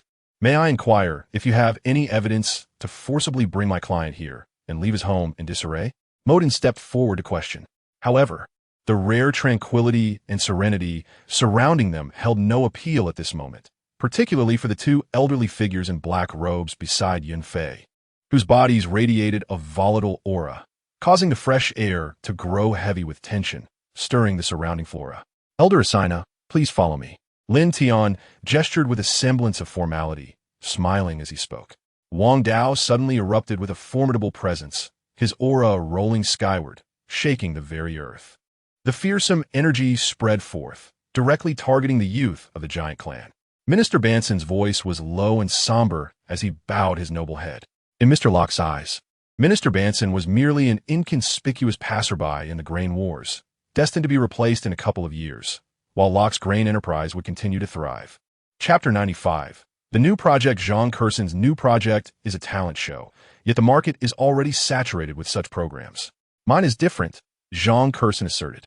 It involves not only singing and dancing, but also examinations on cultural knowledge, including public disclosure of their height, weight, education, and more. As the saying goes, one must first learn virtue before mastering skills. I believe culture is equally vital. The manager of the publicity department interjected. Doesn't that mean only university students can qualify? No. This cultural examination. Jean Wang was so enraged he trembled all over. The truth struck him, leaving his face flushed and speechless in rebuttal. Brother Xian, has a large-scale competition formed in the Death Valley? Mu San inquired, handing Liang Xian a skewer of sizzling roasted meat. Huang Zhongjia, with a stern expression, ordered his subordinates to lay the deceased on the ground and began examining the bodies. Is there anything more excessive than what you have done? Do you think I am unaware of your actions? Wang Yangyang's tone dripped with bitterness, more sour than a shattered vinegar jar. Otherwise, by the time Chu Ming's body adapted to the power of the demon spirit lotus, it would become increasingly challenging to confront him. Such a divine healer may not readily agree to a direct plea. What would be necessary to sway him? Money? Or something else? Just as he picked up the phone to contact Wang Wei for treatment, he hesitated, consumed by uncertainty. Unfortunately, he encountered Wang Wei, who showed no regard for the so-called top 10 dominant families, Situ Gang's initial failure. Why are you here? Mu Sun pondered long, but could not devise a way to salvage his dignity. Reluctantly, he had to shift the topic abruptly. Damn it, who spread such news? How could it be worth that much? Upon hearing the madman's words, Bosku slammed the table and stood up. Although it was far enough to remain undetected, it could also easily lead to being shaken off, a stark contrast to his previous methods of pursuit. Inarisuke wore a peculiar expression. Wang Lesui had recently left the Yuan family in shambles, even taking down Yuan Xiao. Jiang Chun was acutely aware of this, yet he chose not to take that step. Uchiha Sasuke's heart roared, his eyes, the kaleidoscope Sharingan, growing darker. He seemed entirely engulfed by the shadows, exuding an aura of death. Despite possessing the power of a junior deity, his body lacked the embedded infinity stones, limiting his strength, which had waned considerably after prolonged combat with Fang Tian, who relentlessly pummeled him into submission. Moreover, due to the extreme nature of the game, any competition involving Nishikido K was prone to unexpected incidents. As the members entered, they were thoroughly impressed by the environment, especially the male guests, who found it vastly superior to the hotel they occupied the previous day. This is an era of freedom, a time when rules and systems have yet to be fully established, making it an optimal period for entrepreneurship. Is he still alive? A voice of surprise echoed, causing Jiang Chun to raise an eyebrow. Watching Zhao Qian's popularity, they felt an undeniable envy, yet they had to admit their own shortcomings in comparison. Of course, Japan was particularly unfortunate, falling victim to Lei Yu's gunfire and becoming the first casualty. Jun Kuei's eyes were strikingly unique, not the usual black but a deep blue, resembling a clear lake, calm yet harboring an irresistible allure. The meteor seemed to falter, causing a stir among the crowd. She murmured to herself, as if imparting some final words. Chapter 96. The draft, so you're already investing now? Mother? May I participate? Madam, he replied. If you wish to play, of course. You can. By the way, Miss Ning sought my assistance before. She owes our family a favor, and I will ask her to take good care of you. He waved her hand. No, that won't be necessary. I do not require special treatment. Otherwise, it won't be as enjoyable. However, she sought our family's help. How'd she find us? After several falls, the referee finally sounded the whistle that Zhang Xiang desperately awaited, lying on the ground, gasping heavily. President Liao recalled that when he teased Zhao Hao in front of everyone, Zhao Hao was not even present. Yuan Jinxiao was contemplating whether he should make a trip to New York, attempting to meet Lung Zichuan, fully aware of the improbability of such a meeting. Yet, if this mystery remained unresolved, he feared it would leave him dizzy with thoughts daily. Without the need for words, wherever the lava destroyer tread, molten rocks surged forth, and the demons lacked both the strength and courage to charge directly. Due to limited communication bandwidth, the long-haired man merely sent a signal indicating safety before temporarily severing contact with Duan Tianxing. Your Highness, why did you leave the palace without taking the physician and the Imperial Guard? His Majesty is deeply concerned. The charioteer urgently reined in the horses, and before the carriage came to a complete stop, Zhao Gao rushed down. All right, we will heed Brother Ku's words. The two brothers, having come to an understanding, nodded and stood up to exit. In pursuit, they boldly led the charge, employing remarkable evasion techniques to closely follow Xiao Chongzi while maintaining a distance of no more than 30 miles. When Wengu and Yuan Jinxia arrived at the entrance of the Yudai market, the black vehicle had already removed Bayan's corpse. A considerable number of onlookers had gathered, and the market manager stood outside, sighing, yet no one paid him any mind as all attention was focused on Xiao Si. Even Wei Xian's six-eyed golden toad, along with Wei Zhen's second spiritual entity, were all cast into the cauldron. Shadows flickered as Bai Su Zhan's cheeks flushed, leaning against the window of the painted boat. Curiously gazing outside, the song towers and dance halls on both banks sparkled with colorful lights, illuminating the entire river in a resplendent glow. Xin Yuanxiao, pale-faced, scrutinized the fabric for long while before hastily scanning the blank paper in hand. Without uttering a word, he signed his name, followed closely by sweat-drenched Ma Tian, who also inscribed his signature. As the final character was penned, the smile on his face faded perfectly, and without casting another glance at Brown, he turned towards the dining table. With a sacred heart, a mystifying Yang Ke, and the ghostly Wolf King beneath the moonlit night, it was no surprise that they could suppress the Jiao Dragon. Moreover, Yan Yin himself possessed formidable strength, capable of assisting the ghostly Wolf King in this endeavor. Winston swung his sword, and the explosive flames instantly reduced the writhing vines to charred remnants. Cervantes' body was also scorched, as Winston's long sword plunged deeply into his forehead, nearly cleaving his head in two. Cervantes stood frozen for a moment before collapsing limply. Chun Yi slowly nodded, while at that moment, Taoist Huayang instructed the disciples to rest for 5 minutes before descending the mountain. It turned out that Su Chu, unable to contain his excitement, had jumped onto the stage without consulting Xiang Yun and began sparring with the disciples of the martial arts school. Who was Su Chu? In no time, he had knocked several disciples off the stage, provoking a chorus of cheers. Hey, Yuan Shou, why are you here? Something happened up ahead? Upon seeing Chun Ping, Liamo initially thought he was in trouble and quickly pulled him into the carriage. Caroline felt exhilarated. The reason she refrained from letting Hayden strike and engaged in such lengthy dialogue was to relish Han Jin's expressions, and she desired to watch him succumb to fear slowly. Chapter 97. Uncle and Sheng arrives. A college student vented on the internet, tagging it with dazzling new star, stating that he had altered the exam papers of the applicants, witnessing all sorts of foolishness. Recently, wasn't dazzling new star quite popular? I was fortunate enough to receive a part-time job to grade the papers. Indeed, it was for the re-examination of this variety show. The exam seemed relatively simple, but upon seeing the myriad of bizarre answers, I realized the long road ahead for our education system. Truly, how many individuals have passed the trials left by the Qinkuan Sword Gate over the years? He inquired curiously. Prologue. The end of an era requires a grand finale, and peaceful occasions are merely one aspect of it. 2 minutes elapsed, and the data on the screen ceased fluctuating, ultimately displaying the final results. The screen showcased 10 pieces of data, evidently representing the top 10 rankings. Enraged, he turned towards me, only to see a white light laced with lightning rushing towards him. The distance was too short for him to evade. He immediately conjured the release dark energy as a shield before him. Han Schwer nodded, immediately utilizing the mental force field amplification device to unleash her mental energy, enveloping the entire vicinity. Instantly, as the giant lion became enraged, dark clouds swiftly obscured the previously clear sky once again. Ban, if you do not showcase your true strength, you may have to retreat today. The Vortex's long gate controlled Payne's Deva path, addressing the masked Uchiha Bido.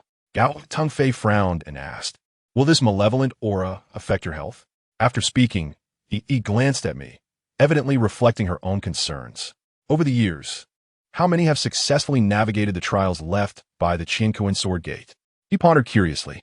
Azure blood scattered on the ground, morphing into shimmering orbs. The Zhuan Taoist wore a pained expression, his eyes brimming with divine light, transforming his palm into a fist and delivering a powerful blow that sent Kong Xian flying. Just then, the operating room door swung open, and a stern doctor clad in a white coat emerged, stating, "Congratulations, you have welcomed a baby boy. Who is the father? Please come and sign. I am quite displeased with today's events. It seems my lesson from last night was insufficiently profound." His voice was stern, instilling fear in her. The relentless tide of compassion surged within her heart, stirring deep-seated desires. Fortunately, Zhang Jun refrained from continuing, presumably aware that Zhou Chu was an astute individual. Best to leave matters as they were. A gust of wind swept by, and as I regained my senses, I found myself lying on the bed, with the somewhat pained expression of Lila Da above me. Especially the bonus. It is inherently a form of honor, a recognition that merits the reward. This is indeed a matter of pride. Although Zhou Chu had threatened to send them back, the busyness of the situation caused it to be merely a passing remark. Soon forgotten, he was unaware of why he hesitated to step forward, nor could he articulate a single word in response to her remarks. Yes, he had exploited her and deceived her. However, when he gazed into Qing Wu's icy eyes and heard her coldly refer to him as Prince Tingwan, why did his heart ache so painfully? Upon exiting the room, Liang Manru, entwined with Page Yuanhao, had already ascended the stairs, and she hurriedly attempted to turn back into her room. At that moment, Du Tan was also taken aback, knowing full well the disparity between the Du and Qi families. She felt a sense of panic, yet still mustered the courage to glare at Qi Ji, unwilling to yield in the slightest. Yang Qi was her companion. She did not wish for him to be bullied in such a setting. They could thrive and flourish, thanks to your meticulous care. Bai Ruoyan smiled as she spoke. Abel could no longer contain his curiosity, prompting his question. Just moments ago, he had scrutinized the members of the Miao Miao mercenary corps, finding no one who could be Z combat personnel. Could it be that John made a mistake? Chapter 98. The interview dazzling new star is currently enjoying considerable popularity. The mentors, including Zhang Ku, have shortlisted several candidates, one of whom is naturally Shun Juxin, being part of the company and thus heavily promoted. There are also two newcomers in the company participating in this talent show, Liao Jiyu and Shipan. If they perform exceptionally, they will debut directly. However, if they cannot compete with others, they may need to train further within the company. Both of them faced no issues in the preliminary and re-examination stages. Before utilizing the Blood Chi Blade, Kazan must ascertain whether the environment is conducive for its application. Hurry up. You have already faced 2 assassination attempts, and your father was the first victim in this incident. His safety is presently in jeopardy, Lu Xiang urged impatiently. For 3 years, Chen Ji listened daily to Yang Xiongfei speak ill of Chun area, gradually learning to probe into others' thoughts. Although only 10 years old, he appeared more mature and perceptive than the 16-year-old Chun Jian, possessing his own unique perspective on matters. After such extensive observation, this exceptionally talented child, judged by his keen intuition, was likely correct. Previously, the nine-tailed spirit fox had informed him that Ling Feng had reached the Wheel Realm while in the nine-tailed village. Now, he had made remarkable progress and harbored numerous secrets. I will go to the guest room. Whenever you have come to terms with your thoughts and wish to speak, I shall return. She attempted to pry open his fingers. Ha. As I said, I fish without hooks. They come to me willingly. Chun Ping truly did not wish to tease such an elder. Under the illumination of the lights, the shoes on her feet appeared even more pristine, accentuating the slender, pearly legs that resembled enchanting lilies. More significantly, the monster pirates had officially established a rivalry with the Big Mom pirates and the Beast pirates. It matters not. As long as you hold me in your heart as a brother, that is sufficient. Chun Area reached out and patted Lindsay's shoulder, sharing a knowing smile with him. For a pianist, the caliber of the orchestra is not of paramount importance. What truly matters is the ability to sign with an orchestra of a certain stature. In truth, it is not merely county officials. Yin has come to the Qiandong district to inquire about their location, intending to observe their training. I have changed my opinion of you, Hao. While you hesitated in life, Even bearing the title of the greatest Green Lantern, your performance rarely dazzled me. Unexpectedly, after your demise, you exhibited remarkable growth. You ought to express gratitude to Black Death Emperor. Sinestro nodded in satisfaction. His music bore no influence of Chopin. Thus, he must invest more thought into constructing his own interpretation of Chopin to find his unique essence. As the last drop of coffee was consumed in one swift motion by Fu Jiao, he merely sighed, casting the coffee cup aside and twisting his body. In unison, the three transformed into fleeting shadows, and before long, they arrived at Chun Yu's doorstep. Upon returning home, he took over the Qin group, consumed by workday in and day out, yet still devoid of a smile. He refrained from mentioning Adina, for that name had become a taboo subject. Aside from not summoning Fang Yanqing, the living room of Fang Caiyu was already filled to capacity with guests. Regrettably, they were unable to achieve a successful conclusion later on. When that man faced misfortune at Grandma Sue's house, he leveraged the meager wealth she possessed to pave connections and enlist in the military, only to abandon her. Although he deliberately penned a cliché note wishing her happiness every day, adorned with the term anonymous, she had studied the handwriting of the esteemed president. She swiftly dodged to her right, leaving Lu Huan's hand suspended in the air, momentarily at a loss for his next move. Today, her junior sister brought over the medicine, and he continued to feed her with his mouth. Every time he attempted to use a spoon, she would spit it out. Thus, this was the only method that proved successful for now. Chapter 99. The variety show begins, no female lead, and Shun gazed at the number 12 in her hand, clutching a pen as she proceeded to the 12th dormitory room. Upon entering, she discovered that some had already arrived. Of the 4 occupants in the dormitory, 2 were present and had chosen their beds, leaving her to select from the remaining 2. She was unfamiliar with the others in the dormitory, and they, likewise, did not recognize her. Shortly after, the last roommate arrived. As she surveyed the room, she noticed an ID on the screen that seemed unfamiliar, leaving her unaware of when it had been added to the guild. Although Lin Yu was subdued at that moment, he possessed the means to break free. Yet he remained still, knowing that Optimus Prime would act. If he could divert the attention of those around, it would be the perfect opportunity for him to strike. Perhaps I should pass on this? I am quite busy here, as you can understand, Lu Xiaomu said to Li Shui. Thus, many would be inclined to assist the young master in confronting Sun Fugue, whose debts were considerable. The wealth of the Earth Spirit would belong to the young master, extending even to the riches of the food god restaurant. One servant exclaimed with excitement upon hearing this. However, moments ago, they were in distress, yet upon seeing their target, they could no longer contain themselves and immediately advanced towards it, seemingly eager to execute their plan.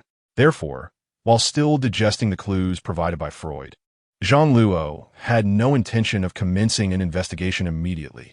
He merely wished to eat and restore himself to a state of normalcy. A misunderstanding had arisen, and if the South Korean soldiers were to burst in and witness their comrades turn to a pulp by him, it would be disastrous. Ji Yong was buried at least 100 meters underground, yet he felt no pressure. Both of them were fortunate. Morong's tone was filled with nostalgia, carrying a sense of deep history. Imperial scientists generally possess a high level of expertise in elemental energy cultivation. Thus, testing their elemental energy can effectively eliminate numerous espionage tactics. At that moment, the military helicopter began to decelerate. I felt as though I were slowly sinking in a submarine. I promptly removed my headphones and meticulously checked my attire, ensuring everything was in order before preparing to disembark. If the assailant is not dealt with or all witnesses eliminated, allowing today's events to leak could tarnish the Yi family's reputation. The doll pressed her hand against the bullet wound, ultimately unable to suppress a few retches. In contrast, Yuchen seemed to understand that his feelings held little hope. He remained nonchalant, even advising him to let go. He had never encountered someone like Yuchen before. It piqued his curiosity. Before Ling Chun could enter the garden, he heard the sound of weapons clashing within. Clearly, Han Qingxue was indeed anxious, though clever. Mo Bayer directed her gaze at Yi Tian, who also stared back at her, perplexed as to why she was escorting him to the judicial realm, which left him feeling somewhat uneasy. Just moments ago, Fu Yu merely mentioned a few actual customer names to ease the vigilance of the false Anai Chuan, suddenly introducing the name of Guihai Gongzi. If the target were not Guihai Gongzi, the false Anai Chuan would surely be astonished, as she was entirely unaware of the young master's true identity. The Kunming dog has long been a prize breed for our military, bred from German shepherds. Easily identifiable by their distinct colors: iron blue, deep blue, and gray blue, and they have always been favored by various special forces. Unexpectedly, for had appeared here at once. Chapter 100. The auction at the scene. Chun Jing continued. Alright, this is merely the first test. There will be a second, third, and fourth. Do not be disheartened. And those with high scores should not become arrogant. The true competition is about to commence. First, let me introduce our mentors. First up is our beloved and talented, internationally acclaimed teacher, Shun Zhuxin. Let us give her a warm welcome. Applause. Next, we have our esteemed dance instructor, Fang Jumei. Much like a stubborn bull that refuses to turn back until it hits a wall, was determined to capture those two swirling shadows. Debt collection. Did Master Morong send you? Morong is indeed impatient. So, they're indeed sent by Master Morong? It is likely related to the considerable debts incurred by the Haihua brothers. This is but one such case. Please, dear aunt, guide me on my way. Li Guyu genuinely did not know Li Sinyu's address. She initially intended to inquire while searching, but since the aunt was willing to point her in the right direction, she gladly accepted. Upon the command, the Tianwang San led his people, a full 10,000 turtle-like clan, charging at the forefront. Since that day when he fell into the well and had that miraculous dream, everything had transformed completely, whether in terms of intellect, agility, or medical skills. It felt as if they had suddenly emerged, leaving him in awe. Upon my return, I shall come in haste. I will provide you with more intelligence about the Scorpion Kingdom's army and the Taisher forces, and I will do my utmost to assist you in winning this war. Luo Yaya declared, donning her mask before departing. This place was originally the territory of the blighted demon sect, which had been annihilated during the Great Battle. Yet some elders stealthily remained, bringing a few disciples to endure until the end. It could be said that Qi Xiu's journey into this secret realm yielded abundant rewards, not only solidifying his cultivation, but also acquiring countless treasures. After perfecting the Six Desires celestial diagram, Fang Jumei arrived here, waiting for the doors to open. Ming Xiu and Zhou Cheng were momentarily taken aback, unsure if they were experiencing an illusion, but as the voice continued to resonate, Zhou Cheng's agitated heart gradually calmed. Tang Mo was at a loss for words. It was indeed quite exhilarating. Otherwise, he wouldn't have engaged with this game for so long. Despite exerting all his strength, he only knew she had disembarked at the international airport, yet there was not a single shadow in sight. Perhaps due to the daytime, the airport had fewer visitors, and Xian Yi was surprisingly tranquil, devoid of dazzling lights, which lent an air of elegance. However, someone like Xia Qingyang, who unabashedly discarded her image, truly reflected her fiery spirit that had never waned over the years. No one wished for demise, and Xia Xianming was no exception. Upon hearing Shan Ningxuan's intention to make him a scapegoat, his face turned ashen as he vehemently shook his head. Yet at that moment, the poison within him surged, causing unbearable pain with every movement. The once soft voice now sounded chillingly cold, echoing with certain nuances reminiscent of Zhuansu and Chu. The revelation that Chun Tai was an immortal sovereign astounded Qin Mingwei, rendering her speechless. It was simply unimaginable. Upon arriving at the film set, Wei Wucai informed Wu Mosen that Yuan Jiangyi and Hao Donghuai had volunteered to assist. This was not necessarily a good thing, but since they had already arrived, it would be prudent for the juniors to refrain from tarnishing their reputation, so they were advised to listen closely. The group nodded in agreement. Zhuansu and Chu approached the outer door, noticing the girl had no intent to pursue him, sighed, and turned back. The demons, undeterred, continued their relentless chase until Duan Haoping, fatigued, was ambushed from behind. A swift turn allowed Duan Haoping to wound the demon. Chapter 101. You are exceptional. During the recent auction, a stone fetched a staggering 100 million. That one, President Liu must have acquired others as well. Naturally, one comes here to reap rewards. Is President Chu here to negotiate? May we remain to observe? Chu Yao glanced at Ning Chu, affirming, of course. Ning Chu, did he just look at me? Is it to give the female lead a glimpse of her worth, or perhaps to show off? Chi Siu's figure suspended in mid-air froze, engulfed by an ominous cycle of fluctuations. He pondered whether to introduce Du Chun to a dear friend currently filming a grand production. However, the brothers emerging from the new city had not dispersed. Led by Deng Jiu, Wang Chun, Yu Che, Sun Zhe, and Mo, they established a mercenary camp. regularly enhancing their presence on the front lines. Upon reflection, it was reasonable. The radiant Doloa could not become the fifth devotee of the Spirit Hall by being slack and indolent. Thus, she need not participate in talent shows nor fear that Pei Wu Wang would fail to arrange a marriage proposal from the Empress Dowager, ensuring the Crown Prince remained oblivious to any issues. Last time, Shun Huaiji praised her culinary skills, which further fueled Song Yu's enthusiasm, indicating her innate talent in cooking. Many of the questions were deliberately guided towards the Zhou Kuan family to elicit incorrect answers, allowing Su Lan to seize the opportunity for attack. Consequently, fearing illness from repression, she developed the habit of murmuring privately. Just as Ping Hao mentioned, regarding Lu Yao's use of the car, Yin Yang did not impose any difficulties, directly handing them a set of keys. No, stop the wild guesses. Just remember what I told you. We will guard outside, so do not worry. My father gently patted my shoulder, his expression more grave than ever. The system's divine beast egg was collected from myriad realms, and these reincarnated divine beasts retained the imprints of their past lives. However, being a person of simple desires, he chose seclusion after the turmoil subsided. A dazzling golden light erupted, and the vast East Sea suddenly froze, the endless golden rays resembling the divine decree of the god of time, causing the ceaseless waters to halt their flow. Yet, in the end, Harris remained firmly seated, as if glued to the chair. From the very beginning, this battle had a predetermined conclusion. Everyone merely wished to witness the extent of the tragedy. Logically, at this age, one should not be involved in courtly strife. Yet he was the favored one of King Zhao, rumored to perfectly inherit the king's youthful charm. Why should Du Haiqing heed the words of scoundrel? Du Haiqing clenched her teeth, regarding Qin Xian with disdain.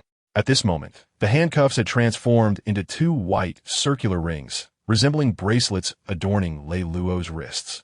Without hindering his movements, on the desolate earth, amidst the flames of the futuristic city, the flickering fire illuminated Jim's silhouette, casting a sense of solitude. However, Li Beifa, eager to acquire all information regarding the domain, relentlessly followed Jiang Yao Miao, inundating her with inquiries. With a mere finger, he emphatically tapped the ground, showcasing remarkable skill. Could there be any medicine hidden within that chocolate?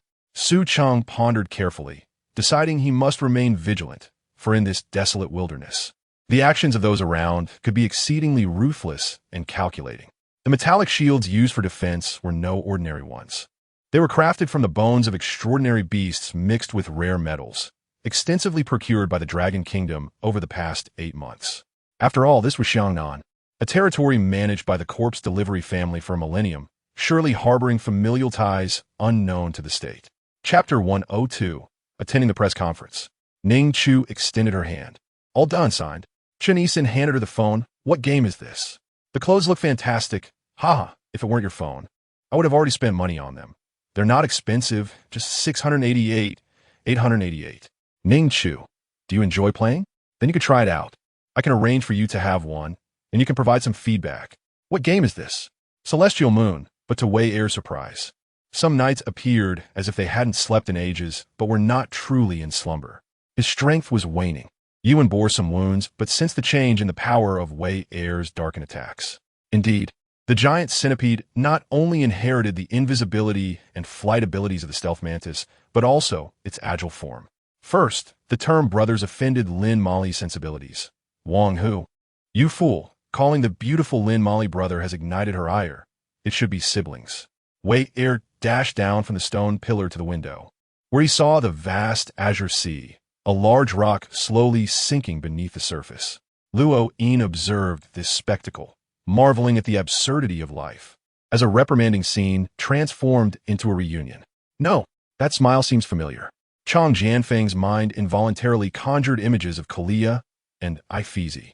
Chun Fiyu examined the camouflaged house before him, recognizing the difficulty of spotting such a disguise in the sky. Upon hearing this, the island girl wore a contemplative expression. Her sister's child?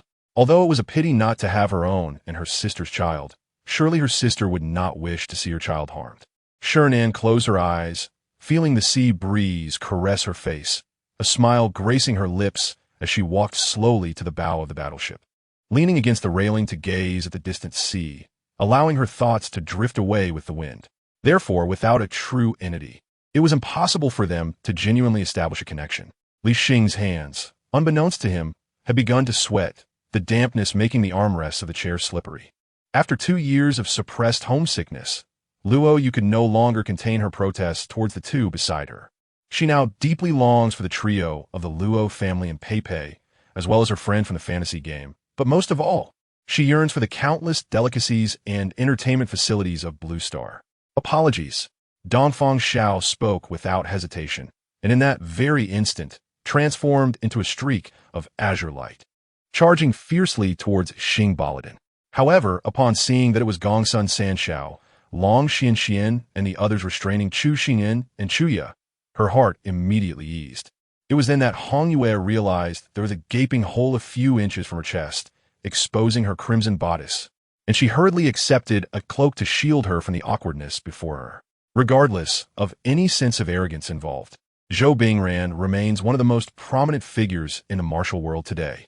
To casually fish, hone martial skills, and occasionally travel with Tang Kai Wei, both dressed in matching outfits, exploring the vast mountains and rivers, and savoring the breathtaking landscapes, that would be the epitome of bliss. Who I am is inconsequential. What matters is, have you made your decision? The voice of the man on the other end of the line rang out once more. Jinghe was not in the mood for small talk, knowing that a single mention of Schwescher would lead to a barrage of trivialities. 3 beams of white light flashed, revealing the true form of the Dragon Knight equipment, shimmering with a kaleidoscope of colors. Su Ranhua thought the peculiar bird call she heard was indeed a coded message. Shimenheo must have been taken away by his people. Chapter 103. The nailed Dantai Chao and Ning Chu simultaneously made their way to the underground parking lot, with Dantai Chao escorting Ning Chu to her car. After she got in, she rolled down the window and asked, "Why did you come today?" Dantai Chao gazed in her eyes and replied, "I heard you were here." Ning Chu nodded without looking at him and remarked, "Don't you think it's a bit late?" Dantai Chao was momentarily taken aback. Ning Chu rolled up the window and instructed the driver. Inside the restaurant, under the glaring light and shadow, Panhua skillfully arranged the warm meals on the table. Wouldn't it have been better for the latter's strength to act in the starry forest? They could have eliminated them all and pinned the blame on the Titan Great Ape, without the need for such elaborate efforts to bring them back. Since it didn't seem like a vacation, Conan glanced up and noticed that Takuchimiya was also observing. Chien Exayan curled his lips into a smile, but it didn't reach his eyes. No one could discern what his smile truly concealed.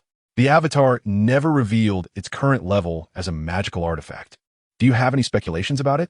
Chu Luohan couldn't bear to see Su Jio's silence and the hint of a sigh hidden in her eyes, and he took the rare initiative to speak. Lin Fan had even transitioned from lamenting the cruelty of war to a state of numbness. I was somewhat surprised, thinking how he knew I would come. Even though I had the fortune to meet him once, that was within the realm of time. He should possess that portion of memory. Witnessing the return of the dragon chariot, the high-ranking members of the demon sect, who held status and identity, approached Lin Fan to pay their respects. Ling Xiao's words seemed to stir up a tempest, and the expressions of the nearby clan leaders instantly darkened. The Snake Mother's expression changed dramatically, realizing she had kicked a steel plate, and she quickly bowed her head, exclaiming. The commander of the ancient Feather War formation coldly watched the galloping cavalry of Korchin and sneered, raising his right hand forward. The cavalry on both flanks simultaneously lifted their spears high. With a command, the spears were released, tracing arcs as they fell into the enemy ranks. Xiong rushed to Lu Wenqi's side upon seeing her injured. Before he could reach her, arrows were already flying. 3 arrows took down 3 enemy soldiers attempting to harm Lu Wenqi, and then flames surged forward, knocking down 2 enemies, while another enemy fell, inadvertently toppling the one who had raised a knife against Lu Wenqi. It was regrettable that there was no kitchen here. A water tank was merely for a bit of morning grooming or quenching thirst, while hot water required a trip to the kitchen. On the way back to Mo country, Nailin Shui cheerfully remarked to Bai Jifeng, who was calculating across from her, her eyes sparkling with joy, as war loomed. Sending children back to Jiayang City for safety was a natural instinct. Thus, when Sima Ying instructed someone to prepare a carriage for Xiang Feiqing and her child, no one found it strange. That Tan Laowu glanced at the burly man and then at Sanbao, who was smiling back, not daring to utter a word. Zatoichi tilted his head upon hearing Guangxing rushing towards him, promptly sheathing his sword.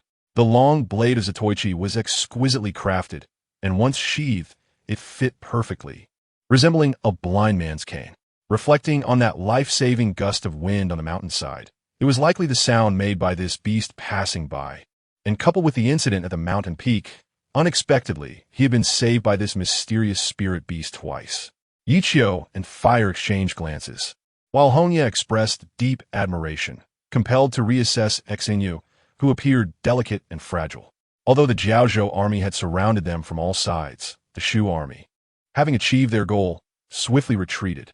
However, as the saying goes, those who survive great calamities shall surely receive blessings. Though he still faced the beckoning of the Taishan tribe, Sima Zhao, now fully aware, was well prepared to spread his wings and soar. Chapter 104. Watching the match Zhang Ku. We are not scalpers. We strictly control scalping. It's just that some people sell their tickets if they can't make it. Ning Chu. Then there are still scalpers. Never mind, just give me a ticket. All right. On this day, Ning Chu arrived at the venue before the match began, entering through the back door with Chun Yisin, along with Zhou Ran and Zhang Yin, and Ziyu, which was an added bonus. Ning Chu walked. Are you sure these are the only conditions? Mu Wanqiu, initially anxious, felt relieved after Lonli spoke. As long as she wasn't T-blacklisted, nothing else mattered.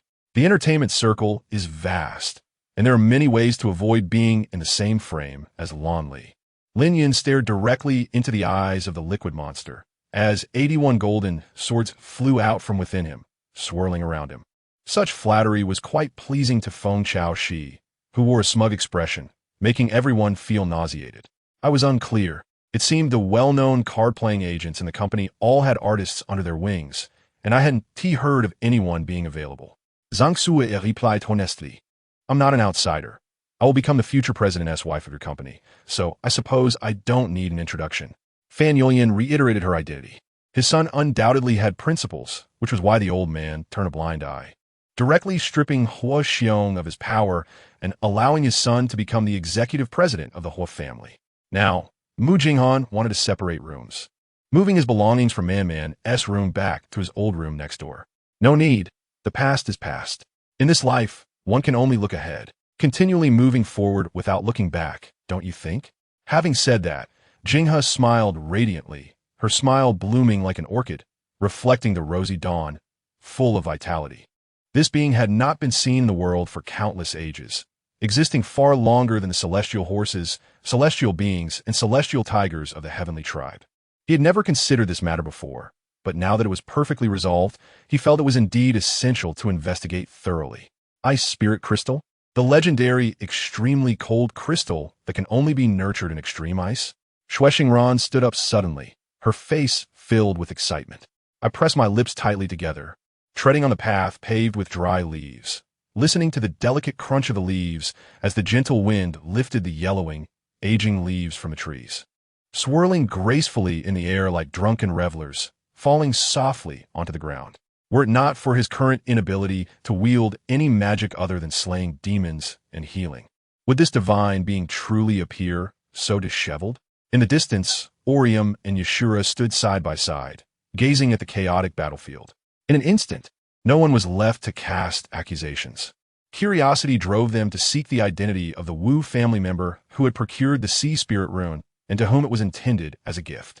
Wilson extended his hand, rummaging through the box for a moment, and upon confirming there were no other items within, he cleared a path. Did the demons from the 7 mystic sects Nia tribe participate the last time a demon appeared? Luo Ran inquired. He served as the guide for the invincible Murong Ro Alliance, and was among the first to witness its legendary feats. Even now, due to his privileges, Vic had become a sought-after figure among the Alliance's various media. He was a disgraceful heir to a gaming family. At present, it seemed he could only endure, and eventually, he could no longer hold back, slowly closing his eyes. Lu Yu murmured softly, rose from the bed, and surveyed the room's furnishings, which were exceedingly simple and meager, devoid of any food. Chang Sun Yi, upon hearing this, fell into contemplation. Such level of poetry was indeed beyond Lin Yinqing's capabilities. Chapter 105. My boss and Sheng stepped into a restroom, standing before the mirror and gazing at her reflection.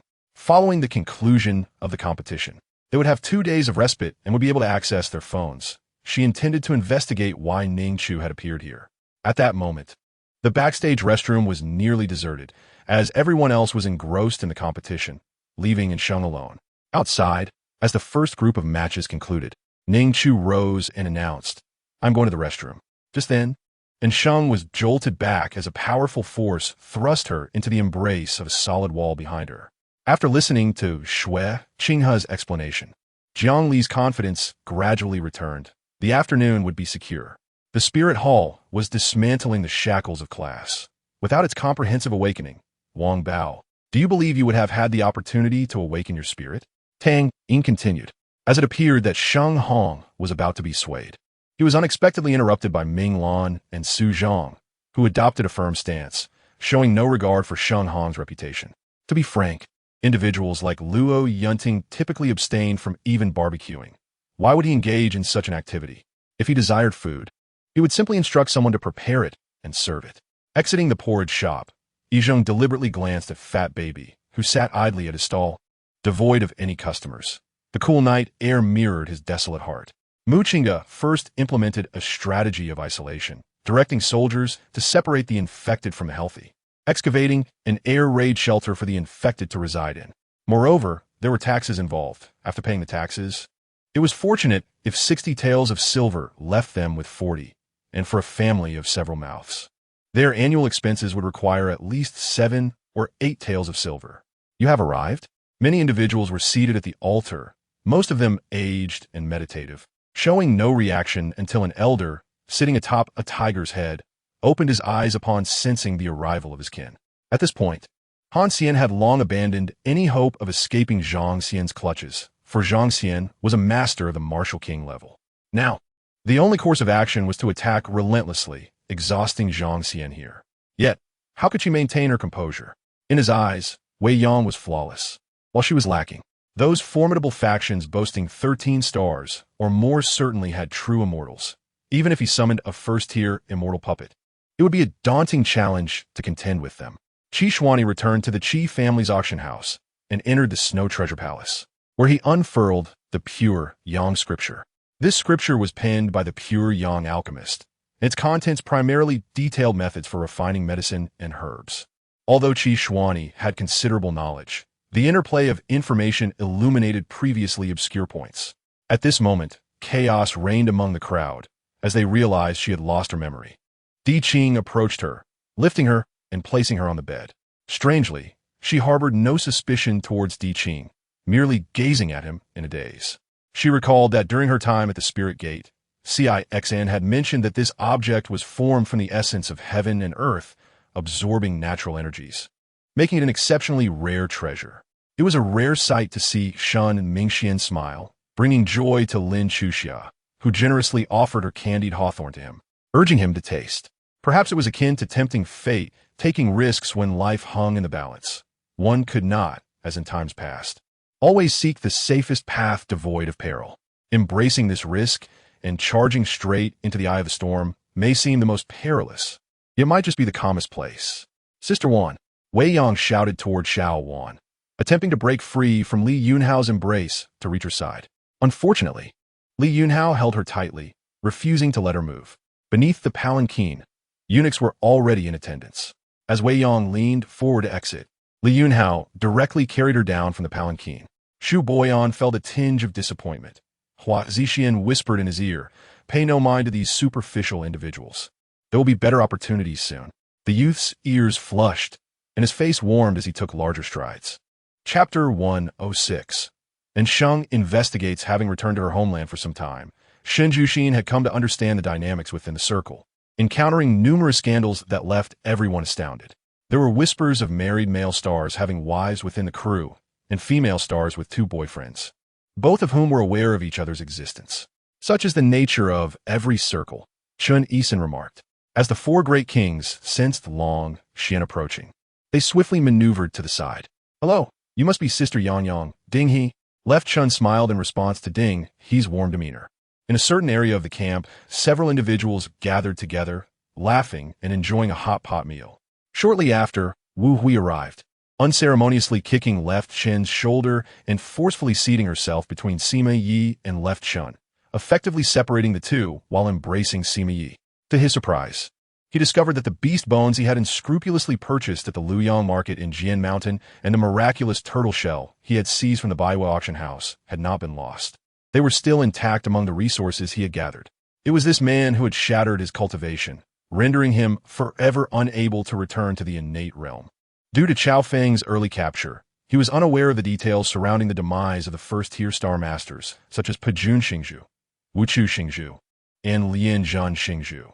He only learned of the general state of the battle and the casualties from the celebrations or lamentations of the demons he overheard in prison, and he could no longer provide the information Dragonlin sought. Chen Anhe was 100% certain that the theft of the phone was a setup orchestrated by them, with the sole purpose of depriving Director Chun of any opportunity for vengeance. The loquacious maid continued to mutter about something, her fox-like eyes darting around, utterly repugnant. As she whispered in a faint, ethereal tone, Long Bao could not comprehend why he had suddenly diverted the conversation to the plum blossoms. But upon noticing the Empress Dowager's sleeve tremble, it seemed she was particularly sensitive to the subject. If the incense burner were to fall, both it and the ash within would become tainted by dark energy. Thus, Emo Xinglin had no objections and agreed to let Hu Lili perform that musical piece.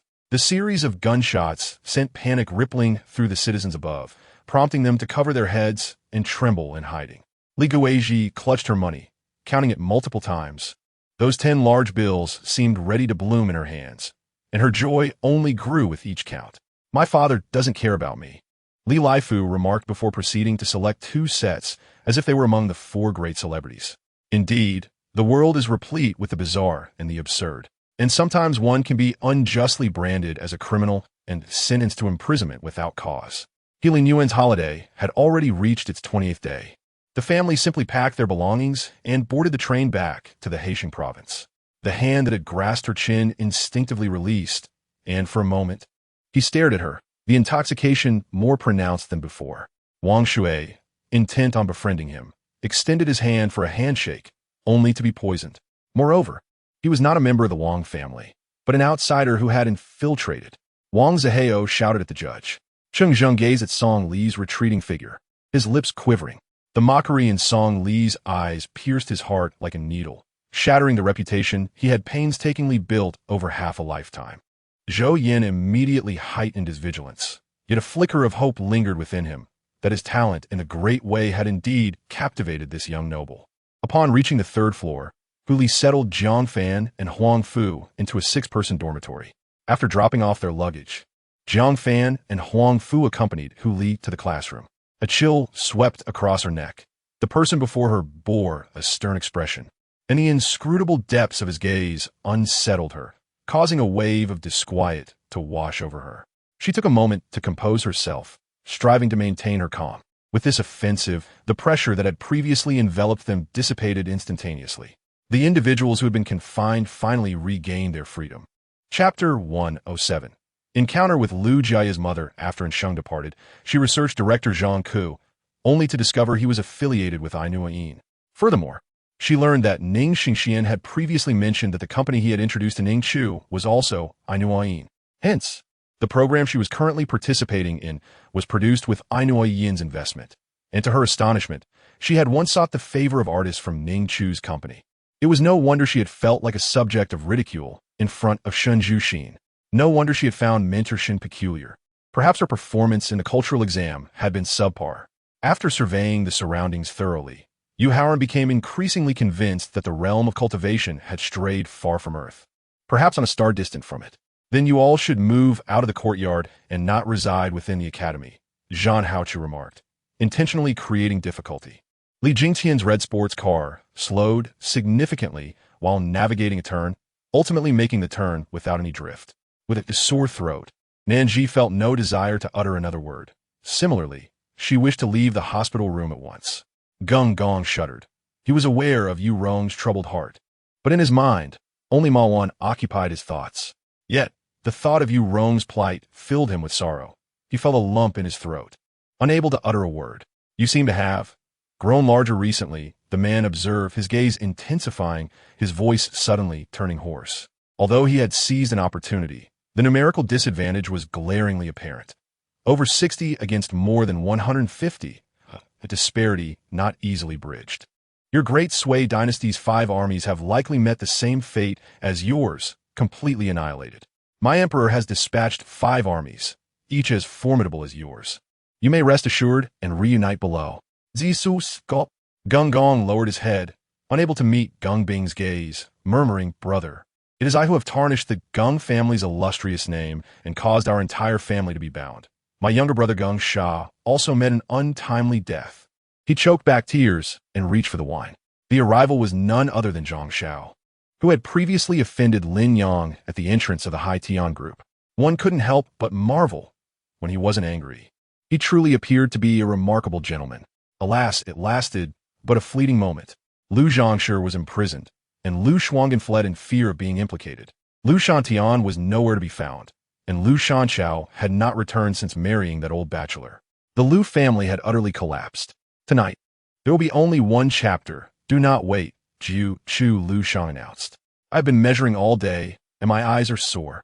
I am enduring the pain to write this chapter for you. Since Yi Tingo had promised to send someone over, Qin Fun had little to say. The current situation resembled Jiang Taigong fishing. Those willing would take the bait. Ha ha, now you realize you're on the hot seat. Vuyida Marquette. Noticing the expression on Qin Fun's face. Ha ha ha, I understand. Rest assured, I can guarantee that I will never again intrude upon your dreams. The dream demon seemed to have discerned Chun Fan's thoughts, stating directly, in the cold weather, one wore thick clothing, a fall like that would not cause significant injury. But the hands were another matter, bare and unprotected, the hard pebbles on the ground would easily draw blood. What transformation? Qin Yu exclaimed in surprise. But whether it would work was of little concern to him, as he bore the aura of a fierce beast. Lu Xuanzhu sought news of Bian Xin Yang from his mother, but was met only with a torrent of her sharp complaints. Not a single useful word. Had he not feared that Qin Gongong would demand the contract from that time, he would have erased all traces of himself long ago, allowing Lin Qinghan no chance to discover him, and giving these matters an opportunity to resurface.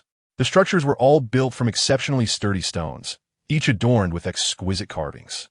Chapter 108. I should be able to. What did Chao say about me? Did he speak ill of me? Lu Jiayi inquired. Ning Chu shook her head. Not all. She glanced at Zhang Rong, and Lu Jiayi understood everything. After all, Dantai Chao had also spoken to him about parental issues. Lu Jiayi scratched his head and apologized to Ning Chu. I'm sorry. Ning Chu rose. No need. Have you all eaten enough? I'll take care of the bill. Lu Jiayi exclaimed, I'll go. Ning Chu replied, It's settled that I will pay. However, when Chundo Dan approached him, he completely ignored him and continued running past. A mysterious and powerful empire, endowed with formidable technological prowess, had inhabitants whose resolve rivaled the most fervent of zealots, remaining unfazed even in dire circumstances. Song Rong's gaze suddenly narrowed. The gleaming blade flashed hurriedly, yet he was ultimately a moment too late. Get out of my house. You're not welcome here. Yao Su, unwilling to argue with Yin Laoqi and somewhat intimidated by Yun Yang's gaze, began to usher them away.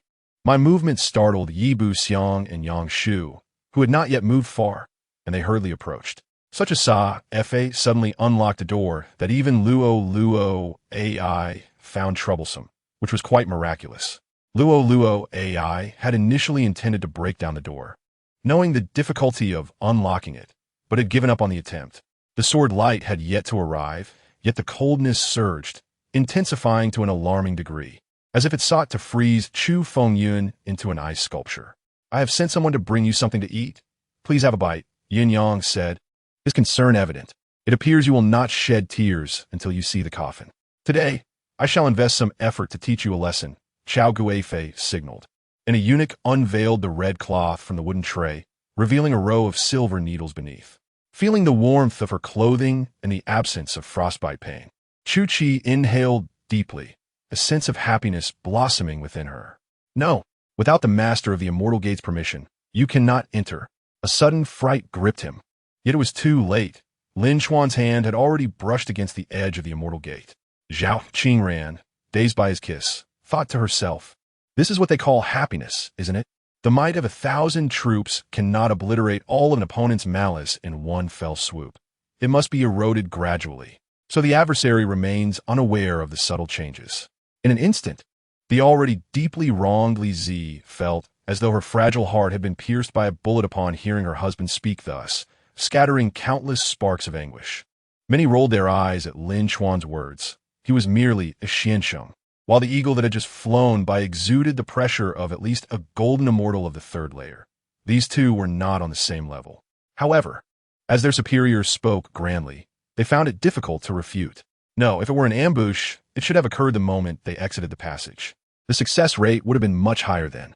Qi Tianyang was struck by the arcs of lightning, letting out a cry of despair as he plummeted from the sky. Lu Xianqing and Zheng Meili continued to break through. Their foundation had long been honed to an unmatched depth, accumulating strength and insights, bolstered by endless resources. They stepped into the realm of golden immortals, exuding a formidable aura that elicited both awe and trepidation. At that very moment, similar occurrences unfolded across many regions of the immortal realm. The shepherds suddenly vanished. Initially, this went unnoticed, as the immortals of the immortal realm were not without their resistance. The fall of the shepherds was deemed a normal occurrence. In the midst of the air, two formidable figures extended a hand each, their colossal palms descending from the heavens, plunging directly into the earth, wielding a terrifying force that threatened to upheave the very ground itself. Instinctively, Jiang Zhuofeng understood that without profound cultivation, entry into the Zhenwu clan was utterly unattainable. If you're to leave, what would become of Feng Qinyu? Thus, he instinctively opposed the notion. Chapter 109. Introducing men to Ms. Zhou, I sensed my mother was too idle, and I wished to engage her in some activities. Chen Yisan remarked, but your father. Ning Chu interjected, my father has strayed. My mother should also indulge in some infidelity. If she does not fall for the allure of men, then so be it. Chen Yisan replied, then I shall find someone of a cleaner background. Over the next few days, Chen Yisan presented 3 profiles to Ning Chu, suggesting individuals she deemed suitable. It should not be the Yin spirit path.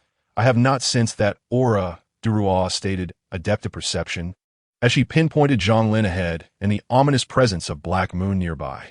The primal energy emanating from them starkly contrasted with that of the Yin spirit's armed aura, especially after being abandoned. If the future allowed transcendence of dimensions, he must be retrieved for retribution. A resplendent golden gorge shimmered with brilliance.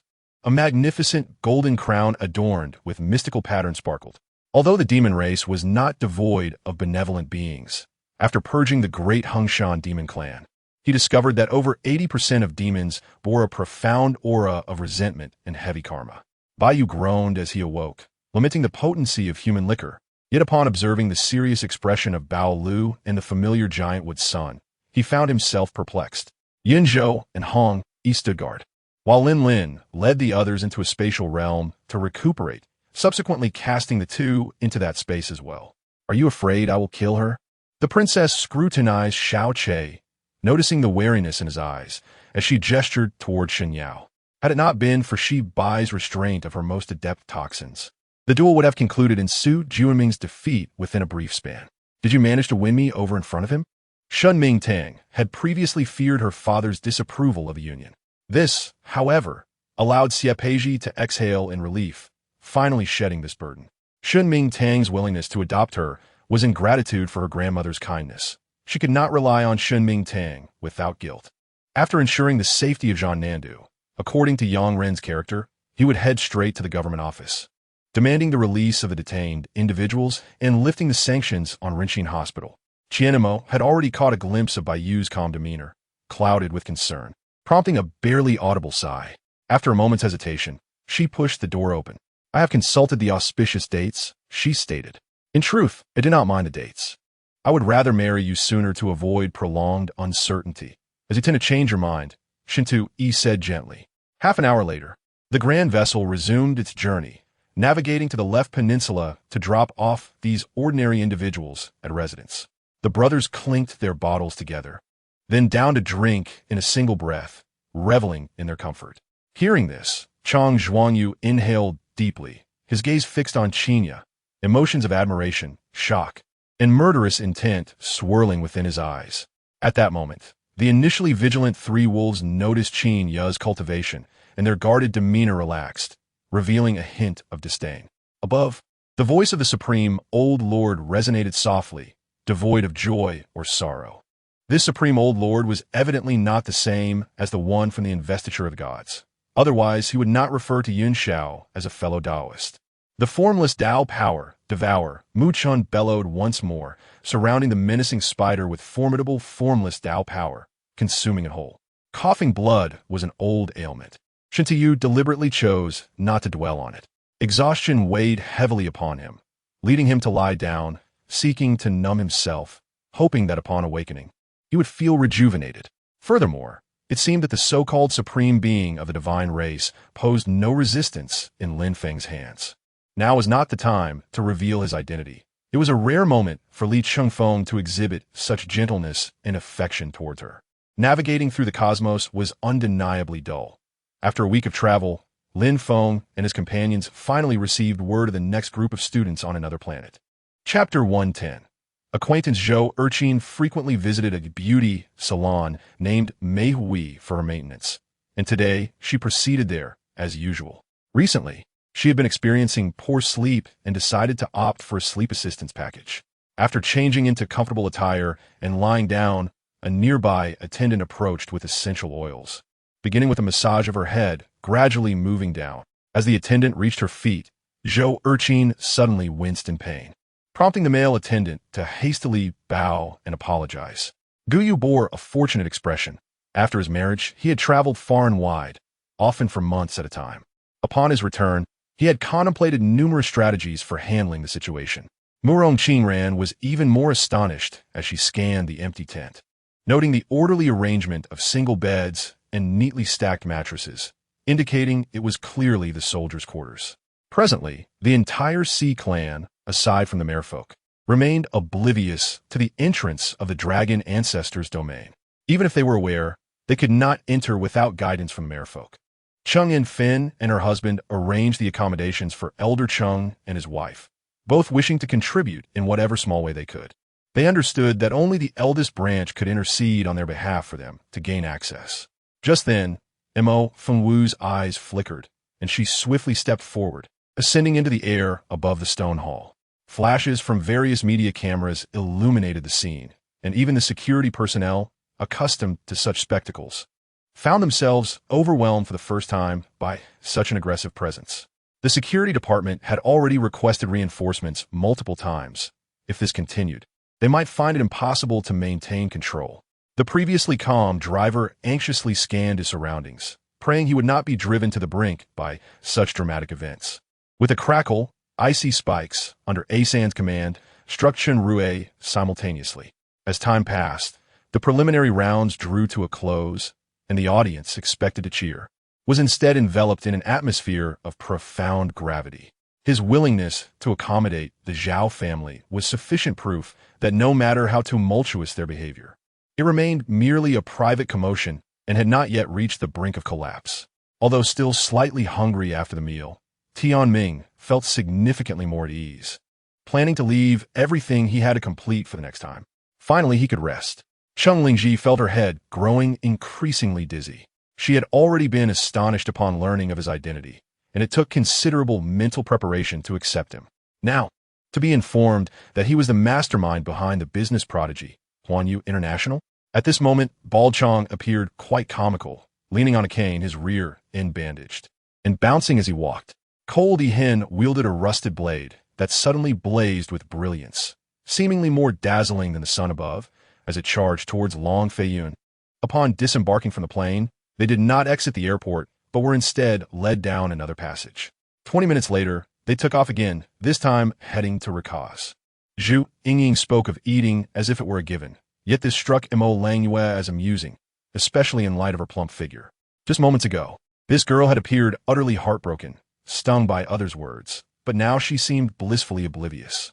Boss Zhu Yuming and his wife Tai Runin embraced each other, collapsing onto the grass beside a great tree, with Zhu Yoming's snores filling the air, while Long Feiyun and Tai Runin appeared completely undisturbed, sleeping soundly.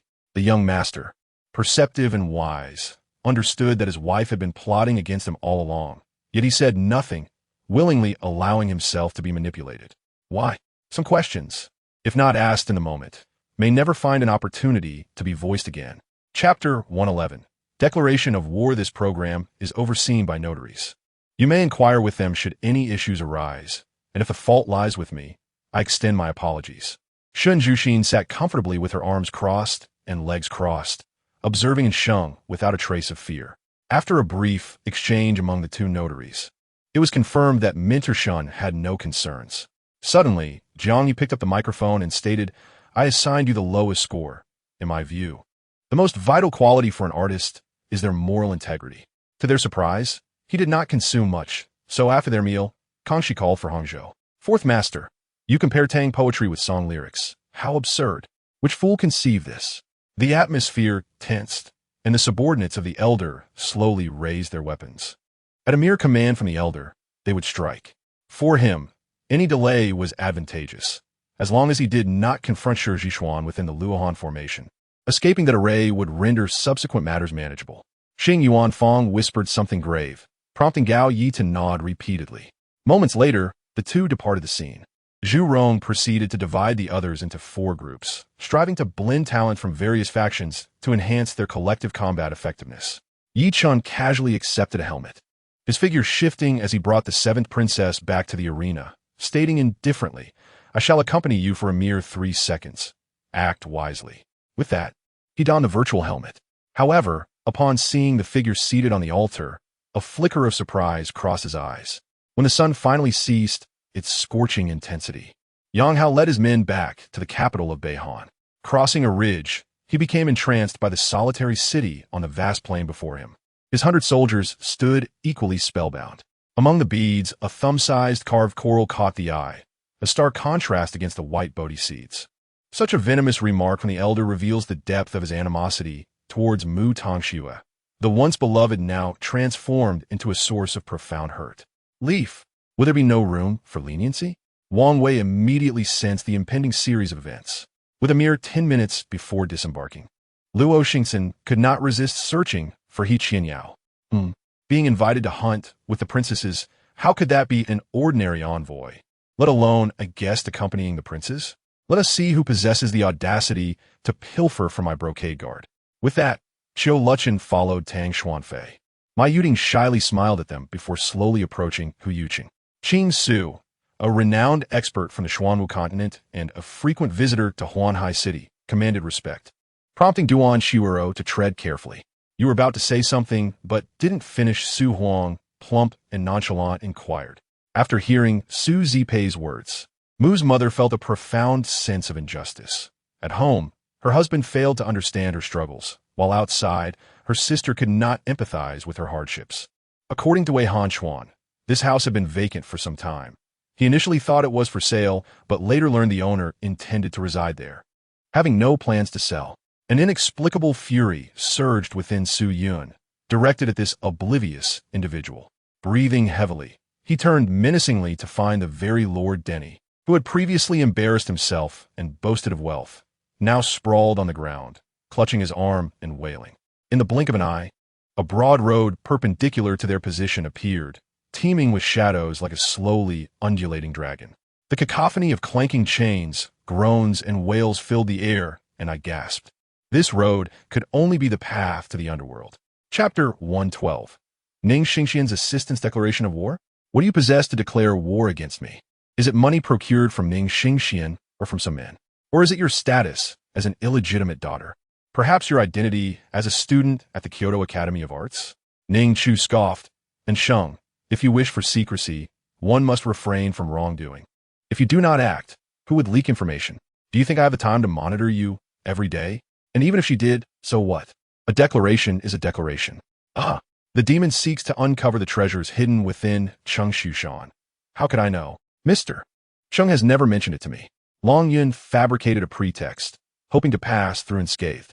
It is worth noting that he had previously sought out Lu Ming. Yet the disciplinary committee still mandated his presence for questioning, which troubled him. Reluctant to enter the committee only to be trapped, he pondered before ascending to the 3rd floor of the municipal building to find Shui Xiuzhu. The 9-turn return Yongdan is exceedingly precious. Typically, one is sufficient to revive a dying person. Yi Pingyu naturally refrained from revealing his true intentions, He maintained his own rules of engagement among these powerful merchants. If he could not conceal his genuine thoughts in front of a merchant, then his role as an official would be rendered futile. A surge of murderous intent erupted from Hellion Ba, with waves of blood-red stellar energy roiling around him. At that moment, facing Qin Lai, he unleashed his most formidable strike. He then lifted his head, the sword nearing its neck, that delicate and vulnerable spot. The words of Zhou Wuji were cold and disdainful, indicating his utter disregard for Zhou Wuji. Ultimately, Sui Gu did not act foolishly.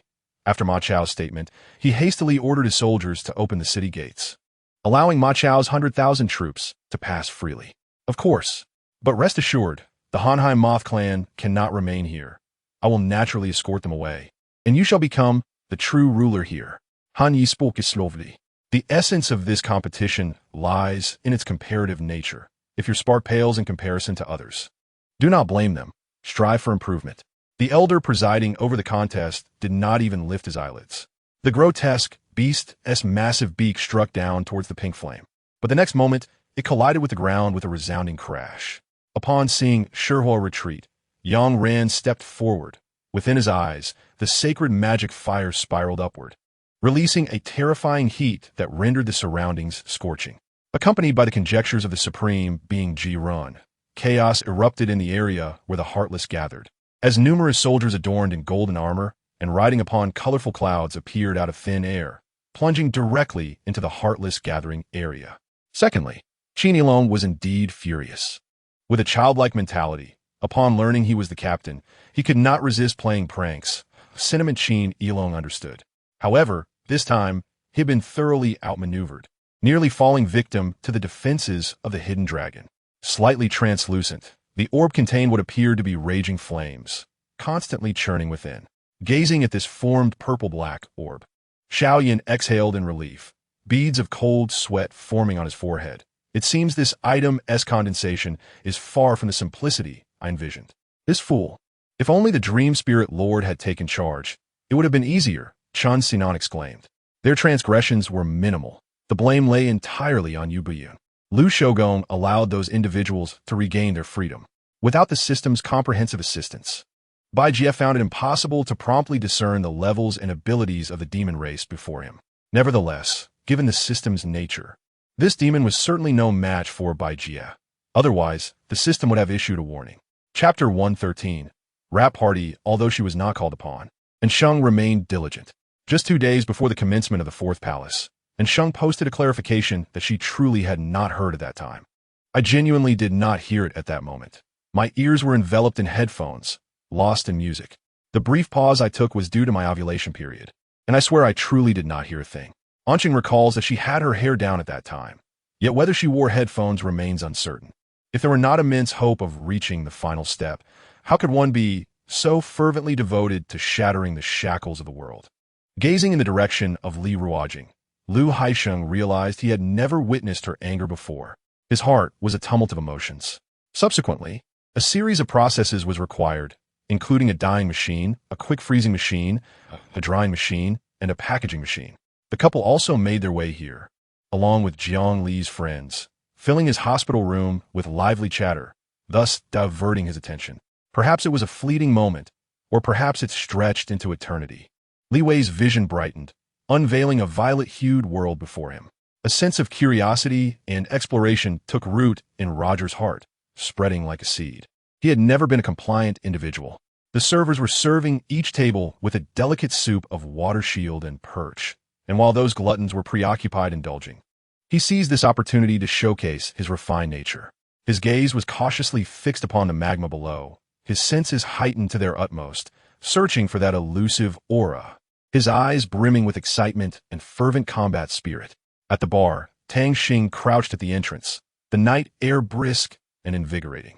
Before even entering the village, he spotted Feng Changhu running towards them, his expression fraught with urgency, as if something dire had occurred.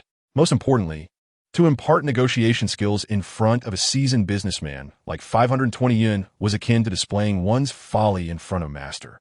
And Qian was nowhere to be found, while her son A Zai was being cared for by Lu Yuqing. Her sister, Lu Huanhuan, was sent abroad from mandatory confinement, teetering on the brink of madness. As Du Sinan stated, Today, South time and place were entirely inappropriate, especially in a venue like the palace, amidst so many onlookers. His words made Taudi's stomach churn, and she bit her lip, suppressing the urge to retch. The capricious and merciless demeanor of that man made her feel nauseous at the mere thought of him. Tang Yu provided little explanation, and he did not take the other's words to heart. Born into a royal family, familial bonds had always been tenuous. For the first time, he felt a profound emotion stirring within him. In accordance with international conventions, many authors like to rate their works after completion, perhaps sleeping on it for good measure. Upon leaving Ji Shouting's company, she received a call from Shi Huayan, urging her to apologize to Taudi in hopes of salvaging something. Given the wedding situation, had he not been by her side that day, she likely would have refused to see him, perhaps even banishing him from her life. Seeing Zhang Fei home in such a despondent state, Lu Miaoer let out a huff and yanked him up. Thus, not long after, many lackluster soldiers transformed into primary attackers. These primary attackers formed their own teams, continually motivating others to level up. By the time the Imperial Seal began to burn, the players of our army had largely regained their strength.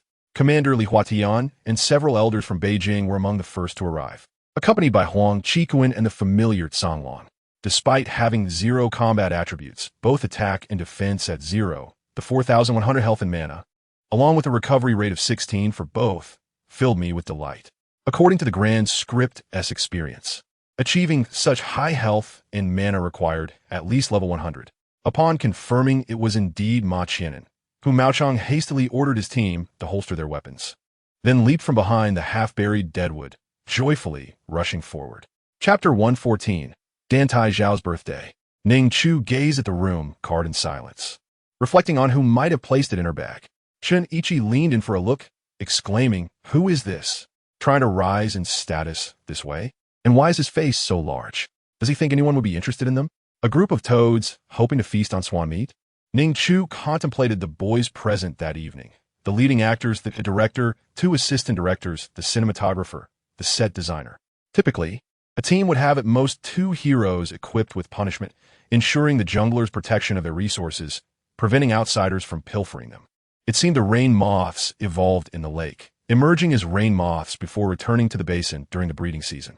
For instance, leaving this place or discarding the offspring, starting anew, Xiao Han tentatively suggested. After a while, the head of the gopher appeared, surveying the still, awkward scene, wishing to find a crevice to burrow into before diving back underground. Yang Tian watched this situation at the cave entrance, feeling frantic but unable to act, merely hoping for a miracle. When Li Bai arrived at the scene, the fire trucks followed closely behind, with 2 fire engines disembarking to commence extinguishing the flames. However, Zhong Lichun was engulfed in inner turmoil. She was aware of her own mission and could not remain by his side. Nor could he frequently sneak into the palace to accompany her. He had his responsibilities. Each day of stolen companionship felt like a fleeting happiness. What occurred? Luo Yang pretended not to have heard earlier, though he was fully aware of Mu Qinfeng's intentions, yet felt utterly powerless. Zhong Lichun gazed at her son's tranquil sleeping face, unable to suppress a yawn as she unconsciously wrapped her arms around Tian Ning, gradually closing her eyelids. After 3 refreshes, the fragments of the unknown world had still not appeared. The probability of such an occurrence, surpassing 1 in a billion, rendered the effort akin to ascending to the heavens. When Ji Xiao realized that reclaiming the one family's conglomerate was merely a means for others to profit, at that moment, she was utterly stunned, laughing at her own foolishness, realizing that all her efforts had merely been to hand over the Wind Group to someone else. Her body had begun to feel sensations, including hunger. After showering and stepping out, she intended to cook noodles, but was interrupted by a knock on the door. "I quite like this fish intestine sword." Zhou Lu gently caressed the blade, wearing an expression of fondness. "You have seen much, but alas, your demise is inevitable today." Zhang Taichu, having revealed his spiritual energy, was prepared to take lethal action. Finally, the doorbell rang, and Tan Yunting hurriedly opened the door, only to be taken aback by the figure outside. Just as the words left his mouth, the old Taoist form suddenly dissipated like smoke, drifting towards Tian's Hushan. And when he reformed, a donkey stood before him, its mouth grasping a wooden sword. She touched the rope, still warm, indicating it had not been long since it was used. Had they delayed any longer, they would have been trapped on the staircase. Lin Feng may not be among the top 10 directors, yet he boasts an excellent reputation and is a responsible individual producing quality works. Wretched person. Rong Xiqing nearly went mad, lunging at Rong Yu with both hands. As he spoke, the young man waved his hand and a towering bubble suddenly appeared before Gao Zhen. Simultaneously, he concealed the bewilderment and disdain in his eyes. In that instant, Zhang Rankong had no choice but to lift Alice's injured leg, beginning to suckle it forcefully. Lei Ming's body stiffened momentarily before leaping up, knowing precisely where they were most likely headed. In the 34th minute of the match, Fabregas delivered a direct pass. Xiao Qing broke through from the left side of the penalty area, but his low shot lacked power, easily caught by Inter Milan's goalkeeper, Caesar. 3 minutes later, Xiao Qing advanced into the penalty area again, passing directly to Van Persie, who unleashed a powerful left-footed shot from near the left sideline, only for the ball to be deflected by the near post. Chapter 115. Happy Birthday. Ning Chu. Thankfully, I am still awake. Isn't today your birthday? Happy birthday. Suddenly recalling something, Ning Chu asked, have you eaten cake? The butler should have arranged for a custom cake. Dantai Chao shook his head, I haven't eaten. Although the steward brought out the cake and extinguished the candles, he did not partake in it, leading everyone to assume he was not fond of cake. Did you not eat? Did the steward not prepare any for you? Ning Tuing guidet, astonished. Tang expressed his surprise, casting a knowing glance at Tony Stark, whose expression was markedly awkward. Such control was indeed taxing. Soon, beads of sweat began to bead on Du Ju's forehead. Representatives from various competing factions had also arrived, and with the storm surrounding Yin Jishuan having quelled, he awaited developments. It was uncertain whether the emperor would be able to locate what he sought. With Fusu stationed in Xianyang and assisted by Feng Qiji and Meng Yi, he was in a position to legitimately claim the throne. Even Meng Yi was opposed to Fusu coming to Sisui County for assistance.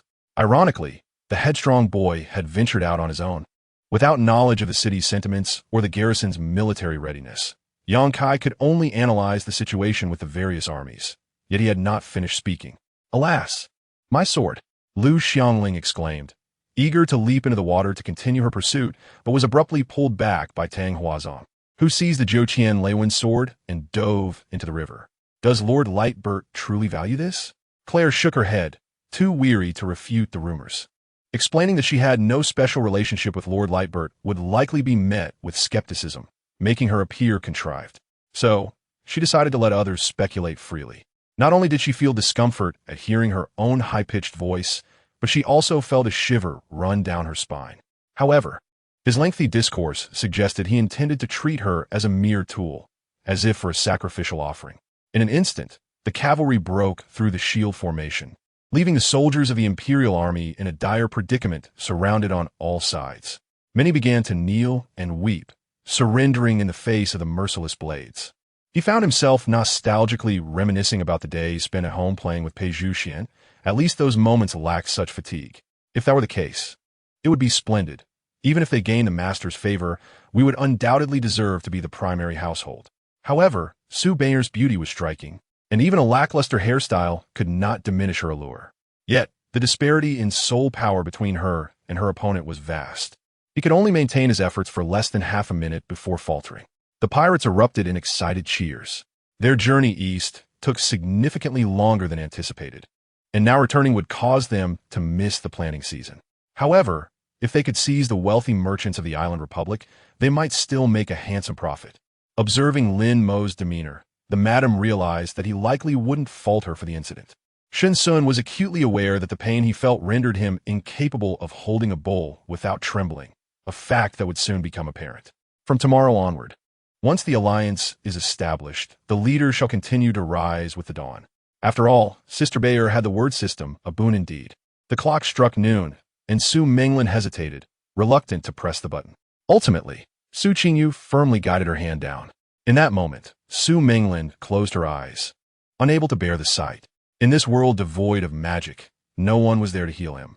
The merging of memories from this body rendered Lawrence devoid of even the most fundamental communicative abilities. Although Man spoke to the main team members, the substitutes also listened earnestly. Gung Haosher paid attention, though he struggled to comprehend, having never participated in a competition before. Chapter 116. The conclusion of the Five Lords soon commenced. Although there were online votes, The judges' evaluations and the audience's votes held more weight. As the final performance concluded, backstage, 20 individuals anxiously awaited the final announcement, while online, viewers awaited eagerly, their comments filled with encouragement for their favorite contestants. The mentors were also engaged in discussions about the outcome, and moments later, the host received the results. And you few, what is the matter? Noticing Luo Zhaoyuan and Yin Jin standing nearby, Feng, whose expression darkened, perplexed by the unfolding events. Chun-Chi finally found a moment to interject, I have finished my meal. Perhaps, if he remained silent and departed, the others would not notice. He wondered if these beasts possessed a unique talent for finding caves, or perhaps an extraordinary skill. For how else could they have discovered such a vast cavern? Yet, the other party bore no hostility, having engaged him in conversation, granting him a deeper understanding of this grand world. Hydeward posed a question to a top football coach. If team balance is lost, what will you do? Will you leave, or will you let the players go? Lin Qingshi, with a playful glint in her eyes, bent slightly, her obsidian-like gaze meeting that of the young monk. Merely a foot apart. As the emperor's words fell, a shocking statement reverberated through the hall. The emperor paused, his smile wavering, his face betraying a flicker of anger mixed with embarrassment as he bowed his head slightly, clearly suppressing his fury. It felt akin to being a fish caught on a hook, where the other party was fully aware of what bait one desired, yet refused to comply. After evading the massive burrowing worm's counterattack, Jia Yi edged closer, continuing to provoke the creature, employing frost-based spells to restrict its movements. The worm, not being a warm-blooded creature, was sensitive to temperature changes, and its agility drastically diminished under the freezing effects. Qiu Shui's worries were somewhat excessive. Our act of burning the wooden Buddha was to save lives. Even if it bore no fruit, there should be no rebuke. Xiandan laughed heartily. His complexion bore a sickly pallor, starkly contrasting his former visage as a formidable killer. Now, he exuded an air of tranquility and desolation. Thank you, Senior, for your guidance. Might one discern what hidden weapon was used to launch this silver needle? Watching, he inquired. Regarding Michelle's intellect, El was also self-deprecating. He recognized that Michelle's assertions were not unfounded. Amipa. A sudden chant echoed as Jing Kong appeared before him. Enveloped in a radiant light, a golden palm imprints swiftly approaching him. I harbor no desire for conflict with your Zhao family, but I am determined to rescue this person. Why not withdraw? Such a ferocious cultivation technique, apart from the three divine absolutes, surely had no other origin, remarked the incorrigible old man. Callie and Jose each harbored their thoughts, their seemingly calm expressions rippling with subtle undercurrents. Fu Can's heart chuckled coldly. It appeared that despite today's perils, fortune favored him. He felt a surge of pride, never expecting to blend so seamlessly into the council chamber. The so-called dragon's den and tiger's lair were nothing in comparison. He was unaware that Chu Su also harbored such intentions. It seemed the palace required a thorough renovation, with Yang Lianer in the front and Chu Su in the back. A significant overhaul was essential for peace to prevail. Meanwhile, those in black suits could only helplessly stand guard around them. Though the alliance had only been established for a few days, the most stringent rule required members to support one another, witnessing others consuming the elixirs meant for them. Yet still having to protect them was a frustrating consequence of this regulation. Chapter 117. The bracelets soon. Ainoin received a visit from the fire department for an inspection. But Zhang Yin had already made preparations, and the inspection revealed no significant issues, allowing them to depart swiftly. And Sheng was pleased to observe the criticisms directed at Aino Yin's responsible party, though none explicitly named Ning Chu. And Sheng was delighted to know they were referring to him. Now that her father had arranged for someone to handle these matters, she would undoubtedly excel further. While for Ning Chu, she pondered what would come of him. Meanwhile, our Yanji appeared to be in a daze, holding a gun without knowing what to do. As I exchanged glances with Yi Feng and Yao Yang, could it be that the god of death had once saved the life of the Shura elder? Yet the power of the god of death and that of the Shura elder were worlds apart. How could he have rescued him? Cough. In the presence of the public, it is perhaps best to refrain. After all, the elder powers within the realm of ancient martial arts would not permit our development to continue unchecked. I have heard of the customs of your Night Emperor clan, and my caution is for your safety. Yang Jun chuckled awkwardly, rubbing his nose. Zuozhan gestured towards the path we had just traversed. indicating that the stone wall faced this direction and that all peculiarities stemmed from the reflection of the lake and the refraction of light from the wall. Yet, how could the refracted shadows capture us? While it appears magical, it is easily explicable from our perspective. Ling Xiaoxiao rarely witnessed such an expression on Jiang Ziju's face, and she savored the moment, though she soon recalled that she had never met Jiang's father. Despite having encountered many of Jiang Ziju's relatives, she had yet to meet a direct family member, particularly one with authority in the family. I remarked, "Why concern ourselves with such matters now?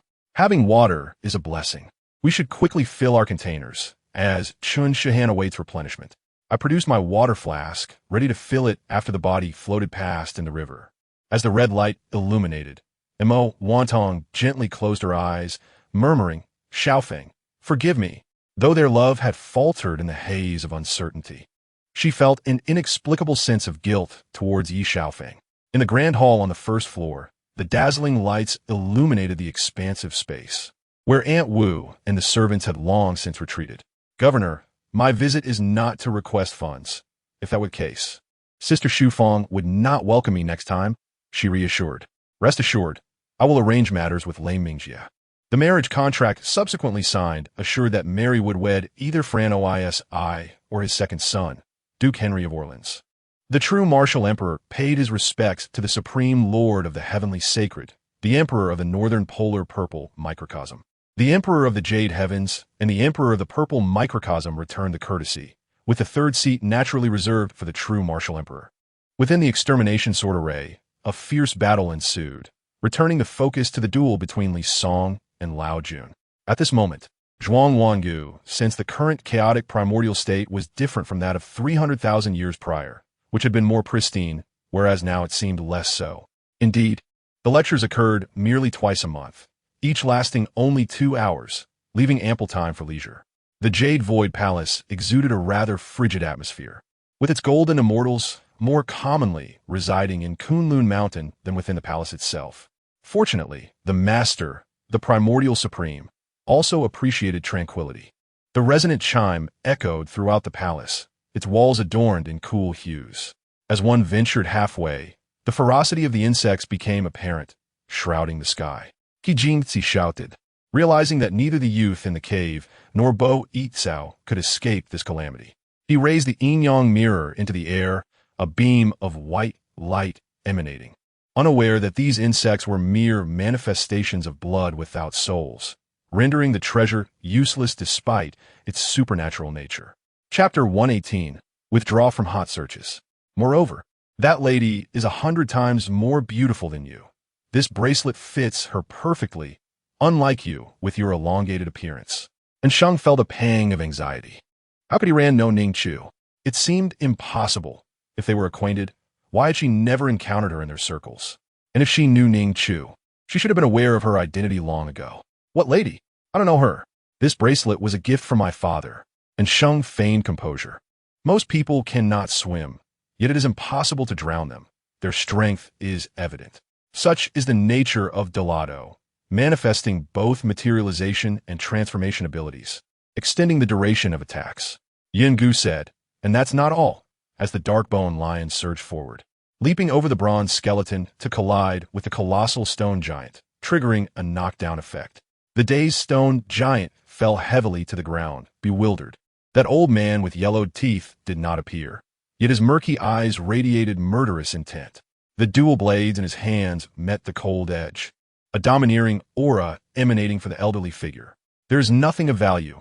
I inquired of many, but they all claimed no unknown creatures had appeared recently. Killua shook his head, indicating no progress. This time, we advanced directly along the straight path. BZG pointed towards a rocky mountain ahead.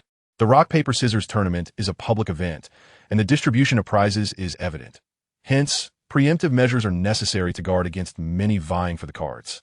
The two shared heartfelt discussions about past events, from Algarve to King John I of Lisbon, and on to the unification of the Iberian Peninsula. Any nation that offers special consideration to Portugal shall certainly receive our Navy's cordial military visits. These words, though spoken with a smile, were laced with veiled threats and an undeniable aura of authority. No sooner had he spoken than Kuei waved his hand, and the assistance of several esteemed scholars prepared to continue their calculations. Just moments ago, the brilliance of Emperor Juechen's smile had captivated all of Di Jinglian's attention. Following this gaze, she finally beheld the person in Di Jinglian's arms. Yet, as if recalling something, Ding Hao's eyes brightened. He finally understood the crux of the issue, the Xianyin order. In his earlier innate state, Xian Hao had bestowed the Xianyin order upon him, representing the Xianyin sect. Thus the old monster would undoubtedly inquire about its whereabouts. Gaining his recognition was indeed significant, but she felt that deceiving him would forever prevent her from holding her head high in his presence. This question left Hill at a loss. In recent days, he had also pondered this matter. Previously, due to the incident involving Shuiyue, he had hesitated to visit the princess. His words indirectly affirmed Bai Ye's judgment. Indeed, he harbored the intention to seize power. At this moment, Li Yi longed to cast away the killing god sword in his grasp, but it was held fast by the lightning, rendering him unable to release it. Within a breath, he succumbed to unconsciousness. After breakfast, Tian Diu observed as they loaded the chopped potato pieces onto a vehicle, transporting them to Lao Zhuang and Shaihu Zhai to begin planting potatoes. For Tian Diu, these matters felt concluded. A fleeting brilliance swept across the white mountains and black waters, traversing the river of time, emerging from the chaos of battle to shine resplendently before Yingbu. Master, are you afraid? Luo Qingyu set down Di Shirin, walking alongside him, half-jokingly. Chapter 119, Contract Signing.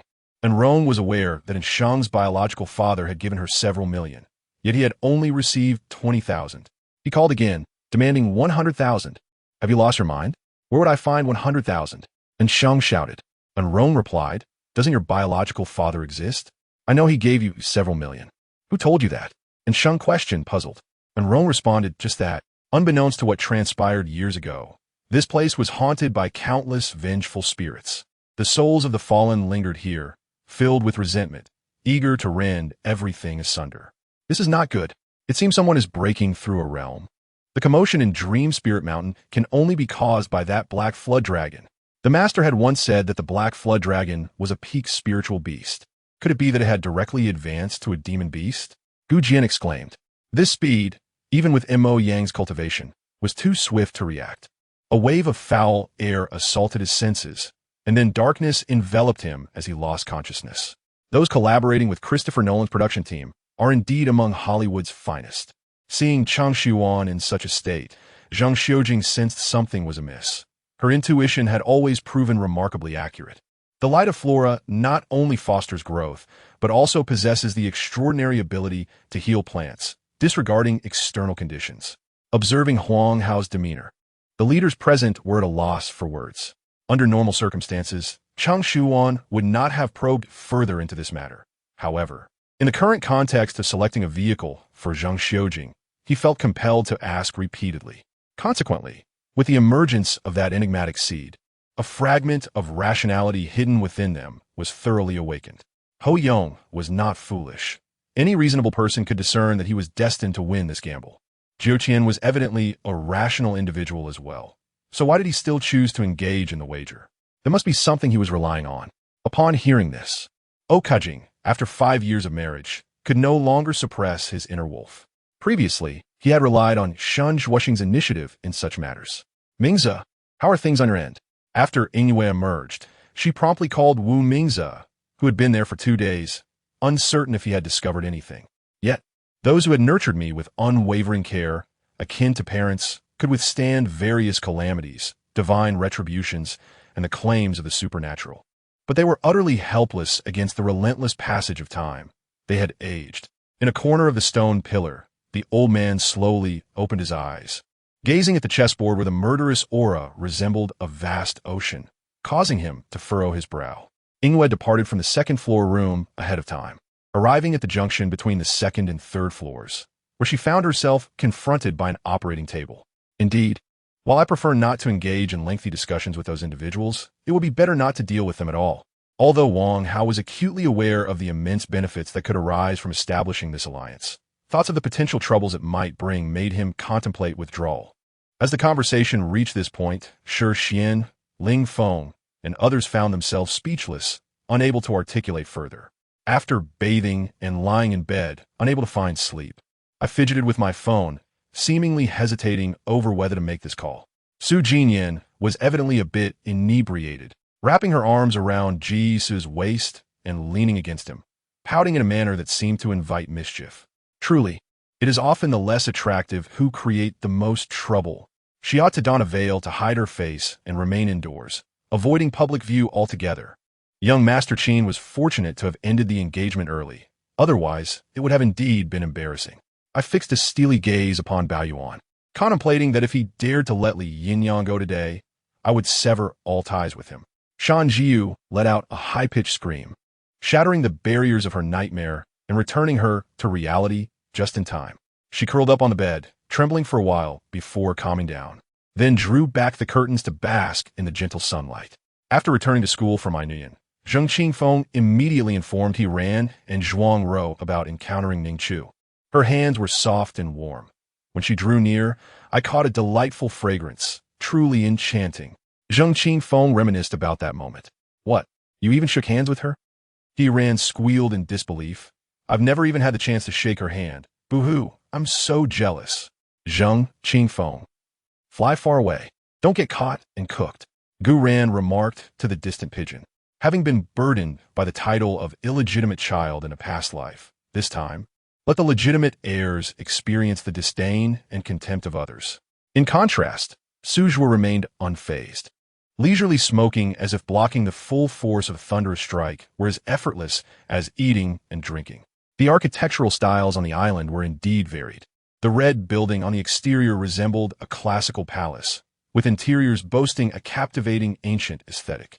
Lost in thought, Chen Yao suddenly felt herself lifted as someone embraced her waist, turning to find Mu Yun drawing closer. Recalling He Ziyuan's flustered expression, Wang Shijun felt a surge of excitement and promptly dialed a number. Chen Xiaojun could even deduce that this must be a deliberate test engineered by palace insiders, designed to create conditions for those who entered the palace to treat the crown prince, assessing their genuine skills. Chen Xiaojun had always found Shun Tan's demeanor somewhat peculiar. His animosity seemed inexplicably intense. However, in that moment, countless thoughts flashed through his mind, and he suddenly grasped the truth. To think that just 2 days after traversing into this foreign realm, having familiarized himself with both his physical surroundings and memories, he was already on the path to inherit the family estate and reach the pinnacle of life. As he watched the four depart, Huang Feihu pondered whether these individuals, recommended by Shan Gongbao, were truly reliable. The 3 elders fell silent. Indeed, individuals of such stature were somewhat beyond the reach of the Xiao family. Yet at that moment, even Ling Chongrui felt a pang of concern, his ominous premonition intensifying. With the successful fusion of this proficiency card, Zhang Yifeng received yet another notification from system. He remained quietly restrained, yet his body began to exhibit signs of petrification, as if being weathered by time. Nurse, we have both been unaware of each other's existence until recently when we encountered our identical counterparts, prompting this thought, she said. Did you agree? Although he had considered that Lin Wei might consent, he still felt uncertain. Fang Yu's words sparked a flicker of doubt in Su Li regarding the nature of Su Wangchen's existence. As the car door swung open, a long leg emerged, revealing a tall man clad in a well-tailored white-striped bespoke suit, his stature imposing like a snow-capped pine. Hearing the man's words, Gong Yuhan felt perplexed. Who could have orchestrated such a maneuver? At this point, the immortal emperor had largely discerned how these dimensional spaces were formed, through rational deduction and the application of certain supernatural techniques, or perhaps derived from chaotic fragments. The sound of the Sanqing bell seemed to be muffled by something surrounding the vehicle, resonating back to my ears. Whether it be wicked sorcery or natural calamities, none could disturb this place.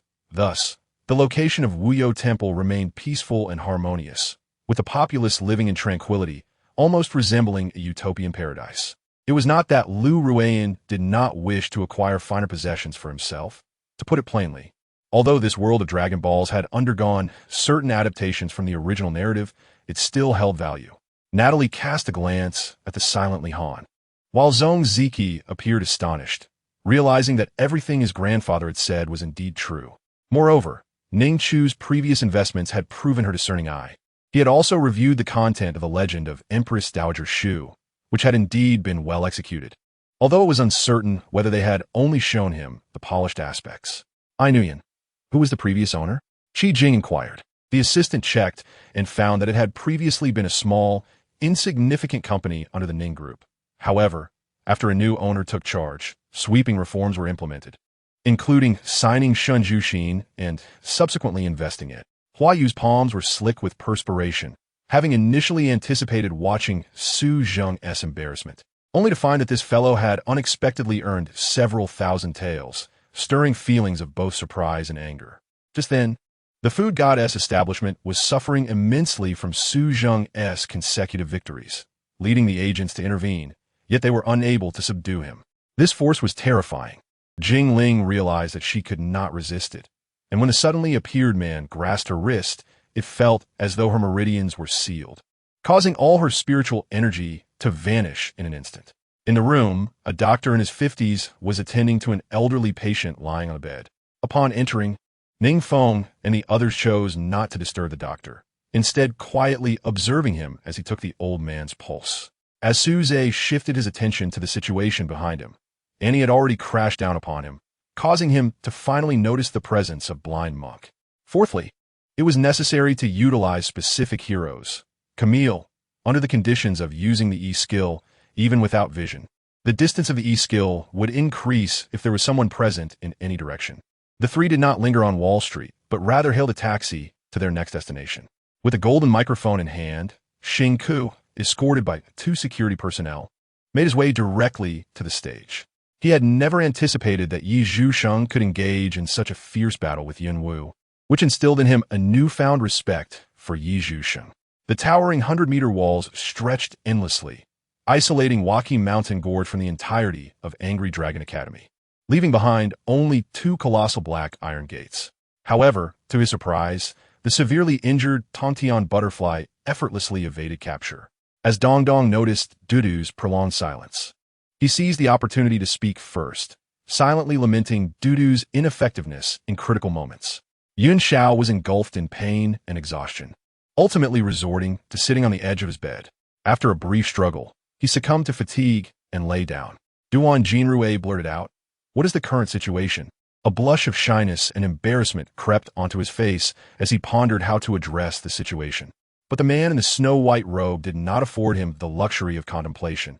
He moved like the wind, his blade cutting through the air with a chilling intent. Initially, Niu Laogai had some regrets about crafting the item, but little did he know it would be utilized today.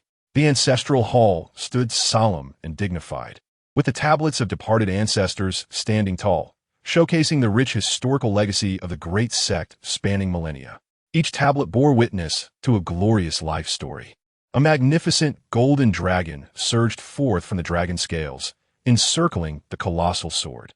"Brother Yi, this is undoubtedly a fortuitous event," remarked Lao Zhu, who, clad only in undergarments, leaped through the window.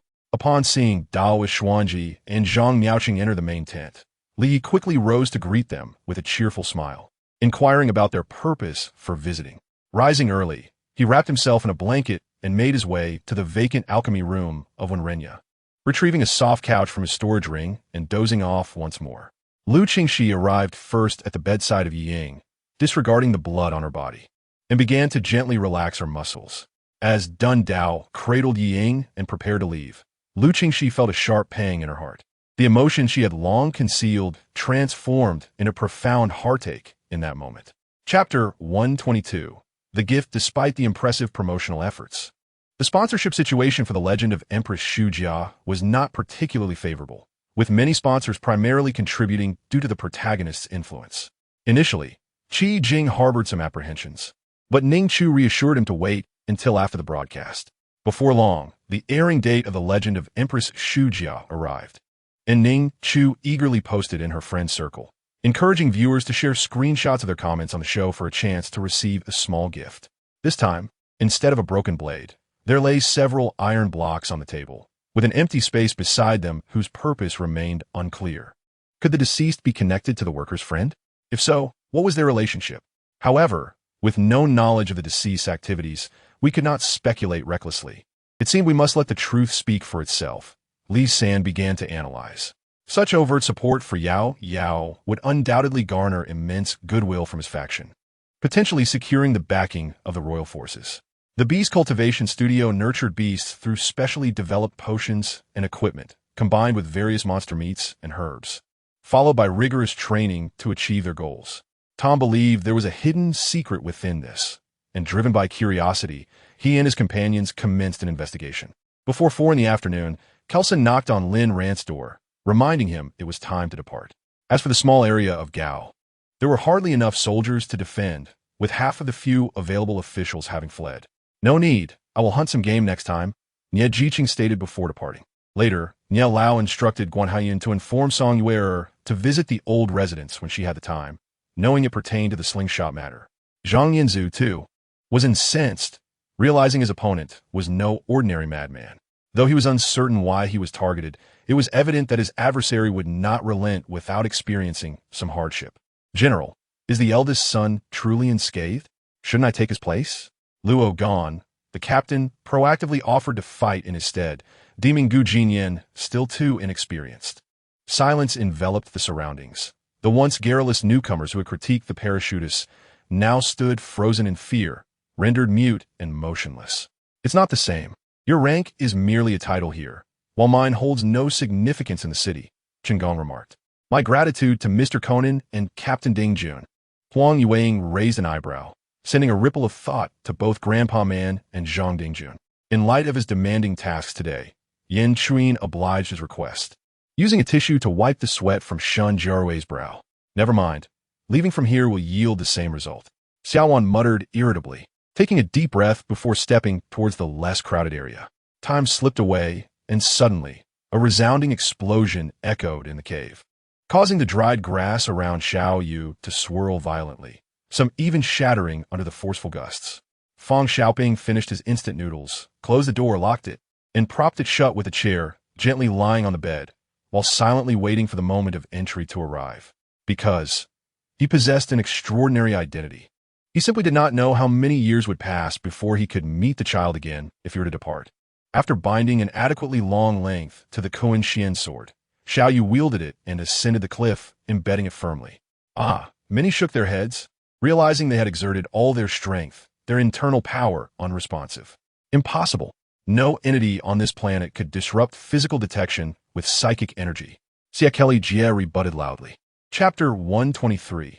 The authentic jewelry. The author is a master's degree holder in history from a prestigious university named Lu Tao, who promptly sent a photo to her esteemed mentor, the highly regarded historian Lu Che. Upon reviewing the photo, Lu Che expressed his astonishment, asking, "Where did you come across this?" In a recently popular television drama, Lu Tao replied, providing the show's title. Lu Che immediately prepared to watch the series, though he was unsure how to go about it. Nearby, the cultivators noticed Ning Chu and his companion engaged in bidding, prompting curiosity among them. Jian Shalai appeared displeased at the crowd's attention, furrowing his brow, yet feeling powerless to change the situation. However, for Yang Yi, who had suffered from the perils of light pollution on Earth, this was merely a commonplace occurrence. Now, the City Lord and the Grand Formation had merged into one, concentrating all the formation's power within the City Lord, making it impossible to spare any to confront the numerous ghost cultivators. Sword light descended from the sky, intercepting the banners in advance, while azure light swept in all directions, obliterating everything in its path. Ho Tao was unaware of last night's events at Yinshan Manor. Instead, he was preoccupied with preparations for today's grand wedding, negotiating with the Longxing Society. I felt both heartbroken and enraged, harboring intense resentment towards her husband, unwilling to rescue him. Time passed without my awareness, and seeing Zhaoyang's growing fatigue, someone finally relented. These two divine arts likely originated from the same remarkable individual, rather than Tang Zhong. No illness. What nonsense are you spouting? The old man, somewhat dizzy from her words, replied sternly. You should eat as well, Shun Weiwei gasped, addressing Xia Ruoxin. Spending too long with a sick person, one can never tell if they might catch something. Their combined mental strength was overwhelming. I dared not communicate telepathically and could only engage in brief exchanges with you, so I shall keep it concise. The 7 sovereigns of the sacred city wore grim expressions as they observed an exceedingly peculiar formation beyond the barrier. Even through the pulsations of this barrier, They could still sense the turbulent energy radiating from within the formation. The god of wealth remained stationary, absorbing the vast energy emanating from afar, narrowing his eyes in concentration. Meanwhile, the archer had been silently dealt with. Yi Jiao executed each foe with her icy blade, piercing their throats without mercy or hesitation. "Is there any left, Ruoxin? I wish to partake." Gao, he called out to Xia Ruoxin after putting down one. The bowl he had consumed offered little satisfaction, revealing the extent of his hunger. In an instant, they arrived at the scene. One among them, upon seeing Lei Yunyun's arrogance, launched a scornful attack akin to a blade slicing through the air. Despite the seemingly clumsy strike, he possessed a profound understanding of swordsmanship, executing a nimble maneuver that sent a powerful gust towards Lei, who attempted to block it with his long spear, yet was forcefully propelled 5 zhang away.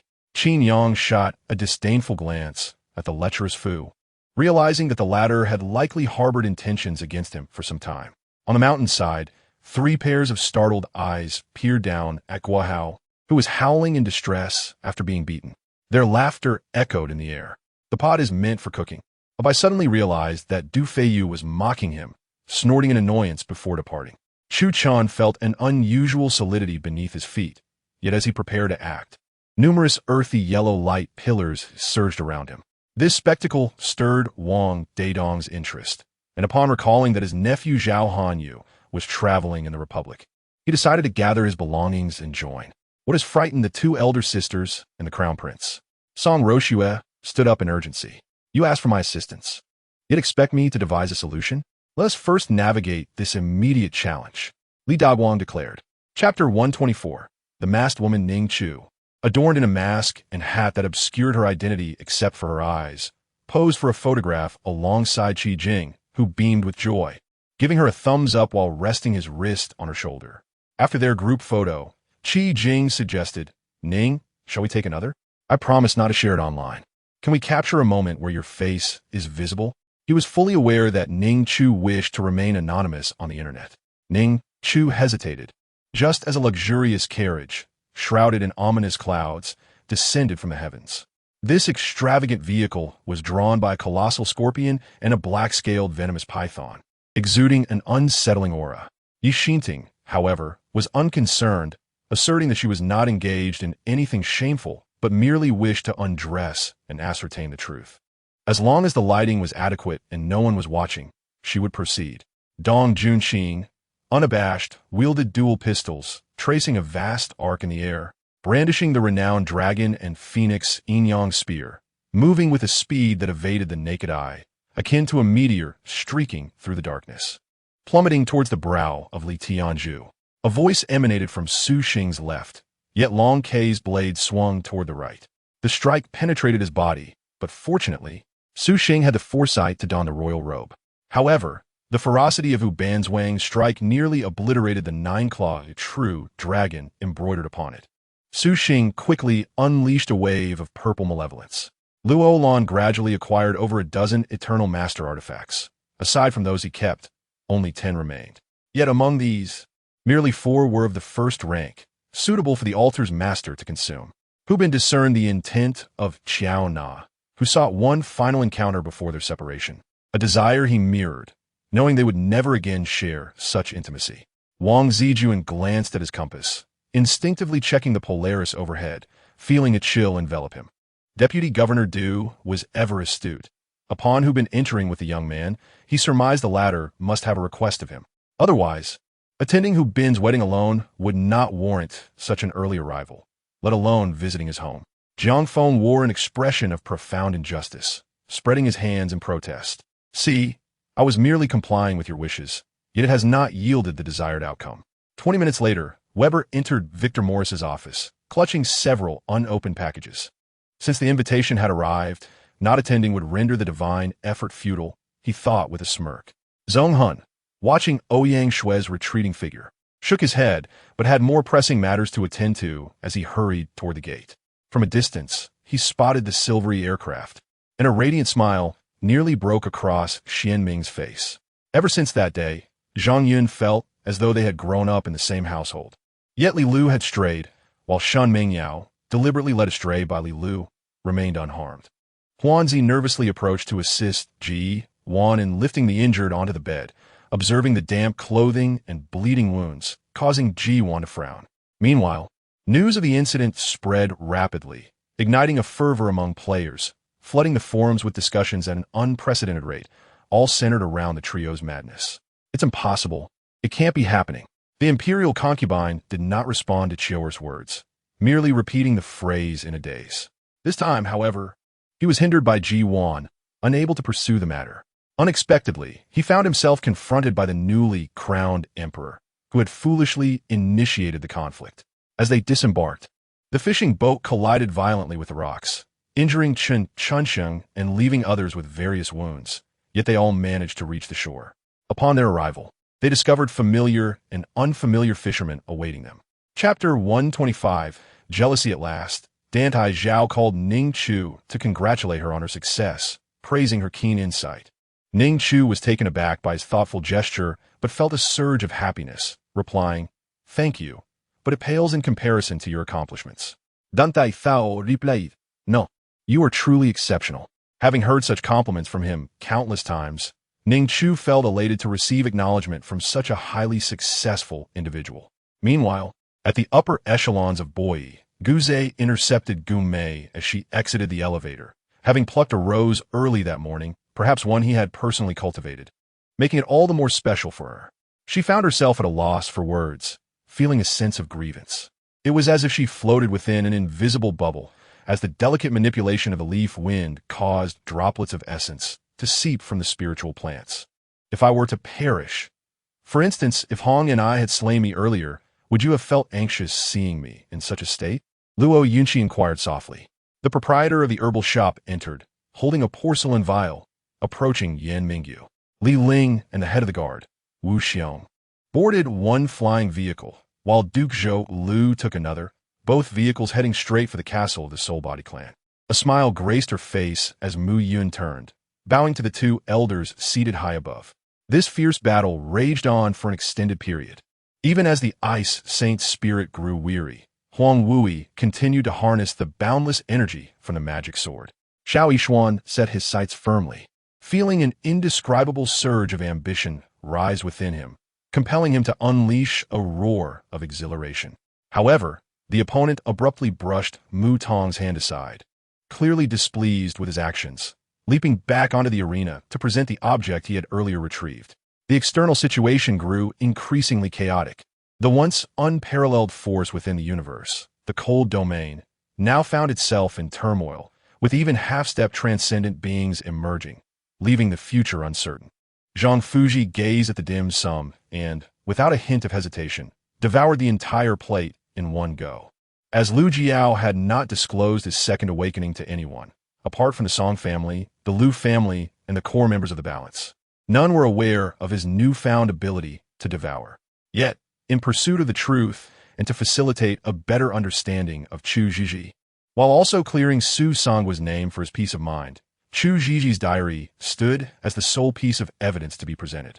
Suddenly, I witnessed a fissure appear on the wall before us, widening to reveal a dark abyss, reminiscent of an enormous mouth. I had no family. The old man plopped down onto the sofa, switched on the television, and began to watch with great comfort. Moreover, it was not as if Intai had encountered an accident. Rather, the war had simply intensified. Although the servant was genuinely worried, he still believed that, given his master's capabilities, he would manage to cope. I speculated that, by then, the old man's pent-up frustration accumulated over nearly 30 years would dissipate, perhaps even leading him to soothe himself. The campus buzzed with life, nearing mealtime, as various individuals flocked towards different dining halls. The short man chuckled softly. "You enjoy the first bowl of soup. We brothers merely eat the leftovers. What's the rush?" However, despite his words, he stepped forward to assist Kiyun, who glared at me with evident anger. "Old Seven, this is not the time for chivalry. It's a matter of life and death for us or them. Why are you still being so sentimental?" I heard fourth sister's voice behind me, devoid of panic, filled only with wrath and fury. Chapter 126. I like you. As for jealousy, you should retract it. I merely took a photo with someone, resting my shoulder on theirs. A simple pose for a picture. We both benefit from this, acting as partners, and perhaps it may evolve into something more. No, Dantai Chao grasped her. Do not let it develop. Ning Chu turned her gaze toward him, suddenly realizing he was serious. Just then, the waiter arrived with the dishes, and Dantai Chao released her hand. Yet, had I truly returned to the limit of space?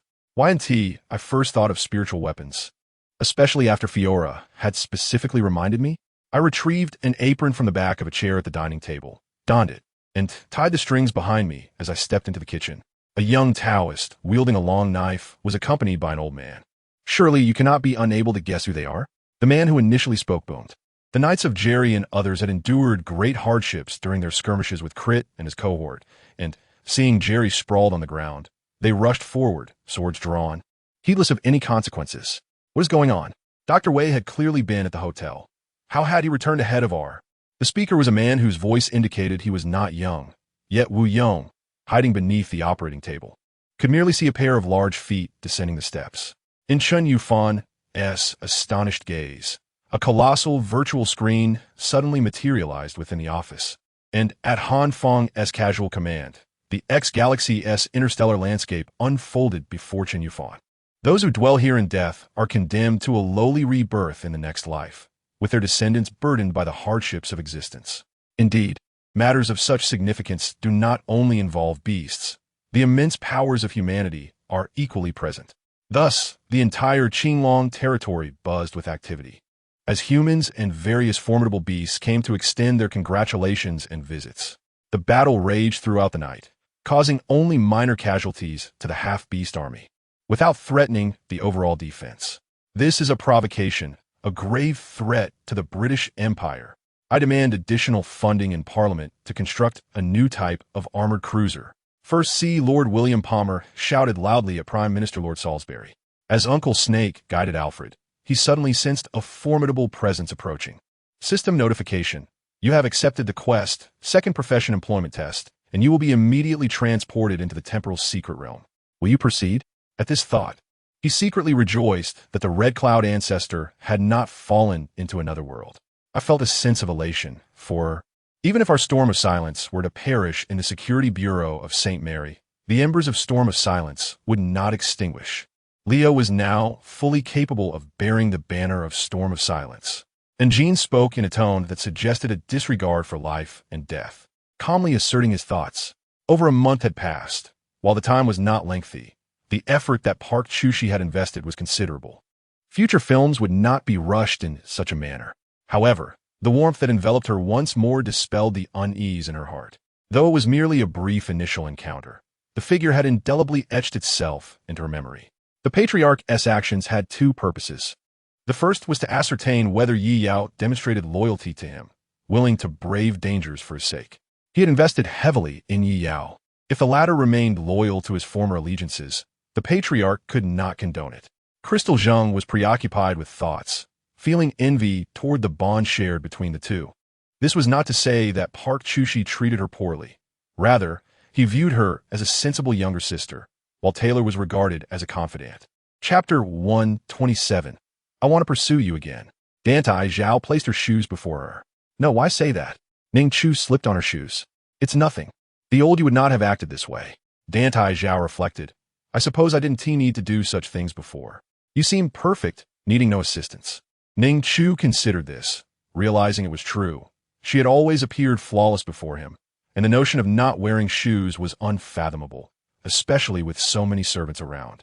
That girl, Piao Piao, instead of being angry, gazed at the young man before her with affectionate eyes, increasingly enamored, even allowing a droplet of saliva to escape the corner of her mouth. Even Princess Li Tianxi could not help but nod, though she quickly averted her gaze upon noticing Luo Hanyan's sly smile. Yet, my concerns extended further. The remnants of souls contained within the deathly sacred land were not limited to mere denizens of the five realms. There undoubtedly existed mysterious beings beyond them. At this moment, Zhang Yixian recalled his conversation with the Hongjun ancestor, pondering the significance of the white chess piece tightly grasped in his palm. Meng Liang's expression shifted. Chu Zhiyu was correct. If Prime Minister Tong truly wished to eliminate Qin Jingfeng, then Qin Jingfeng must not remain in Shuntian Prefecture tonight. Could it be my obedient grandson Lin Yuan? The burly elder entered, scanning the room, his gaze fixating on Lin Yuan. Thump! Thump! My heart raced at a speed of 100 to 120 beats per minute. Not even the top-tier immortal essence pill could suffice. Zhang Yixian increasingly felt that anyone capable of injuring a beauty was no ordinary individual.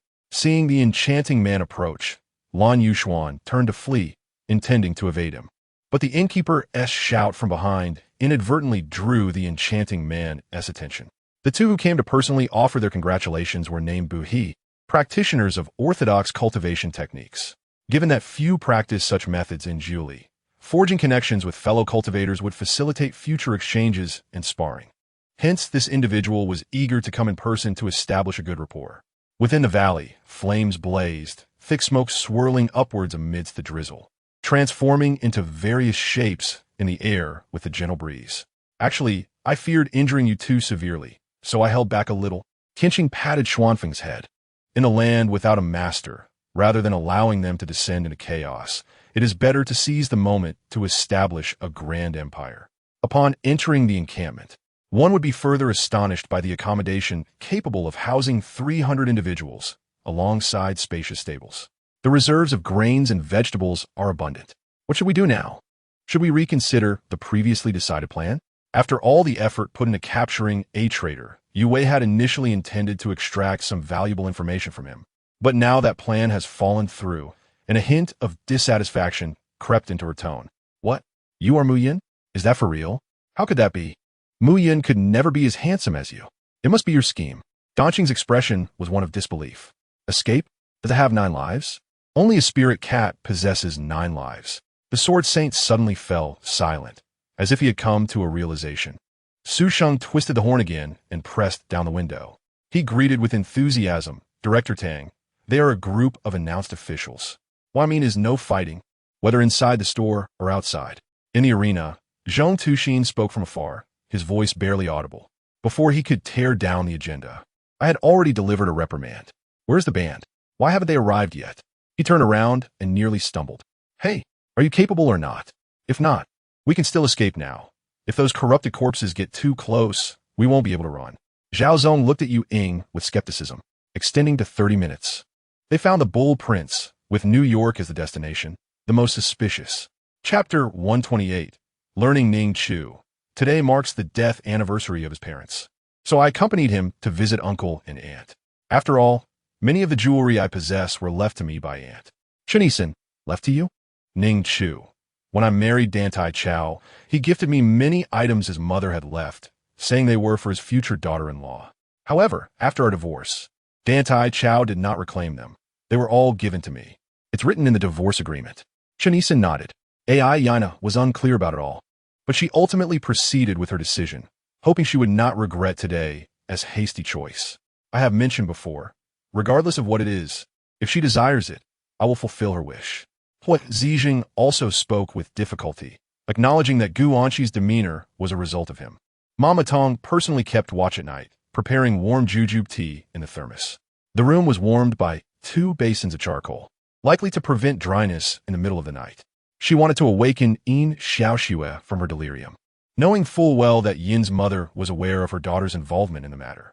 However, since when Shang's side claimed it had nothing to do with Yin Xiaoxue, Yin's mother naturally turned a blind eye, lamenting that Yu Chu was unfortunate to fall into this predicament. Outside, renovations were ongoing day and night without respite, forcing the studio to cease operations. Wang Sudong was indifferent to this. After all, he was not doing all this for money, which held little significance for him. Observing the weapon in AIC's hand, he nodded in agreement with her perspective. Xinyu chuckled as he glanced at his sister while answering his brother's question. Do not assume that Tu Yujing is unwilling to come down. Rather, it is to give Xin a surprise. They had not seen each other for 3 years, and Shen Yu could empathize with the passage of time. Shen Jizhong and Shui sure exchanged anxious glances, each hastily supporting Shen Gao, internally worrying. Please let nothing go awry. How can this be? Zhou Mingshan exerted the utmost restraint to prevent himself from going mad, although he insisted that Wang Sudong should not send him. He hurriedly approached to retrieve the box and opened it, revealing a pair of exquisite shoes. Long Latian, the old fox, was known for his fairness. which made their Qinglong Island much more united and formidable than the other three islands, allowing them to secure more heavenly absolute needles at the decennial Tianjua Conference and to enjoy greater options in marriage. Tang Yuma achieved her goal. Her mood significantly lifted as she took the initiative to sit across from him on the sofa. Ordinary C-level and B-level items held no value for her. Yet this wish-granting item could indeed enhance her strength, albeit slightly. Whether it was Wang Feng arriving early at the Lakers and decisively outplaying Ingram, or Kobe inviting Wang Feng to dinner, publicly acknowledging him, the fervor of these news stories remained confined to Los Angeles. Perhaps due to the presence of outsiders, Athena struggled for a while at the table, ultimately mustering a modicum of interest before standing up unsteadily, leading the conversation back on track. Having just acquired 6 pure bamboos, he studied them for several days and found them quite useful. Within my line of sight, it could not be too far. The forest was dense with vegetation, obscuring distant views. Throughout the finals, Wang Feng's performance was remarkable, even surpassing his expectations. Aunt Wang emerged from the kitchen, spotting Yi Chi-Chi standing tall in the living room, exuding an aura of chill. Wei Ri sensed something was amiss, her expression evasive, initially intending to fabricate a plausible reason for ancestral worship. Although there were things he did not understand, the baby was quite clever and would surely comprehend in the future. For the evening gathering, the locals showcased their finest possessions to entertain them. Chapter 129. The first meeting. Dantai Chao paused, taken aback by her inquiry. You don't remember? He immediately recalled, but could piece it together upon reflection. Ning Chu, I do not remember. Dantai Chao lowered his gaze.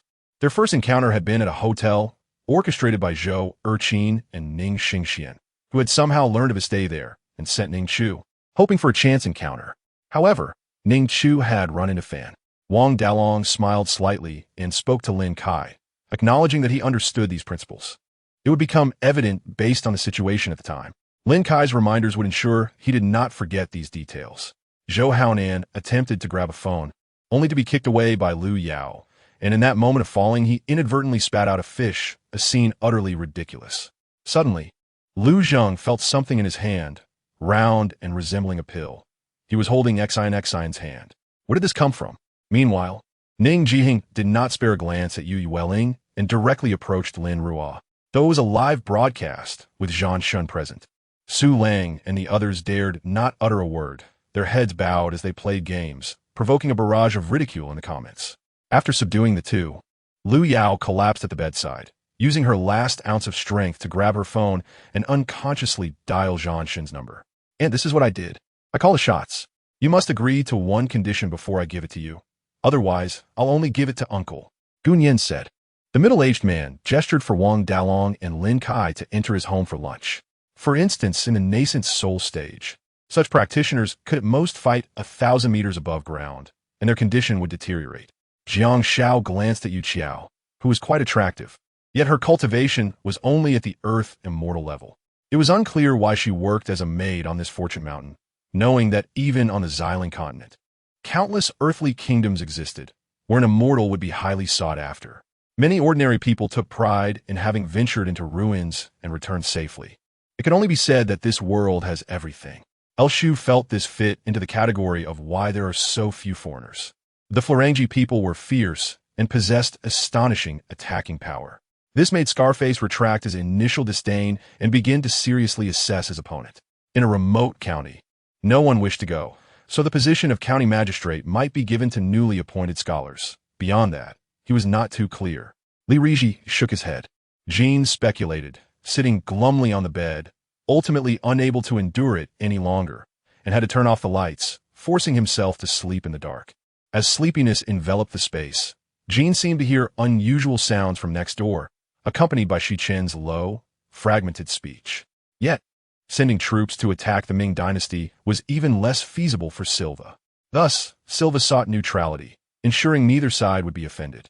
The Night Puppet, having sustained damage in battle, has reclaimed its arm insignia, necessitating her energy for sustenance and repair. After such an extended period of slaughter, she finds herself somewhat fatigued. The surrounding landscape remains a desolate expanse of yellow earth, with only the verdant grass of the central divine continent sprawling forth. Yet its population is sparse. barely reaching 200 souls. Observing the large box behind Colonel Jiang and the bloodshot eyes betraying his exhaustion, it becomes evident that he has not rested in his relentless quest for these silver needles. Particularly, the few soldiers at his back, bearing wounds, suggest they may have engaged in fierce conflict over these very needles. This elderly gentleman, appearing quite respectable, raises suspicions. Might old Jiang have deceived them by bringing along a madman? Ho Shan voices the unspoken thoughts of many, as they too ponder the truth behind Yi Mu's alleged acquisition of the hotel. Chapter 130. Initially, she possessed a fortune of 1 billion, yet hesitated to invest it all in the Ning family, leaving her in a state of distress. How much do you lack? Dantai Chao inquires. Ning Chu instantly recognizes his intention to offer her money and promptly declines, asserting, "No need, I have sufficient funds. I merely do not wish to invest so heavily." What project? Dantai Chao proves. Ning Chu falls silent, unwilling to divulge her intentions, and Dantai Chao comprehends, though he could uncover the truth swiftly if he chose to investigate. Chang Xiang's expression falters. He cannot fathom why Xiao Yong, who seemed fine, has suddenly exhibited a surge in strength. From now on, you need not accompany me during the day. I shall remain here. Lian Cheng cradles Jiang Chun, clad in soft pajamas, allowing him to hear the youthful rhythm of Lian Cheng's heartbeat, echoing in his ears and resonating within him. A thunderous explosion reverberates as Fan Jianhui's talisman detonates beside Yin Rushua, sending her soaring into the air, blood spilling from her mouth mid-flight. The incorporation of an intangible force during an attack amplifies the divine power's efficacy through a potent intimidation. Just as the household servants prepare to place the elders' bodies into the coffin, they discover it already occupied. Qing Yin stands like a rare, exquisite bloom. Fully aware of Zhu Qingshan's thoughts, she merely aims to grant a favor, as someone seeks a confidant, and Zhu Qingshan is eager to curry favor. Her involvement is minimal. Had she initially intended to deny Zhu Qingshan an opportunity, she would not have lingered here. Xiao Yiqin leisurely rolls up his sleeves, revealing a well-defined arm, and immerses it in warm water. Her words cause Zhao Qingran to furrow her brow slightly. Before she can respond, Jiang Yao shouts at her. Yuan Miaozhu closes the door and turns to see Bai Zhangji seated on the sofa, hurrying over to him. I cannot be bothered to explain. Excuse me. Chu Yang strides past the two guards, his sword aura effortlessly casting them aside, each step growing more forceful as he boldly enters enemy territory. Just as the three are momentarily stunned by the might of the moon departure divine, a decaying corpse-like beast leaps from the water, its gaping maw poised to devour them. As they prepare to flee, a heavy thud resonates in their ears. She had never dwelled on this unexpected turn, approaching Yin Shi with a playful notion of whether he would misjudge like the others. For today, Empress, you had devised a plan. The matter of administering poison must remain undisclosed and should not involve intermediaries. Yu Qiao personally visited the imperial kitchen, serving the super self while discreetly introducing the poison. As the principal party, Yang Yi squints lazily until the figure of the Tianyu sect's leader materializes before him, prompting him to lethargically deliver a punch. You shall be astonished, Yi Hua softly remarks, knowing that unless he subdues the opponent, he will not relent. In the 74th generation of the Myriad Realms, there exists no tangible life. During the era of the underworld, only death prevails. The grin of the burly man grows more pronounced. The remaining members of the Weiyang Imperial Guard, witnessing the disheveled retreat of General Feng, exchange glances, an inexplicable mirth appearing on their lips. At this juncture, the pioneers have utilized technological means to disseminate the Northern Domain Dynasty's schemes to the lesser Qin continent, revealing that this long-ignored individual had planted numerous spies among them. Biding his time. Chapter 131. Pursuit. The card bore a character for mourning, accompanied by well wishes for her dreams to manifest, alongside a bouquet of red tulips. In addition to the flowers, there was a small box, which Ning Chu opened to reveal a diamond bracelet. Is that from your ex-husband? Chun Yisin inquires. You guessed correctly. Ning Chu deeply. Did you not mention last night that he intends to pursue you again? Here he is. Let him come, she responds. Thus, after the new year, the Qiming Zoo will remain open for a brief period, approximately a month. Tongxin, not particularly busy, recently hired a new bartender and leans on the bar, observing the bartender's mixology skills to determine if he should be retained, while her attention drifts to two men engaged in conversation not far off. The bar exudes an alluring ambience tonight. At this moment, black-cloaked assassins emerge simultaneously from every direction within the bar, brazenly advancing. With tears glistening in her eyes, Tongxin realizes the difficulty of her decision. Her grandparents' visit likely aims to preserve the integrity of the Tong family, yet she is compelled to dismantle this home first, leaving her heart laden with guilt. Although the Tianzi room also houses Wu Fan and Wu Er, the absence of their connection to CEO Liang Qingzhu renders them devoid of value in Li Jitao's eyes. And Hao Bai returns with medicinal herbs, inadvertently witnessing an intimate scene. And after a brief moment of awkwardness, he clears his throat. To hunt wild monsters, one must venture near the dungeons, where formidable beasts await. Sister Caroline, did John's orders come through Sally? Chris inquires. Relying on her status as the most favored princess of the palace, she treats the servants with disdain, never acknowledging them as equals. Tongxin has not worked at Zhang's for quite some time, yet her desk, located in Zheng Yun's office, remains dust-free. Lu Haoyan, evidently intoxicated, begins to speak incoherently. The scent of alcohol wafts around, and Meng Yu, upon catching a whiff, wonders how much Lu Haoyan has consumed. Though he cannot locate Wan Sanxian, finding his business proves far simpler, as Wan Sanxian's enterprises span the nation, with countless establishments in the capital. He merely needs to summon the individual to him. However, it is too late. Just as his words leave his mouth, a wave of oppressive energy is shattered by the sound of galloping hooves rushing toward him. This blade technique, though comprising a single move, can also be perceived as a complete style. After careful consideration, he has gained a general understanding of this technique, prompting a moment of reflection. The treasure looks at him with a dazed expression, exclaiming, "Emo Xianan, why are you sleeping in my bed?" With that, she swiftly rises, intending to push him off. Indeed, his name is not Ouyang Liu Xiang, Ding Sheng Liu, or Lu Xiang, but rather Xiang Lu, a nine-headed serpent, a subordinate of the water deity Gongon. His true form possesses 9 heads, and each human incarnation bears a distinct visage. During the ritual, Yili lost consciousness, feeling as if her blood were gushing forth uncontrollably. Upon awakening days later, she found herself in dire condition, confined to a hospital bed, receiving continuous 4 fluids, unsure of how to cope. As soon as I took my seat, I soon found an excuse to leave for the restroom. And Chenxi's gaze fell upon Zhen Xiaowei beside me, and I noticed a flicker of surprise in his eyes. Surprise? Why would he be surprised? Did he, like me, feel that this child was somehow familiar? Chapter 132. Do you have any good suggestions? Ning Chu had never anticipated that Dantai Chao would come directly to the company, especially as it was nearly closing time, with many employees bustling to and fro to the restroom, all immediately noticing Dantai Chao. Could this be the new artist our company just signed? My goodness. With that face and those legs, who knows if this person has an account online? He certainly doesn't look like it. He is dressed in a suit and is accompanied by others, likely collaborators. Truly handsome, yet they knew they couldn't pursue him any further. The starlight beast soared above the sea, making a circuit before heading towards the distant mountains, remaining concealed 100 miles away.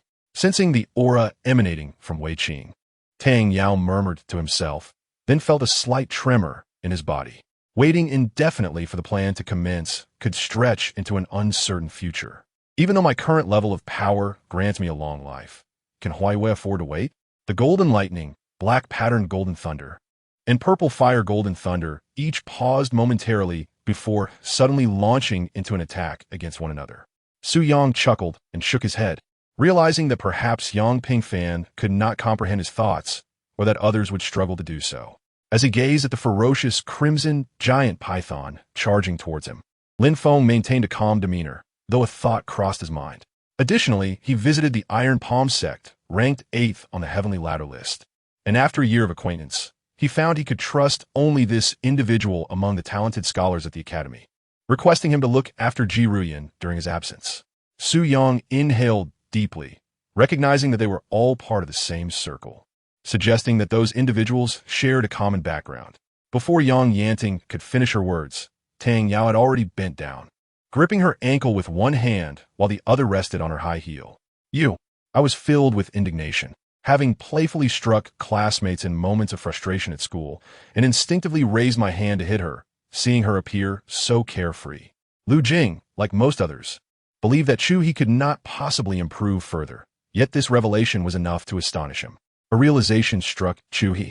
Could this backlash of fortune be the negative luck he detected on Huang Zhong? Following Lu Anxuan closely, Lu Xiaoheng sought to learn more about him, discovering his residence and frequented locations. After compiling this information, Lu Xiaoheng resolved to eavesdrop on Lu Anxuan. When Wang Yi approached him, coupled with the earlier provocation in her gaze, Lu Xiaoheng sensed something amiss and decided to listen to what she had to say. Yes, I will prepare right away. Feng Wangma felt compelled to act without hesitation, knowing that any further delay could cost him the position of clan leader. He promptly agreed and hurried away. His fourfold ironstone body could only withstand an attack from a fourth-grade novice or martial artist, enough to preserve his life, thanks to Qianshan armor's contributions. It would be hard to imagine that the usually composed by Yacha would exhibit such an urgent tone, indicating the gravity of the current situation. Fortunately, Wei Wuji's plague clock created an effective plague toxin net.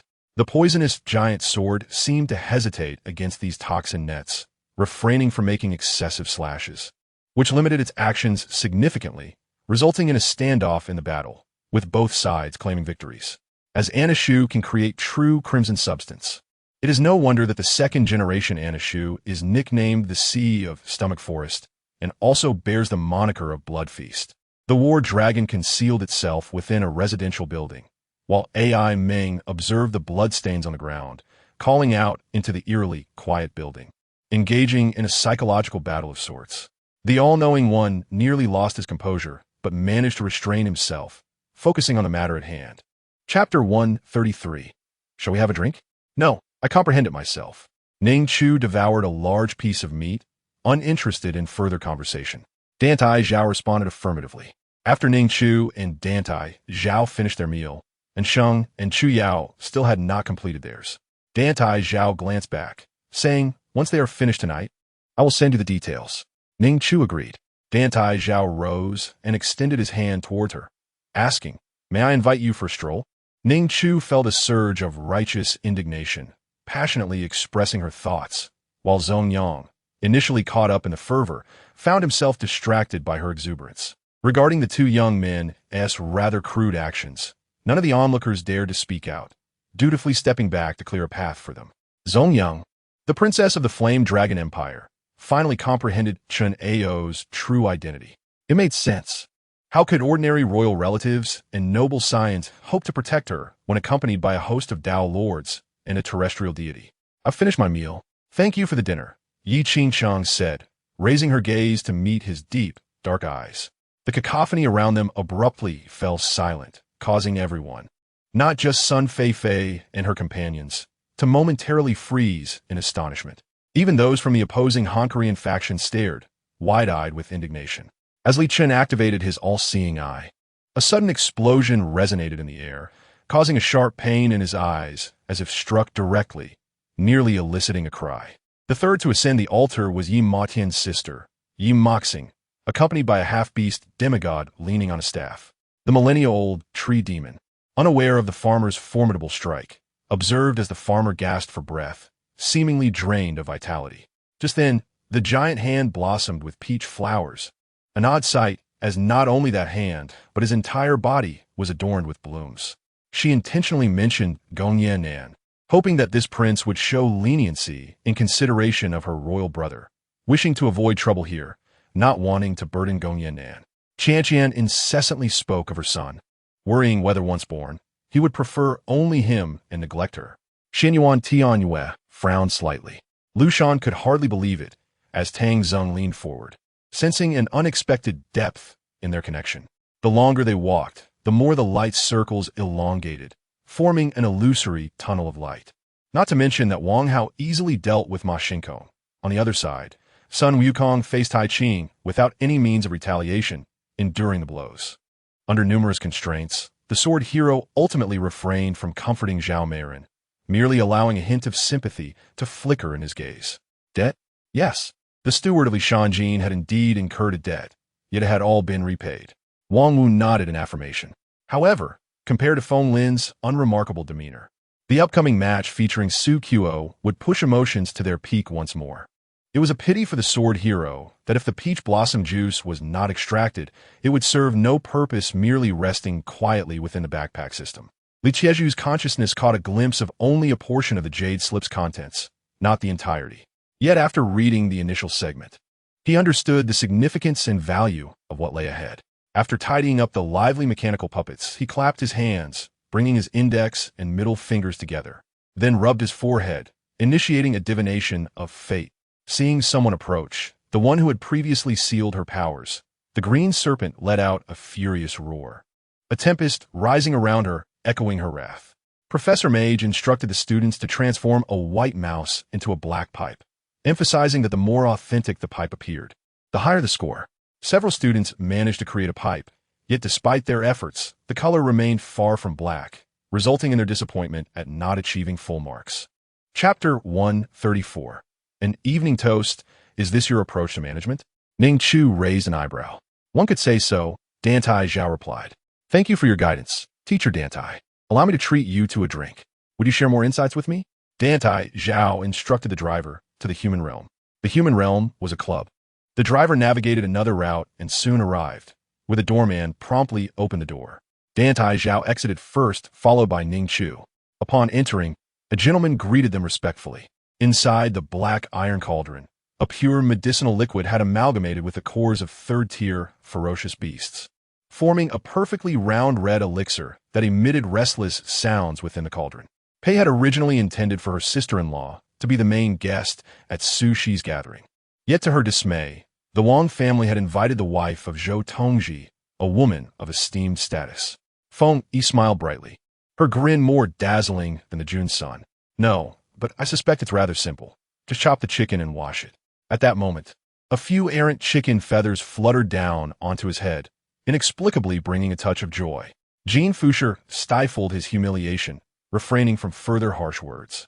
He pulled a string of copper coins from his sleeve, counted them carefully, and handed them to the attendant before stooping to assist Pu Qingxing. Finally, when dinner time arrived, Su Shi merely picked at her food, claiming to be full, as she intended to save her appetite for the delicacies at the temple fair. Su Rong and the others were similarly eager to depart.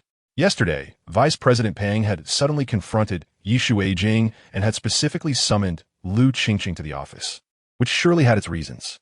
Lu Jin raised his hand, forming a sword-like gesture as his index finger transformed into a formidable weapon, striking Zhang Guanglin from afar. It's not as you say. When he matures, he will no longer feel awkward, Manolin Yu explained. Following this, Shun Qianqian, escorted by guards A and B, made her way to the side door of Taiwa Palace, glancing back frequently. Yenda anxiously observed her gradual departure, and only after her figure vanished did he exhale deeply, hurriedly pouring a cup of hot ginseng tea for Mo Zhonghua. The struggles of the Red Boy were futile, no matter his means. He could not escape the grasp of two experts at the golden immortal level. Even his proud, three-flavor true fire was rendered unusable. He could never fathom how his meticulously devised plan was so easily unraveled by others. Typically, even when interrogating prisoners, one could not unlock shackles, especially considering the unique talents of those incarcerated here. Any attempt to unlock them might lead to unforeseen consequences. With a single blow, Shun Song was severely injured, blood spilling forth, his gaze growing increasingly helpless and despondent, much to the delight of the blood shark, as she reflected on their past, recalling the hardships they had endured together. Yet, heaven had shown mercy, allowing them to overcome numerous dangers and obstacles to reach this point. What is this? Lu Xiangxi glanced once, her heart tightening, too fearful to look again. The crowd sighed and shook their heads, climbing the city gate tower alongside Long Yuran. However, upon witnessing the distant scenery, their fury ignited, even Long Yuran's usually calm demeanor darkening with frost. If he had previously doubted the veracity of those claims, the revelation of Yi Fan's identity now convinced him that the other party could indeed fulfill their words. Monkey Clan Demon Emperor, I am the Qingyang Emperor. I urge you to abandon your resistance and submit to me. Otherwise, you know the consequences. A voice like thunder echoed. After a long while, Nie Tian finally regained his composure, exhaling a deep breath, coming to a profound understanding. He could not accompany her throughout her life. Instead, he wished for someone else to be by her side, to protect and cherish her. Chapter 135. Do you have a recording? Ning Chu shook her head. You cannot take advantage of others' vulnerabilities. Dantai Chao gently caressed her cheek. I am not. I am asking you, may I kiss you? I promise not to bite. Ning Chu pondered momentarily before nodding. All right. Just as she spoke, her chin was gently seized, and Dantai Chao leaned down to capture her lips. His kiss was soft and tender, yet Ning Chu felt it lacked a certain thrill, prompting her to open her mouth and bite. The heavenly calamity, immortal lord, spoke coldly.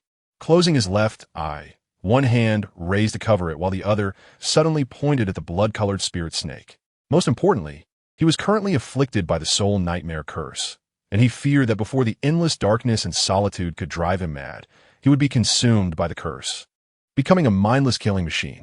The onlookers were already dumbfounded, not only by what kind of painting he would create, but also by his current state of painting, which was enough to astonish them, especially as he painted with his eyes closed. 5 minutes later, Su Zimo, whose complexion had been pale, gradually regained a hint of color under the makeup artist's skillful touch, appearing as if imbued with a rosy glow. Regarding resurrection, he could only do his utmost, especially on such a chaotic battlefield, where accepting resurrection also had time constraints. Indeed, I require a batch of battle beasts, from low level to high level, preferably including 6th-tier advanced battle beasts. Long Tianwei smiled. Within his Dantian, as Yifeng's left I transformed, the heavenly calamity immortal lord's left I mirrored the change. When he reopened his eyes, the left I had entirely turned a golden purple, exuding an aura akin to the will of heaven. Not wearing equipment could indicate two possibilities, either an absolute confidence in one's strength or a lack of available equipment, and Duan Xiu certainly did not belong to the latter. After unleashing his sword energy, he departed, having come to destroy the warship, not to engage in combat with this mage. Over a month had passed, and only now did fish begin to swim upstream in the Xiuquan Bend towards the evil Dragon Gorge. However, it would take at least 2 or 3 years to return to the previous abundance of fish. Su Xia felt helpless. Had the phoenix still been present, it could have traversed the distance from the capital to the frontier in a single night. For now, it was best to wait and see. She only hoped to leave his sphere of influence and the land of Tianlan before Luo Feng came to regret it. It seemed he had something to say, but Lu Hong ultimately remained silent. After quietly seeing an Yuran disappear behind a closed door, a figure clad in white appeared before him. And Yuran curiously examined the boy who had intruded into her backyard without cause. He appeared to be around 12 or 13 years old, slender, with snow-white skin. Although still youthful, his eyes sparkled like obsidian, leaving a strong impression. It's nothing. Ning Yuanlan lowered his gaze, unable to meet him, thinking how he could hardly walk, let alone paint murals or go to work. The winds shattered, the laws of wind converging into gusts that dispersed into the void, shimmering with azure waves and vibrant colors. Zhou Xian was unsure when he had started to observe this, but he felt that Yizuan must have encountered some trouble and hurriedly approached. The words of the young master were reasonable, leaving Yuran momentarily speechless, unable to respond. She racked her brain, her features contorted in distress. Upon hearing this, Ning Yuanlan raised his head to look at him, smiling as he leaned toward his shoulder, only to realize he had yet to bathe, while he had already changed into clean pajamas. When it came to matters of the heart, he found it difficult to articulate anything, and it was evident that the one who claimed to be wounded by love was not particularly despondent. However, occasionally seeing him sprawled on the sofa, lazily consuming ice cream while engrossed in a comic, would cause Zhou Xian's stomach to churn. Chapter 136. Dantai Chao approaches again, however. It seemed the two had already shared kisses twice. Ning Chu bit her finger, resolving that she would refrain from drinking next time. Why did she always encounter Dantai Chao when she was intoxicated? Dantai Chao gazed at the disconnected phone, a slight smile tugging at the corners of his lips before he resumed his earnest work. By the time the meeting commenced, the company staff were astonished to find the big boss unusually amiable, occasionally breaking into laughter, leaving them to wonder what joyous occasion had transpired. When he lifted the tray, it emitted beams of white and red light. Emotional fluctuations are often erratic, yet the body remains steadfast. The once panicked young men on the city walls, having feasted on warm meals, found their courage bolstered, and more began to rise to gaze outside. Is this for real? Master, we came to watch a competition, not a performance, Red Boy exclaimed anxiously. Since the Buddha assumed control of Buddhism, it was the first time such a disgrace had befallen him. He pondered the Maitreya Buddha in Ling Mountain, who would undoubtedly have to report this to the saints of Buddhism. Bang! Lu Bing stood, clutching his shoulder, while Qi Bai Qi, having exhausted his magical energy, collapsed weakly to the ground. After a brief exchange of blows, the resonant voice of Tung, she echoed once more within the hall. Upon encountering those profound black eyes and hearing the words that echoed in his ears, Virilis felt his heart leap, beads of sweat trickling down his face. He remained silent, gritting his teeth as he rose, casting a glance at the silver-haired figure before turning to leave. During each banquet, the second madam would customarily deliver garments and jewelry to each household. In her hazy recollection, she recalled a time when a gift she touched had been poisoned. Fortunately, Cheng Er discovered it in time, or she would have perished. The journey from the inn to the tavern where he awaited would take nearly 15 minutes at the pace of an old acquaintance, with many twists and turns along the way, perhaps extending to over 20 minutes. Leia softly replied, since she had declined her father's proposal 6 months prior. She had not seen in Luan Te again, not due to inability, but to avoid any awkwardness. Li Bing's eyes suddenly sparkled, and Wang Miao re-entered his line of sight. Hearing the cries of Wu Zixin outside, he patted his chest, assuring Director Wang that he would take full responsibility for the matter and capture the culprit. I can only imagine the myriad expressions on the faces of the three. It must have been quite a spectacle. Who would have thought someone would be sleeping beneath the great tree? If they heard, it would be quite the predicament. Long Wu had initially considered that location, but found it peculiar and hesitated to act. Now, suddenly recalling it, the stranger the place, the more worth it seemed to investigate. Perhaps there would be unexpected surprises. I am but a poor man with 4 children to raise. Can I afford to be wasteful? Shunji Jian feigned a look of exasperation. Yu Zhao. In this instance, Lu Wang's judgment is likely correct, especially since Slime Girl possesses physical immunity, which is disadvantageous for you, Gu Xiaoran remarked calmly. So what? Lu Wang furrowed his brow.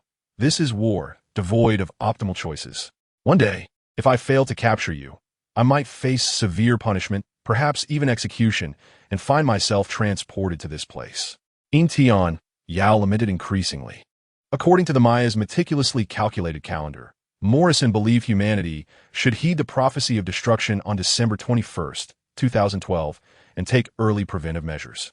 The assailant who had taken Zhu Shuang hostage aimed to shoot her in the head. Su Ran lunged forward, grabbing her foot and pulling her back, causing the man to miss his shot and redirect his gun towards Su Ran. The brothers of the Jade Dragon Society brandished their firearms and advanced toward the entrance, while over 20 young men armed with weapons emerged from backstage. Although Karu held a deep disdain for Nesef, he felt considerable sympathy for the old officer, which compelled him to disobey the inspectorate's orders and drive alone to find Karu. Chapter 137. Xiao Wu's Birthday. Wan Yin, you felt somewhat uneasy knowing Ning Chu would also attend. She had primarily come to see Dantai Chao, a sentiment shared by others in the gathering. It was highly probable that Dantai Chao would attend Xiao Wu's birthday celebration, given the close ties between the Xiao and Dantai families. Upon arriving at the bar, Ning Chu and Dantai Chao were greeted by the doorman, who opened the car door and guided them to Xiao Wu's private room. As the door swung open, Dantai Chao and his companions were met with great commotion. Many employees from their company had gathered due to the noise. Being insulted by a foreigner was intolerable. I could no longer hold back. Brandishing Light of Sorrow, I charged out. However, when my attack landed, Inyuzi displayed no surprise, only a hint of disdain in her eyes, deepening my confusion. The proprietor of the trading house, Qianzi Lu, appeared as if he had seen a ghost upon Yang Gang Tian's arrival, his expression a mix of astonishment and disbelief, although this remained merely a conjecture without confirmation. Based on my years of experience in handling affairs, I had an unsettling premonition. I furrowed my brow tightly, enduring both psychological and physical anguish, attempting to push him away, but it felt as futile as an ant shaking a tree. The air was thick with tension, and the silence in the room was palpable, as if time had frozen at that terrifying moment. I found myself ensnared in a vortex of fear, unable to extricate myself. His 10 subordinates, all clad in black, met a grim fate, their heads severed before their blood could even spill. Suddenly, a blue fireball, the size of a watermelon, appeared in the sky. dividing into two just hundreds of meters away from them. Li Yixing had no expertise in jade. To him, it appeared to be nothing more than an ordinary stone. After disposing of the carcass of the dark red python, Feng Imo carefully sensed the depths of the cave, suspecting the presence of other precious materials. Otherwise, the dark red python would not have lingered there. Are you planning to cleanse the Shui family? Sun Ming looked at Shui Ran, suddenly feeling an inexplicable chill. In a room where LV Jian Wei had once been imprisoned, De Ming lay quietly on a long table. The blood on his face had been wiped clean by Li Chao, yet the exposed flesh around the wound remained grotesque under the dim light. With this thought, even if Qin Mu learned of Su Wanhua's disgraceful deeds, he would not dare to speak of it lightly. Xia Xinghan initially intended to sleep on the floor, but after tossing and turning all night, the three of them ended up squeezing into the bed. The fine iron ore produced in Weiyuan Mountain can be refined into high-quality, dense iron, making it an excellent choice for crafting heavy weaponry. Wang Han had sent a considerable amount of fine iron ore, which, once refined, could yield over 1,000 pounds of fine iron, sufficient for creating several heavy weapons. What a fool, I muttered inwardly. With no other options, I had to squeeze my way over to him. Who knows what astonishing statements he might utter next. Zhen Yi frowned as he recalled the bronze bell into his pockball, realizing he would have to allow the flowery sea lion to undergo some standard training. Since Li Xiang had decided to take action, it would be in accordance with the artifact's requirements. Once completed, I believe the strength of the reincarnation ship's hull would rival that of a 5th tier. The final match of this round was Shadow against Mu Yi Si-chun. Up until now, both had remained undefeated. This match would further distinguish their abilities, making it a crucial competition. On the surface, I believed Mu Yi Si-chun, aside from his meticulous maneuvers, was not inferior to Shadow. All species on Titan continent are bound by the laws that exist beyond comprehension. If one cannot break free from these constraints, their achievements will ultimately be confined within a fixed scope. This law is known as the boundary law. Chapter 138, Street Racing. Ning Chu, we know. It looks great. Dantai Chao. Health is the most important. All right, I know you're an old stickler. Ning Chu rolled her eyes and added, Xiaowu looks just like a romantic hero. He is an impressive driver, comes from a good family. And I've noticed several girls trying to catch his attention. Having been involved in the entertainment industry for so long, Ning Chu was quite familiar with this dynamic. Xiaowu appeared to be the epitome of an outstanding young man, yet he had long contemplated posing a particular question. He hesitated, however, as it might pertain to another's secret technique. Given the amicable discourse of the day, he resolved to inquire. Pray tell, what is the intent of the Qin Su sect in capturing my yaks? Yi Fei's tone was frigid. It seemed that the tribe of the Hellhound would likely vanish from this region forever, leaving uncertainty about what other demonic entities might emerge to claim dominion here.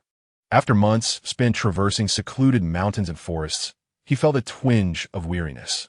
Regardless, he decided to first listen to the response before determining his next course of action. Under the guidance of an attendant, Zi Ying and Jing made their way step by step toward the Xianying Palace. With each ascent of the steps, the welcoming guests reiterated their greetings. Yet, this path bore risks. Confronting high-level Qi refinement zombies could entail multiple encounters. Should Chu Wangshu sustain severe injuries or even perish during this mission, he would undoubtedly bear the consequences, especially if he encountered unreasonable foundational powerhouses who might seek retribution directly.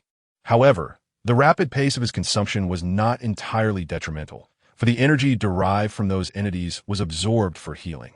This process significantly accelerated his recovery, which otherwise would have left him languishing for an extended period. Even the celestial deities guarding this world were momentarily taken aback. The concept of dimensional descent was one that some powerful transcendent saints could execute. Yet the unfathomable ability of Uncle Ghost to transcend the third dimension into nothingness was truly unprecedented. Brilliant 9-colored celestial lotuses erupted into the sky, intertwining as a sea of flames that engulfed the surrounding void. After acquiring some intelligence from the antique shop owner, Chu Wangshu followed the clues to locate Lin Ziqiang's company, only to find that the latter had not returned to the office that afternoon and remained at home in waiting. With flickering golden flames in his eyes, Junyan maintained a demeanor of tranquility, seemingly unaffected by the words of the spirit of the demon blade, which incited a deep-seated resentment within the spirit as it felt belittled. Upon hearing Qin Yang's remarks, Shui Wantong felt a wave of disappointment wash over her. After all, who wouldn't desire the best possible outcome? A voice spoke up followed by others, as several concubines present implored fervently. Ji Lingsheng secured the golden sword, using a dagger to sever the head of Yu Yunyu, wrapping it in a piece of black cloth. With no soldiers in sight, Ji Lingsheng exited the palace and the city unimpeded, leaving a trail of blood in his wake as dawn's light began to break. Seated on the ground, Wu Feng gazed upon his grotesquely twisted right leg, his eyes filled with resentment and terror as he looked at Qin Yang. Gasps of astonishment filled the air, prompting everyone to retreat. The nearest individual swiftly drew their battle blade, sending the fallen supreme powerhouse flying away to land far off in the distance. She sat cross-legged upon a stone by the stream, her hands resting upon her sword, eyes closed as she silently dispersed the demonic energy surrounding her, attuning herself to the resonant sword sheath. The carriage traveled for half an hour, the spirit horse galloping fervently as if eager to impress Liamo, hoping to earn more spirit beast pills. Yin Feng wished to avoid any disturbances and did not want to become too familiar with these individuals, as it could lead to the Qi family contacting her uncle's family. In this lifetime, she could not afford to be deceived and wished to evade their harassment. Although she was aware that the remarks were directed at her, she chose to ignore them. Chapter 139, Video Dissemination. Wow, how romantic. One of the boys suddenly seized the girl beside him and kissed her, igniting excitement within me. The girl exclaimed, "What are you so excited about? They won, and you're thrilled about watching them kiss?" Ning Chu, realizing the moment, attempted to step back but was restrained by Dantai Chao, who pursued her with another kiss. Meanwhile, the formidable beings from the 6 divine temples trembled with fear at the aura emanating from the spatial rift. As the void was akin to a toxic zone for life, forms below level 100,000. Kuan Yu's furious outcry resounded like a clarion call, jolting me back to reality. Yu Min, known in the industry as Galactic Blade, was notorious for her ruthless dealings. Anyone who crossed her path was destined to face her blade. Yet today she had unexpectedly faltered against Zhou Baran. "Just grab any box, sister, though I currently lack funds. Can I have it on credit?" Yifan said with difficulty, lowering his head. Fans watching the television felt their eyelids twitch at Director Zhang's words. Each time they heard, "Time is running out for the Chinese team," it often foreshadowed dire outcomes. Even if Quan He wished to seize the opportunity for marriage, there was no justification for inflicting such harm upon Kuan Yu. Publicly exposing her most sensitive secrets would yield no benefit for Quan He. Yet it seemed that everyone was somewhat distracted by Aguero's dismal performance, which was utterly disheartening. The auditions continued, and the actors were acutely aware of the director's subtext during the tryouts. If the message was to wait for a notification, it generally signified a dismissal. However, if the director was present and engaged in further scenes or discussions about the character, then congratulations were in order, as the likelihood of success was significant. Upon awakening, it was already daytime. Qin Luo opened his eyes, gazing out the window, expelling a breath of stagnant air. At that moment, he looked toward the Miexian sword, which now appeared even more formidable. A subtle and elusive energy lingered. Upon returning to the work area, Luo Jiao leaned over her desk, feeling frustrated and burying her face in her arms. She understood that suddenly appearing in someone's trunk was a challenging situation to explain, and she offered an awkward smile, revealing deep dimples. After watching Si Kong Han depart, Yu Yin felt her heart race with anxiety, quickly splashing cold water on her face to steady herself, glancing at her reflection in the mirror to encourage herself. Before I could gather my thoughts amidst the haze left by the spring rain, Qi Yuzhen gracefully approached the hall. Observing her elegantly simple attire, I found her to be enchanting and captivating. "Hey, Mom," I thought uneasily, fearing that Yu Haiyang might inadvertently reveal my injuries to the elders. Looking at the menu in my hand, Xiao Zhirou's eyes brightened slightly as she turned to Lin Shan. She did not wish for everyone to feel that what should have been a joyous occasion had been ruined by her, as she certainly did not want to shoulder the blame. A passionate kiss ignited the desires within both individuals, their body temperatures rising sharply as Yi Yaxin's gaze became increasingly hazy. Your servant did not lie. Your Majesty, I implore you to believe me." The imperial concubine replied, her voice choked with emotion, crystalline tears cascading down her porcelain-like cheeks, evoking pity in all but the emperor, who remained unmoved. Dabai. Xiao Fan discerned some semblance of Dabai in that face, yet he dared not confirm it. Truly, one could not underestimate the cunning of the old and crafty. It was genuinely admirable. Situ appeared quite pleased with his scheme, confident that Zhe would follow the path he had set forth. Zhe, choose as you will, I will not hold it against you, for you have more pressing matters to attend to. Chapter 140. Video dissemination. Once she exited the game and opened WeChat, several friends had already messaged her. All-night owls indulging in the latest gossip. Chen Yisin opened the video sent by Yun Fian and gasped. In the video, a motorcycle zipped across the finish line, and the rider removed their helmet, revealing it to be Dantai Chao. His hair was slightly disheveled, and rather than dismounting immediately, he turned to face the person behind him. Chen Yisin noticed a slender man in a white suit behind him, exuding a heavy aura of negativity, his face pale and unhealthy. In contrast, the man in the black suit had a cold expression, tall and imposing, carrying a black leather case that suggested he was a bodyguard or protector. After finishing his words, he produced a handkerchief from his sleeve, vigorously wiped his hands, and disdainfully discarded it. How could I have anticipated such an occurrence? Faced with the obedience of the Eighth Master, I was immediately taken aback, momentarily rendered speechless. EMO drew a dagger that had been resting at her waist and meticulously inscribed 3 characters onto the originally unmarked white jade plate, instantly bestowing it with the name Yang Chioer. The movements of the zombies were inherently sluggish and cumbersome, yet these particular ones seemed excessively heavy and remarkably clumsy. I swiftly dispatched 5 or 6 of them with a kick, but the remaining zombies continued their relentless advance towards me. Observing this, Jing Qi's eyes sparkled with a knowing smile, a certain indescribable brilliance gleaming within his dark gaze, the corners of his lips curving slightly. The enormity of the situation left little room for speculation. It was all a consequence of the events that transpired yesterday morning. Chen Dazhuang's reputation in Hong Kong was formidable. Among the elite lawyers, he excelled in commercial disputes, boasting an unblemished record in recent years, his accomplishments truly dazzling. As the year drew to a close, the labor in the fields had ceased, and villagers were preparing for the new year by butchering pigs and grinding flour. Perhaps I was overthinking things. Zhao Chunhua mumbled a remark, and the topic swiftly passed.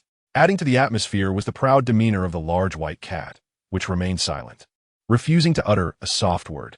Despite her skills, it seemed unlikely that she would sustain a broken leg. Yet Duan Mufian had evidently received guidance from Yanqingzi. That one strike infused with lethal energy had momentarily hindered her internal spirit from flowing, preventing her from dodging the looming boulders. Not only did he hear the sound, but he also caught sight of the source of that voice. As Jun Wuji was about to step into the prison cage, Jun Zhe, who had been gravely injured and pursued by malevolent energy, shouted urgently, though he had yet to recover from his wounds, as a formidable figure on the heavenly ranking. His body was naturally resistant to temperature extremes, yet in this moment he was drenched in cold sweat, anxious and parched. The middle-aged man did not finish his sentence, but his gaze was fixed intently on the dagger in Zhang Ying's hand, his intentions unmistakable. Fan Xie and his companion were poised to open the gates of the underworld to send the spirits within, when suddenly a piercing laughter echoed in their ears. The fierce and malevolent beings simultaneously let out a wail and knelt on one knee, for they had all been struck by arrows that pierced through their feet. The group was momentarily stunned. What dragons were they speaking of? Were these not elements of myth? Such creatures might exist in televised tales, yet in reality, not even a single living dinosaur could be found, let alone the mythical dragons of the Dragon Flame Kingdom. The third bridge, slightly narrower than the second, was crafted from Han white jade, resembling the white bridges of the Forbidden City in a past life. The bridge was bustling with people, yet remained somewhat orderly. Gallion shook his head helplessly, cautioning against laughter that might aggravate his wounds. He summoned a maid to tidy the soiled bedding. Chapter 141. The Jewelry Banquet. Ning Chu had been busy for 2 hours, and, having taken a moment to breathe, received a call from Lu Jiaya, who had certainly seen the video. You and Zhao. Ning Chu had not anticipated that he would call her regarding this matter. To be seen by others felt rather embarrassing, especially since she had previously initiated the divorce with Dantai Chao. Would this video lead others to think she was playing hard to get? However, in response to Lu Jiaya's inquiry, Ning Chu replied straightforwardly, it was just a kiss. There was nothing more to it. What a jest. The Imperial Banquet Hall was the most prestigious dining establishment in Lanyuan, a place that signified status and rank, and one could not enter without the requisite social standing, regardless of wealth. In the summer, at first glance, Xia Tian appeared to be a 27 or 28-year-old rogue, his left cheek marred by a prominent scar that gave him a rather fearsome look. Chun Yaxian seized the very ointment used to destroy nerve fibers and, in a fit of frustration, poured it over the offending wire, causing it to lose all vitality. Nisha's expression shifted abruptly as she lunged forward, unannounced, into Xia Fan's embrace, inadvertently knocking over a wine glass. Zhang Huiwan remained silent, numbed by her grandparents' singular focus on wealth, oblivious to her position in their eyes. Following this within the desert, a cloud of dust filled the air, interspersed with the occasional cries of Chun Junyi. At that moment, Lu Yin's thoughts were entirely consumed by Princess Ziluo. Though Qin Ko was not unattractive, she paled in comparison to the princess. Comparisons only served to deepen the disparity. The proud and resonant laughter of the demon lord echoed throughout the resplendent hall, lingering without pause. Once introductions were made, Sister Wang approached to inform the group that supper was ready. Thus, Jiang Sheng led the way, with Zhao Zilong and others following him towards the dining hall. The portraits on the walls appeared somewhat antiquated, slightly worn, yet they were impeccably clean. Taoist Xianyun smiled without speaking, clearly having guessed correctly. Li Qingyun was indeed trying to remain in this prized location. Although Li Qingyun had traveled to many places, he was certain that none were more suitable for cultivation than here with Han Ning. Observing the distorted expression on Nan Huayu's face, Qin Mu found it exceedingly amusing. He promptly continued. Gao Shui nodded. Based on the information he had just received, it was evident that Lobanov was deceiving him. Both the Royal Star System and the Royal Guard were likely mere bait. Qin Mu departed from the southern city, journeying westward until he found a secluded forest. Scanning the surroundings with his divine sense and discovering no signs of life, he felt a wave of relief wash over him. You are quite cunning. A playful and charming expression gracing her otherwise stunning visage, leaving Xiao Xubing with an insatiable longing. As her words fell, the expression of the man in black turned ashen, his body trembling uncontrollably. Are you suggesting that the current Burliva possesses intelligence? Lobanov, who had only just regained his composure, now appeared even more astonished than before. Following the death of Wang Zhong, Qin Shi Huang had a bronze statue erected outside the Sima Gate of Xianying Palace. When the Xiongnu saw the statue from a distance, they believed it to be the real Wang Zhong and dared not approach. In other words, if this batch of deities could be accepted, it would create a complementary dynamic with the four elemental gods who leaned towards combat.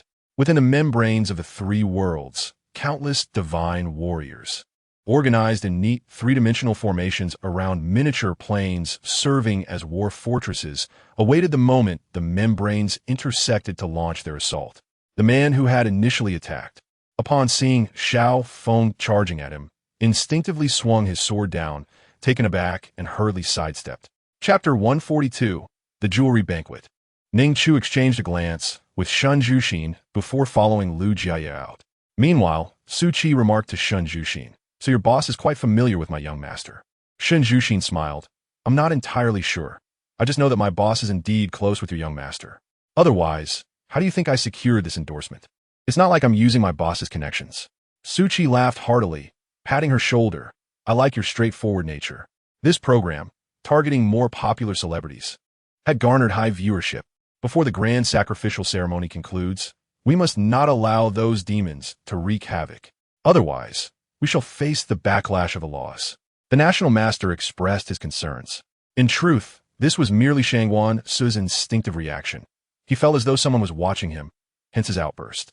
"I didn't expect you to find me. It seems you have begun to grasp the source code," Lin Weiwei remarked cheerfully. After some time, the driver seemed to have grown fond of the three, and, as his mood lightened, he began to engage in conversation.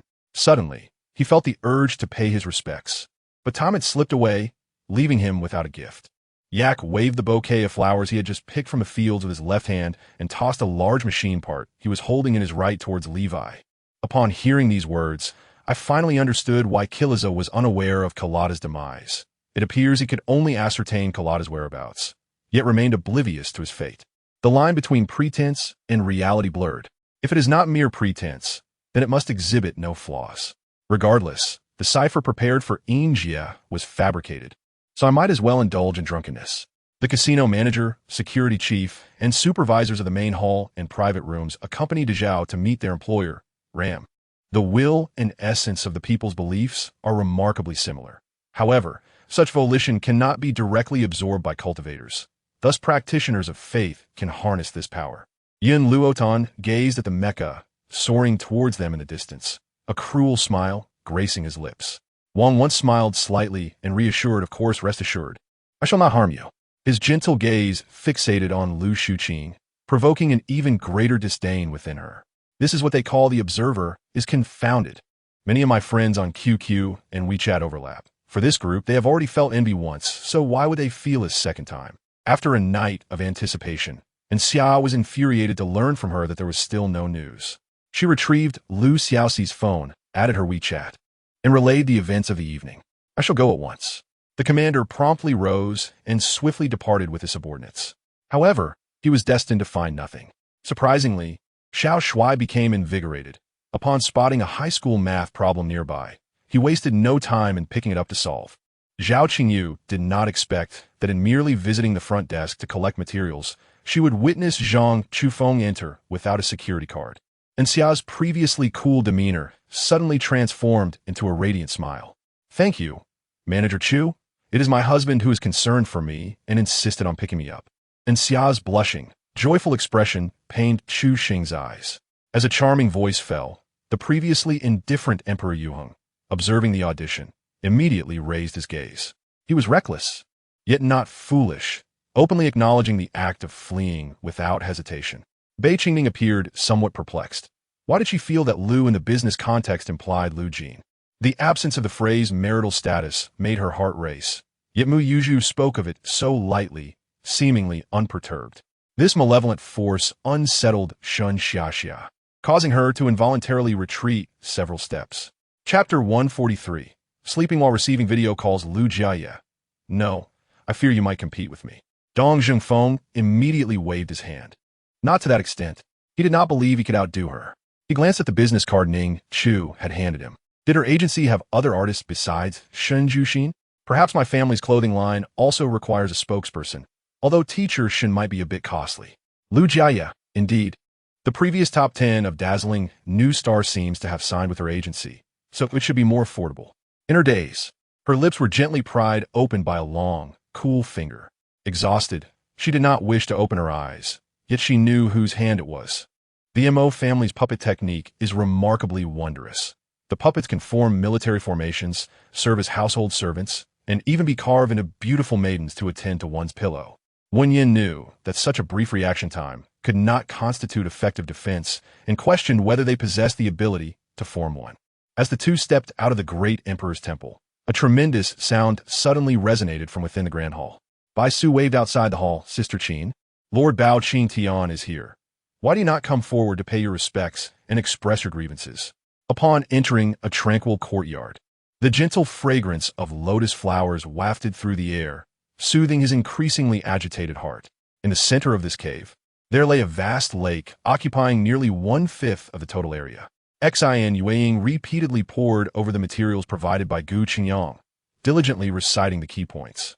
Kai Xiangdong was equally startled by Zhang Qihong's words. Previously filled with anger regarding the matter, he now abruptly recognized the gravity of the situation.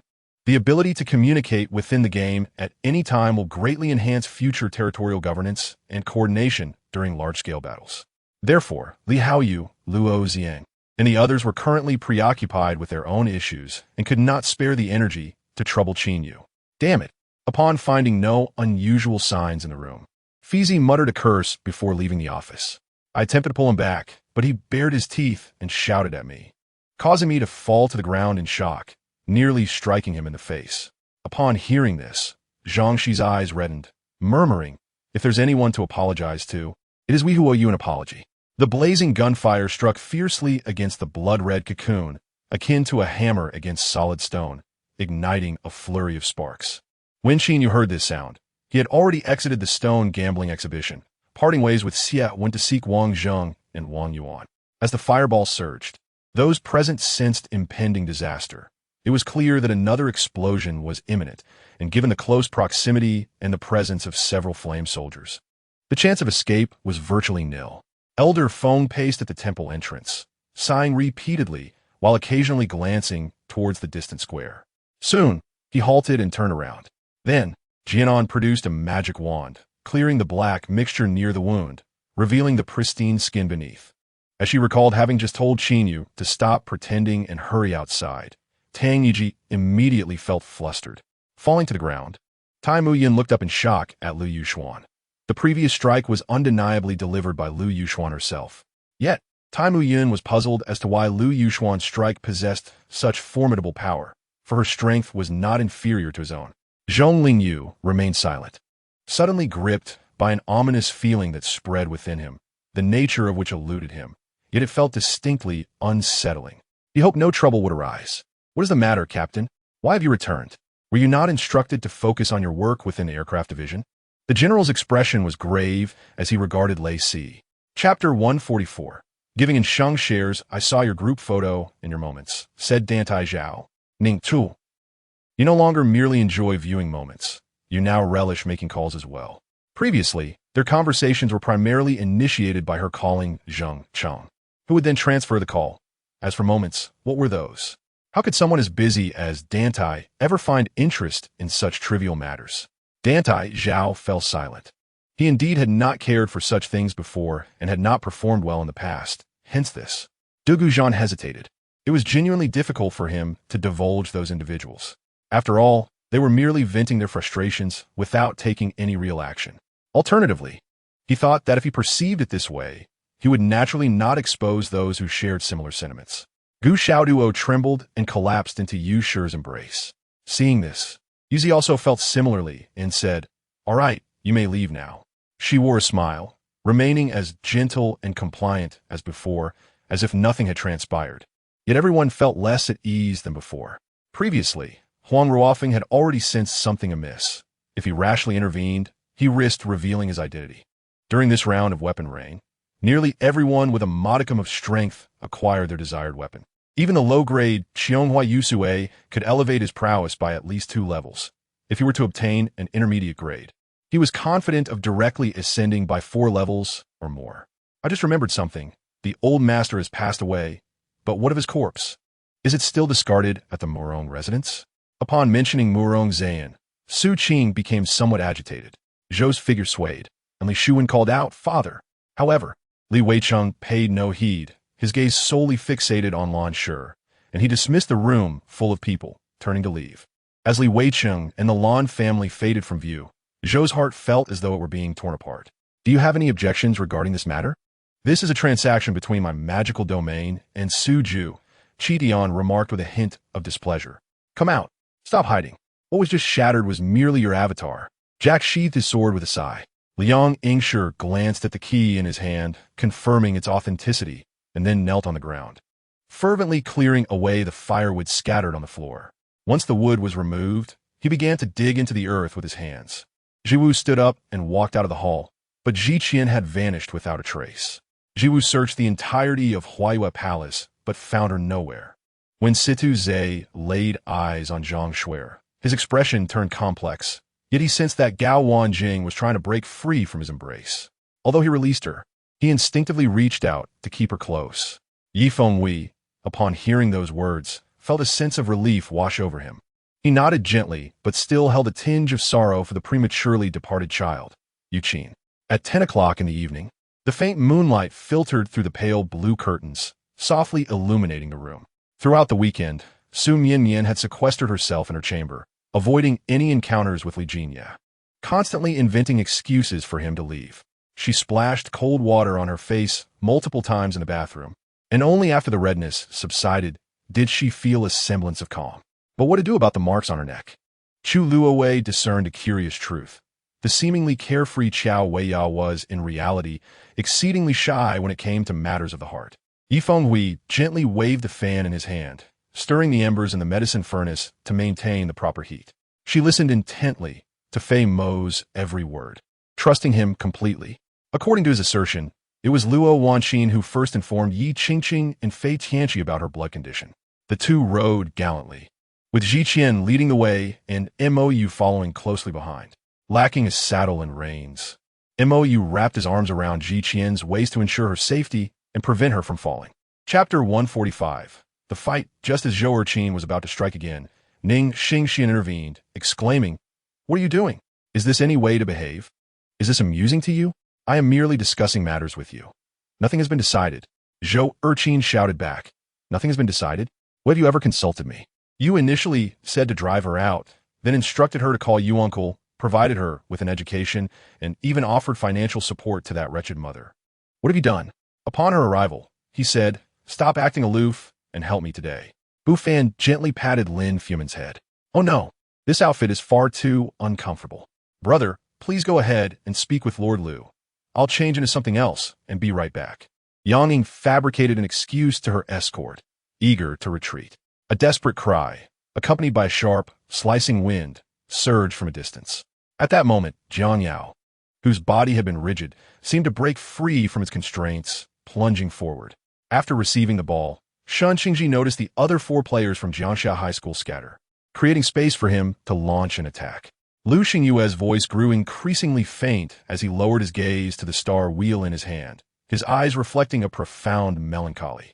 After receiving the medicinal formula and expressing his gratitude to Master Zhuang, Chun Hao proceeded to the main point, revealing his intention to further his studies at the Tianyun Kingdom Academy. Perhaps during his training, he would accompany his loved ones through the remainder of their lives before ultimately pursuing his own path. Zhang Xiaoyao spoke urgently. "The Tongluo pill is ineffective. My grandfather's old injury has persisted for many years.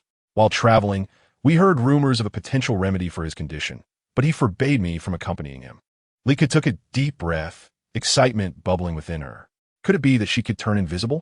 Yet, how could she control such a power? An uncontrollable ability was hardly better than having none at all. Unable to resolve her dilemma, she hurriedly changed her clothes and rushed out to find Lu Yan. He Xiaolong's stronghold was by the river, where he claimed a vast fishing area and cultivated numerous vegetables. His over 100 followers were thriving until a devastating earthquake struck, resulting in the loss of water, fish, and much of their shelter. The golden Buddha was now drenched in blood, with red viscous liquid flowing from its crown, sliding past its squinting eyes and curled lips, pooling on the ground. "Calm down," he reminded himself. "He is the young master, your employer, your benefactor. You must not offend him." After Mama, she departed with the black scorpion. Old Lady Wei took a brief rest before rising to secure the prepared items in a box, then summoned Wei Junjun. Naturally, the audience immediately speculated that the giant cockroach was genuinely interested in Lai Yaoji. At that moment, seated in the stands, Lai Yaoji felt an overwhelming shyness, wishing to pull her brother out from the crowd in response to the multitude of ambiguous gazes directed at her. Regrettably, the souls of those who perished on Earth were not directed to the underworld, but rather to the demon realm.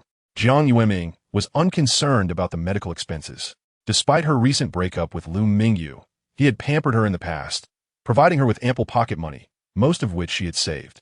Thus, the medical costs posed no burden for her.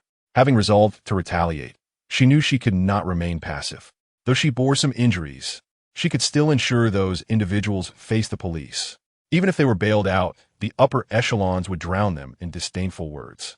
The young man was none other than the heir of the Xianwang Manor, Ling Xian's elder brother, Ling Rui, having returned for several days.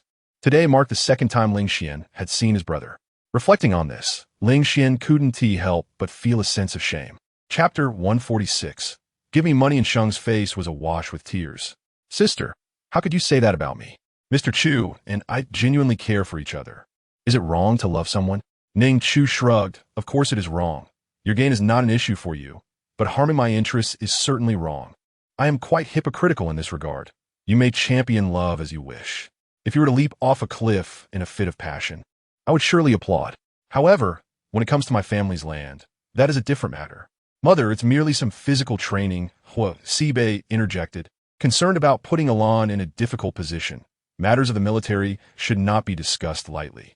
However, those who had witnessed Zhao Tong's martial prowess were left in awe, despite the fact that he still had a long way to go to match his father, Zhao Yun's skills. Wei Hao could only shake his head in response. The Demon Emperor's schemes were indeed intricate. One could suspect that the human powerhouses in the 36 great cities were oblivious to the Demon Emperor's true intentions. believing instead that he sought to eradicate humanity's rule over the true dragon continent. Were it not for the Demon Emperor's own admission, Wei Hao would never have considered such a possibility. Mr. Hua, the man on the video call, deliberately bore a scar across his face, giving him a fearsome appearance. Adventurers often prided themselves on their individuality. He sought to cultivate a rapport, and unlike the Jinyui, he felt it was prudent to connect with the Xinglong Wei. After all, the latter was under the jurisdiction of the Guizhou Du Si, making them akin to family. Following Zhao Yu's lead, they routed Zhang Lu and Lu Zhang's forces in Yizhou, leading to the complete annihilation of Liu Bei's army, with even his deputy strategist, Pang Tong, being executed. This battle earned Ma Chao's respect for Zhao Yu, who recognized the reasons behind Zhao Yu's ascension to imperial power. The beastmen felt compelled to charge forward, yet they were similarly repelled by the protective barrier. Even if one inadvertently managed to breach it, they were swiftly met with inexplicable spells that resulted in their demise. Thus, a free and scattered marketplace gradually emerged in a certain area, devoid of fixed stalls. One could simply find a patch of land, lay out their goods, sit comfortably on the ground, and await the arrival of prospective buyers. After the phone call ended, the warden contacted his subordinates, instructing them to check on Gao Shi's condition in the prison. Bai Yun was sent flying beneath the Tianzhou sword, and as the blade came within 3 feet of Han Xiumei, time appeared to slow momentarily. Sun Ying nodded in silence, maintaining an expressionless demeanor as he entered the apartment and swiftly extinguished the lights. However, did you know, during this frigid winter, the persistent tapping of the woodpecker was not merely a quest for delectable, juicy insects, but rather an earnest endeavor to rid the branches of disease. Upon witnessing this, Hong Chen's expression shifted dramatically. Without a moment's hesitation, he sprang onto the nearby wall. Yet even then, he was jolted by a terrifying energy that caused his chest to surge with blood, leading him to spew forth a mouthful. Yet, I find myself curious about the circumstances that could transform a once wholesome individual into such a state. I lower my head, refraining from speech, for I comprehended the essence of Ji Tingyu's words. Truth be told, there are many who surpass me in perfection. Yet I have never fathomed why Ji Tingyu harbored feelings for me. Love, it seems, is a most peculiar phenomenon, elusive and opaque.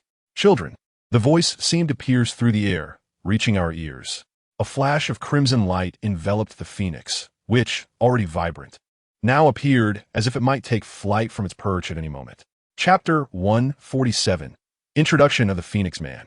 A few hours later, Sheng encountered a young man whose appearance was acceptable, though he paled in comparison to her former brother-in-law. Not to mention Chu Yao, or the gentleman from the Liu family. Standing at 178 centimeters, he was adequate, though not quite 180. Is there something you need, Junior? And Sheng smiled, recalling that Senior Ji Nin was unattached. Ji Nin glanced at Sheng. He was certainly aware of her, rumored to be associated with a wealthy executive. No. If that were the case, why did he not cultivate the foundational Lion Soul technique and the foundational Demon Thunder technique back then, ultimately meeting his demise at the hands of the twin Demon Lion Kings? However, Wang Maozhong's heart was devoid of concern for the innocent citizen who perished on the street. Nor did he blame Ma Chong for his reckless actions. Instead, he fixated his ire upon the utterly unrelated Chen Shiwu. Though he uttered apologies, his demeanor bore no trace of remorse, and his gaze towards the youths was openly derisive. The formidable bombers of the Yahua Empire could nearly blanket the entirety of North America, ruthlessly obliterating all targets. He regarded the impending match with utmost seriousness. If yesterday's encounter was merely an anomaly, tomorrow's would be his first complete competition since his rebirth, providing a true test of his capabilities. Yuling Ran sighed inwardly. After marrying Qi Tianling, she had devoted herself entirely to him, neglecting her friends and acquaintances for far too long. Now it was time to reconnect. But the question lingered, were they still around? This was a being far larger and more fearsome than the tailed beasts, its indescribable form imbued with ancient history and weight, reminiscent of a colossal deity from myth. Its humanoid structure exuded a terrifying abnormality. Kakashi was promptly admitted to the hospital, where Tsunade performed a successful organ transplant.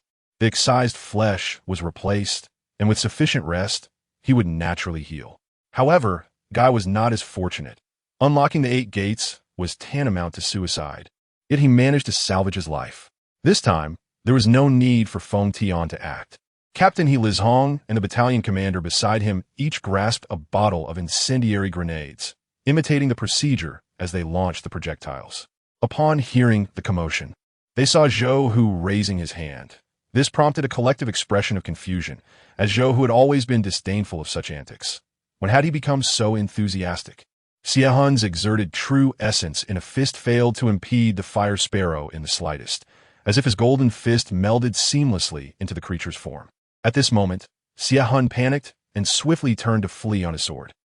He felt a twinge of embarrassment as he realized his wager with his sister had become common knowledge, despite it being merely a bet for contribution points. The massive Snorlax clumsily leapt into the hot spring, creating a tremendous splash.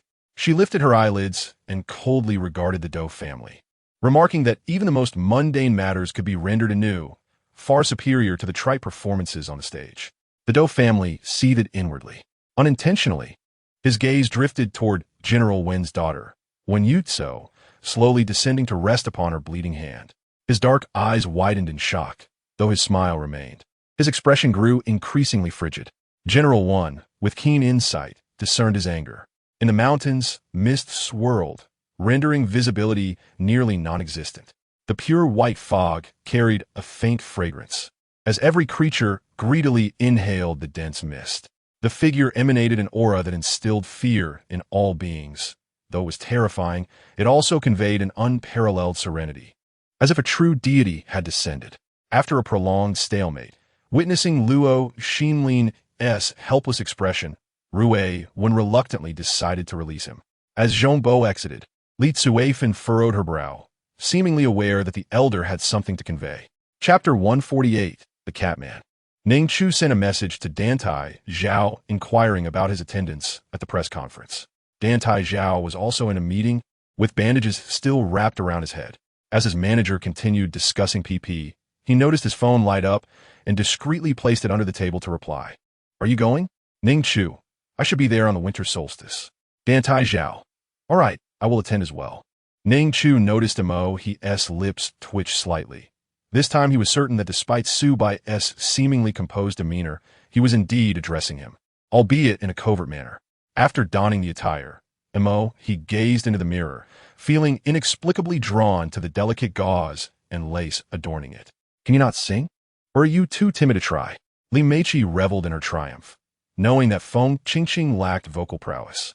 Upon deeper reflection, the arrival of numerous golden immortal powerhouses was significant, especially given the prior losses among the human side. They were desperately in need of reinforcements. Before new support arrived, the individuals present were the best available talent at the border of the two realms. Moreover, Lung Yuehuang moved with remarkable agility.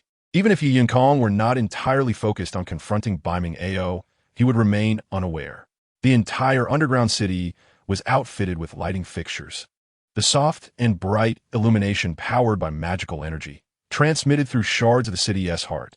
Jian Shilai could access magic energy from anywhere with minimal consumption. Since you seek death, I shall grant it.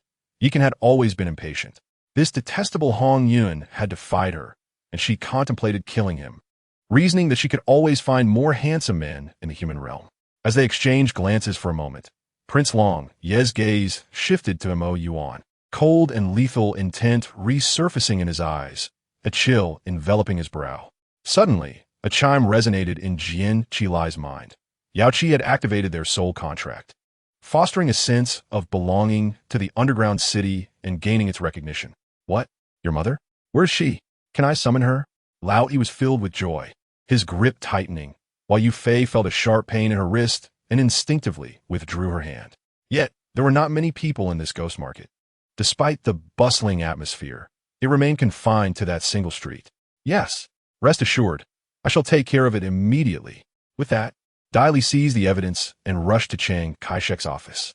I continued to converse with her online, while simultaneously refusing to meet in person, thus preserving an air of mystery in our digital connection, which ultimately evolved into a relationship akin to that of online lovers. Upon hearing the words of Nie Weijiu Pinglang, the three division commanders, already beleaguered by numerous setbacks, exchanged glances and, in unison, shook their heads before supporting one another back to the command tent. The general brandished his long, dragon-spiked blade and leapt to the side of 11, casting a cold gaze around. The second and third generals, momentarily dazed, quickly followed suit, taking their positions on either side. Another shadowy figure, wielding a whip, approached, reminiscent of one who had previously struck the soul lying on the ground. Although he had glimpsed the threshold before, until he stepped across it, he could never truly grasp the sensation and power it held. By the time the two aides regained their senses and rushed out, Lin Baojiu and Professor Zhang had already vanished from sight. Stidway, knowing he had reached Zhang Liang's ultimate limit, shrugged helplessly and remarked, "It seems I can only send an electric message to Chairman Jiang for you. I shall have him issue the command." With that, Stidway turned and walked towards the exit. Everything seemed fine along the way. "I would like to inquire about the location of the airport," Lu Fengming asked earnestly. At that moment, only Mu Lingxi and Mo Han remained in the dormitory, both enveloped in a profound silence. Chapter 149. Another fight breaks out. "So, Brother Jiang, you knew President Ning so early? We had no idea before." Jiang he chuckled, stating, "President Ning probably does not know me." Ning Chu, of course, was unaware of him, as there were numerous individuals at her school, and she certainly did not recognize those from the rival institution. "Brother Jiang, are you from the same graduating class as President Ning?" "No, I believe I am a year her senior." Ning Chu smiled politely, saying, "Then we do share quite a coincidence." "What? You're a police officer? Then why are you allowing him to act so recklessly here?" Upon hearing this, the expression of the person transformed into one of displeasure. After spending considerable time in the entertainment industry of S-City, Yi Feifei had come to deeply understand the ruthless competition that permeated this realm. Following a chaotic scene in the clinic, some individuals hurriedly departed with their bundles of medicine, for in the eyes of so-called martial artists, they were merely common folk. Such injuries, clearly inflicted by blades, could easily bring about trouble, often severe enough to ruin families. Yet, amidst the swirling thoughts, countless threads of clues intertwined within her mind. She found no fault in her exam paper. Even the most rigorous of questions were answered flawlessly. Had Feng Yu retained his previous divine form, he might have truly ensnared her. But now, having transformed into a pseudo-homing deity, the primal power within him was overwhelmingly dominant, disallowing the existence of any other energy. The moment that dark aura entered his body, it was immediately extinguished. Time flew by, and 2 months later, the Huala-Auging mathematics competition commenced. To Mr. Cheng's dismay, he discovered that his favorite student, Yi Xiaoya, had declined to participate due to illness. The gaze of his uncle further unsettled Song Zhilong, for he understood the depth of his uncle's affection for him, surpassing that for his cousins.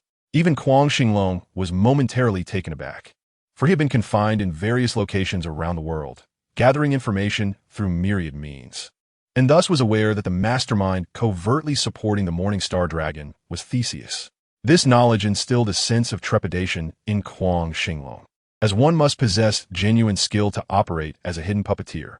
In an instant, a great response reverberated throughout the Li Hen Palace, with voices growing increasingly fervent. "It is your esteemed disciple, Ning Xiu, who is capable of welcoming him." What does he have to say? Emperor Chongren slightly closed his eyes and reopened them, his tone devoid of emotion. "Mules are more docile than horses. Using a mule in the center of a 3-horse carriage conserves considerable strength. In an era before the ubiquity of automobiles, such horse-drawn vehicles were commonplace in northern China, supporting a vast logistics network. Wax dripped onto the ground, and those stains were notoriously difficult to remove. No one dared to utter a word as they knelt silently, awaiting the emperor's command. He stood before the flickering candlelight, his figure elongated and heavy, casting an imposing silhouette. Upon entering Sister Lin's room, I discovered that little had changed. A faint fragrance lingered in the air, and Sister Lin's figure remained as alluring as ever, though her reddened eyes evoked a pang of sympathy within me. These individuals, the final batch of criminals captured from North Julu, were to face execution with the king's cooperation at noon today. If true, what a remarkable coincidence. Perhaps Poppy had anticipated my arrival here. Suddenly, a piercing beam of golden light cleaved through the clouds, striking the retreating figure of the land elder. The term cold pool in Bayou refers not to a frigid ice pool, but rather to a specific type of miasma.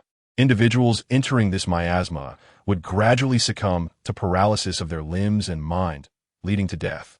Chapter 150. Dantai Chao moves and boss. We have conducted an investigation.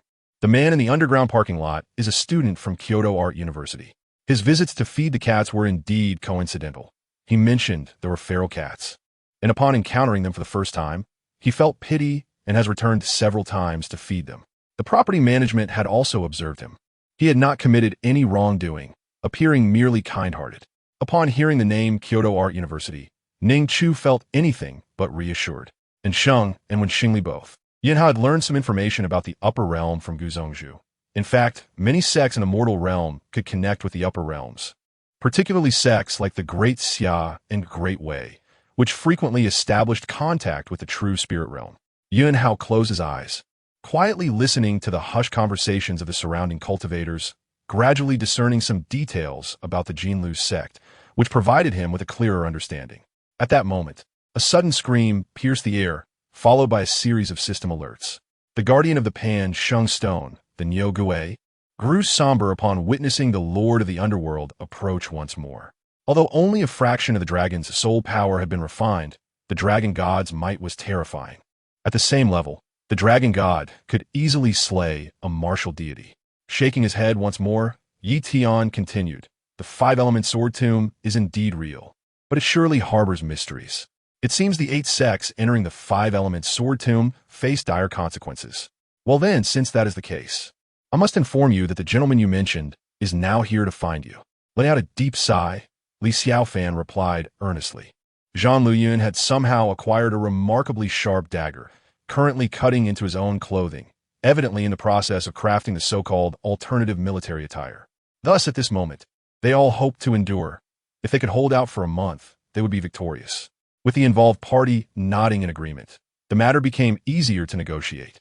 Su Yinglan had already begun discussing the details of a new contract with Liu Yueyan. He was acutely aware of his own condition. Within 3 days, even if he did not recover to the pinnacle of 3 fingers, reaching the peak of 2 fingers remained quite feasible.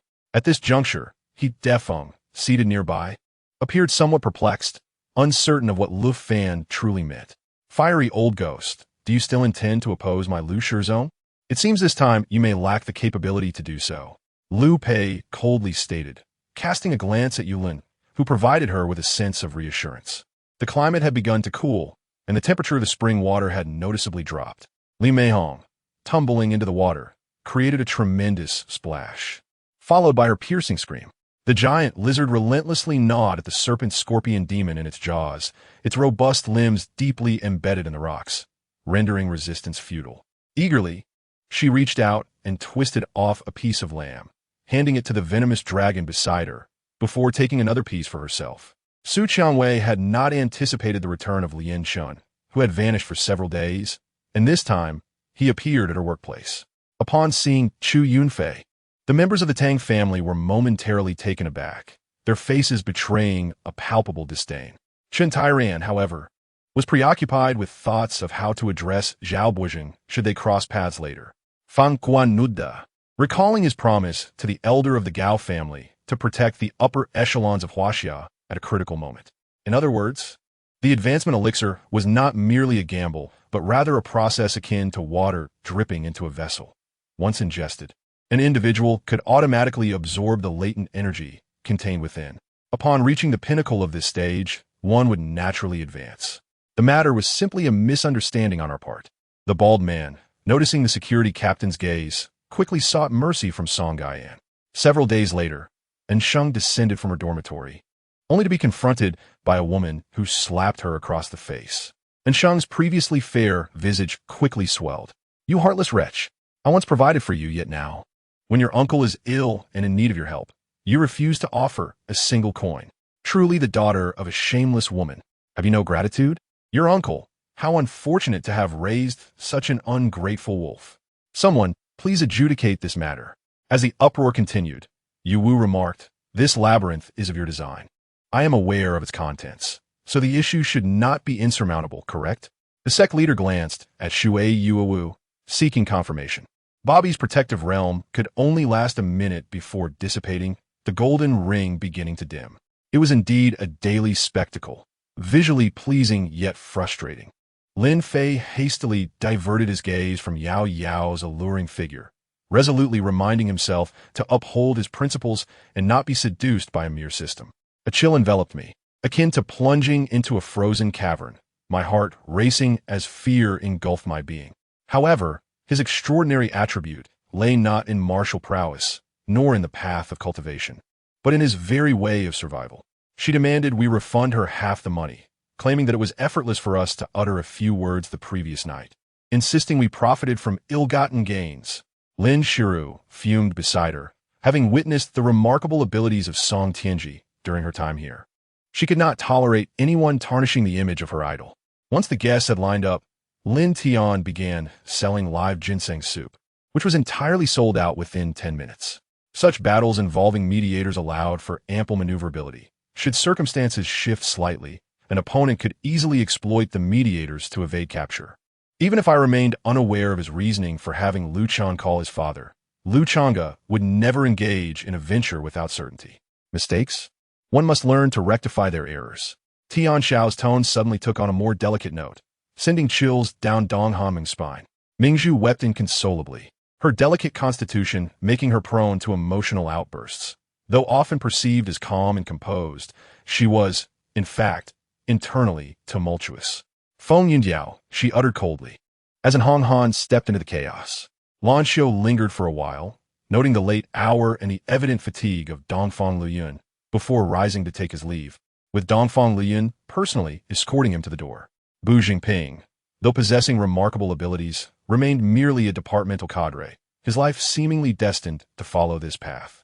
Sounds of strikes emanated from the interrogation room, yet no pleas for mercy or cries of pain were heard. An eerie silence enveloped the atmosphere. I have just returned from battle, without a morsel to eat or a moment's rest, not even the time to wash my face.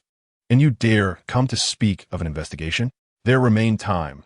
Lan Xian and Ba Dao, among others, had to prepare for the impending conflict. The two most crucial tasks were to ascertain the strength of Su Yanmen and to gather the forces at their disposal. She gazed upon her pitiful state, speechless, as she was treated with healing spells and potions for recovery. To facilitate Han Yujing, the examination schedules of the English and Business Administration departments were staggered. Gu Kiheo leisurely diverted his gaze from his teacup to the indifferent delis, issuing an unceremonious expulsion. Due to the elevated vantage point, General Camelot merely pushed his sword forward gently. One of Valentine's eyes bid farewell to the light forever. After Lin Wu paid his respects, he divided the incense into 3 bundles in accordance with the order of heaven, earth, and humanity, placing them in the incense burner. With that, Lin Wu retreated and bowed once more to his colleagues, officially commencing the rural examination at the Yuezhou Tribute Academy. Chapter 152. Do you not desire to avenge your father? At this moment, Sheng was visiting Ning Xingxian in the hospital. Father, are you feeling much better? She had brought soup with her. Doctor said you could have some, right? I made bone broth myself. Ning Xingxian, thinking of the 2 individuals at home who only vexed him, patted Sheng's hand. Only now do I realize that you genuinely care for your father. Rest assured, once I recover, I will ensure you receive your shares. Sheng's eyes gleamed as her father continued. Even later on, I went to the provincial city for treatment, only to return with a plethora of medications. Yet my condition remained unchanged. Moreover, this Duzhong tea was specially concocted by Vice President Ma, containing not only Duzhong, but also various other restorative ingredients. However, in Su Yuan's eyes, aside from her notably appealing figure, which held a modicum of allure, he had developed immunity to her other attributes and found them no longer astonishing. As a knight, the utmost taboo was the sudden appearance of someone behind him, especially a stranger. The double elimination format devised by LPL was absurd, as they afforded the losing teams ample rest time. RNG had a full day to adjust their status and tactics. Had it not been for Takahashi Ayako's words, Ryu might have considered attempting to breach the legendary 13-layered golden bell on his own. To her, Zhao Yuenu's repeated delays were a clear indication of her reluctance to act against Zhang Dong. He was acutely aware that this pistol held only 12 bullets. Yet the hall was filled with nearly 100 people. Liu Yang toyed with the tiger for a while before leisurely returning to the palace, where he found Emperor Zhe sitting cross-legged on the ground, rubbing his hands together. It was then that he noticed, aside from himself, A multitude of Naga had completely blocked the passage, making it impossible to gauge their exact numbers. Two soldiers stepped forward to restrain Lu Shi, who attempted to flee, bringing her before their general, where she knelt. Lu Shi prostrated herself on the ground, trembling like a cold crow caught in the wind. Observing Ji Yu's hesitation, the store clerk had already begun to believe Yi Zhao's words, deeming them to be merely putting on a facade of wealth, and her tone shifted to one of disrespect. Xiao Yang could not help but silently lament. Although he had anticipated this before arriving, he had not expected such a plethora of formidable demons to exist. Old master, your assertions are somewhat misguided. During the last plague, the emperor and the crown prince were unfit for labor. Their decisions led to my husband executing them. On the surface, it appeared as though her husband was in charge, yet he was merely following orders. Xiao Yang's heart trembled, though time was of the essence and deep understanding was elusive. He felt an inkling of comprehension. Gazing upon the towering figure, clad in mechanical armor and wielding a trident, which dwarfed even the arena, the onlookers were left utterly astonished. Certain that should this being unleash its wrath, the arena would be reduced to mere playthings, plunging into the depths of the sea. Were it not for the fact that Yi Dan recognized by Qi as its master, he would have eagerly seized it for himself. Indeed, the auspicious beast was truly auspicious, always seeking to gain benefits while avoiding harm, transforming misfortune into fortune. With impatience, Zheng Ming charged toward the colossal dragon, landing a punch upon its toe. The mare, though not exceptionally beautiful, was resolute in her determination and quickly fell into rhythm. Her strides, while not as grand as those of her counterparts, were remarkably graceful, exuding a dynamic beauty as she galloped. The results were immediate. Today marked the return of teacher Anil, coinciding with the countdown of 1 week until the exhibition. Ji Yu had finally completed all her tasks. The abilities of those who practice cultivation were significantly stronger than ordinary practitioners, enabling them to withstand powers exceeding level 5. The caller was Lu Kun, the director of the teaching department, who had lost count of how many times he had dialed her number, only to be met with a deadline, causing him great distress. After the others departed, Ning Chu took the elevator upstairs, with Dantai Chao silently trailing beside her, sensing that her mood was less than favorable. Naturally, encountering such a person would dampen anyone's spirits. Upon reaching her floor, she exited the elevator without hesitation. Dantai Chao, who needed to go 1 floor higher, followed her out.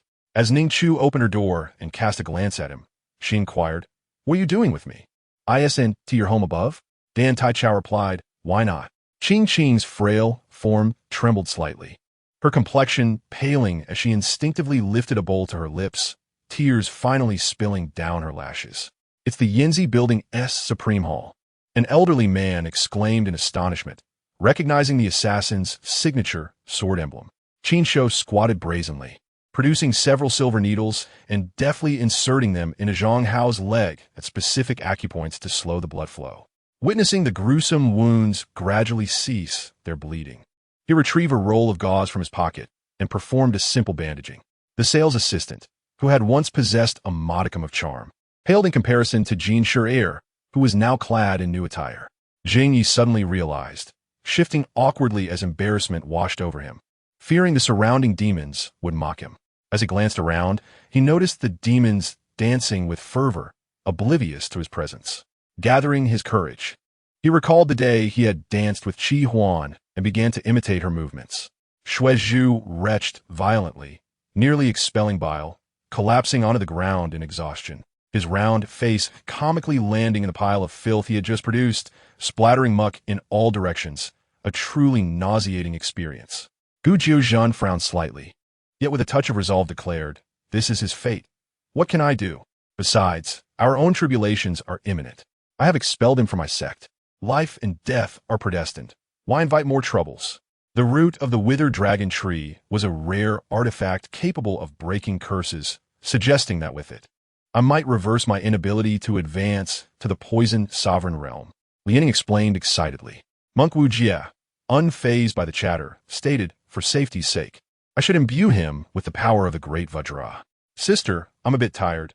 Let me sleep a little longer," Lin Jingyi said, swiftly shedding several layers of outer clothing and burrowing in a Lin reused quilt, clasping her smooth, jade-like thigh and drifting into a deep slumber. Master Tang, please provide guidance on our forthcoming tasks, Meng Wuxiang respectfully requested. The match against West Ham was perfectly timed for practicing and refining the new tactical offensive system. This was the message Wenger conveyed to his disciples before the game. Amidst the laughter, Jun Mo Chun unexpectedly lifted his head, flashing a captivating smile that left Lan Xing momentarily entranced. Observing the two engaged in light-hearted banter, Guqin deduced there were likely no significant issues at hand, redirecting his attention to the surrounding environment. A flicker of compassion crossed the soft gaze of the observer as Zizhu seized the opportunity to change direction. Calling out for help, her voice trembling with fear. More critically, he sensed something sinister in her, discovering the bad luck curse that had been placed upon her by Tao Tai a day prior. However, due to his proximity and the protective aura surrounding him, the curse was temporarily suppressed. Fairy tale? Chun, who pondered the name curiously before instructing Bang to wait in the car as he headed into the nightclub with Mao Yu and Ao Chun. The overwhelming stimuli were far beyond her expectations, leaving her with an uncanny sensation of dreaming. Upon exiting the parking lot, she found herself before the imposing edifice of Donglin City Hospital, realizing she had arrived at this location. Although he had witnessed the battle between Mu Yun and Meng Zhongtian before, he had not seen Meng Zhongtian perish at that time.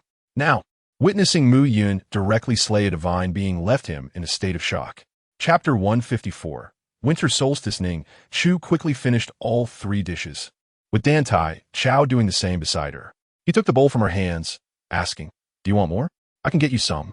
Ning Chu shook her head, replying, "No need," and instead she would make dumplings today, so I can eat when I return home. This marked her 2nd consecutive year celebrating the winter solstice alone. Last year, she was too occupied with work to think of anything else. Irritated, he clutched his bowl tightly, forcefully lowering it, while his other hand struggled to grasp a handful of noodles. From a distance, they could see the dust stirred by the convoy and hear the cacophony left in the wake of the vehicles as they gradually came to a halt. "Commander!" The men behind him exclaimed in alarm, rushing to assist him as he struggled to regain his composure, his clothing in disarray, breathing heavily and repeatedly waving his hand. Behind him, a white-skinned beastman greedily licked the blood off a broken blade, the thrill of excitement causing his blood to surge, the bandages on his chest stained deeper red. He immediately drew out the funeral tablet, and the world around him transformed. 2 lines appeared above everything, a red line indicating blood ties and a green line representing inheritance. With a thought, he acted decisively, though the inn lacked a television or internet, which posed no challenge for him.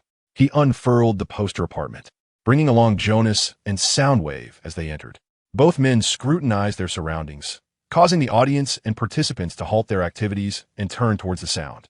She desired her demise. Even if jealousy played a minor role, it was predominantly driven by fear stemming from the crisis associated with status and identity. "Your Majesty, save me. The Crown Prince intends to kill me." Wu Huifei suddenly knelt, her face filled with panic. As the video call connected, Ninja was taken aback to find that Angus was seemingly not in the Duke's residence. He was in an impressive and grand reception room. Qin Hao Zei retained a sliver of clarity, realizing that in his current state, returning to see his mother would only cause her concern. Food is of paramount importance to the people. The stability of a nation hinges on the sustenance of its citizens.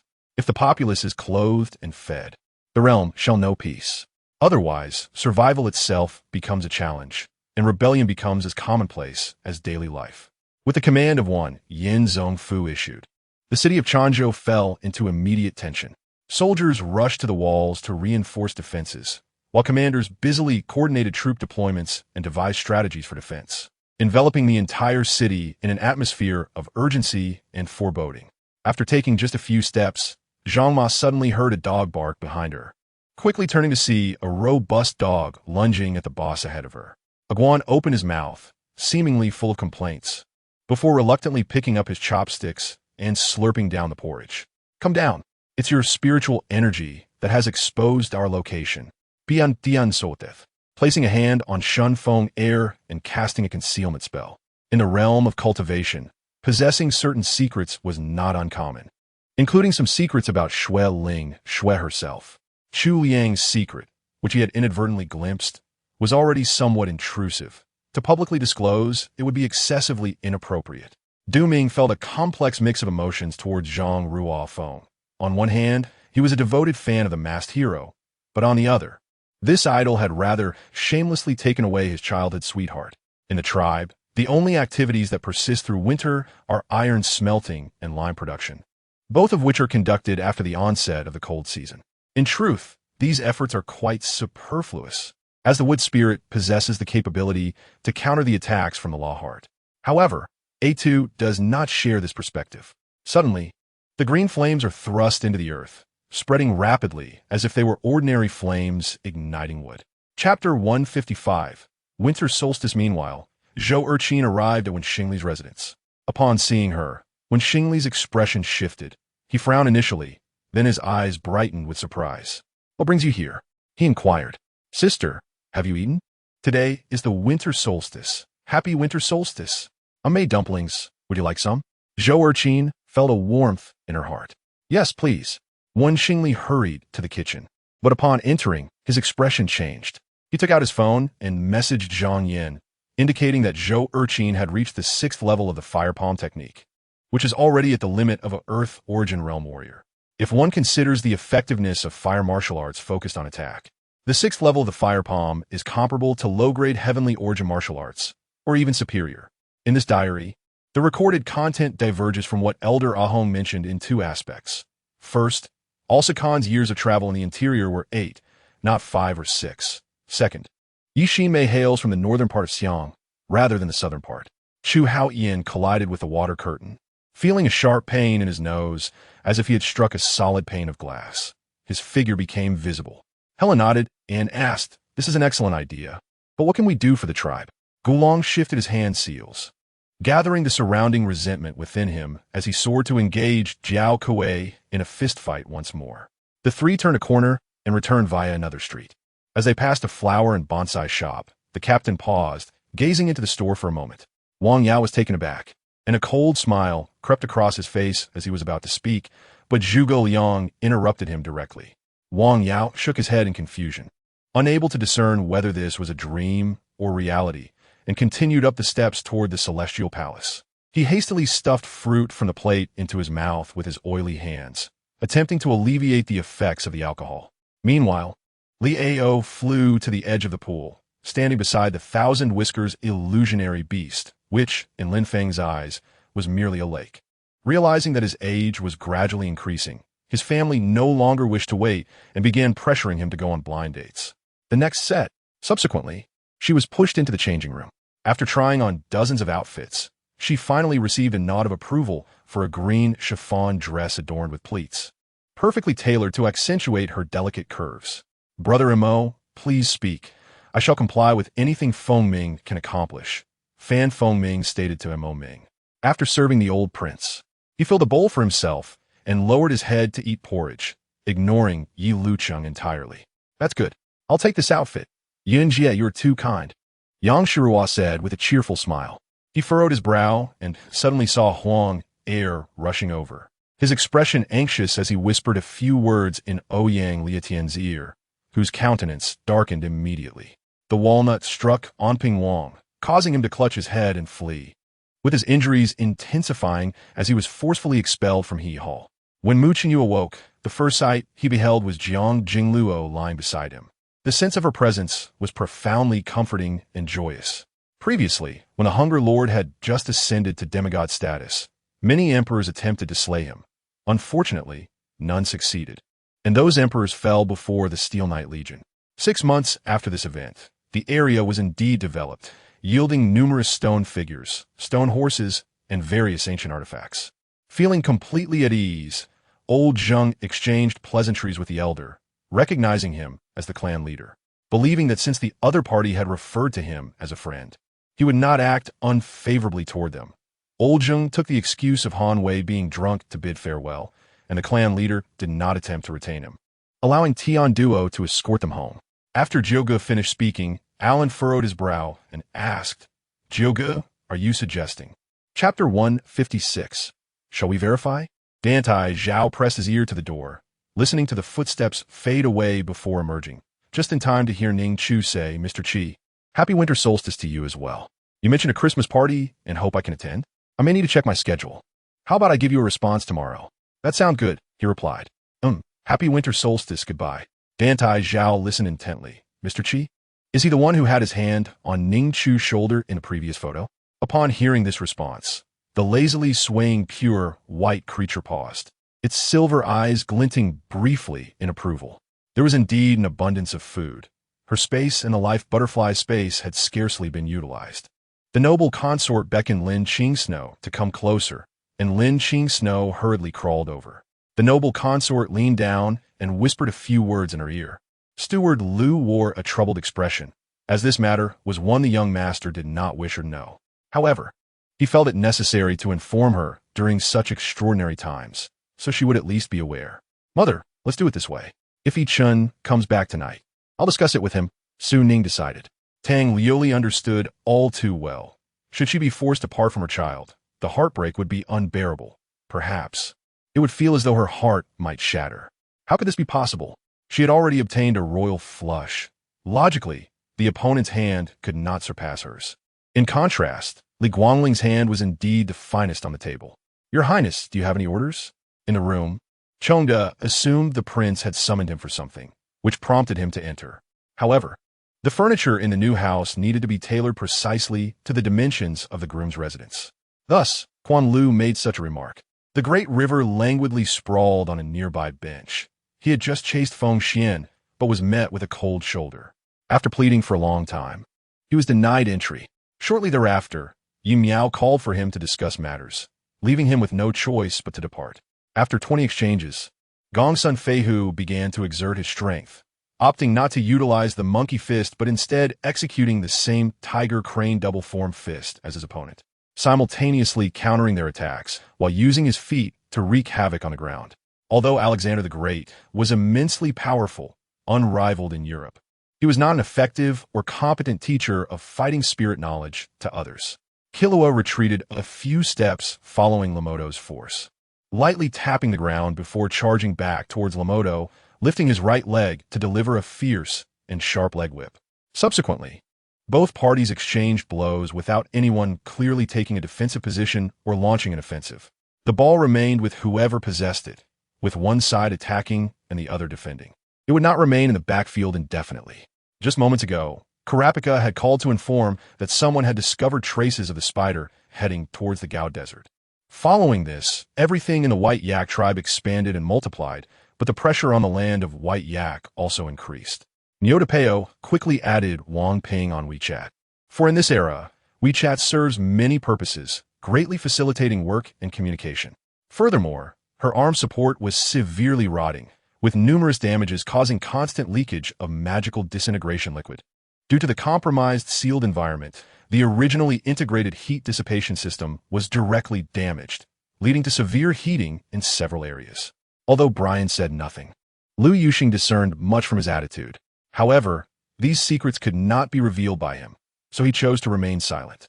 Nevertheless, Tang Ning was not there to make a social visit, thus he was indifferent to such matters.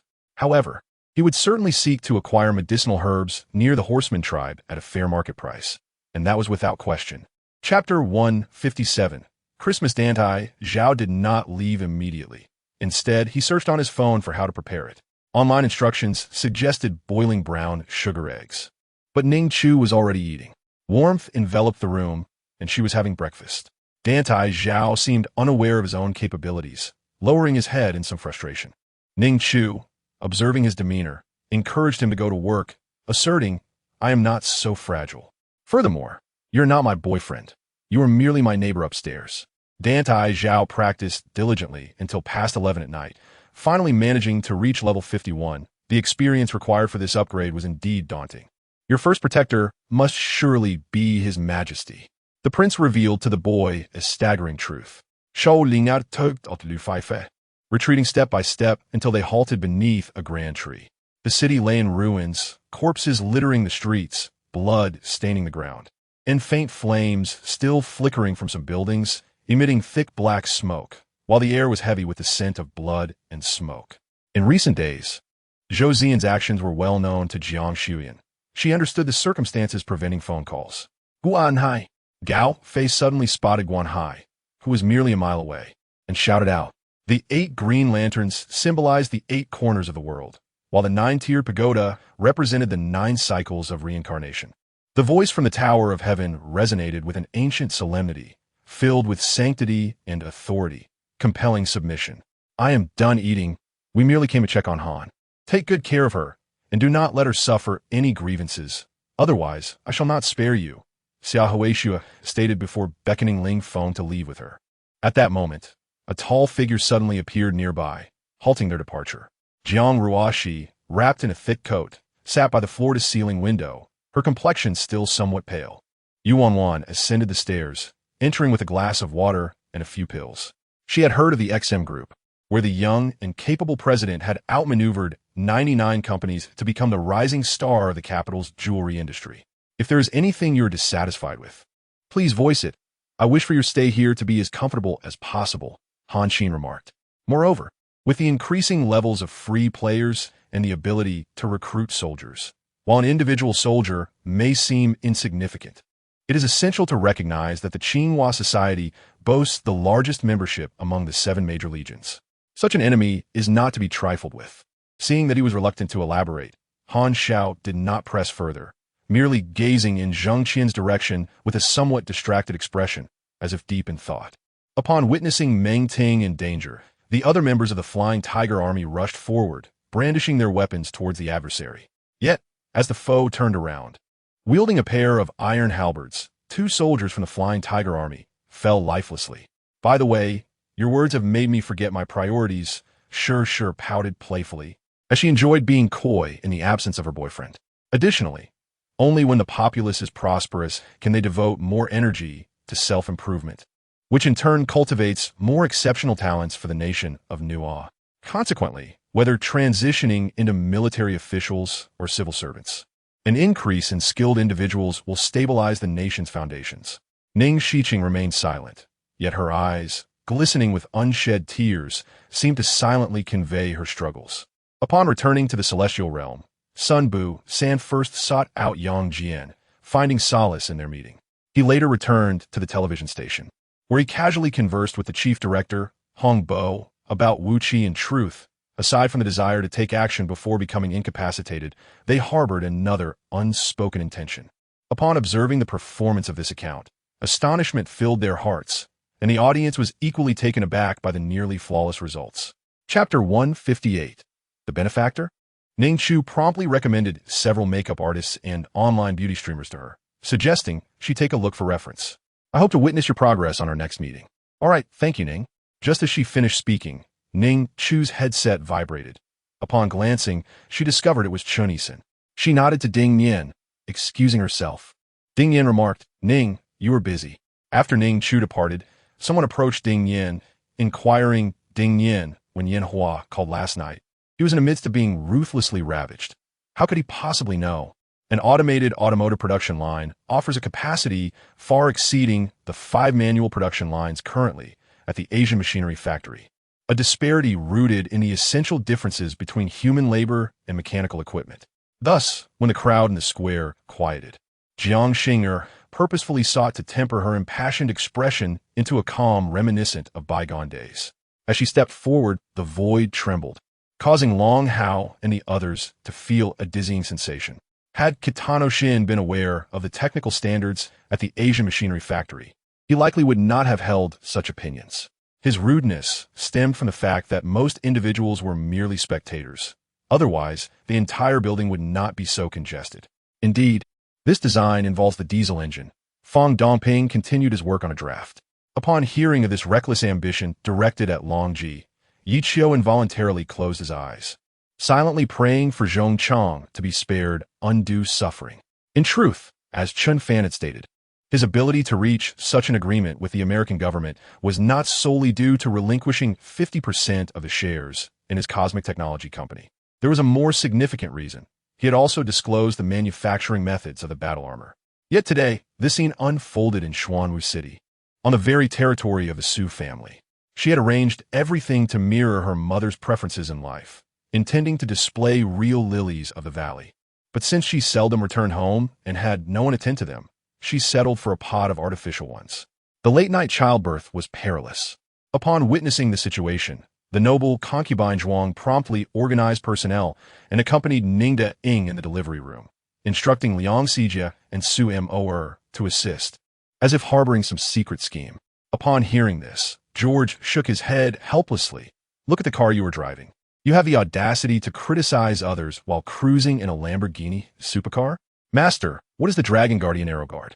Panhai Surili Inquit? For they had never heard of such a name, which naturally led to their curiosity. The surrounding individuals displayed expressions of astonishment, especially the Iron Army, whose countenance shifted dramatically. He had long assumed Gu Yan to be a fire-type warrior. However, this golden energy blade was no less formidable than Gu Yan's previously displayed fire-based combat techniques. If previously Magnus had merely been a youth in the Empire, he had now matured into a great leader. As the fallen deities spread their doctrines across the world like wildfire, Magnus tirelessly traversed the Empire and its surroundings, seeking strength to prepare for this holy war. Wanru was never one to be sentimental. Having previously chosen to ignore CC, now that certainty had arrived, she would bravely move forward. To strive earnestly, with a clear conscience, was sufficient. Lu Shiju trembled as he breathed warmth into his hands, yet they remained unresponsive. After all, in such a frigid winter, how many meals had been missed? To endure until now was already a miracle. Perhaps it was due to his years of wandering that he had built some resilience. Otherwise, he would have perished from the cold long ago. At that moment, a guest requested an audience. Upon hearing that it was Qinggu Ertai and Nuo Min visiting, Huang Taiji deemed it reasonable and departed accordingly.